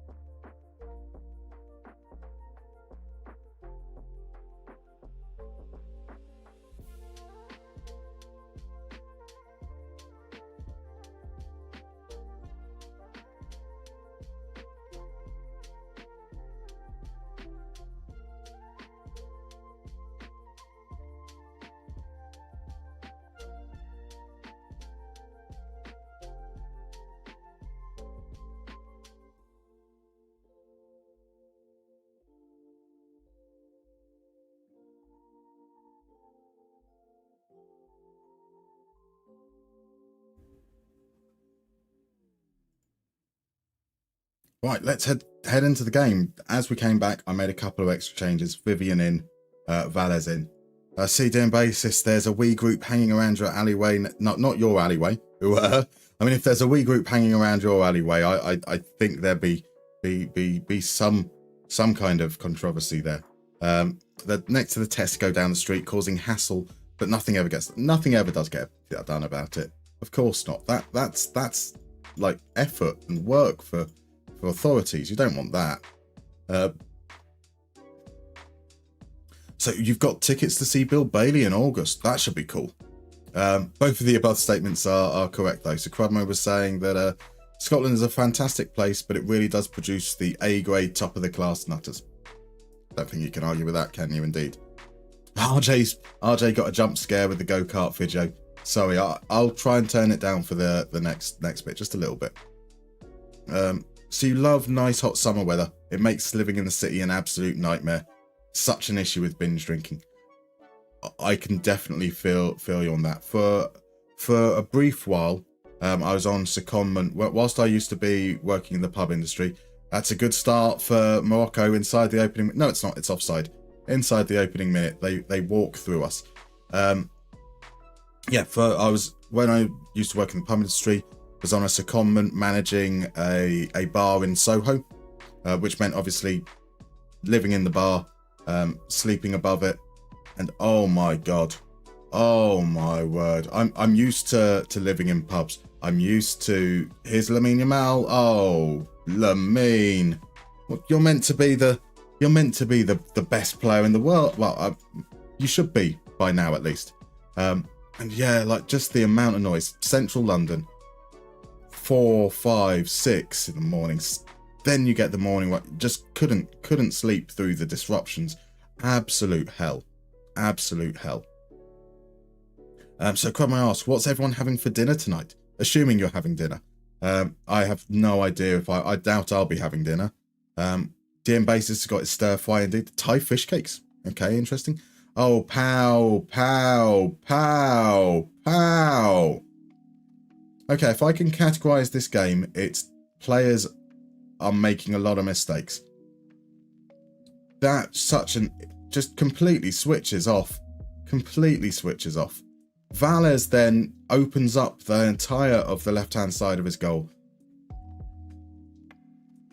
We have had the better of it in terms of shots, but not in terms of control. Again, that makes sense because of the midfield setup. Yeah. I'm not angry, just disappointed. The changes at half-time need to be Yamal off, so we're going to have Omeridian as the more advanced player here. Boehner in the role behind. Williams is a 45-minuter as well.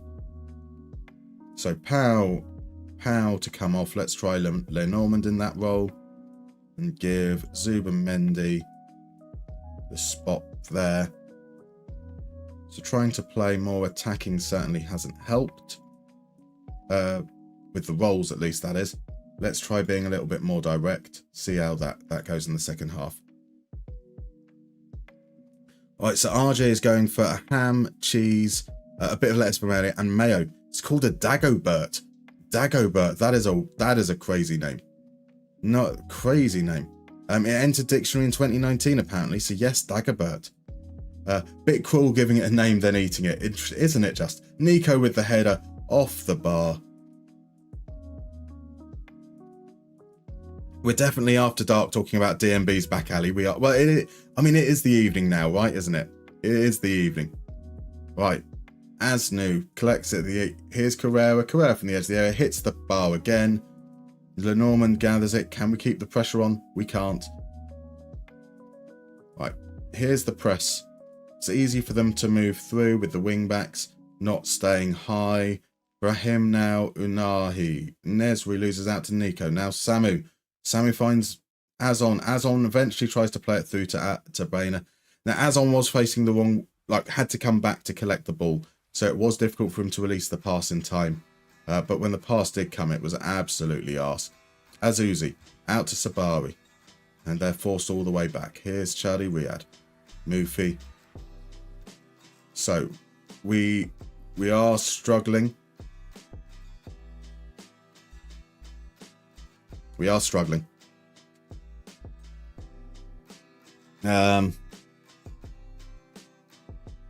It'll be interesting to see what we... I'm not sure I know how to solve this. So, ideas on a postcode for a 5212 with a Carolero and a Segundo Volante. That said, we've created loads of great chances and just haven't finished them. So it may just be a case of personnel, and this is a friendly. We're trying players out. I mean, I suppose there's not really much you can do. Yamal should have scored. Nico should have scored. Boehner should have scored there as well. So, you know, sometimes it's the rub of the green. Right, Boehner with the corner. Sends it in. Here's Asnu. Asnu has space. No one's closing him down. Asnu, it's a good save from Tagnuti. Good save from Tagnuti.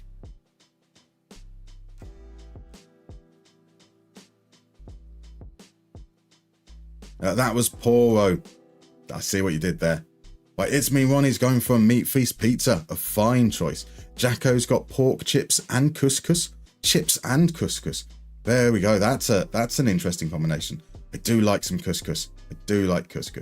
Zubamendi out to Carrera. Carrera plays it in. Samu with a header. That's looping over. So Ryan, think how you feel living in the centre of Glasgow. Got an emergency service coming past your window every 5 minutes. That is grim. Dean Baser says it as well. It must suck. Always shocked by the sheer amount of noise.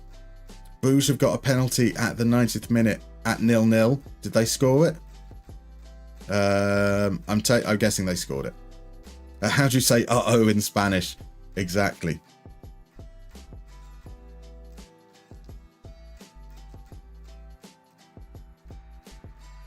Yeah. So actually, like, we deserve to win. We deserve to win quite comfortably. But only one shot on target. So some of those players that we're looking at potentially have worked themselves out of the World Cup as a result. So the suggestions that are coming in. So Eddie, we can't change the central midfielders. They need as we said, the statement, the rule is that we have to play a 5-2-1-2 with a Segundo Volante and a Carolero. Now I do wonder whether that could be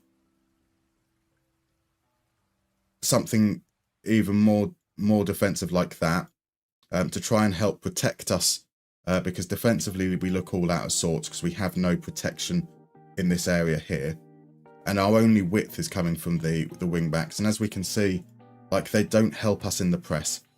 So maybe, as you say, Ryan, dropping the wing back to left back and changing to inverted wing back on defend, that's quite possible. We have no presence out here, and we don't have an option for that presence in a 5-2-1-2 from elsewhere. So you say inverted wing back on defend, then put stay wider on the Volante. You can't put stay wider on the Volante. And so going something a little bit more asymmetrical. I think that would still count as a 5. So that counts. So but did we win in Europe? No. We were sacked after only 4 games in the Conference League. Let's head on over to the World Cup draw, and then we'll be holidaying through to when we need to pick the squads. I'll assume Scotland under 18s beat Spain under 18s because we're massive. Quite possibly. Let's have a look. Where would be fixtures? There they are. Unfortunately not. A 5-2 thumping.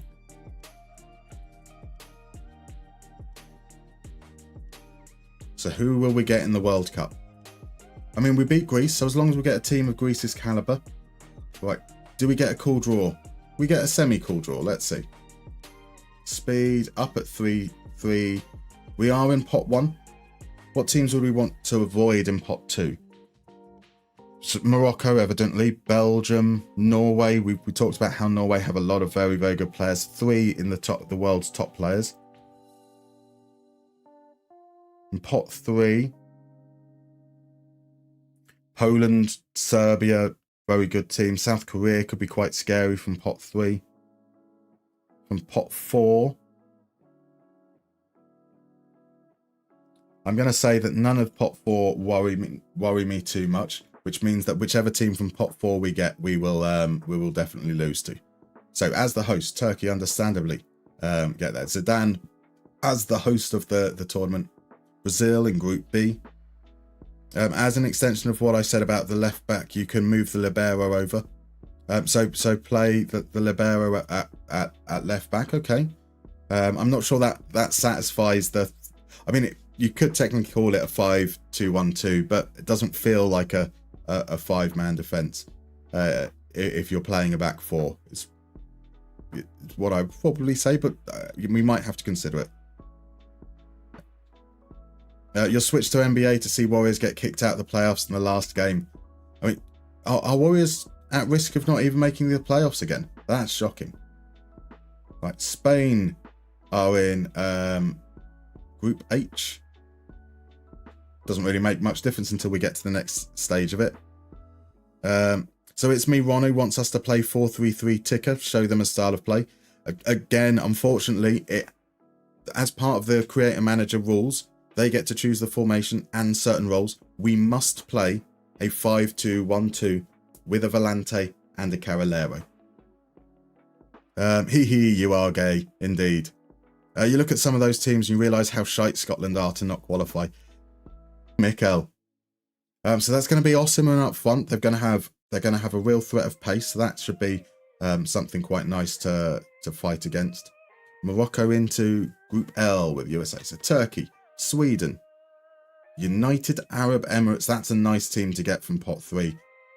Brazil and Ivory Coast get Serbia. That's not a nice team to get. Spain, Nigeria. It's going to be a 1994 throwback.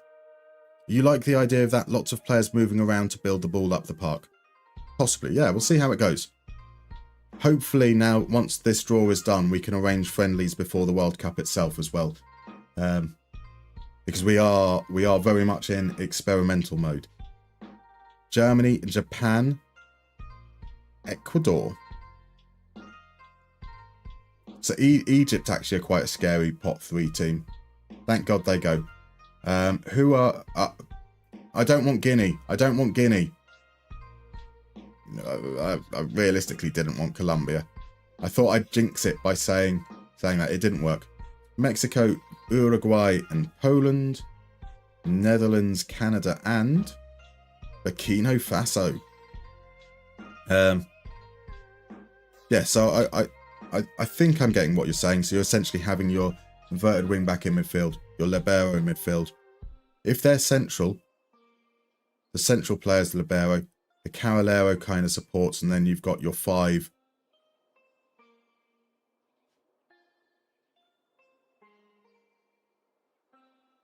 It's the width on the left that so we just have no width on the left potentially. Unless we go with a false 9. Yamal as a false 9, stay wider. He's not going to have proper width. Run outside with ball. Maybe. Okay, I think I've got an idea, potentially. So Nuggets are 4th, 49 and 32. Clippers, 49 and 32. Warriors are 6th, 48 and 33. Same as Wolves in 7th. Grizzlies are one behind that further with 47 and 34. So you should make the playoffs then, right? Or at least the play-in. One game to play today. All I know is that the Cavs have secured the number 1 seed because we are the greatest team to ever play. To ever play. It's a tricky draw. We got Haiti in pot 4. That's fun. That is very fun. The TED Talkers are 9th with 67 and 83, and the Cuckwonklers are 10th with 75, 74.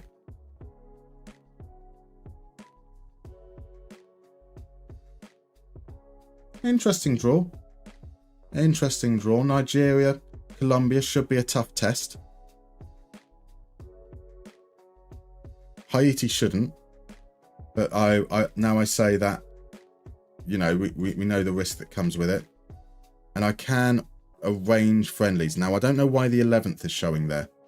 So let's say that we might be able to arrange a game on the 11th. Let's try an away game where we can make as 12 changes. Somewhere like Georgia, I'm thinking. Maybe somewhere that is near to Turkey. I don't know what Georgia's rating are in game, so I might need to do it this way so I can do it by name.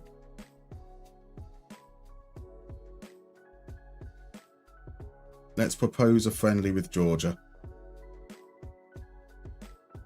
And then let's propose a few, 1, 2, 3, yeah, on the 4th. Let's make that a home one against a good team. A team better than us, like Argentina. See if they get accepted.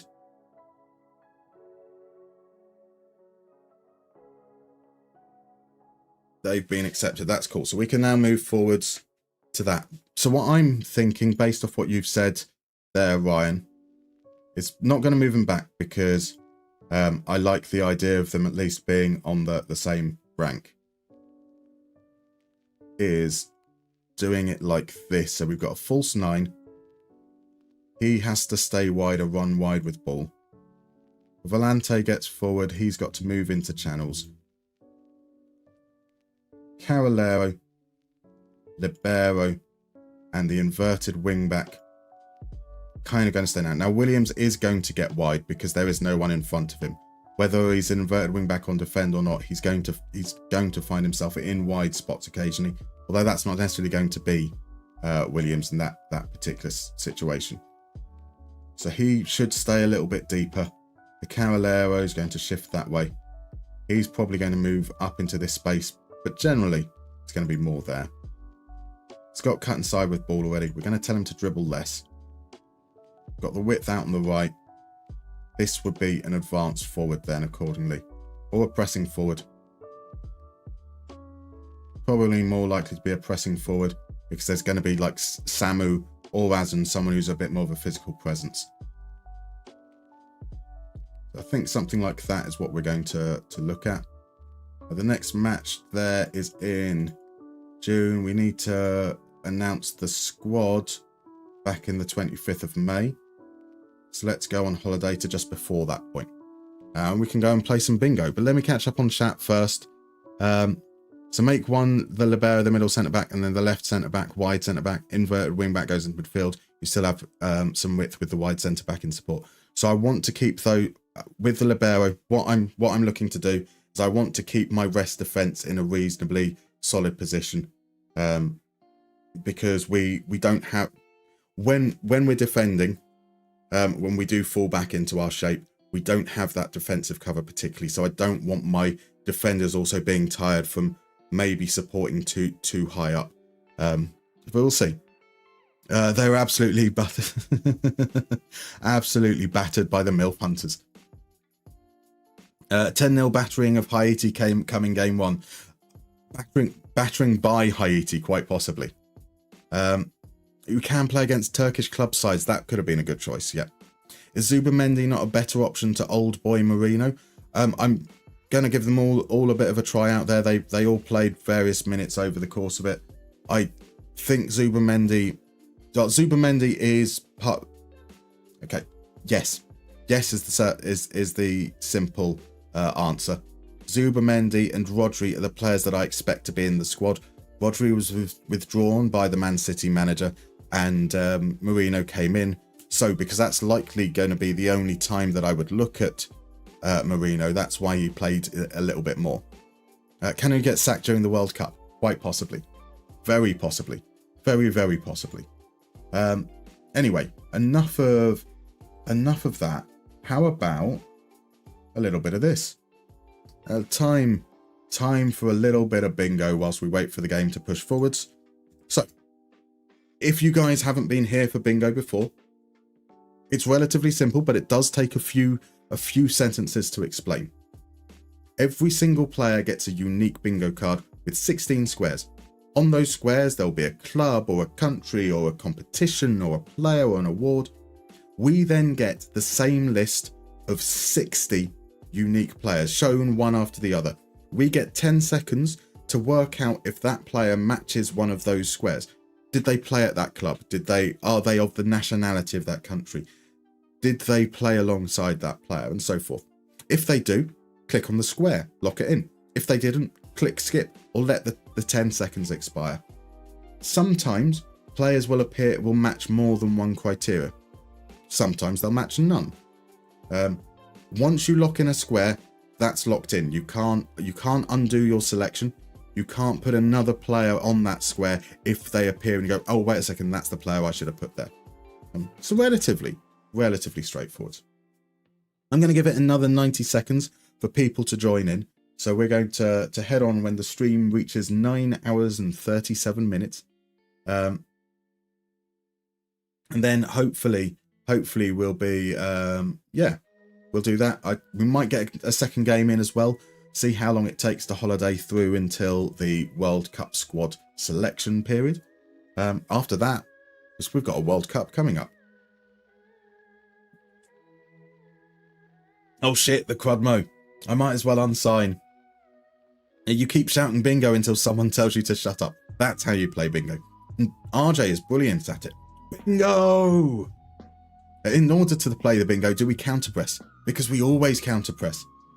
Remember to set all your back to Ving back on attack and use Anchormen for the bone-breaking fun. By the way, I saw that Mbappe challenge that you posted earlier, Quadmo. Oh my god, that was awful. That was awful. I can't wait to get a card with played with a player I don't know. I mean, I would argue that that's just as easy as playing with a player that I have heard of, because I always struggle with anything other than like clubs and nations. Just clubs and nations would do me the world of good. Cool. So last couple of moments before we head on into the game. So this is your last call. Right, we're ready. Let's give it a start. Countdown in 10. Let's see who we've got up first. We've got Massimo Ambrosini. Ambrosini is not Ambrosetti, that was the Chelsea players. I remember him coming up before. And now I've got to remember whether... we skipped past it anyway, but... yeah, the Ambrosini-Ambrosetti thing caught me out the other time. Anthony Modeste? Quite famously is... I don't know. Oh, Jeffrey Kondogbia again. Please take note, guys. That's how you spell Jeffrey. The only correct way to spell Jeffrey. Even if it is a horrible name and deserves to be spelt however you want to. Up to perp, pardon me. Let's use this for Wenger. Probably more chance of generic French players coming up than just players that came under Wenger. Jordan Henderson is in next. We'll play him for Liverpool. Mirko Vucinic. Where did Mirko Vucinic play? Did he play at Roma?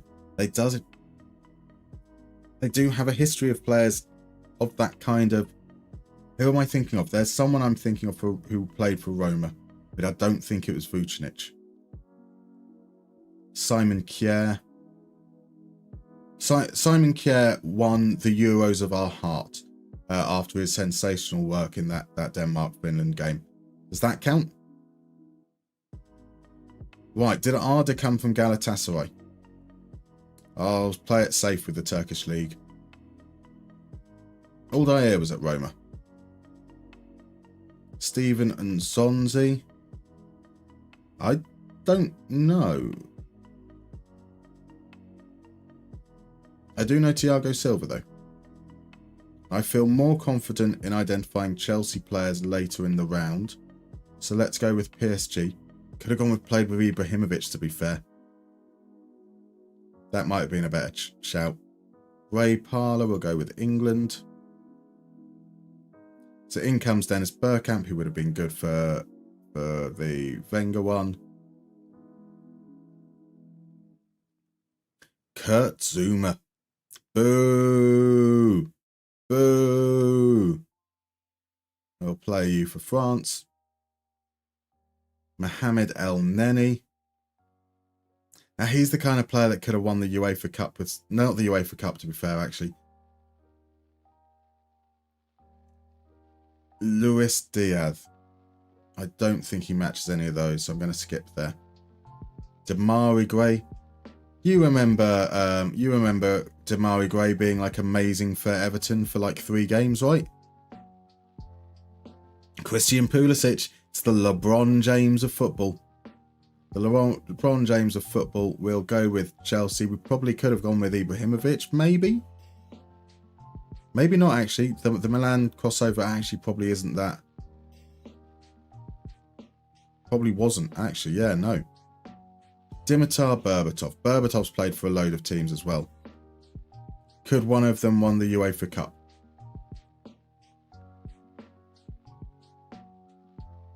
I don't know Copa America winners, so I'm going with Dida, hoping that Brazil won during his time there. Xabi Alonso must have surely been part of that squad for the Euros. Mascherano for Argentina. You mixed up Paul Ince and John Barnes. That's a bugger. That's a bugger. Peter Cech, I don't think matches any of those. Robert Andrick doesn't. Obafemi Martins doesn't, I don't think. Could he have played with Ibrahimovic somewhere? Where could he have played at Galatasaray? Possibly. Rivaldo. Rivaldo played for a lot of weird clubs. Let's say he played in the UEFA Cup. Gary McAllister. Famous Ghanaian. Kevin Prince Boateng. Jerome Boateng is Germany, isn't it? Which would mean Kevin Prince was Ghana. Then, of course, up comes someone like Asamoah Gyan. Andre Lunin. I was going to skip, but Voronin feels like the kind of player that would have ended up at Galatasaray at some point. Let's go with it. Let's risk it. So now we're looking for people that played with Ibrahimovic. Getting those time scales right for various clubs that Ibrahimovic was at over his career.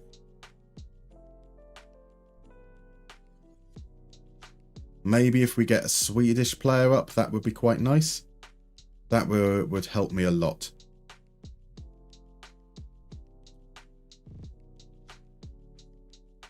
Rangers, I feel, joined Milan too late for Ibrahimovic, even though it's very, very tight time-wise. A Balotelli-Ibrahimovic strike partnership would be interesting. Pierre Kalulu has been at Milan.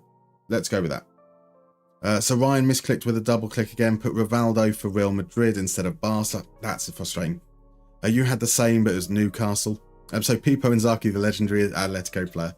It happens. It happens. Crudmo messed it up on the last one. So both Draw and Crudmo with 15 out of 16. That's fabulous. Welcome in, Kwan, by the way. Lovely to see you, my dude. Kwan, FMG and I all come in there with 14 correct. DMB with 12. Jacko, Johnny, Trotter, Eddie, RJ all did really, really well. Like 7 being the lowest is fantastic work. Fantastic work. So what did I get wrong? The ones that I knew were guesswork. That's perfectly fine. Voronin at Galatasaray. Rivaldo. The basis that like Rivaldo was turning up at random clubs and making them considerably better in the 90s.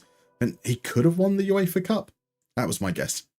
Didn't Kaka win a European Cup before 2009? Quite possibly. I don't think I got as far, or I missed Kaka if he came up. I don't know if I got that far. I played only 47. So, yeah, most of you guys went all the way through to the end.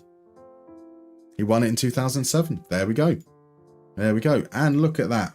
We are back. So let's see what happens. David Jimenez is being recommended to us. He can dribble. He cannot. He's got 4 caps for Spain despite not getting regular starting games. So that's not going to be a consideration. Injury crisis threatening World Cup hopes. Jesus Fernandez is out injured again. Oh, 4 to 5 days. He can definitely be part of the squad. That's cool. He can definitely be part. That's not a worry. So no match day rules for the World Cup squad apparently. Why has our squad got so many players? What on earth is going on there? Was there some friendlies arranged? Nope, they've just, whilst we've been on holiday, they've gone crazy. The biggest squad you've ever seen. This is the squad page, not the national pool, right? Odd.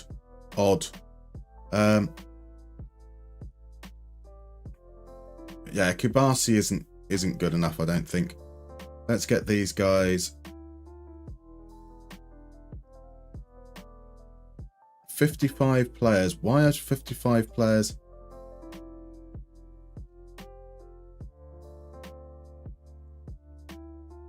Joan Garcia can't be removed. I do these. Well, we'll deal with it in due course. So you got that wrong, says Kwan. That's a shame. Ronaldo won the UEFA Cup with Inter in 1998. Okay. Is that skin available? It is indeed. And Crudmo and RJ have done the honours. Thank you very much, guys. UCL I can manage, but the others I don't remember all European finals. Yeah, UCL I can kind of struggle too. For the World Cup, you can pick a preliminary squad of 55. That's fine, but why is the game... We're miles out. We've got like a whole week.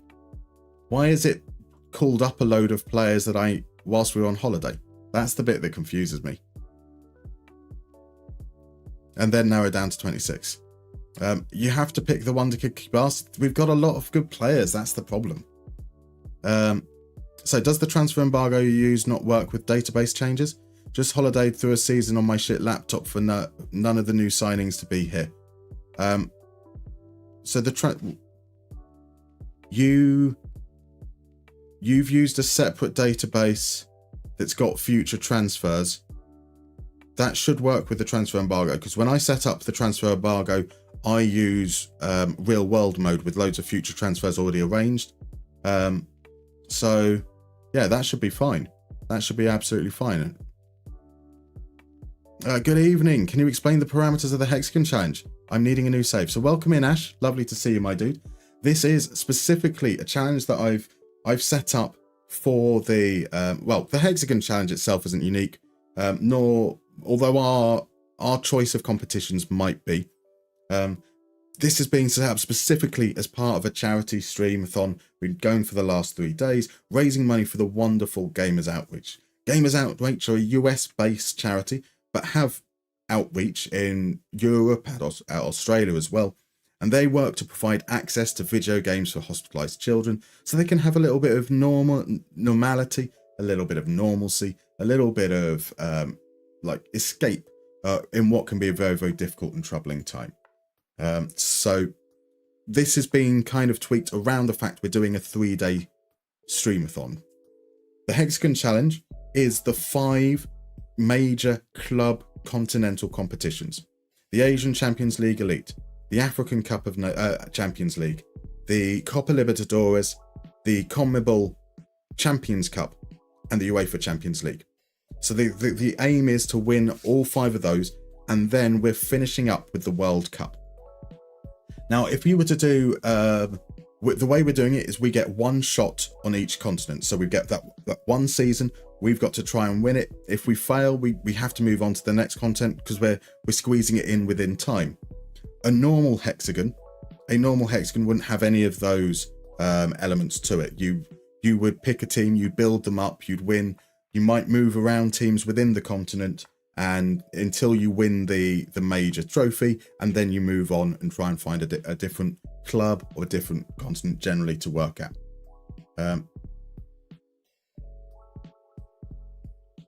It says they're confirmed in this. Can I not call play? This might actually be a problem. Why is Joan Garcia confirmed in the squad? Lucas Canizares confirmed in the squad.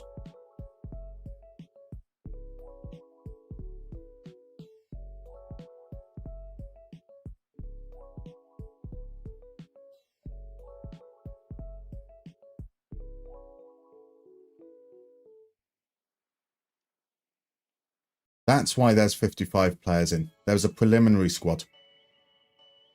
So 17th of May.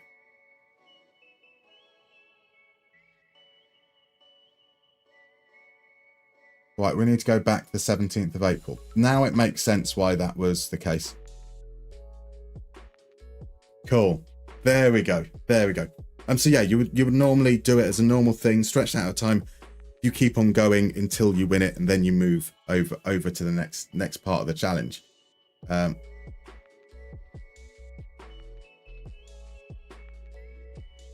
DM Basis wants to go for a Hexagon save. Good for you. Do it. Do it. Mr. Echo is back for this time at least an hour. Welcome back in, my dude. Gamma Joba. Lovely to see you. Yeah, that is a perfectly reasonable reason to load back up again as well. Let's be. That looks like the prelim squad. So let's go forward to the Monday beforehand. You passed the... Johnny has said it. I do apologise. The upcoming one is the 26th. Maybe another save scum to go back. Yeah. I'll get there eventually. I'm so sorry. Yeah, Ash. So if you give yourself time and you're just playing it as a normal save, it's not out of... You wouldn't be out of your depth at all. You would accustom to it quite well. I'm 100% convinced of that. In terms of trying to do it within just 3 days, I wouldn't recommend that. We have so far been knocked out in the second round of the Asia Cup, the Asian Champions League. We lost in the semi-finals of the African Champions League. We lost in the finals. We lost in the finals of the Copa Libertadores. We got sacked by Napoli before we'd even played 5 games in the UEFA Champions League. And then in North America, in the Champions Cup, we won the whole thing. So far, 1 out of 5. So it's been an interesting experience, that's for sure. Welcome in, Umuhan, by the way. Thank you very much for the follow. How you doing, my dude? Maybe not the international bit. Don't do the international bit. So yeah, if you were to do a hexagon that's like, so generally the continental competitions, that's referred to as a pentagon save. A hexagon save, you probably then add the Club World Cup onto it. So the Club World Cup kind of being an international club competition makes sense. And then like the septagon, you might have the World Cup in there as well. Maybe you'd want to make it some kind of like do something with the European Championship, the African Cup of Nations, the Gold Cup, and like all the other international continental competitions. That would be another 5, right?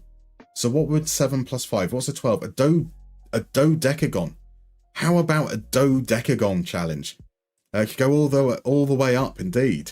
That would be quite fun. That would be quite fun. It would be quite boring if everything was going perfectly. Indeed. As I said, I didn't expect everything to go well. I expected there to be failed elements of the challenge. I didn't necessarily. It's not the statistics. It's not the statistics. You tell me, how do you measure somebody that could balance a balloon in a wind tunnel on a needle? Oh my Dill. Oh my Dill. Thank you very much. That's 6 months. 6 months is crazy. Thank you very much. No beanie, no beard. Who this? Did Musterman hire someone for this charity stream? Shh. That's exactly what I've done. The only way I could do 3 days back to back like this is exactly that, is to put a ringer in place. All this whole shaving off the beard malarkey was just subterfuge, so I could get away with it. Yes, certainly expected to have some fare. I thought we might win at least 2. So hopefully the World Cup will give us a little bit of joy in that regard. So is Canizares the son of Santiago Canizares? He is indeed. He is indeed. We also have, so Ash, yeah, well, in that case, it does sound intriguing. Take it you're starting with coaching badges. So that's perhaps been a little bit of the issue in play today. So generally speaking, we would start with badges that are appropriate for the teams we've taken over. We're doing a 1 season challenge, so we're picking teams already in the competitions. I think most people, when they would start doing one of these challenges, they would start at the bottom. Whereas for these last couple of bits, managing Napoli, managing Spain, we are now starting at the bottom without the time to build up, which might be a little bit of an added tweak there. Are you picking by ability or stats with how they're performing? So we're picking by ability, Quan, because trying to get through this at pace, we don't have anything in on full detail. So stats become a little bit less reliable in that regards. But let me stop reading chat for a second. Let me stop reading chat because Dill is an absolute gentleman.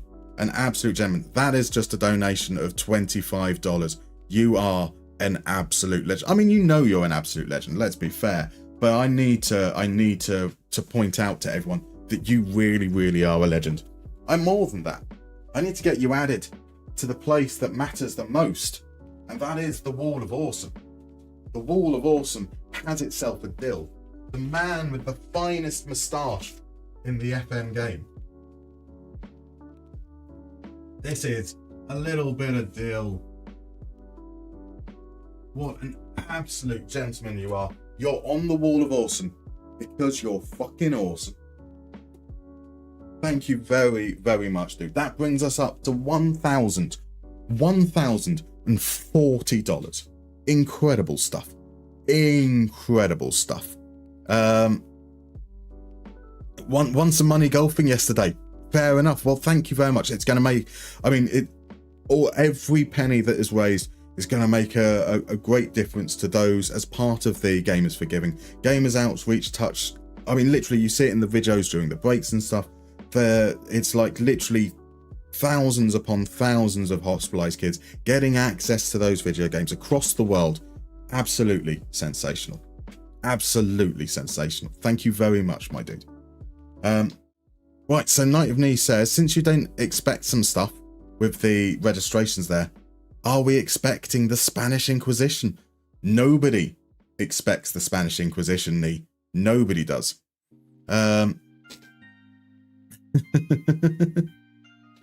Too much hot sauce. Yes, I've lost my stomach as well as my beard. The hot sauce is hot. Carolina Reaper is very, very difficult. You were really you were golfing for Musterman. Oh, you charmer. This is better than getting your name written on a hot tub streamer's body. It is. I mean, I could have offered that up, but that would result in negative donations, I think. Negative donations for sure. So Quez says, your current shapeless challenge is going well. Just need 3 attempts to not get relegated after promotion. Just the 3 attempts. That's not too bad. That's not too bad. Right, so this time they haven't added in a load of players. We will have no Pedri for the World Cup. He ended up with damaged cruciate ligament injuries only 6 days ago. That's a shame. Subban Mendy should be okay. Vivian should be okay. But we're going to clear them out of the team anyway. We don't want to be influenced majorly by that. You know, because we've seen some players, and if we go, right, these were the players we called up initially, I'm not necessarily certain that would help us trying to understand what's going on. It's the opposite, in fact. You have paid for him to put more shirts on. It is the opposite. The Wheel of Awesome, the Wheel of Chaos meant that we ended up with a whole load of extra layers that we had to wear as we were doing the hot sauce as well.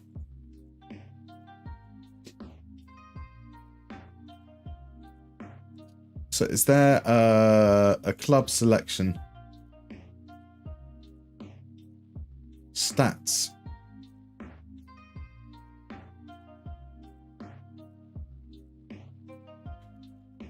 I'm not happy with our pool. We're focusing on players in established leagues there.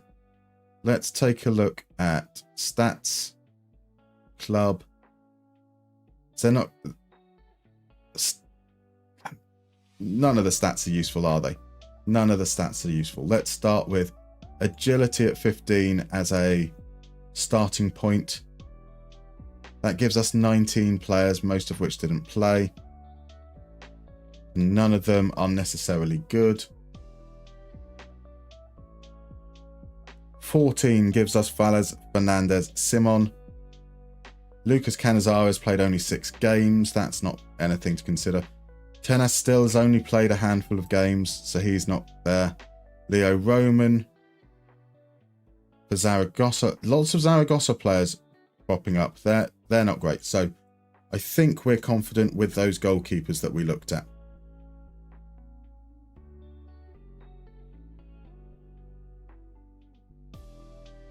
Centre-backs.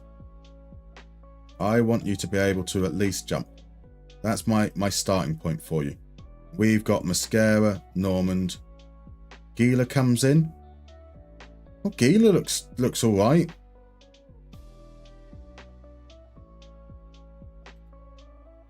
I'm surprised that Gila's that good, to be fair. Kike Salas. So if we've got 55, so we're essentially talking about four for each position, right? A hot-sauced Greek man. Hot-sauced Greek man indeed. Their chief weapons for the Inquisition are fear, surprise, and ruthless efficiency, and an almost fanatical devotion to the Pope. And squad registration rules. Exactly. Nobody expects the Spanish Inquisition. Would put in a sandwich. What, a hot-sauced Greek man? We'll need to find one. We'll need to find... I'm thinking with a comma.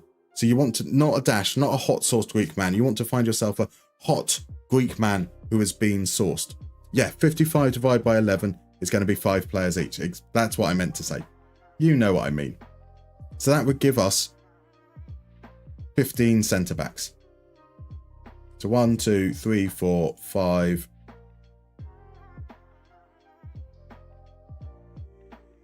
So of the players we called up before, only 3 of them were a 15 for jumping. Grigera is a player that can do it as well, so that's 6. Let's drop these down. Cuenca, Marsa.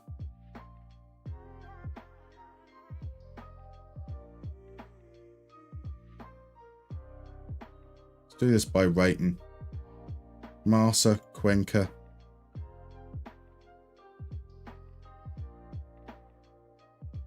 What's going on here?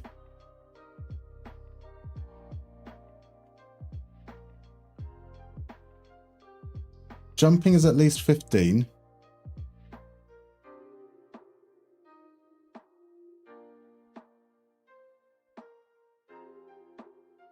And none of these players are now showing up.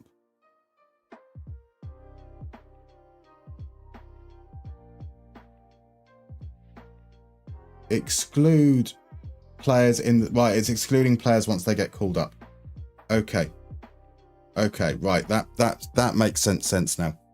Brain is steaming. It RJ's here for the sharp mathematics. Quick maths is what matters, man. Quick maths.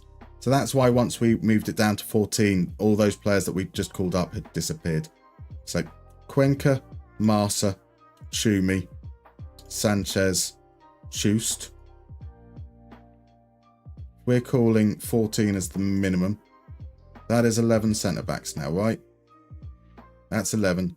So we need another 4 potentially.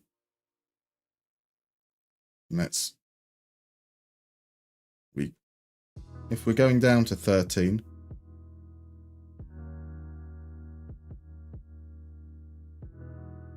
Danny Vivian only a 13 jumping reach. I didn't realise that. Okay, so yeah, we'll stick at 14. That can be Kubasi, Zerte, Ricard. There we go. There's a young centre-back to call up as well.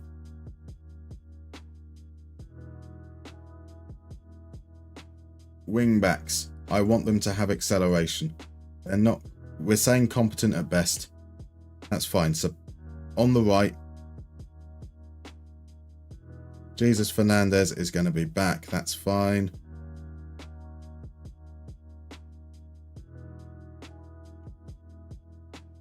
How many more times do you think he's going to have to save scum to get back to where he already was before we actually start the World Cup?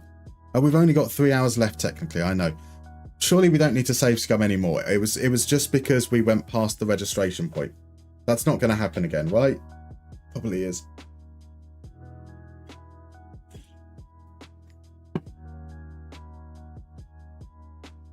As I'm struggling so much right now, it almost seems that numerical attributes is considered hard mode for you. It is. It really, really is. It feels like I'm very much blind right now. So Badgertich. No. Jesus Fernandez. Jesus Oreso. Alvaro Nunes. Oscar Hill.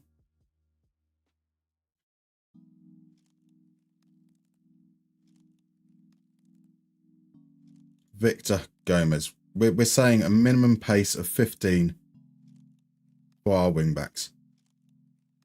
So on the left. Oh, wait. No. Let's take a look at these guys. Hill. Can't do anything going forwards. Oreso I'm fine with. Gomez, I'm not so fine with. Nunes probably okay. So Nunes is fine. Jesus Fernandez is almost certainly going to be the starter there. Gomes and Hill can come out. We're going to look at wingers that can potentially do that role, like we did with Williams on the right. So if we go wing back right, let's go attacking midfielder right, competent, he's got pace and is right-footed.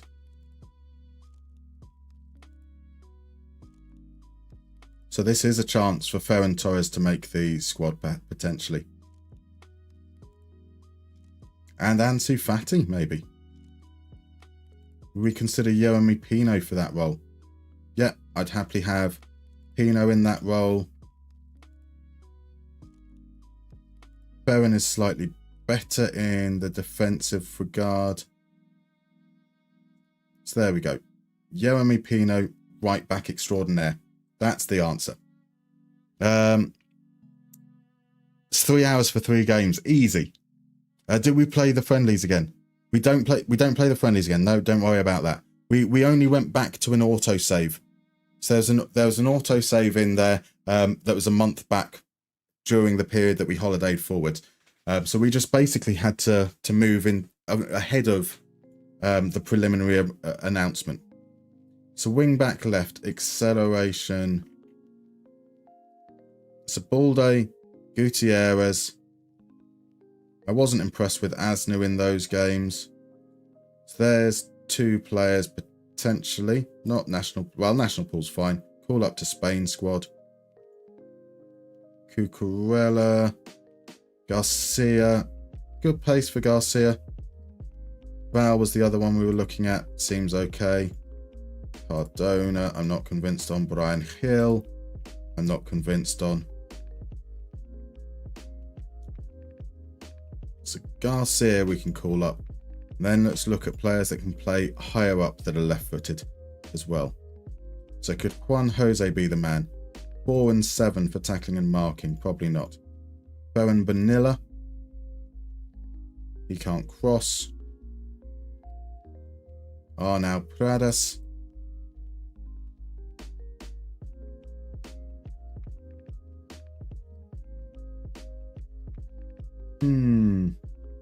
We're looking at right-footed players with pace. So that's Nico Williams that we put out on the left there previously. Let's consider Nico potentially for that role, but not convinced. And let's consider Brian Hill as well. Do we play matches at all? That's a fair question. That's a fair question. This is the Oceania Champions League qualifiers, right? Exactly. I sniff a sleep-deprived Super League pool winner. Welcome in, Damien. Lovely to see you, my dude. Lovely to see you. How's it going? What's the news on the? I take it you've been watching the FMNL stream. Obviously, I haven't caught any of it. So what's the news? What's the news? Right. So the Volante. We need somebody that can play Volante. Gets forward. I would like players with pace and stamina. I think we'll be able to pick up enough players that actually have quality. So acceleration, stamina off the ball. If we put that down at 14s, we move that up to 5. It's just Gavi currently. So yeah, 14s we'll work with. Gavi is probably the most obvious option for me, I think, in that capacity. Not much news. I shouldn't be the favourite, that's for sure. I'm not going to get very far, I don't think, in the knockout stages. Right, okay, we've got an ad coming up as well. But hey, so I'm going to force you guys to watch some videos about the charity, because we need more donations. I will see you guys in a couple of moments.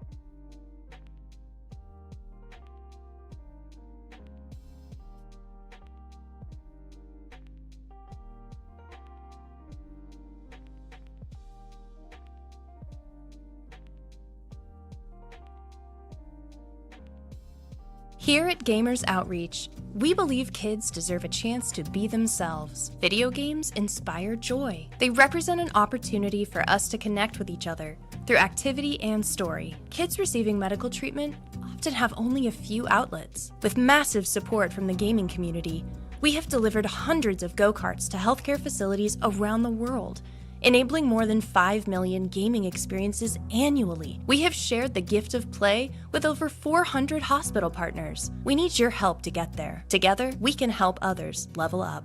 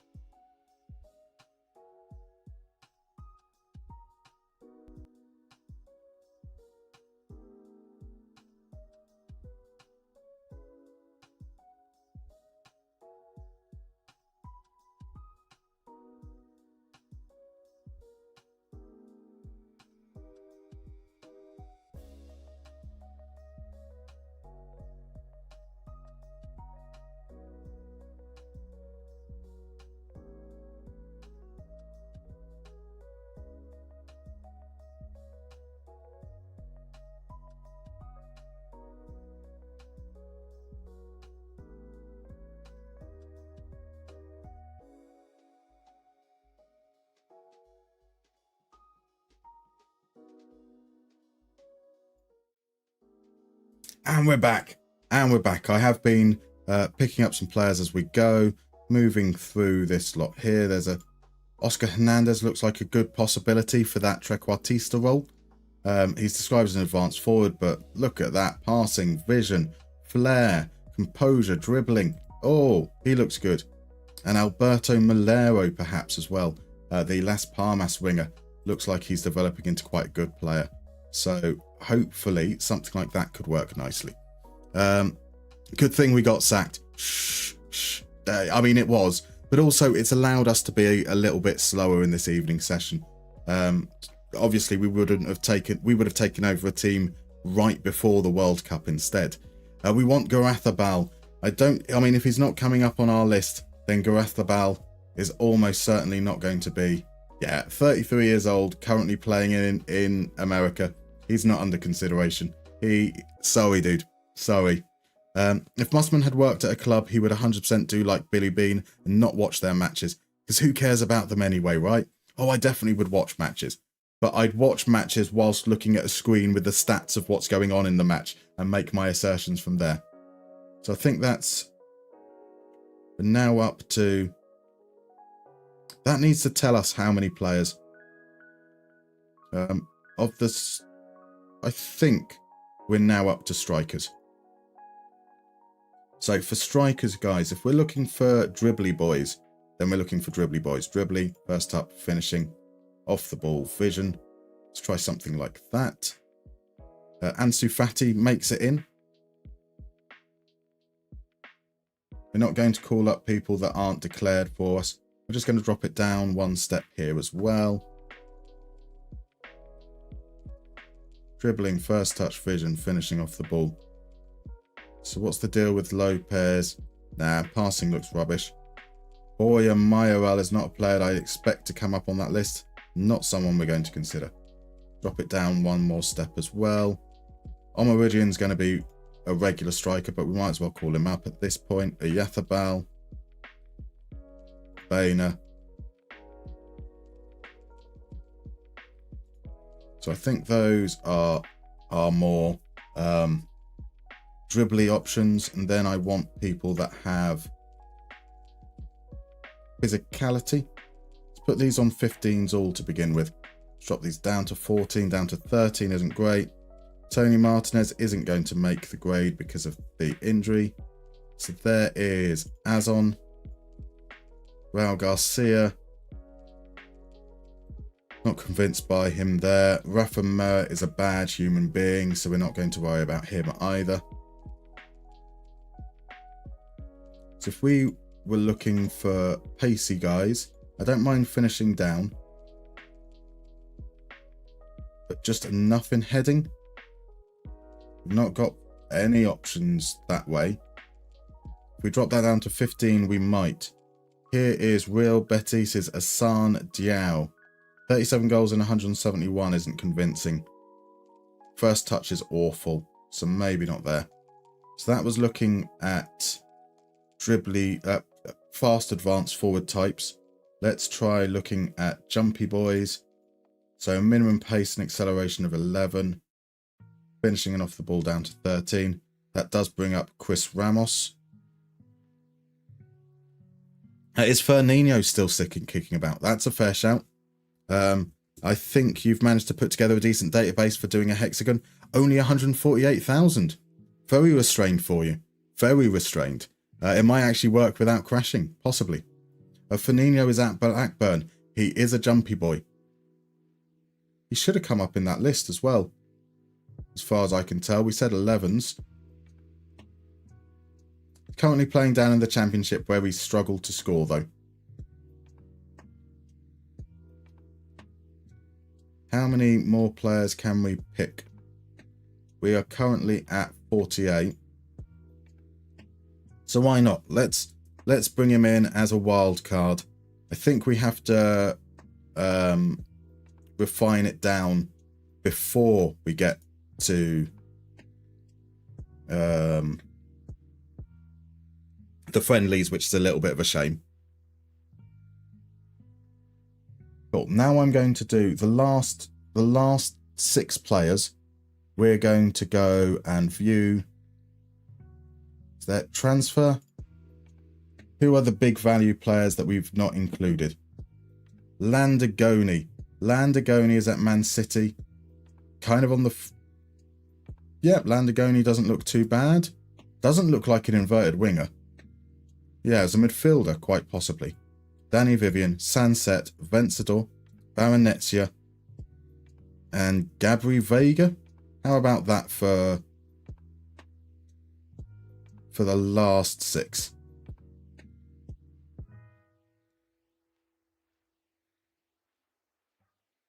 That is 55 players, 5 forwards, 27 midfielders, 20 defenders, 3 goalkeepers. Okay, let's actually take a couple of those last guys out. Let's get some more goalkeepers in there. Forwards, we're happy to push forward there. Who was Gabri Vega? We're going to drop out.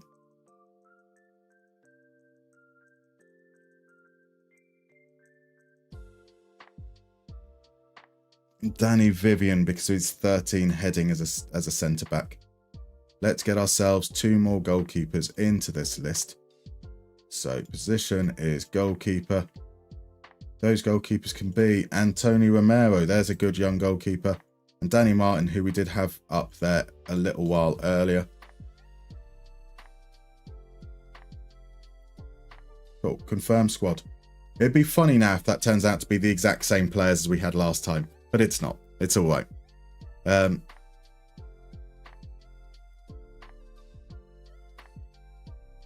So Rafa Mir is a bad human being. What did he do? Google. I think it's probably on Wiki. Brian Hill is not going to make it. Oh well. Yeah, don't worry, it's me, and I'll give up within a day or two. But it's a nice idea whilst it's here. It is indeed. Let's see if you can win one tournament before you quit. That's okay. And Ian Basis has covered that on Mir. Perfect. Yeah. There's a reason why I will never sign Thiago Almada either, because Thiago Almada, some questionable things in his background, sadly, despite being a very, very good player. You think you'll be fine this time because you're going to pick a team to start with in Africa as opposed to start unemployed at somewhere in Outer Mongolia. I mean, Outer Mongolia sounds quite fun though, right? Goni looked quite good, yeah, definitely. No Navas, sadly. No Joaquin. No Raul. No Julio Salinas. Has Alfredo Di Stefano completed his residency yet? You could call him up. I mean, he doesn't need to worry about residency, does he? He could just change nationality on a whim regardless. All the injuries coming through at this point as well now.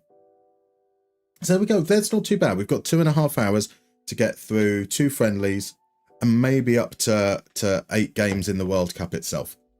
Definitely nothing's going to go wrong. I mean, this might only be 5 games the way things have been going so far. Welcome in, Hung Min. How you doing, my dude? Lovely to say. No, we're not playing the friendlies again. We're playing... Oh. Just to be clear, we're not playing those friendlies again. We are going to play these friendlies as we try out the new little tweaks. So they're different friendlies. But are we going to be... Are you saying, are we playing the friendlies again and then are we actually going to watch them? Yes. Yes. Because I have no idea what I'm doing.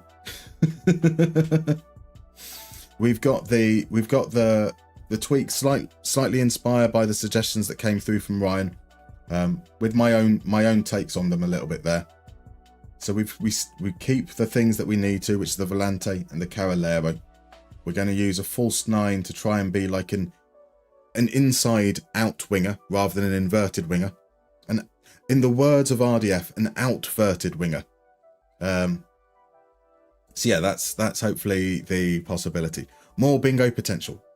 We'll see how we get on. We're not going to have a big load of time to holiday though, unfortunately, because the friendlies are only like 10 days away. What's the point of this preliminary call up, right? You get absolutely nothing to gain out of this narrowing it down to 55 if you've then got to announce a squad of 26 afterwards. So there's our 20. So we run with the ones that we're going to choose. Valles.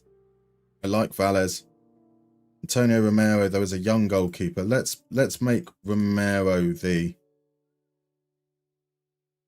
Oh, do I have to do it through this? Cool. Okay. So Simon Fernandez Romero. Cool. Nice and straightforward. At right back, I want that Villarreal guy. Villarreal guy is Jesus Fernandez. Oh, we're speaking Spanish now. We speak Spanish now in FM. We do indeed. We're going to be sacked after friendly number 2, quite possibly.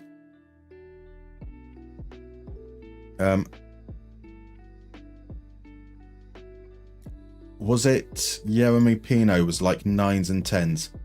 Jeremy Pino as our second choice right wing back. At left wing back, Alejandro Balde. Any of these players further ahead? Don't think so. What's Ansu Fati's defensive? He's 5 and 5. So that's not the consideration there. So Gutierrez, he's good at passing. Balde's not going to be inverting actually. Sometimes maybe good, sometimes maybe shit. It's a classic. We lift wingback, exactly. Donde está la biblioteca? Because I'm going to bang you in the biblioteca. Well, there's an offer. There's an offer. So Even always does this with auto selection. I don't want auto selection. I don't trust their judgment. Gutierrez is the better choice over Balde. So Balde and Gutierrez, and then we'll look at one of the 3 extra players that we've got. Will probably be another wing-back type that can invert. Centre-backs. So let's take a look at some of these centre-backs that are new on the scene. He's okay, but not great. Kubasi hasn't turned out to be particularly great. Can't really tackle. Can't really head. So Arate's stamina and strength feel bad. His marking feels bad as well. Chumi's not particularly special. Gregera's not that great. Cuenca didn't impress during the game that he played. Torres did well in the first, bad in the second. Mosquera was fine when he came on. I thought he did alright. I don't think I saw Lenormand do anything wrong and looks definitely like the best player out of a lot of them. Sanchez, Chust, Gila, we like the look of Gila. Gila to be number 4. Salas. Right, that's your 3rd left-footed centre-back. Is he better than Marsa? He is better than Marsa. It's the 3rd centre-back. The 3rd right-footed centre-back. Can't pass. But 15s for concentration and bravery, 14 for positioning. It's kind of good.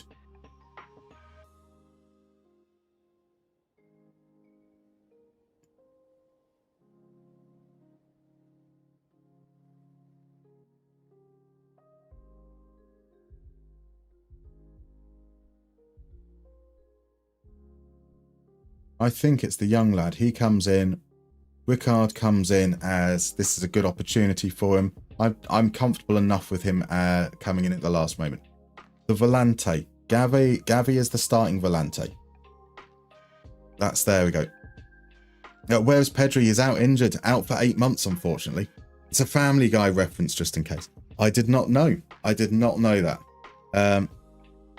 It's good. As your preferred style is pegging, I believe. That is true as well. So Nico's off the ball isn't great. Nico would be more of the Carolero. Oh no, no, his would be more the Carolero option as well. I'm sure there was someone else that I saw come through, quite young perhaps, that was a decent option. Terrets isn't young. His off the ball's 13. Barrios is off the ball is 12. Guerra's is 14. Guerra might be the other option for the Volante. Landagoni. No, Landagoni might be him. Let's bring Landagoni in. Then for our Carolero, Rodri is the standout choice there, and Zubamendi. Gonzalez could be a bonus player in there. So if we look at Gonzalez as a bonus player, who are we looking at as a bonus player as the inverted wing-back options? Not Garcia.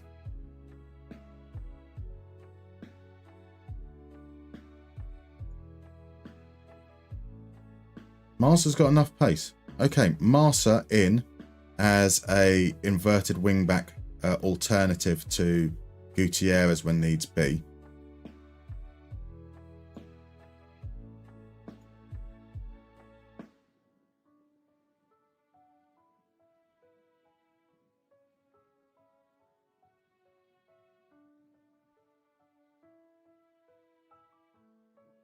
So Johnny suggests don't pick any Napoli players out of spite. Nico Gonzalez, I believe, for example. And Miguel Gutierrez as a Napoli player. I did think about dropping them, but we're a different manager now. So Jeremy Pino as a wingback, I know, crazy, isn't it? Crazy.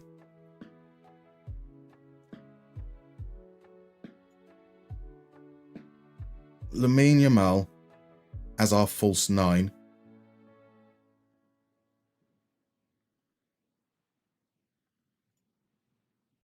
Who was that young lad that looked quite cool as a advanced... Was it Bryce Pascual? No, it wasn't. It was Oscar Hernandez as the trequartista. Albert Malero or Bainer as the other trequartista.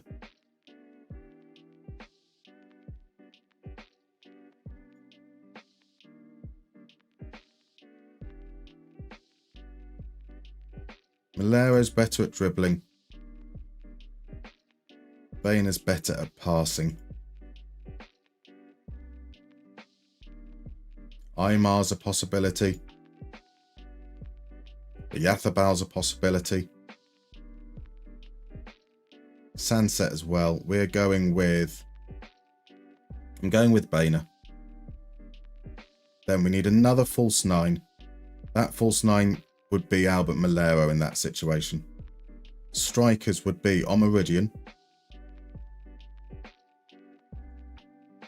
Chris Ramos is now getting slow. Grace Pascual isn't the option there. Ferran has the pace and the finishing and the off the ball. So Ferran in there as well. That's 25 players. And we can bring in one more. And that one more would be... I like Nico. I like Nico. Go for Nico there. The goldfish memory excuse, exactly. 5 more players to select, almost there. We should be at the first friendly within the next hour. See, people say that you want to see more of this stuff, or some people have said, especially on YouTube, that they don't like that I skip ahead and I do friendlies off stream for the normal season as well, and like all the admin stuff. And then when I go and do it on stream, all we get is this stuff. So no place for Fatty, indeed. Loads of players didn't make the grade. Now watch all of them get injured. All the ones we've chosen. So 26 players, there's going to be a lot of rotation here as well. A lot of rotation to get through this process. And the tournament will be finished in June 2026 in time for the World Cup itself. We're going up until this event next year. So we'll get to the 11th of April 2026 and then we'll start the next one. Now, we're all just waiting for the bit where you get in the hot tub, to be honest. I mean, that's one way to end a stream, that's for sure, because people will flee. But this challenge is not normal playstyle, sir. Very true. Very, very true. Yes, I was today years old before I discovered that hot tub streams were an actual thing. They really are. It's I mean, fair play. Fair play. Is it fair play? It's a complicated subject. Like, if you can make money doing that, great. Brilliant. All the power to you. I don't see any problem with it, generally speaking. I do wonder if somewhere like just to be clear, I also don't have a problem with it being on places like Twitch or being reasonably accessible for those that want to access it. I do question whether the safeguarding is there on a platform like Twitch. And that safeguarding goes both ways. Not on a gaming website, my opinion. I mean, it should go on the gambling website, right? Kids are on this website. But, I mean, like, you put it on another website, you're still going to get kids on those websites as well. There are certain like restrictions in place, but this is where the gatekeeping, the safekeeping side of things come in there. I don't know if there is necessarily the protection around Twitch viewers for us to make sure that we're the people who are making donations. This isn't to do with hot tub streams. This is just generally speaking. What are the protections that are in there for you as a viewer to make sure you're not being exploited? And what protections are there for the streamers to make sure that they're not being exploited or stuck in parasocial situations that can be very, very harmful?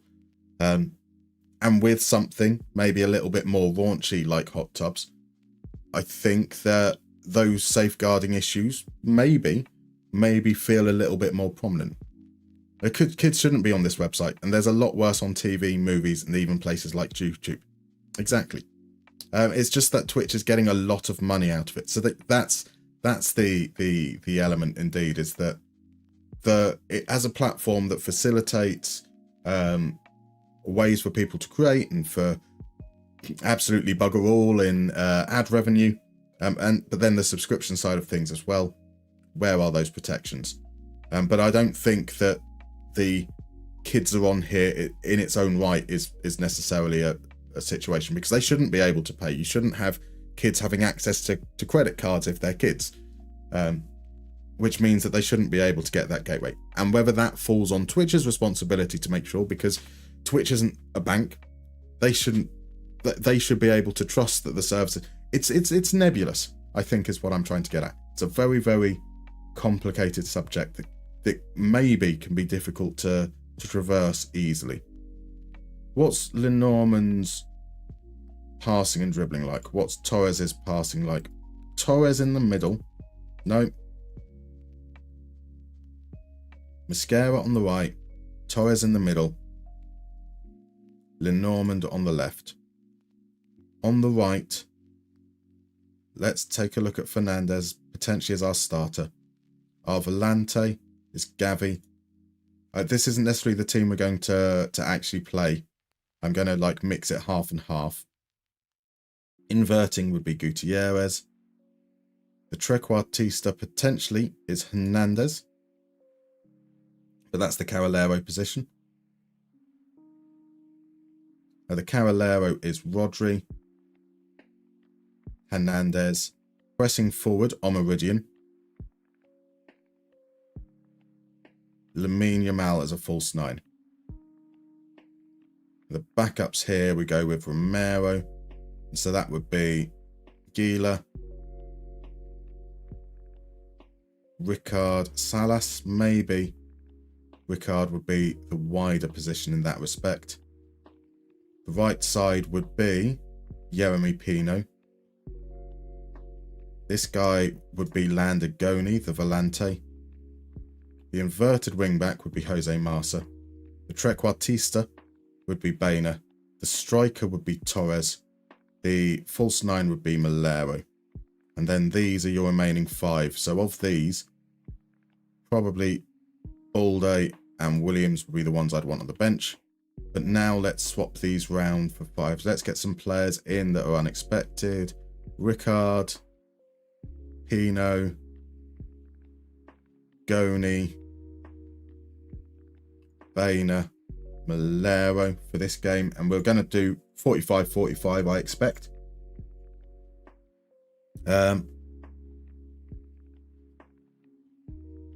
So I'm stuck in a parasocial situation. I created this character called Crodmo that millions and millions of people look up to. I just don't know if I can be him all the time, you know. It's very draining. I get that, Crodmo, but the success of Crodmo makes you want to be him as much as possible as well. It's a self-fulfilling problem. They tried with straight-on nudity for drawing last year. Twitch turned it into a porn site in a second. They had to revert it. Anything to get money. Nudity for drawing? Oh, right, as in still life. Not still life, as in... yeah, okay. You'd never used Twitch before Musterman started up here. Welcome on in. So I'm the gateway. I'm the gateway. Oh, dear. Right, Macasta with a free kick inside the first minute. Finding Enzo, runs through to Pellegrino, and that's 1-0. I can't learn anything from that. That's the frustrating thing, is it's a free kick situation. This is nothing to do with the structure. This is all to do with piss poor defending.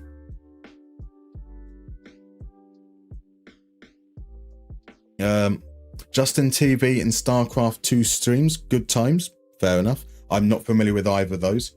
Argentina are running through us. This doesn't work. We're fucked. I think is the honest opinion. Right, Garnacho. Rodri makes a tackle. That's cool. Then Pau Torres does that, gives it away straight away. Brunette back to Enzo. No one's marking anyone.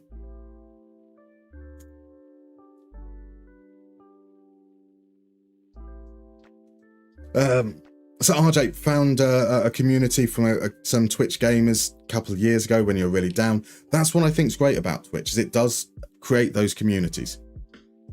Damien, quick update. Rowan versus Danny in the knockouts. Exciting. I am the gateway drug. Coming all the way down that left-hand side. Ooh.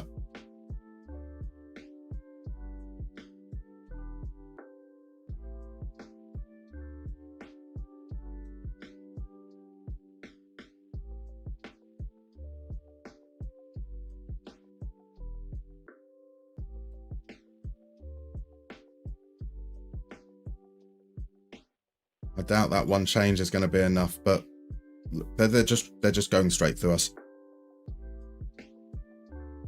Justin TV is what Twitch was before it was Twitch. Ah, fair enough. If the screen cuts off suddenly, it's because he's thrown his PC out the window.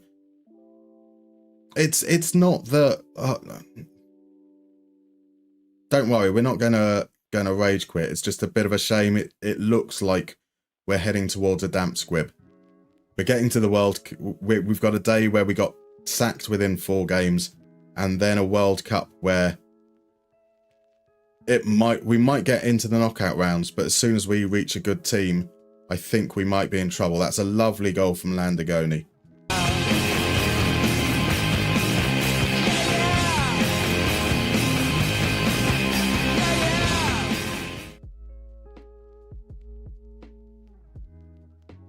Right, that is Goni. There's a lovely header. He looks to be a wild card. That's cool. So StarCraft 2 was the main game that started streaming. That makes sense as well. You might see him throw the PC before it cuts off, just for a brief second. So this was Steve Me won.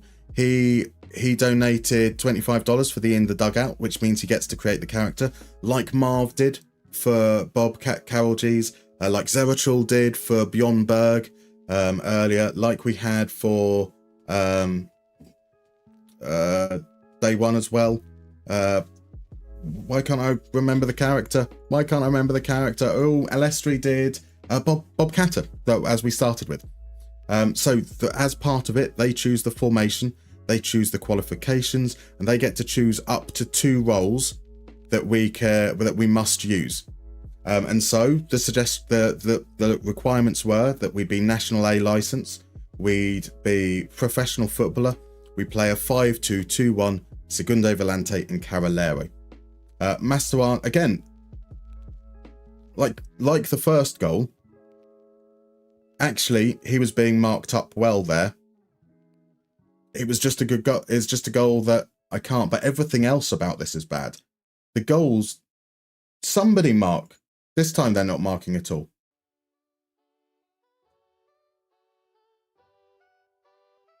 Here's a crazy idea. Mark that fucker.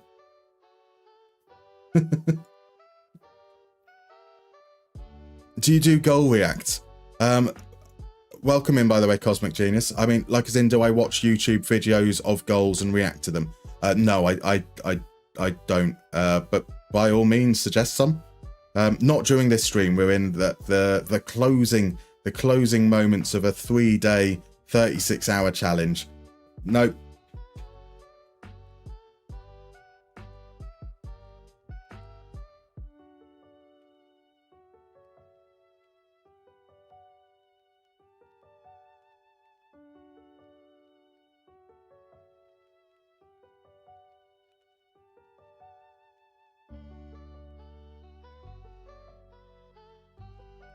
We're going water bottle already. They don't respect us because of our license and past history.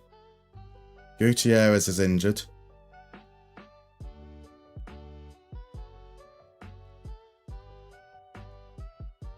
So it's the half time. We're doing all the subs anyway, so that's part of this section here. Gavi, Hernandez in that role.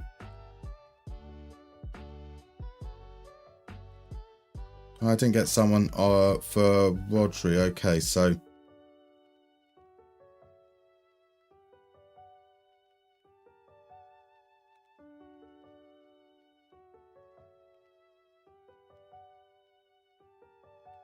here's a crazy idea.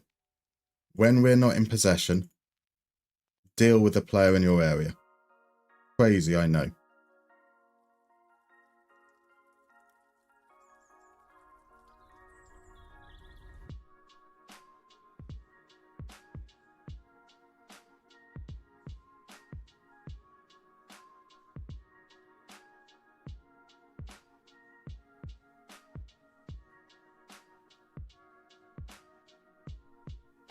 There we go, into the second half. There we go. You have the video. Only cooking videos and hot tub hot sauce with mayo. It's a revolutionary idea, Cosmic Genius. I'm not sure I'm necessarily the person that you'd be looking for. That's not really the content I kind of do. But by all means, feel free to join the Discord, share it there, see what people think, and if people think that it's a good idea, maybe we can take it a little bit further. There we go. There's the link. Oh, we need to score for goal reacts, indeed. Right, sends it to thing. What's this?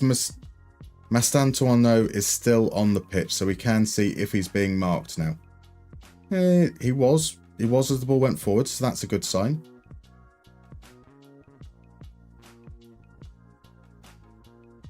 Right, building up from deep.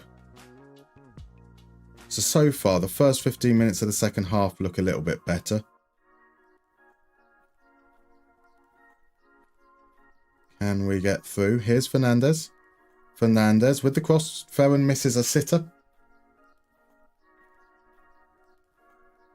So to be fair, so far we've had a game against Greece where we were the worst team but won. A game against Morocco where we were the far better team and lost. And a game against Argentina where we were the worst team and it looks like we're going to lose. So our next game should be better and win, possibly. Or can we scab it in the second half? Own goals to the rescue. We have been much, much better in the second half. So is it just a case of asking the Volante to do defensive work out of possession? Here's Balde. Finds Gavi to Lamine Yamal. Oh, to Lamine Yamal. He just says, the whack. God, that was a strike. That was a strike. McAllister with a free kick. That free kick routine's been effective. That's how they scored their first goal as well. That lasted a long time, eh? There we go. McAllister, cheeky with a little Panenka, sends the young goalkeeper the wrong way.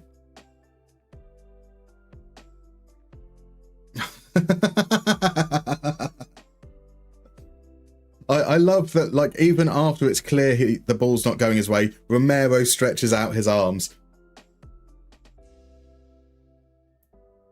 What's going on? We've got to score from this. We've got to score from this just because of how dumb it would be.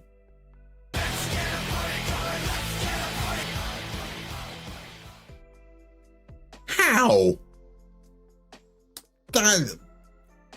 This game is broken. This game is broken. Right, so look at Mastantuono there. Gavi should be marking him and he wasn't during that moment. So maybe we do need to rein him in. Ferran's in behind. I'm not sure that their substitute goalkeeper is a goalkeeper.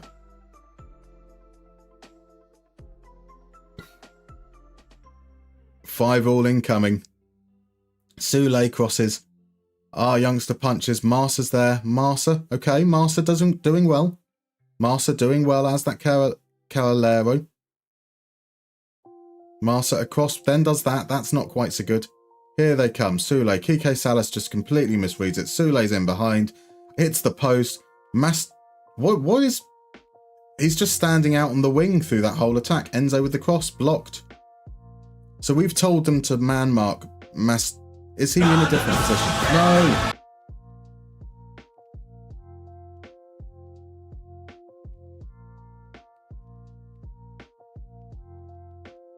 So he's now marking Sule. Okay, that's on me there. Just make sure you're marking your man. That's why he's not being marked in that last part.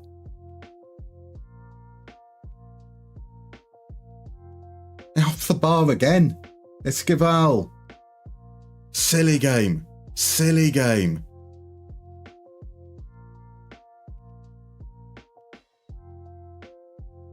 We did not deserve to win. We did not deserve to win. 5-4 is a silly, silly game. Granted, the own goal, had he not been there, that probably would have been like a 0.8 XG chance, which would have closed it up a bit. But yeah, no.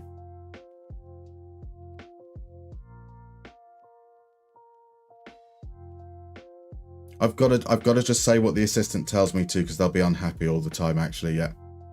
Gutierrez is going to be out for just 2 days. That's fine.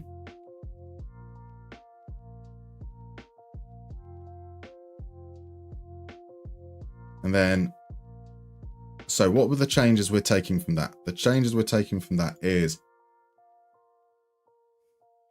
I'm dropping him back down to support.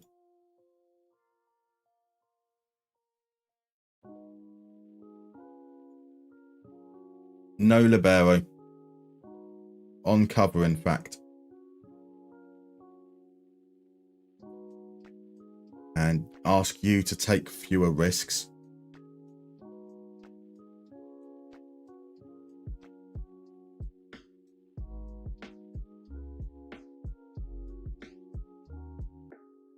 Let's see how that goes with the inverted wing back on support. They won, so they're pissed. I think it's because they don't like the manager. So because we upset them, morale has dropped. And that's why that message comes through. Is my guess, at least. Squad Spain react negatively to Argentina result. Despite the negative effects of the points, the squad are still optimistic. I'm not risking a team meeting, that's for sure, though. I've been drawn against Zanbeek. Oh, interesting. Cool. What a match. Oh, it was a silly match. A silly match. Absolute crazy. I mean, we did say we're going to need to score more than the opposition with the centre of our midfield.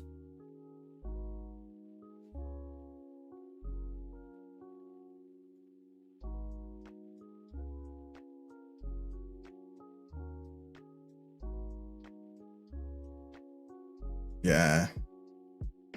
Like, could we try and trap the opposition outside? But we can't really, because we've only got one player out on each flank as well.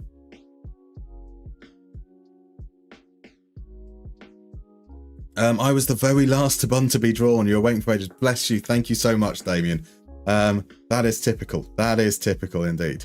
We're going to need to score more than the opposition. Musterman bringing in the cutting edge Moneyball analysis there. Okay, yes. Let me expand on that comment then, shall we? Which is, we're going to need to score more than the stupidly ridiculous amount of goals our opposition are guaranteed to score because we can't defend for shit. So Zambek had 0 points, but played his game, so went through in pool 8. Fair enough. That game, I don't know karate, but I know crazy. Exactly, Night and Knee. Right, let's get some of these other players in. Nico should have been on that there. So we're going to try, let's see Lamine from the start. Let's see Mascara centrally. I'd like to see how that works. I want to also see Marsa in the role that we brought him up for in the first place as an inverted wing back. I want to see more of Fernandez as well. opposition are going to be playing with an attacking midfielder. So, mark that motherfucker. A game against Georgia.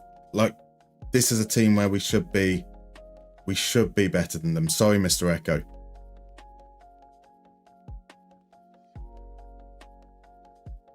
Yes! Get in! We've gone through a whole team talk without pissing a player off. The tides are turning, which means we're about to lose. We're up against Summer Dicker. I mean, I don't want to make any judgment on him, but he is some dicker. Gavi is aggressive. I don't care. That's fine. That's fine. If we score more than them, they will probably win. Indeed. If he doesn't respond to you, make sure we have a rematch. Absolutely, Damien. Absolutely. It is a low bar. 3 shots early on. A decent amount of the ball, but they've had more final third passes. Well, they did when we were looking at it. Fernandez steps in. Ricard now. Plays it out to Lenormand, who's already picked up a booking in a friendly. Goni. Back to Lenormand. Scare moves across. Here's Boehner, can play it through. Samu's in behind. That's better. That's better.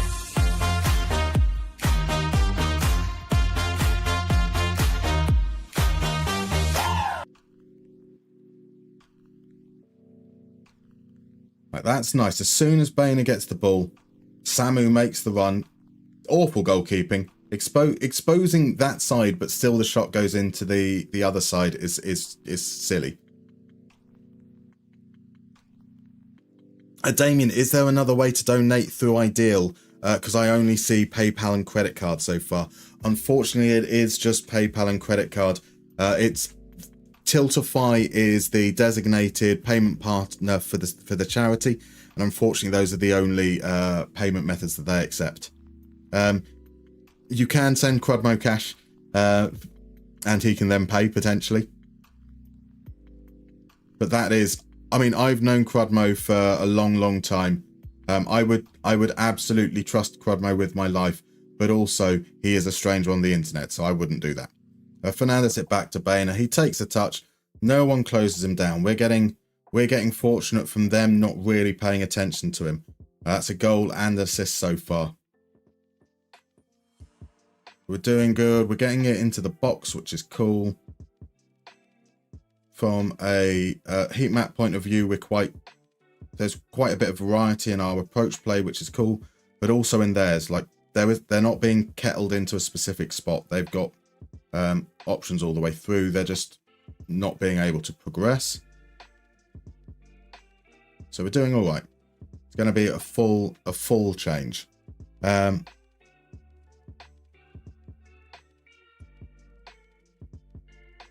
Give that youngster another chance. Now these players we're going with. Let's try in that position. Salas in the middle. I want to see what happens if we go with double stoppers and a cover. Pino out on the right.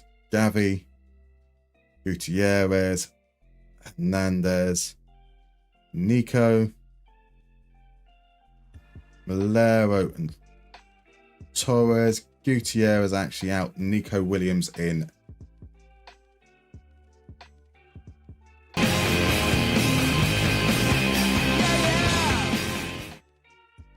Jeremy getting on. It's much like the last game. Free kick goals I can't necessarily really judge much from. A good finish. Good finish from Pino. Yeah, Ideal. Having to deal with Ideal as an e-commerce website that is global. God, I hate Ideal. I mean that in the nicest way possible. They might be slightly better than whoever we had to deal with in Mexico. I can't remember their name. But yeah, they're frustrating. Lovely solo goal. Lovely solo goal from Shaq Fatadze. Little bit embarrassing. I think Powell might be playing himself out of the starting lineup over these last couple of games. Oh no, Powell was fine. It was Gavi. Gavi miffed there, although there was no need for Powell to step back quite so much. Yeah, it works totally fine in the Netherlands, just not anywhere else. Exactly the problem. FMG would also trust Crudmo with Mustermann's life. It's a low risk proposition, really, isn't it? Are we getting ready to not lose in the first round? I reckon we'll get out the groups.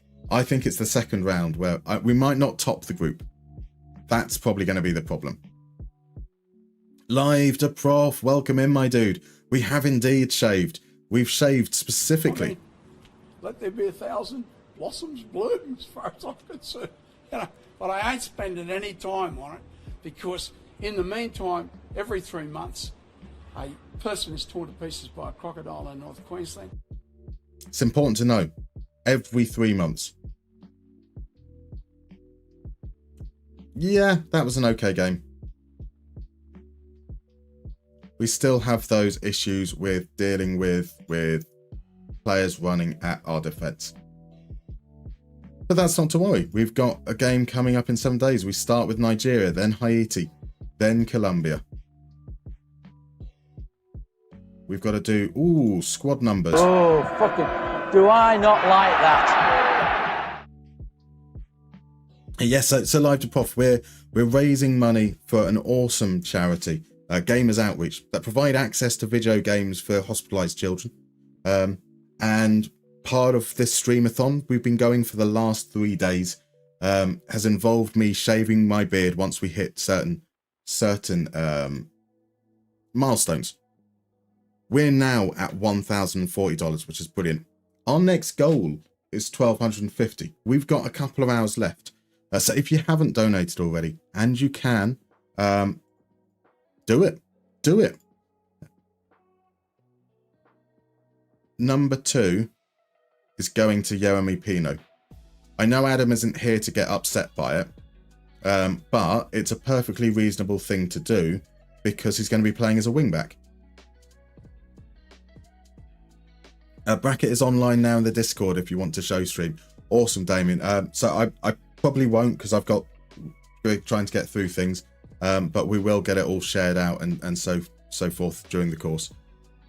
Finley's football coaching's here. Welcome in, my dude. How are you? Seems like the perfect time to have tuned in. We're pretty close. We're into the final session, the very, very final session. As this has been a 3-day stream form. Let me show you you've got the message pinned there. But let me. And we sucked. We're here now at the World Cup to end it all off. We've been given Spain. We've got an okay group: Nigeria, Haiti, Colombia. That should be okay. I'm not convinced of our chances beyond that, unfortunately. So, Ivan, you say you only saw you shave your beard when you said you did. It's gone. It's gone. It feels so weird. Feels so weird not having it. Yeah, this is a quick skin made specifically for the event. It's got attributes. It's not. It lacks certain things, like there aren't options to select different things on the player page or anything like that. So it is quite limited, but it is cool. It is definitely cool. We brought more color to the lovely little bit here, so that comes through a little bit more. And we've got the Gamers for Giving logo up there, just to constantly remind. So if I win my game, I might draw Sign Maggio. That's interesting. So the Unite Emery style tactics that we use was what I drew up when I played Sign Maggio in the match to the delay. And that won both times against his side, which I thought was quite cool. He was managing Aston Villa, so it seemed like as a Villa fan to do something thematically appropriate. And so I'm quite I don't mind that as a draw if I get that far. No sorry needed. Exactly, it's not. It's just that if you tune it to your normal streams, it's going to look very different. It is. It is. Hey, so here we are. Let's look at the team that we want to pick. I think my starting point is what would they pick? They would pick wasn't the thing I meant to say.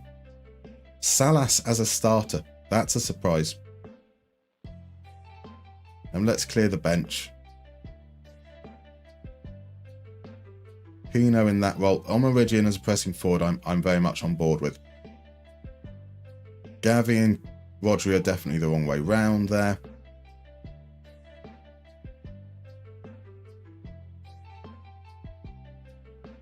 No, I'm happy to give Gutierrez another chance. Fernandez is fine. I'm not feeling Pau Torres.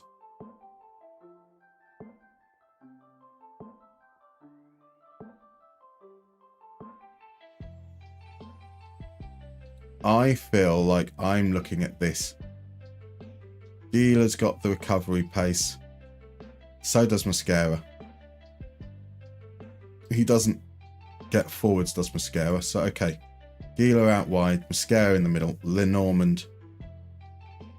Fernando, Redri. That's there, fine. Lamine Yamal as the false 9. Omerigian. Bainer had a good game last time out. Oscar Hernandez on the bench seems reasonable. So let's have these in order.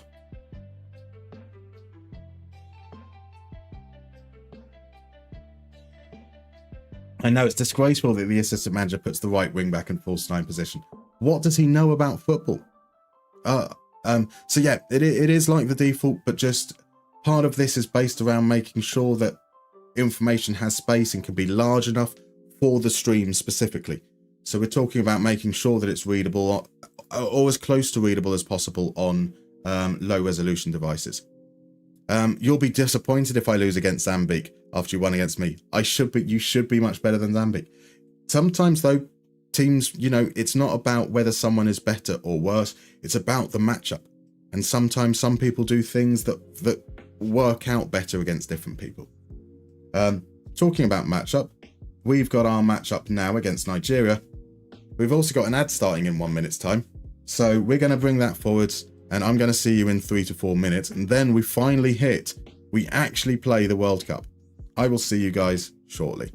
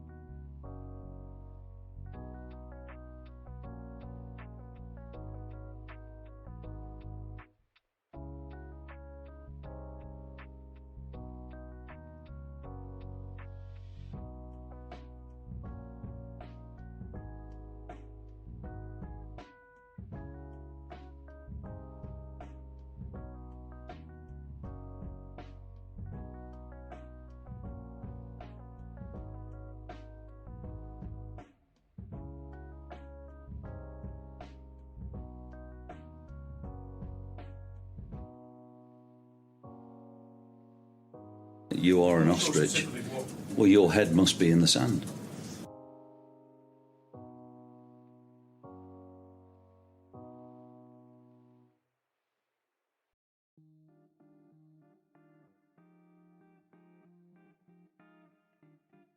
I'm European champion, so I'm not one of the bottle. I think I'm a special one.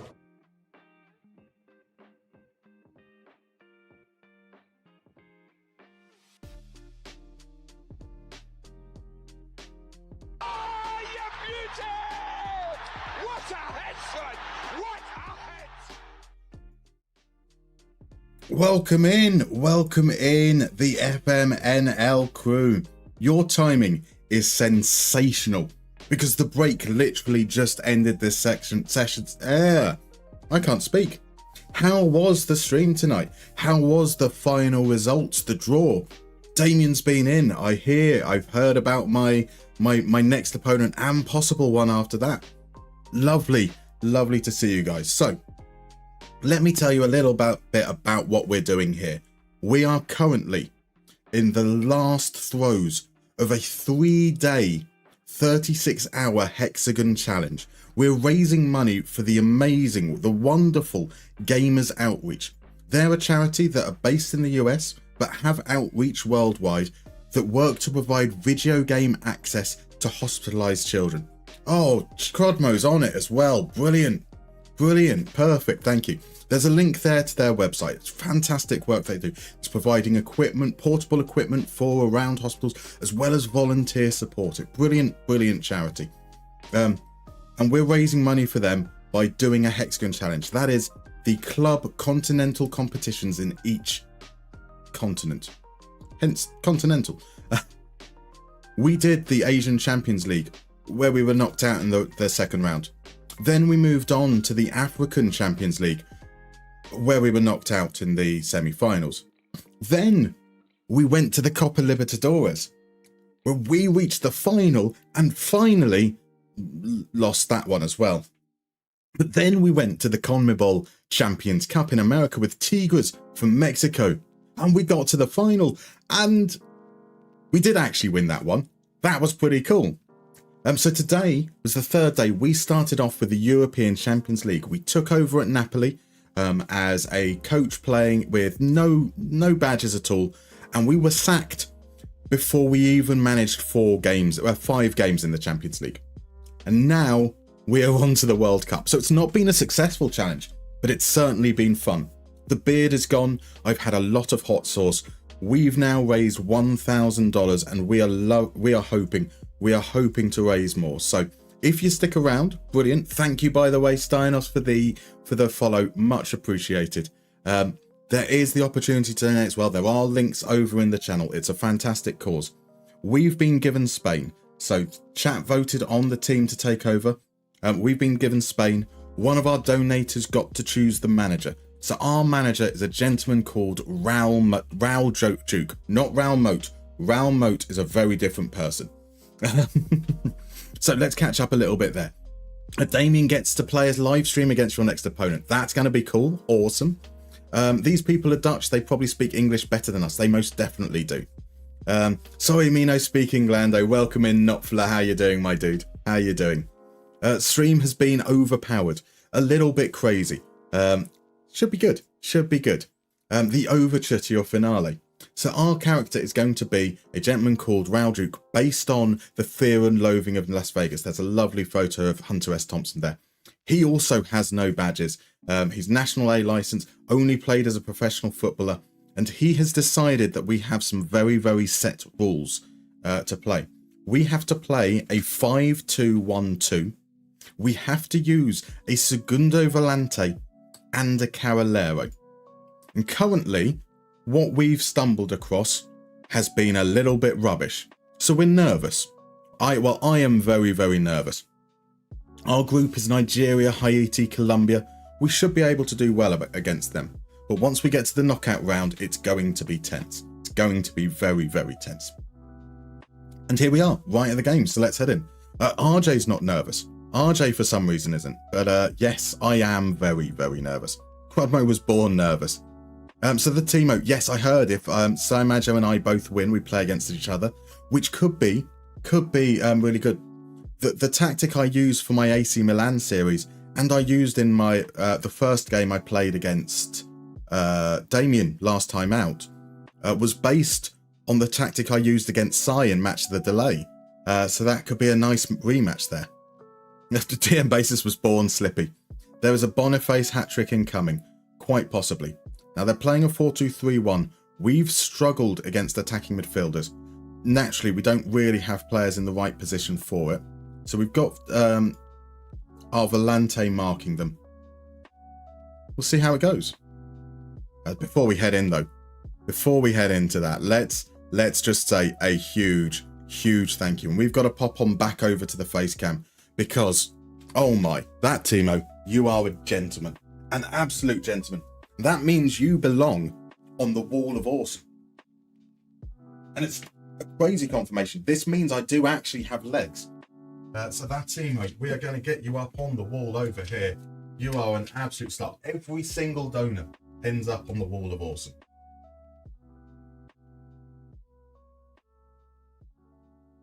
And the reason you end up on the wall of awesome is because you're fucking awesome. Absolutely incredible. Up to $1,050. You are a star. Thank you very much. Grimacus as well. Thank you very much for the follow. Very much appreciated. Spending the monies for good stuff. It's a great cause. A great cause. Musterman leg confirmation at 1,000 indeed. Timo de Topper. Indeed. Right, so here we go. Oh, whoa. I knew what I was meant to do something, wasn't I, guys? I was meant to do something. Can I work out how to do that something? We will pause the game as soon as it starts. Because there is an important moment that needs to happen as the game starts. And that is, we need to pause that.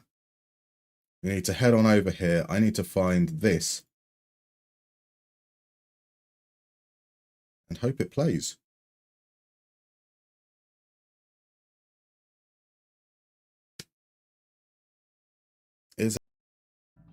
Wow, that was long. That was long. Apparently it has words. Who knew? Let's click to the game. Suddenly feeling the urge for some tapas and cerveza. Oh.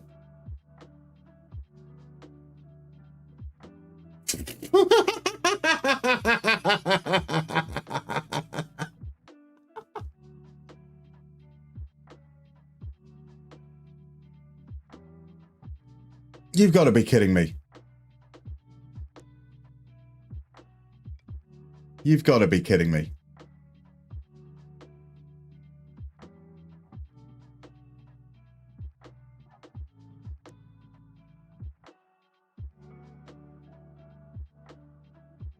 That is incredible. That is incredible. This Hexagon today especially is cursed.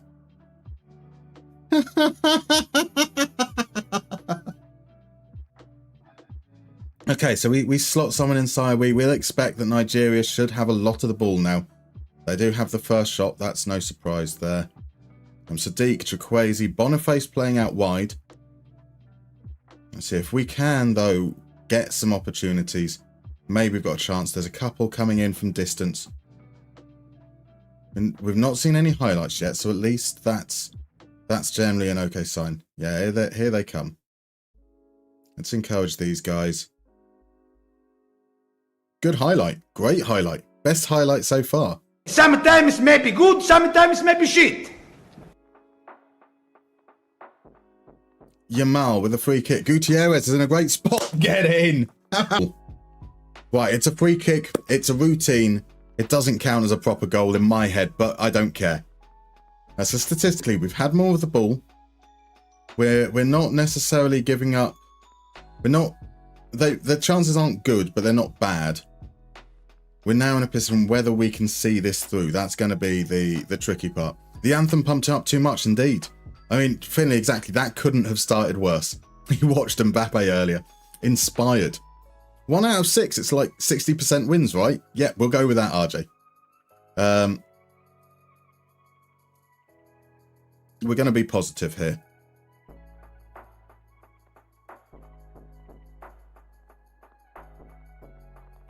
So Samu as an outlet is great. I like the idea of having Samu as that physical option that we can send the ball a little bit longer to, because he's just so good physically. I think we might sacrifice Boehner and push Lamine Yamal back into that role. And so just go with that. The trequartista isn't going to help us much defensively, right? So that will be a chance for Landagoni to come in. Landagoni, the man that doesn't know how to play in that position. Or do we go sensible and we go with Nico instead? I think we go sensible with Nico.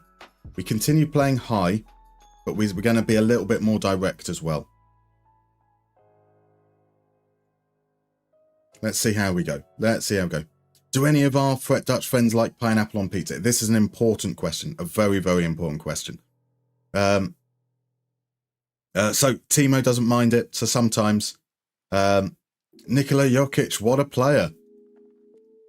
Is there context to what's Nikola Jokic done? Is he just having? Is it just has he had like an amazing game, or is it just an amazing moment? Sadiq, it's a good save from Unai Simon. Steinos is very strong on no pineapple.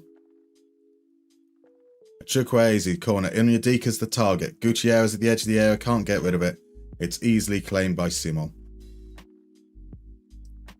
And so they've started the second half quite hot. That's 3 chances. 0.7 XG. Those changes have brought more pressure on us. So maybe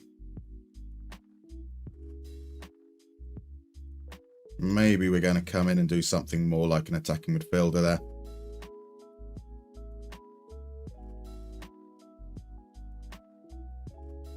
Now let's go advanced midfielder, attacking midfielder support. Omarigian's coming off. I like him as an outlet, but evidently it doesn't seem to be doing great. Youngster Hernandez can come on.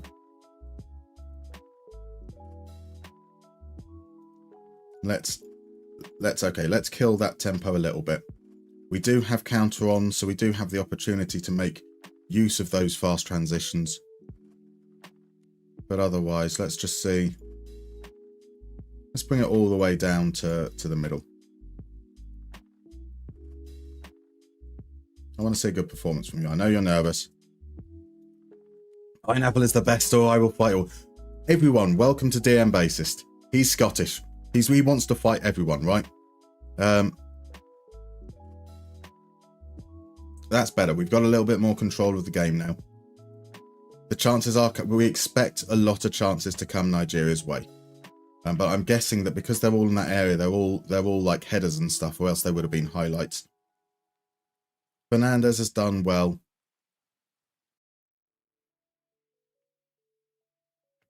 This is where I regret deciding that Jeremy Pino is going to be my backup right wing back.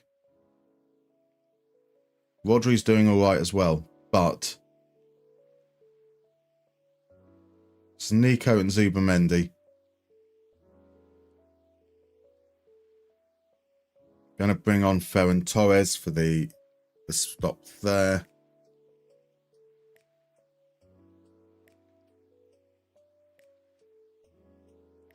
Right, a late throw in. Lenormand into Mosquera to Nico. Tries spreading it out wide. And Fernandez just doesn't. What was that? What was that, Fernandez? Gila picks up. Deals with the trouble. That's fine. Mosquera into Nico. Hernandez out wide. Here's Gutierrez tucking inside. He plays it wide. When we move the ball. Oh, that's a great save.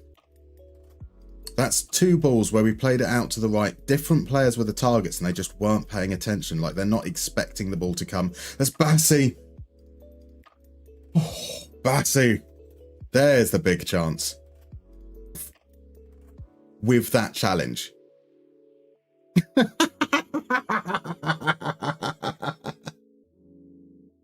What is this nonsense? We're obviously not going to appeal that. This is silly. This is silly. Timo Regbanen was on for Nigeria. Indeed, he was. Spain is successful in the French Youth Invitational. Well done.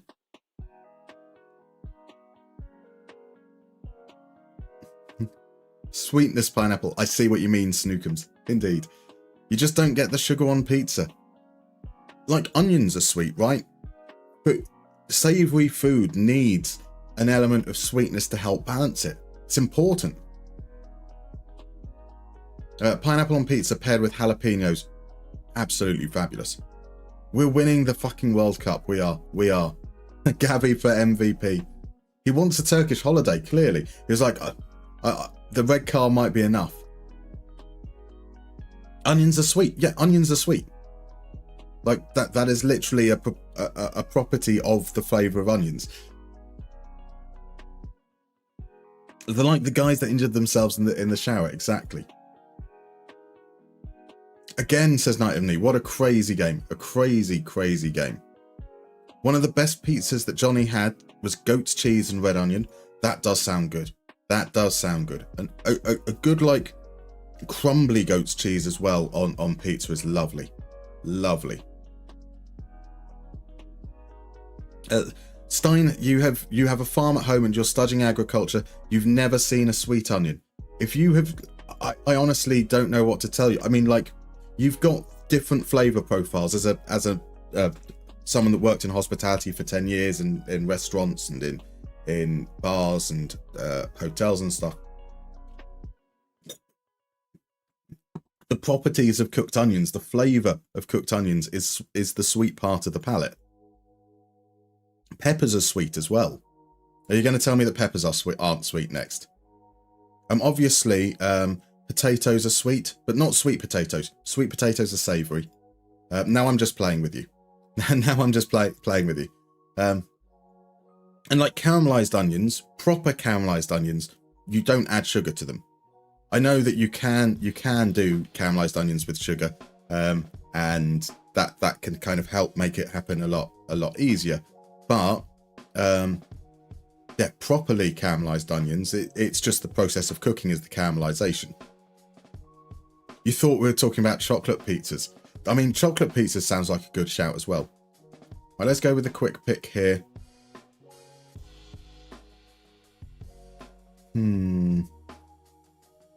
So this is where we need to worry about the fitness of players. Haiti, we can definitely rotate everyone.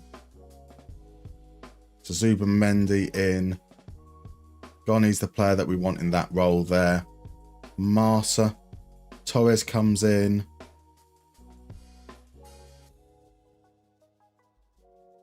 Meridian to stay up in that front area. I'm fine with that.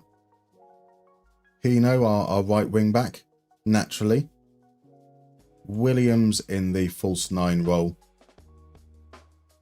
Hernandez in for Bainer.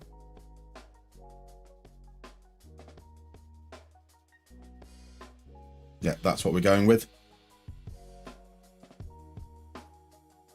Johnny Trotter, you've seen chocolate pizza sold by fake doctors like Dr. Ertke. Are you questioning Dr. Ertke's qualifications? Disgraceful. DM Basis is curious about dessert pizzas. Dessert pizzas are fine. Dessert pizzas are good. Purple onions are the sweet ones, at least here in Portugal. Yeah. Yeah.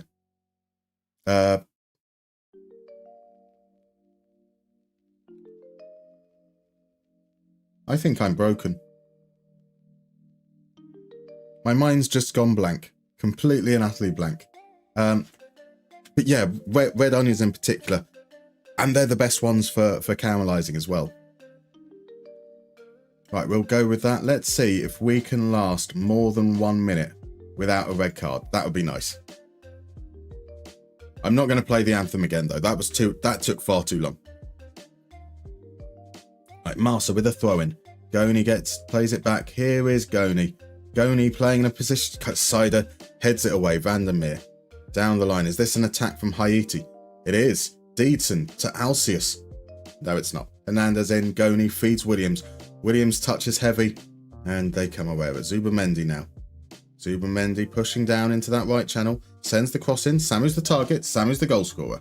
That'll do. That'll do. I think his full name is Dr. Nick Ertka. You're going to tell me that Dr. Pepper is definitely a doctor. Definitely a doctor. Well, no worries. It's me, Ronnie. Thank you so much for dropping by today. It's been really, really appreciated. Your donations have been awesome. You are a true gentleman. Have a lovely, lovely night's sleep. But anything less than, say, if Colombia beat Haiti by 4, we need to be expecting to do more than that. So Ricard, back to Salas. We keep on moving backwards, but that's okay if that opens up space eventually. Marsa inside to Goni. They're doing a really good job of following the area and crowding things out. Until then, Goni gets in behind, it's offside.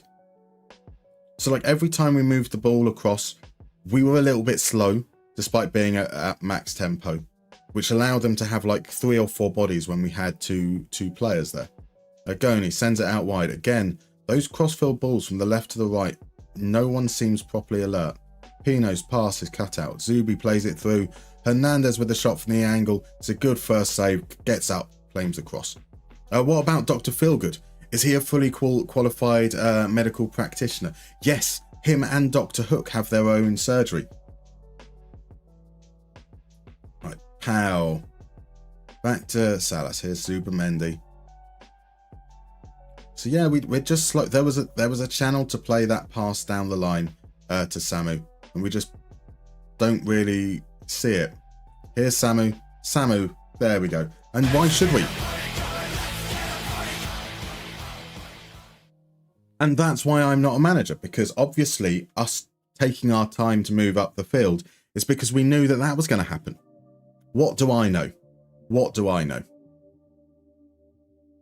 Well, that's the second goal of the game for Samu. It is crazy that such an incredible player is on Meridian in this. Such an incredible player. That is amazing as well. That is amazing as well. Thank you.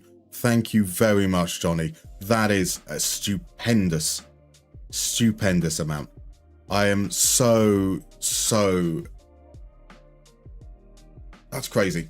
That is crazy. Thank you. $100. You mad lad. This has been quite a weekend. Appreciate all you've done for the charity efforts. Who needs FM success when you've been this entertaining? I mean, yes, thank God success wasn't the criteria. You are incredible, Johnny. Bless you, my dude. Let's get you up onto that wall at halftime. We're not waiting for the end of the game. We can't wait for the end of the game in that situation. Now, Johnny Trotter was one of the very, very first up on this wall, donating early on to have his own coach in the game, which we will be looking at a little bit later. And which means that Johnny will be somewhere around this middle area, and I should know where you are. But I've moved people around. There we are. There we are. Let's get you on. Let's get you onto wall number 2, because we want to give you your own line. We need the Johnny Trotter line. Johnny Trotter line is there, bang in the middle of the wall of awesome.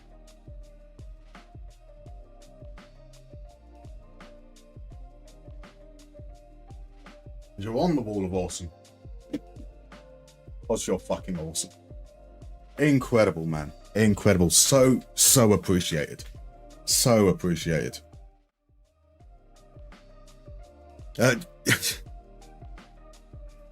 Crobmo's got it right. Favourite Irishman. The only Irishman I know. I do feel a little bit bad because if FMG&G is in here, G&G is also a wonderful Irishman as well. There are 2 good Irishmen in the world. I mean, you're not married to an Irishman, are you? I'm guessing she's an Irish woman. Yeah, FMG&G is a wonderful lad too. There are more than 3 Irish people living in Ireland still. There's 6 in total. But that's it, just 6. Right, keep going. Keep going. Keep going. Samu will probably be the first player. I hope we can get a hat-trick for him early in the second half, and then we can bring him off, because he did play the other game as well. Marsa played a lot of that game, obviously, because of the red card. So he's probably the other player that we'd look to bring off. So let's see. Samu out to Jeremy. He plays it over the top. Hernandez is in behind. Oh, that would have been lovely. It was a nice little dink over the keeper. Just a little bit too much sauce on it. Little too much sauce. Right, Haiti have a throw. Now, if Haiti could score a goal here, even if it is against the one of the play, that would really, really set the cat amongst the pigeons. 2-1 is a very nervy scoreline, and Etienne is looking to do just that. Unai Simon stretches across. It's a lovely save. I don't think it was on target. I think that might have been one for the cameras, though. Simon there does the job as well. She is a woman, yes, but she is also Irish, indeed. JT is my number 1 too. That's fair. I mean, to be fair, G&G, if you decided you were your own number 1 Irishman, that would be pretty bad. So that's kind of by default, right? As Williams is in behind, Innocent makes the save. I would really like us to score another goal at some point. Hopefully here. Jeremy in. Providence will get it behind for another corner. On the 70-minute mark, no hat-trick for Samu. We need to spare him. We can't be running him into the ground. We can bring on Malero. Let's play Williams back in that position, which is where I want him to be. Let's start playing a little bit more direct. Say I really want that goal. So Crummo, she's asking ChatGPT what our pets would look like if they were human at the moment. So she's not your favourite. Fair enough. Oh, Pino. Jeremy. That should have been a goal. Jeremy shot at class. Actually, no, shot's not a good word, considering that is what that song is about. She's not doing the turning themselves into action figure. That's going to come in time. Right, Landagoni, well done. Happy with your contribution. It's going to be Nico coming on there. I thought Hernandez seemed to do well in terms of getting involved, but been given a bad... He did miss a couple of good chances. So yeah, chance quality hasn't been that great. Under 0.1 XG per chance. We only scored 2 goals. We aren't able to put them to the sword, but a win is a win. A win is a win. Joke only Musterman and Big Marv would understand. She asked ChatGPT what she would look like if she was a man, and the result was essentially Kevin. To be fair, I mean, I love Kev, but I'm pretty certain that every single result would be what would you look like if a man, and everyone would end up looking like Kevin. For every woman asked that. Kev has a beautiful set of locks that kind of gives a sexy androgyny.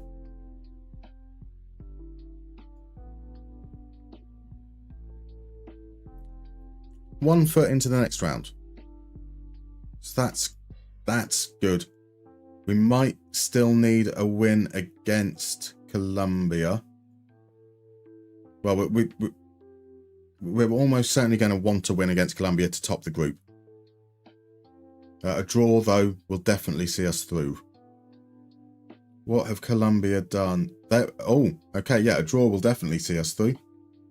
So there's 2 teams on 3, 1 on 6. We've got the head-to-head over Nigeria. So a draw is what we need there. RJ, same, you would look like Kevin too. I mean, I'm going to say you probably would. You probably would.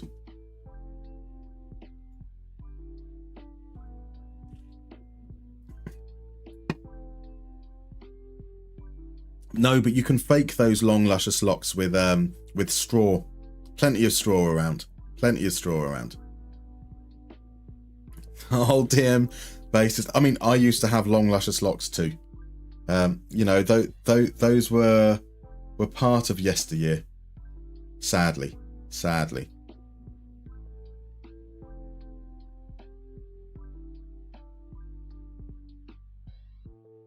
If the answer is anything other than age, yeah, male pattern baldness, you should hold on to it. You know, go full crazy man.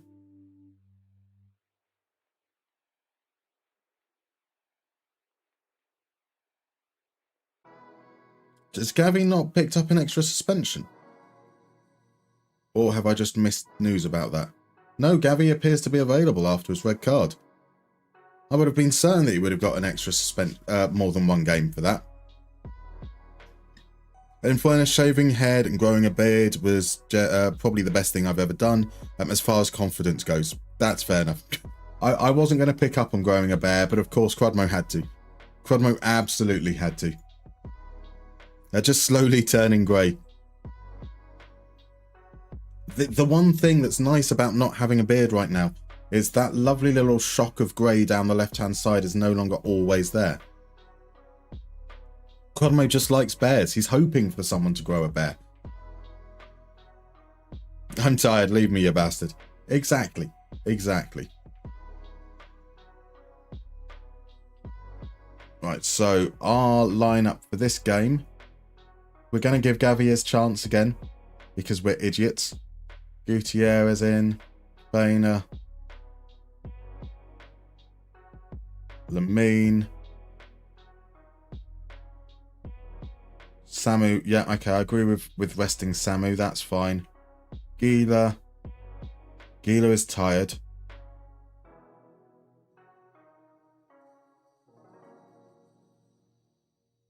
So we're going with Powell's 12 and 14 or Robin's 13 and 14. Robin is slightly quicker across the ground there. So that's what we're going with.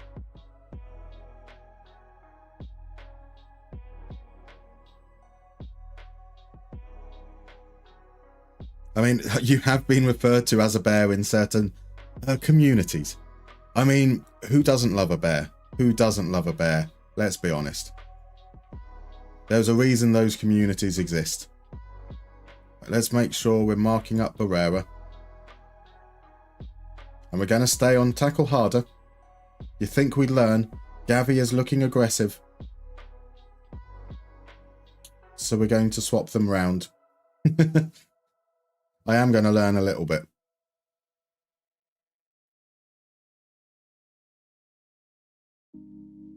Oh, why did I... Oh, no. Okay. I shouldn't have skipped that.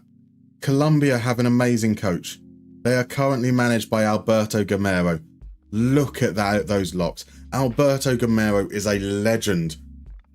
Partly because of his hair. No, almost entirely because of his hair. Look at him. Look at him. So RJ, you're still mostly dark hair and beard with a white patch on the right side of the chin. Why does it have to be a patch? Like, the occasional little streak here and there I'm fine with, but it's all in one spot. Gila Monster. Gila Monster. So hoping for an Andretti disaster class so Palau can win again. It's what's the... I've not caught any of it today for obvious reasons. What is the lie of the land at the moment? We're here, we're queer, we don't want any more beers. Pretty catchy chant. Where did you hear that? I don't know. Some moustache parade. Right, Gavi into Lenormand. Come on, Bainer. Need you turning and looking forward quicker. Fernandez into Bainer. Fernandez again. He feeds. Oh, Pino can't quite get there. It was our starting right back almost fed our backup right back. Gutierrez. Gutierrez on the left. Loses out to Escobar. Sinistera now inside. Gavi. Gavi with the challenge. He didn't two-foot a player. Well done, Gavi. Pino out to Fernandez. Fernandez, get the cross in, my lad. Get the cross in. Or feed it back. Gavi! Mate. That'll do. That'll do. Well done, Gavi. Hasn't two-footed a player. Has scored a goal. That'll count as good. Do we have to feed the monster? We have to feed the monster. Feed the Crudmo. We've just had some lint. Oh, very nice. Very nice. Right, Barrera going forwards. Powell steps up, reads the play. That's nice. So it's two Andretti's in the front row. Palau's in third. He's chasing his third win in 3. That's quite cool. That's cool. Wait a second, who's the other Andretti? I didn't realise there's 2 of them now. Okay, that's quite cool that they're both in the front row. Oh, wait, so sorry, I'm being stupid. Of course, there's 2 Andretti's. I'm tired. It's been a very long day, and we've just scored a goal.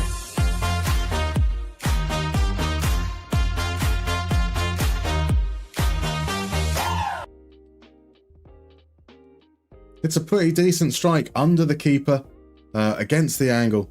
That's what I want to see more of from Boehner. I want to see that he's receiving the ball and pushing it forwards first time, rather than coming back and losing momentum. So that's more of what we want to see. We're going to win the fucking group stage of the fucking World Cup. 3 wins in a row. It must be a new Hexagon record. Let's not get ahead of ourselves, though, at all.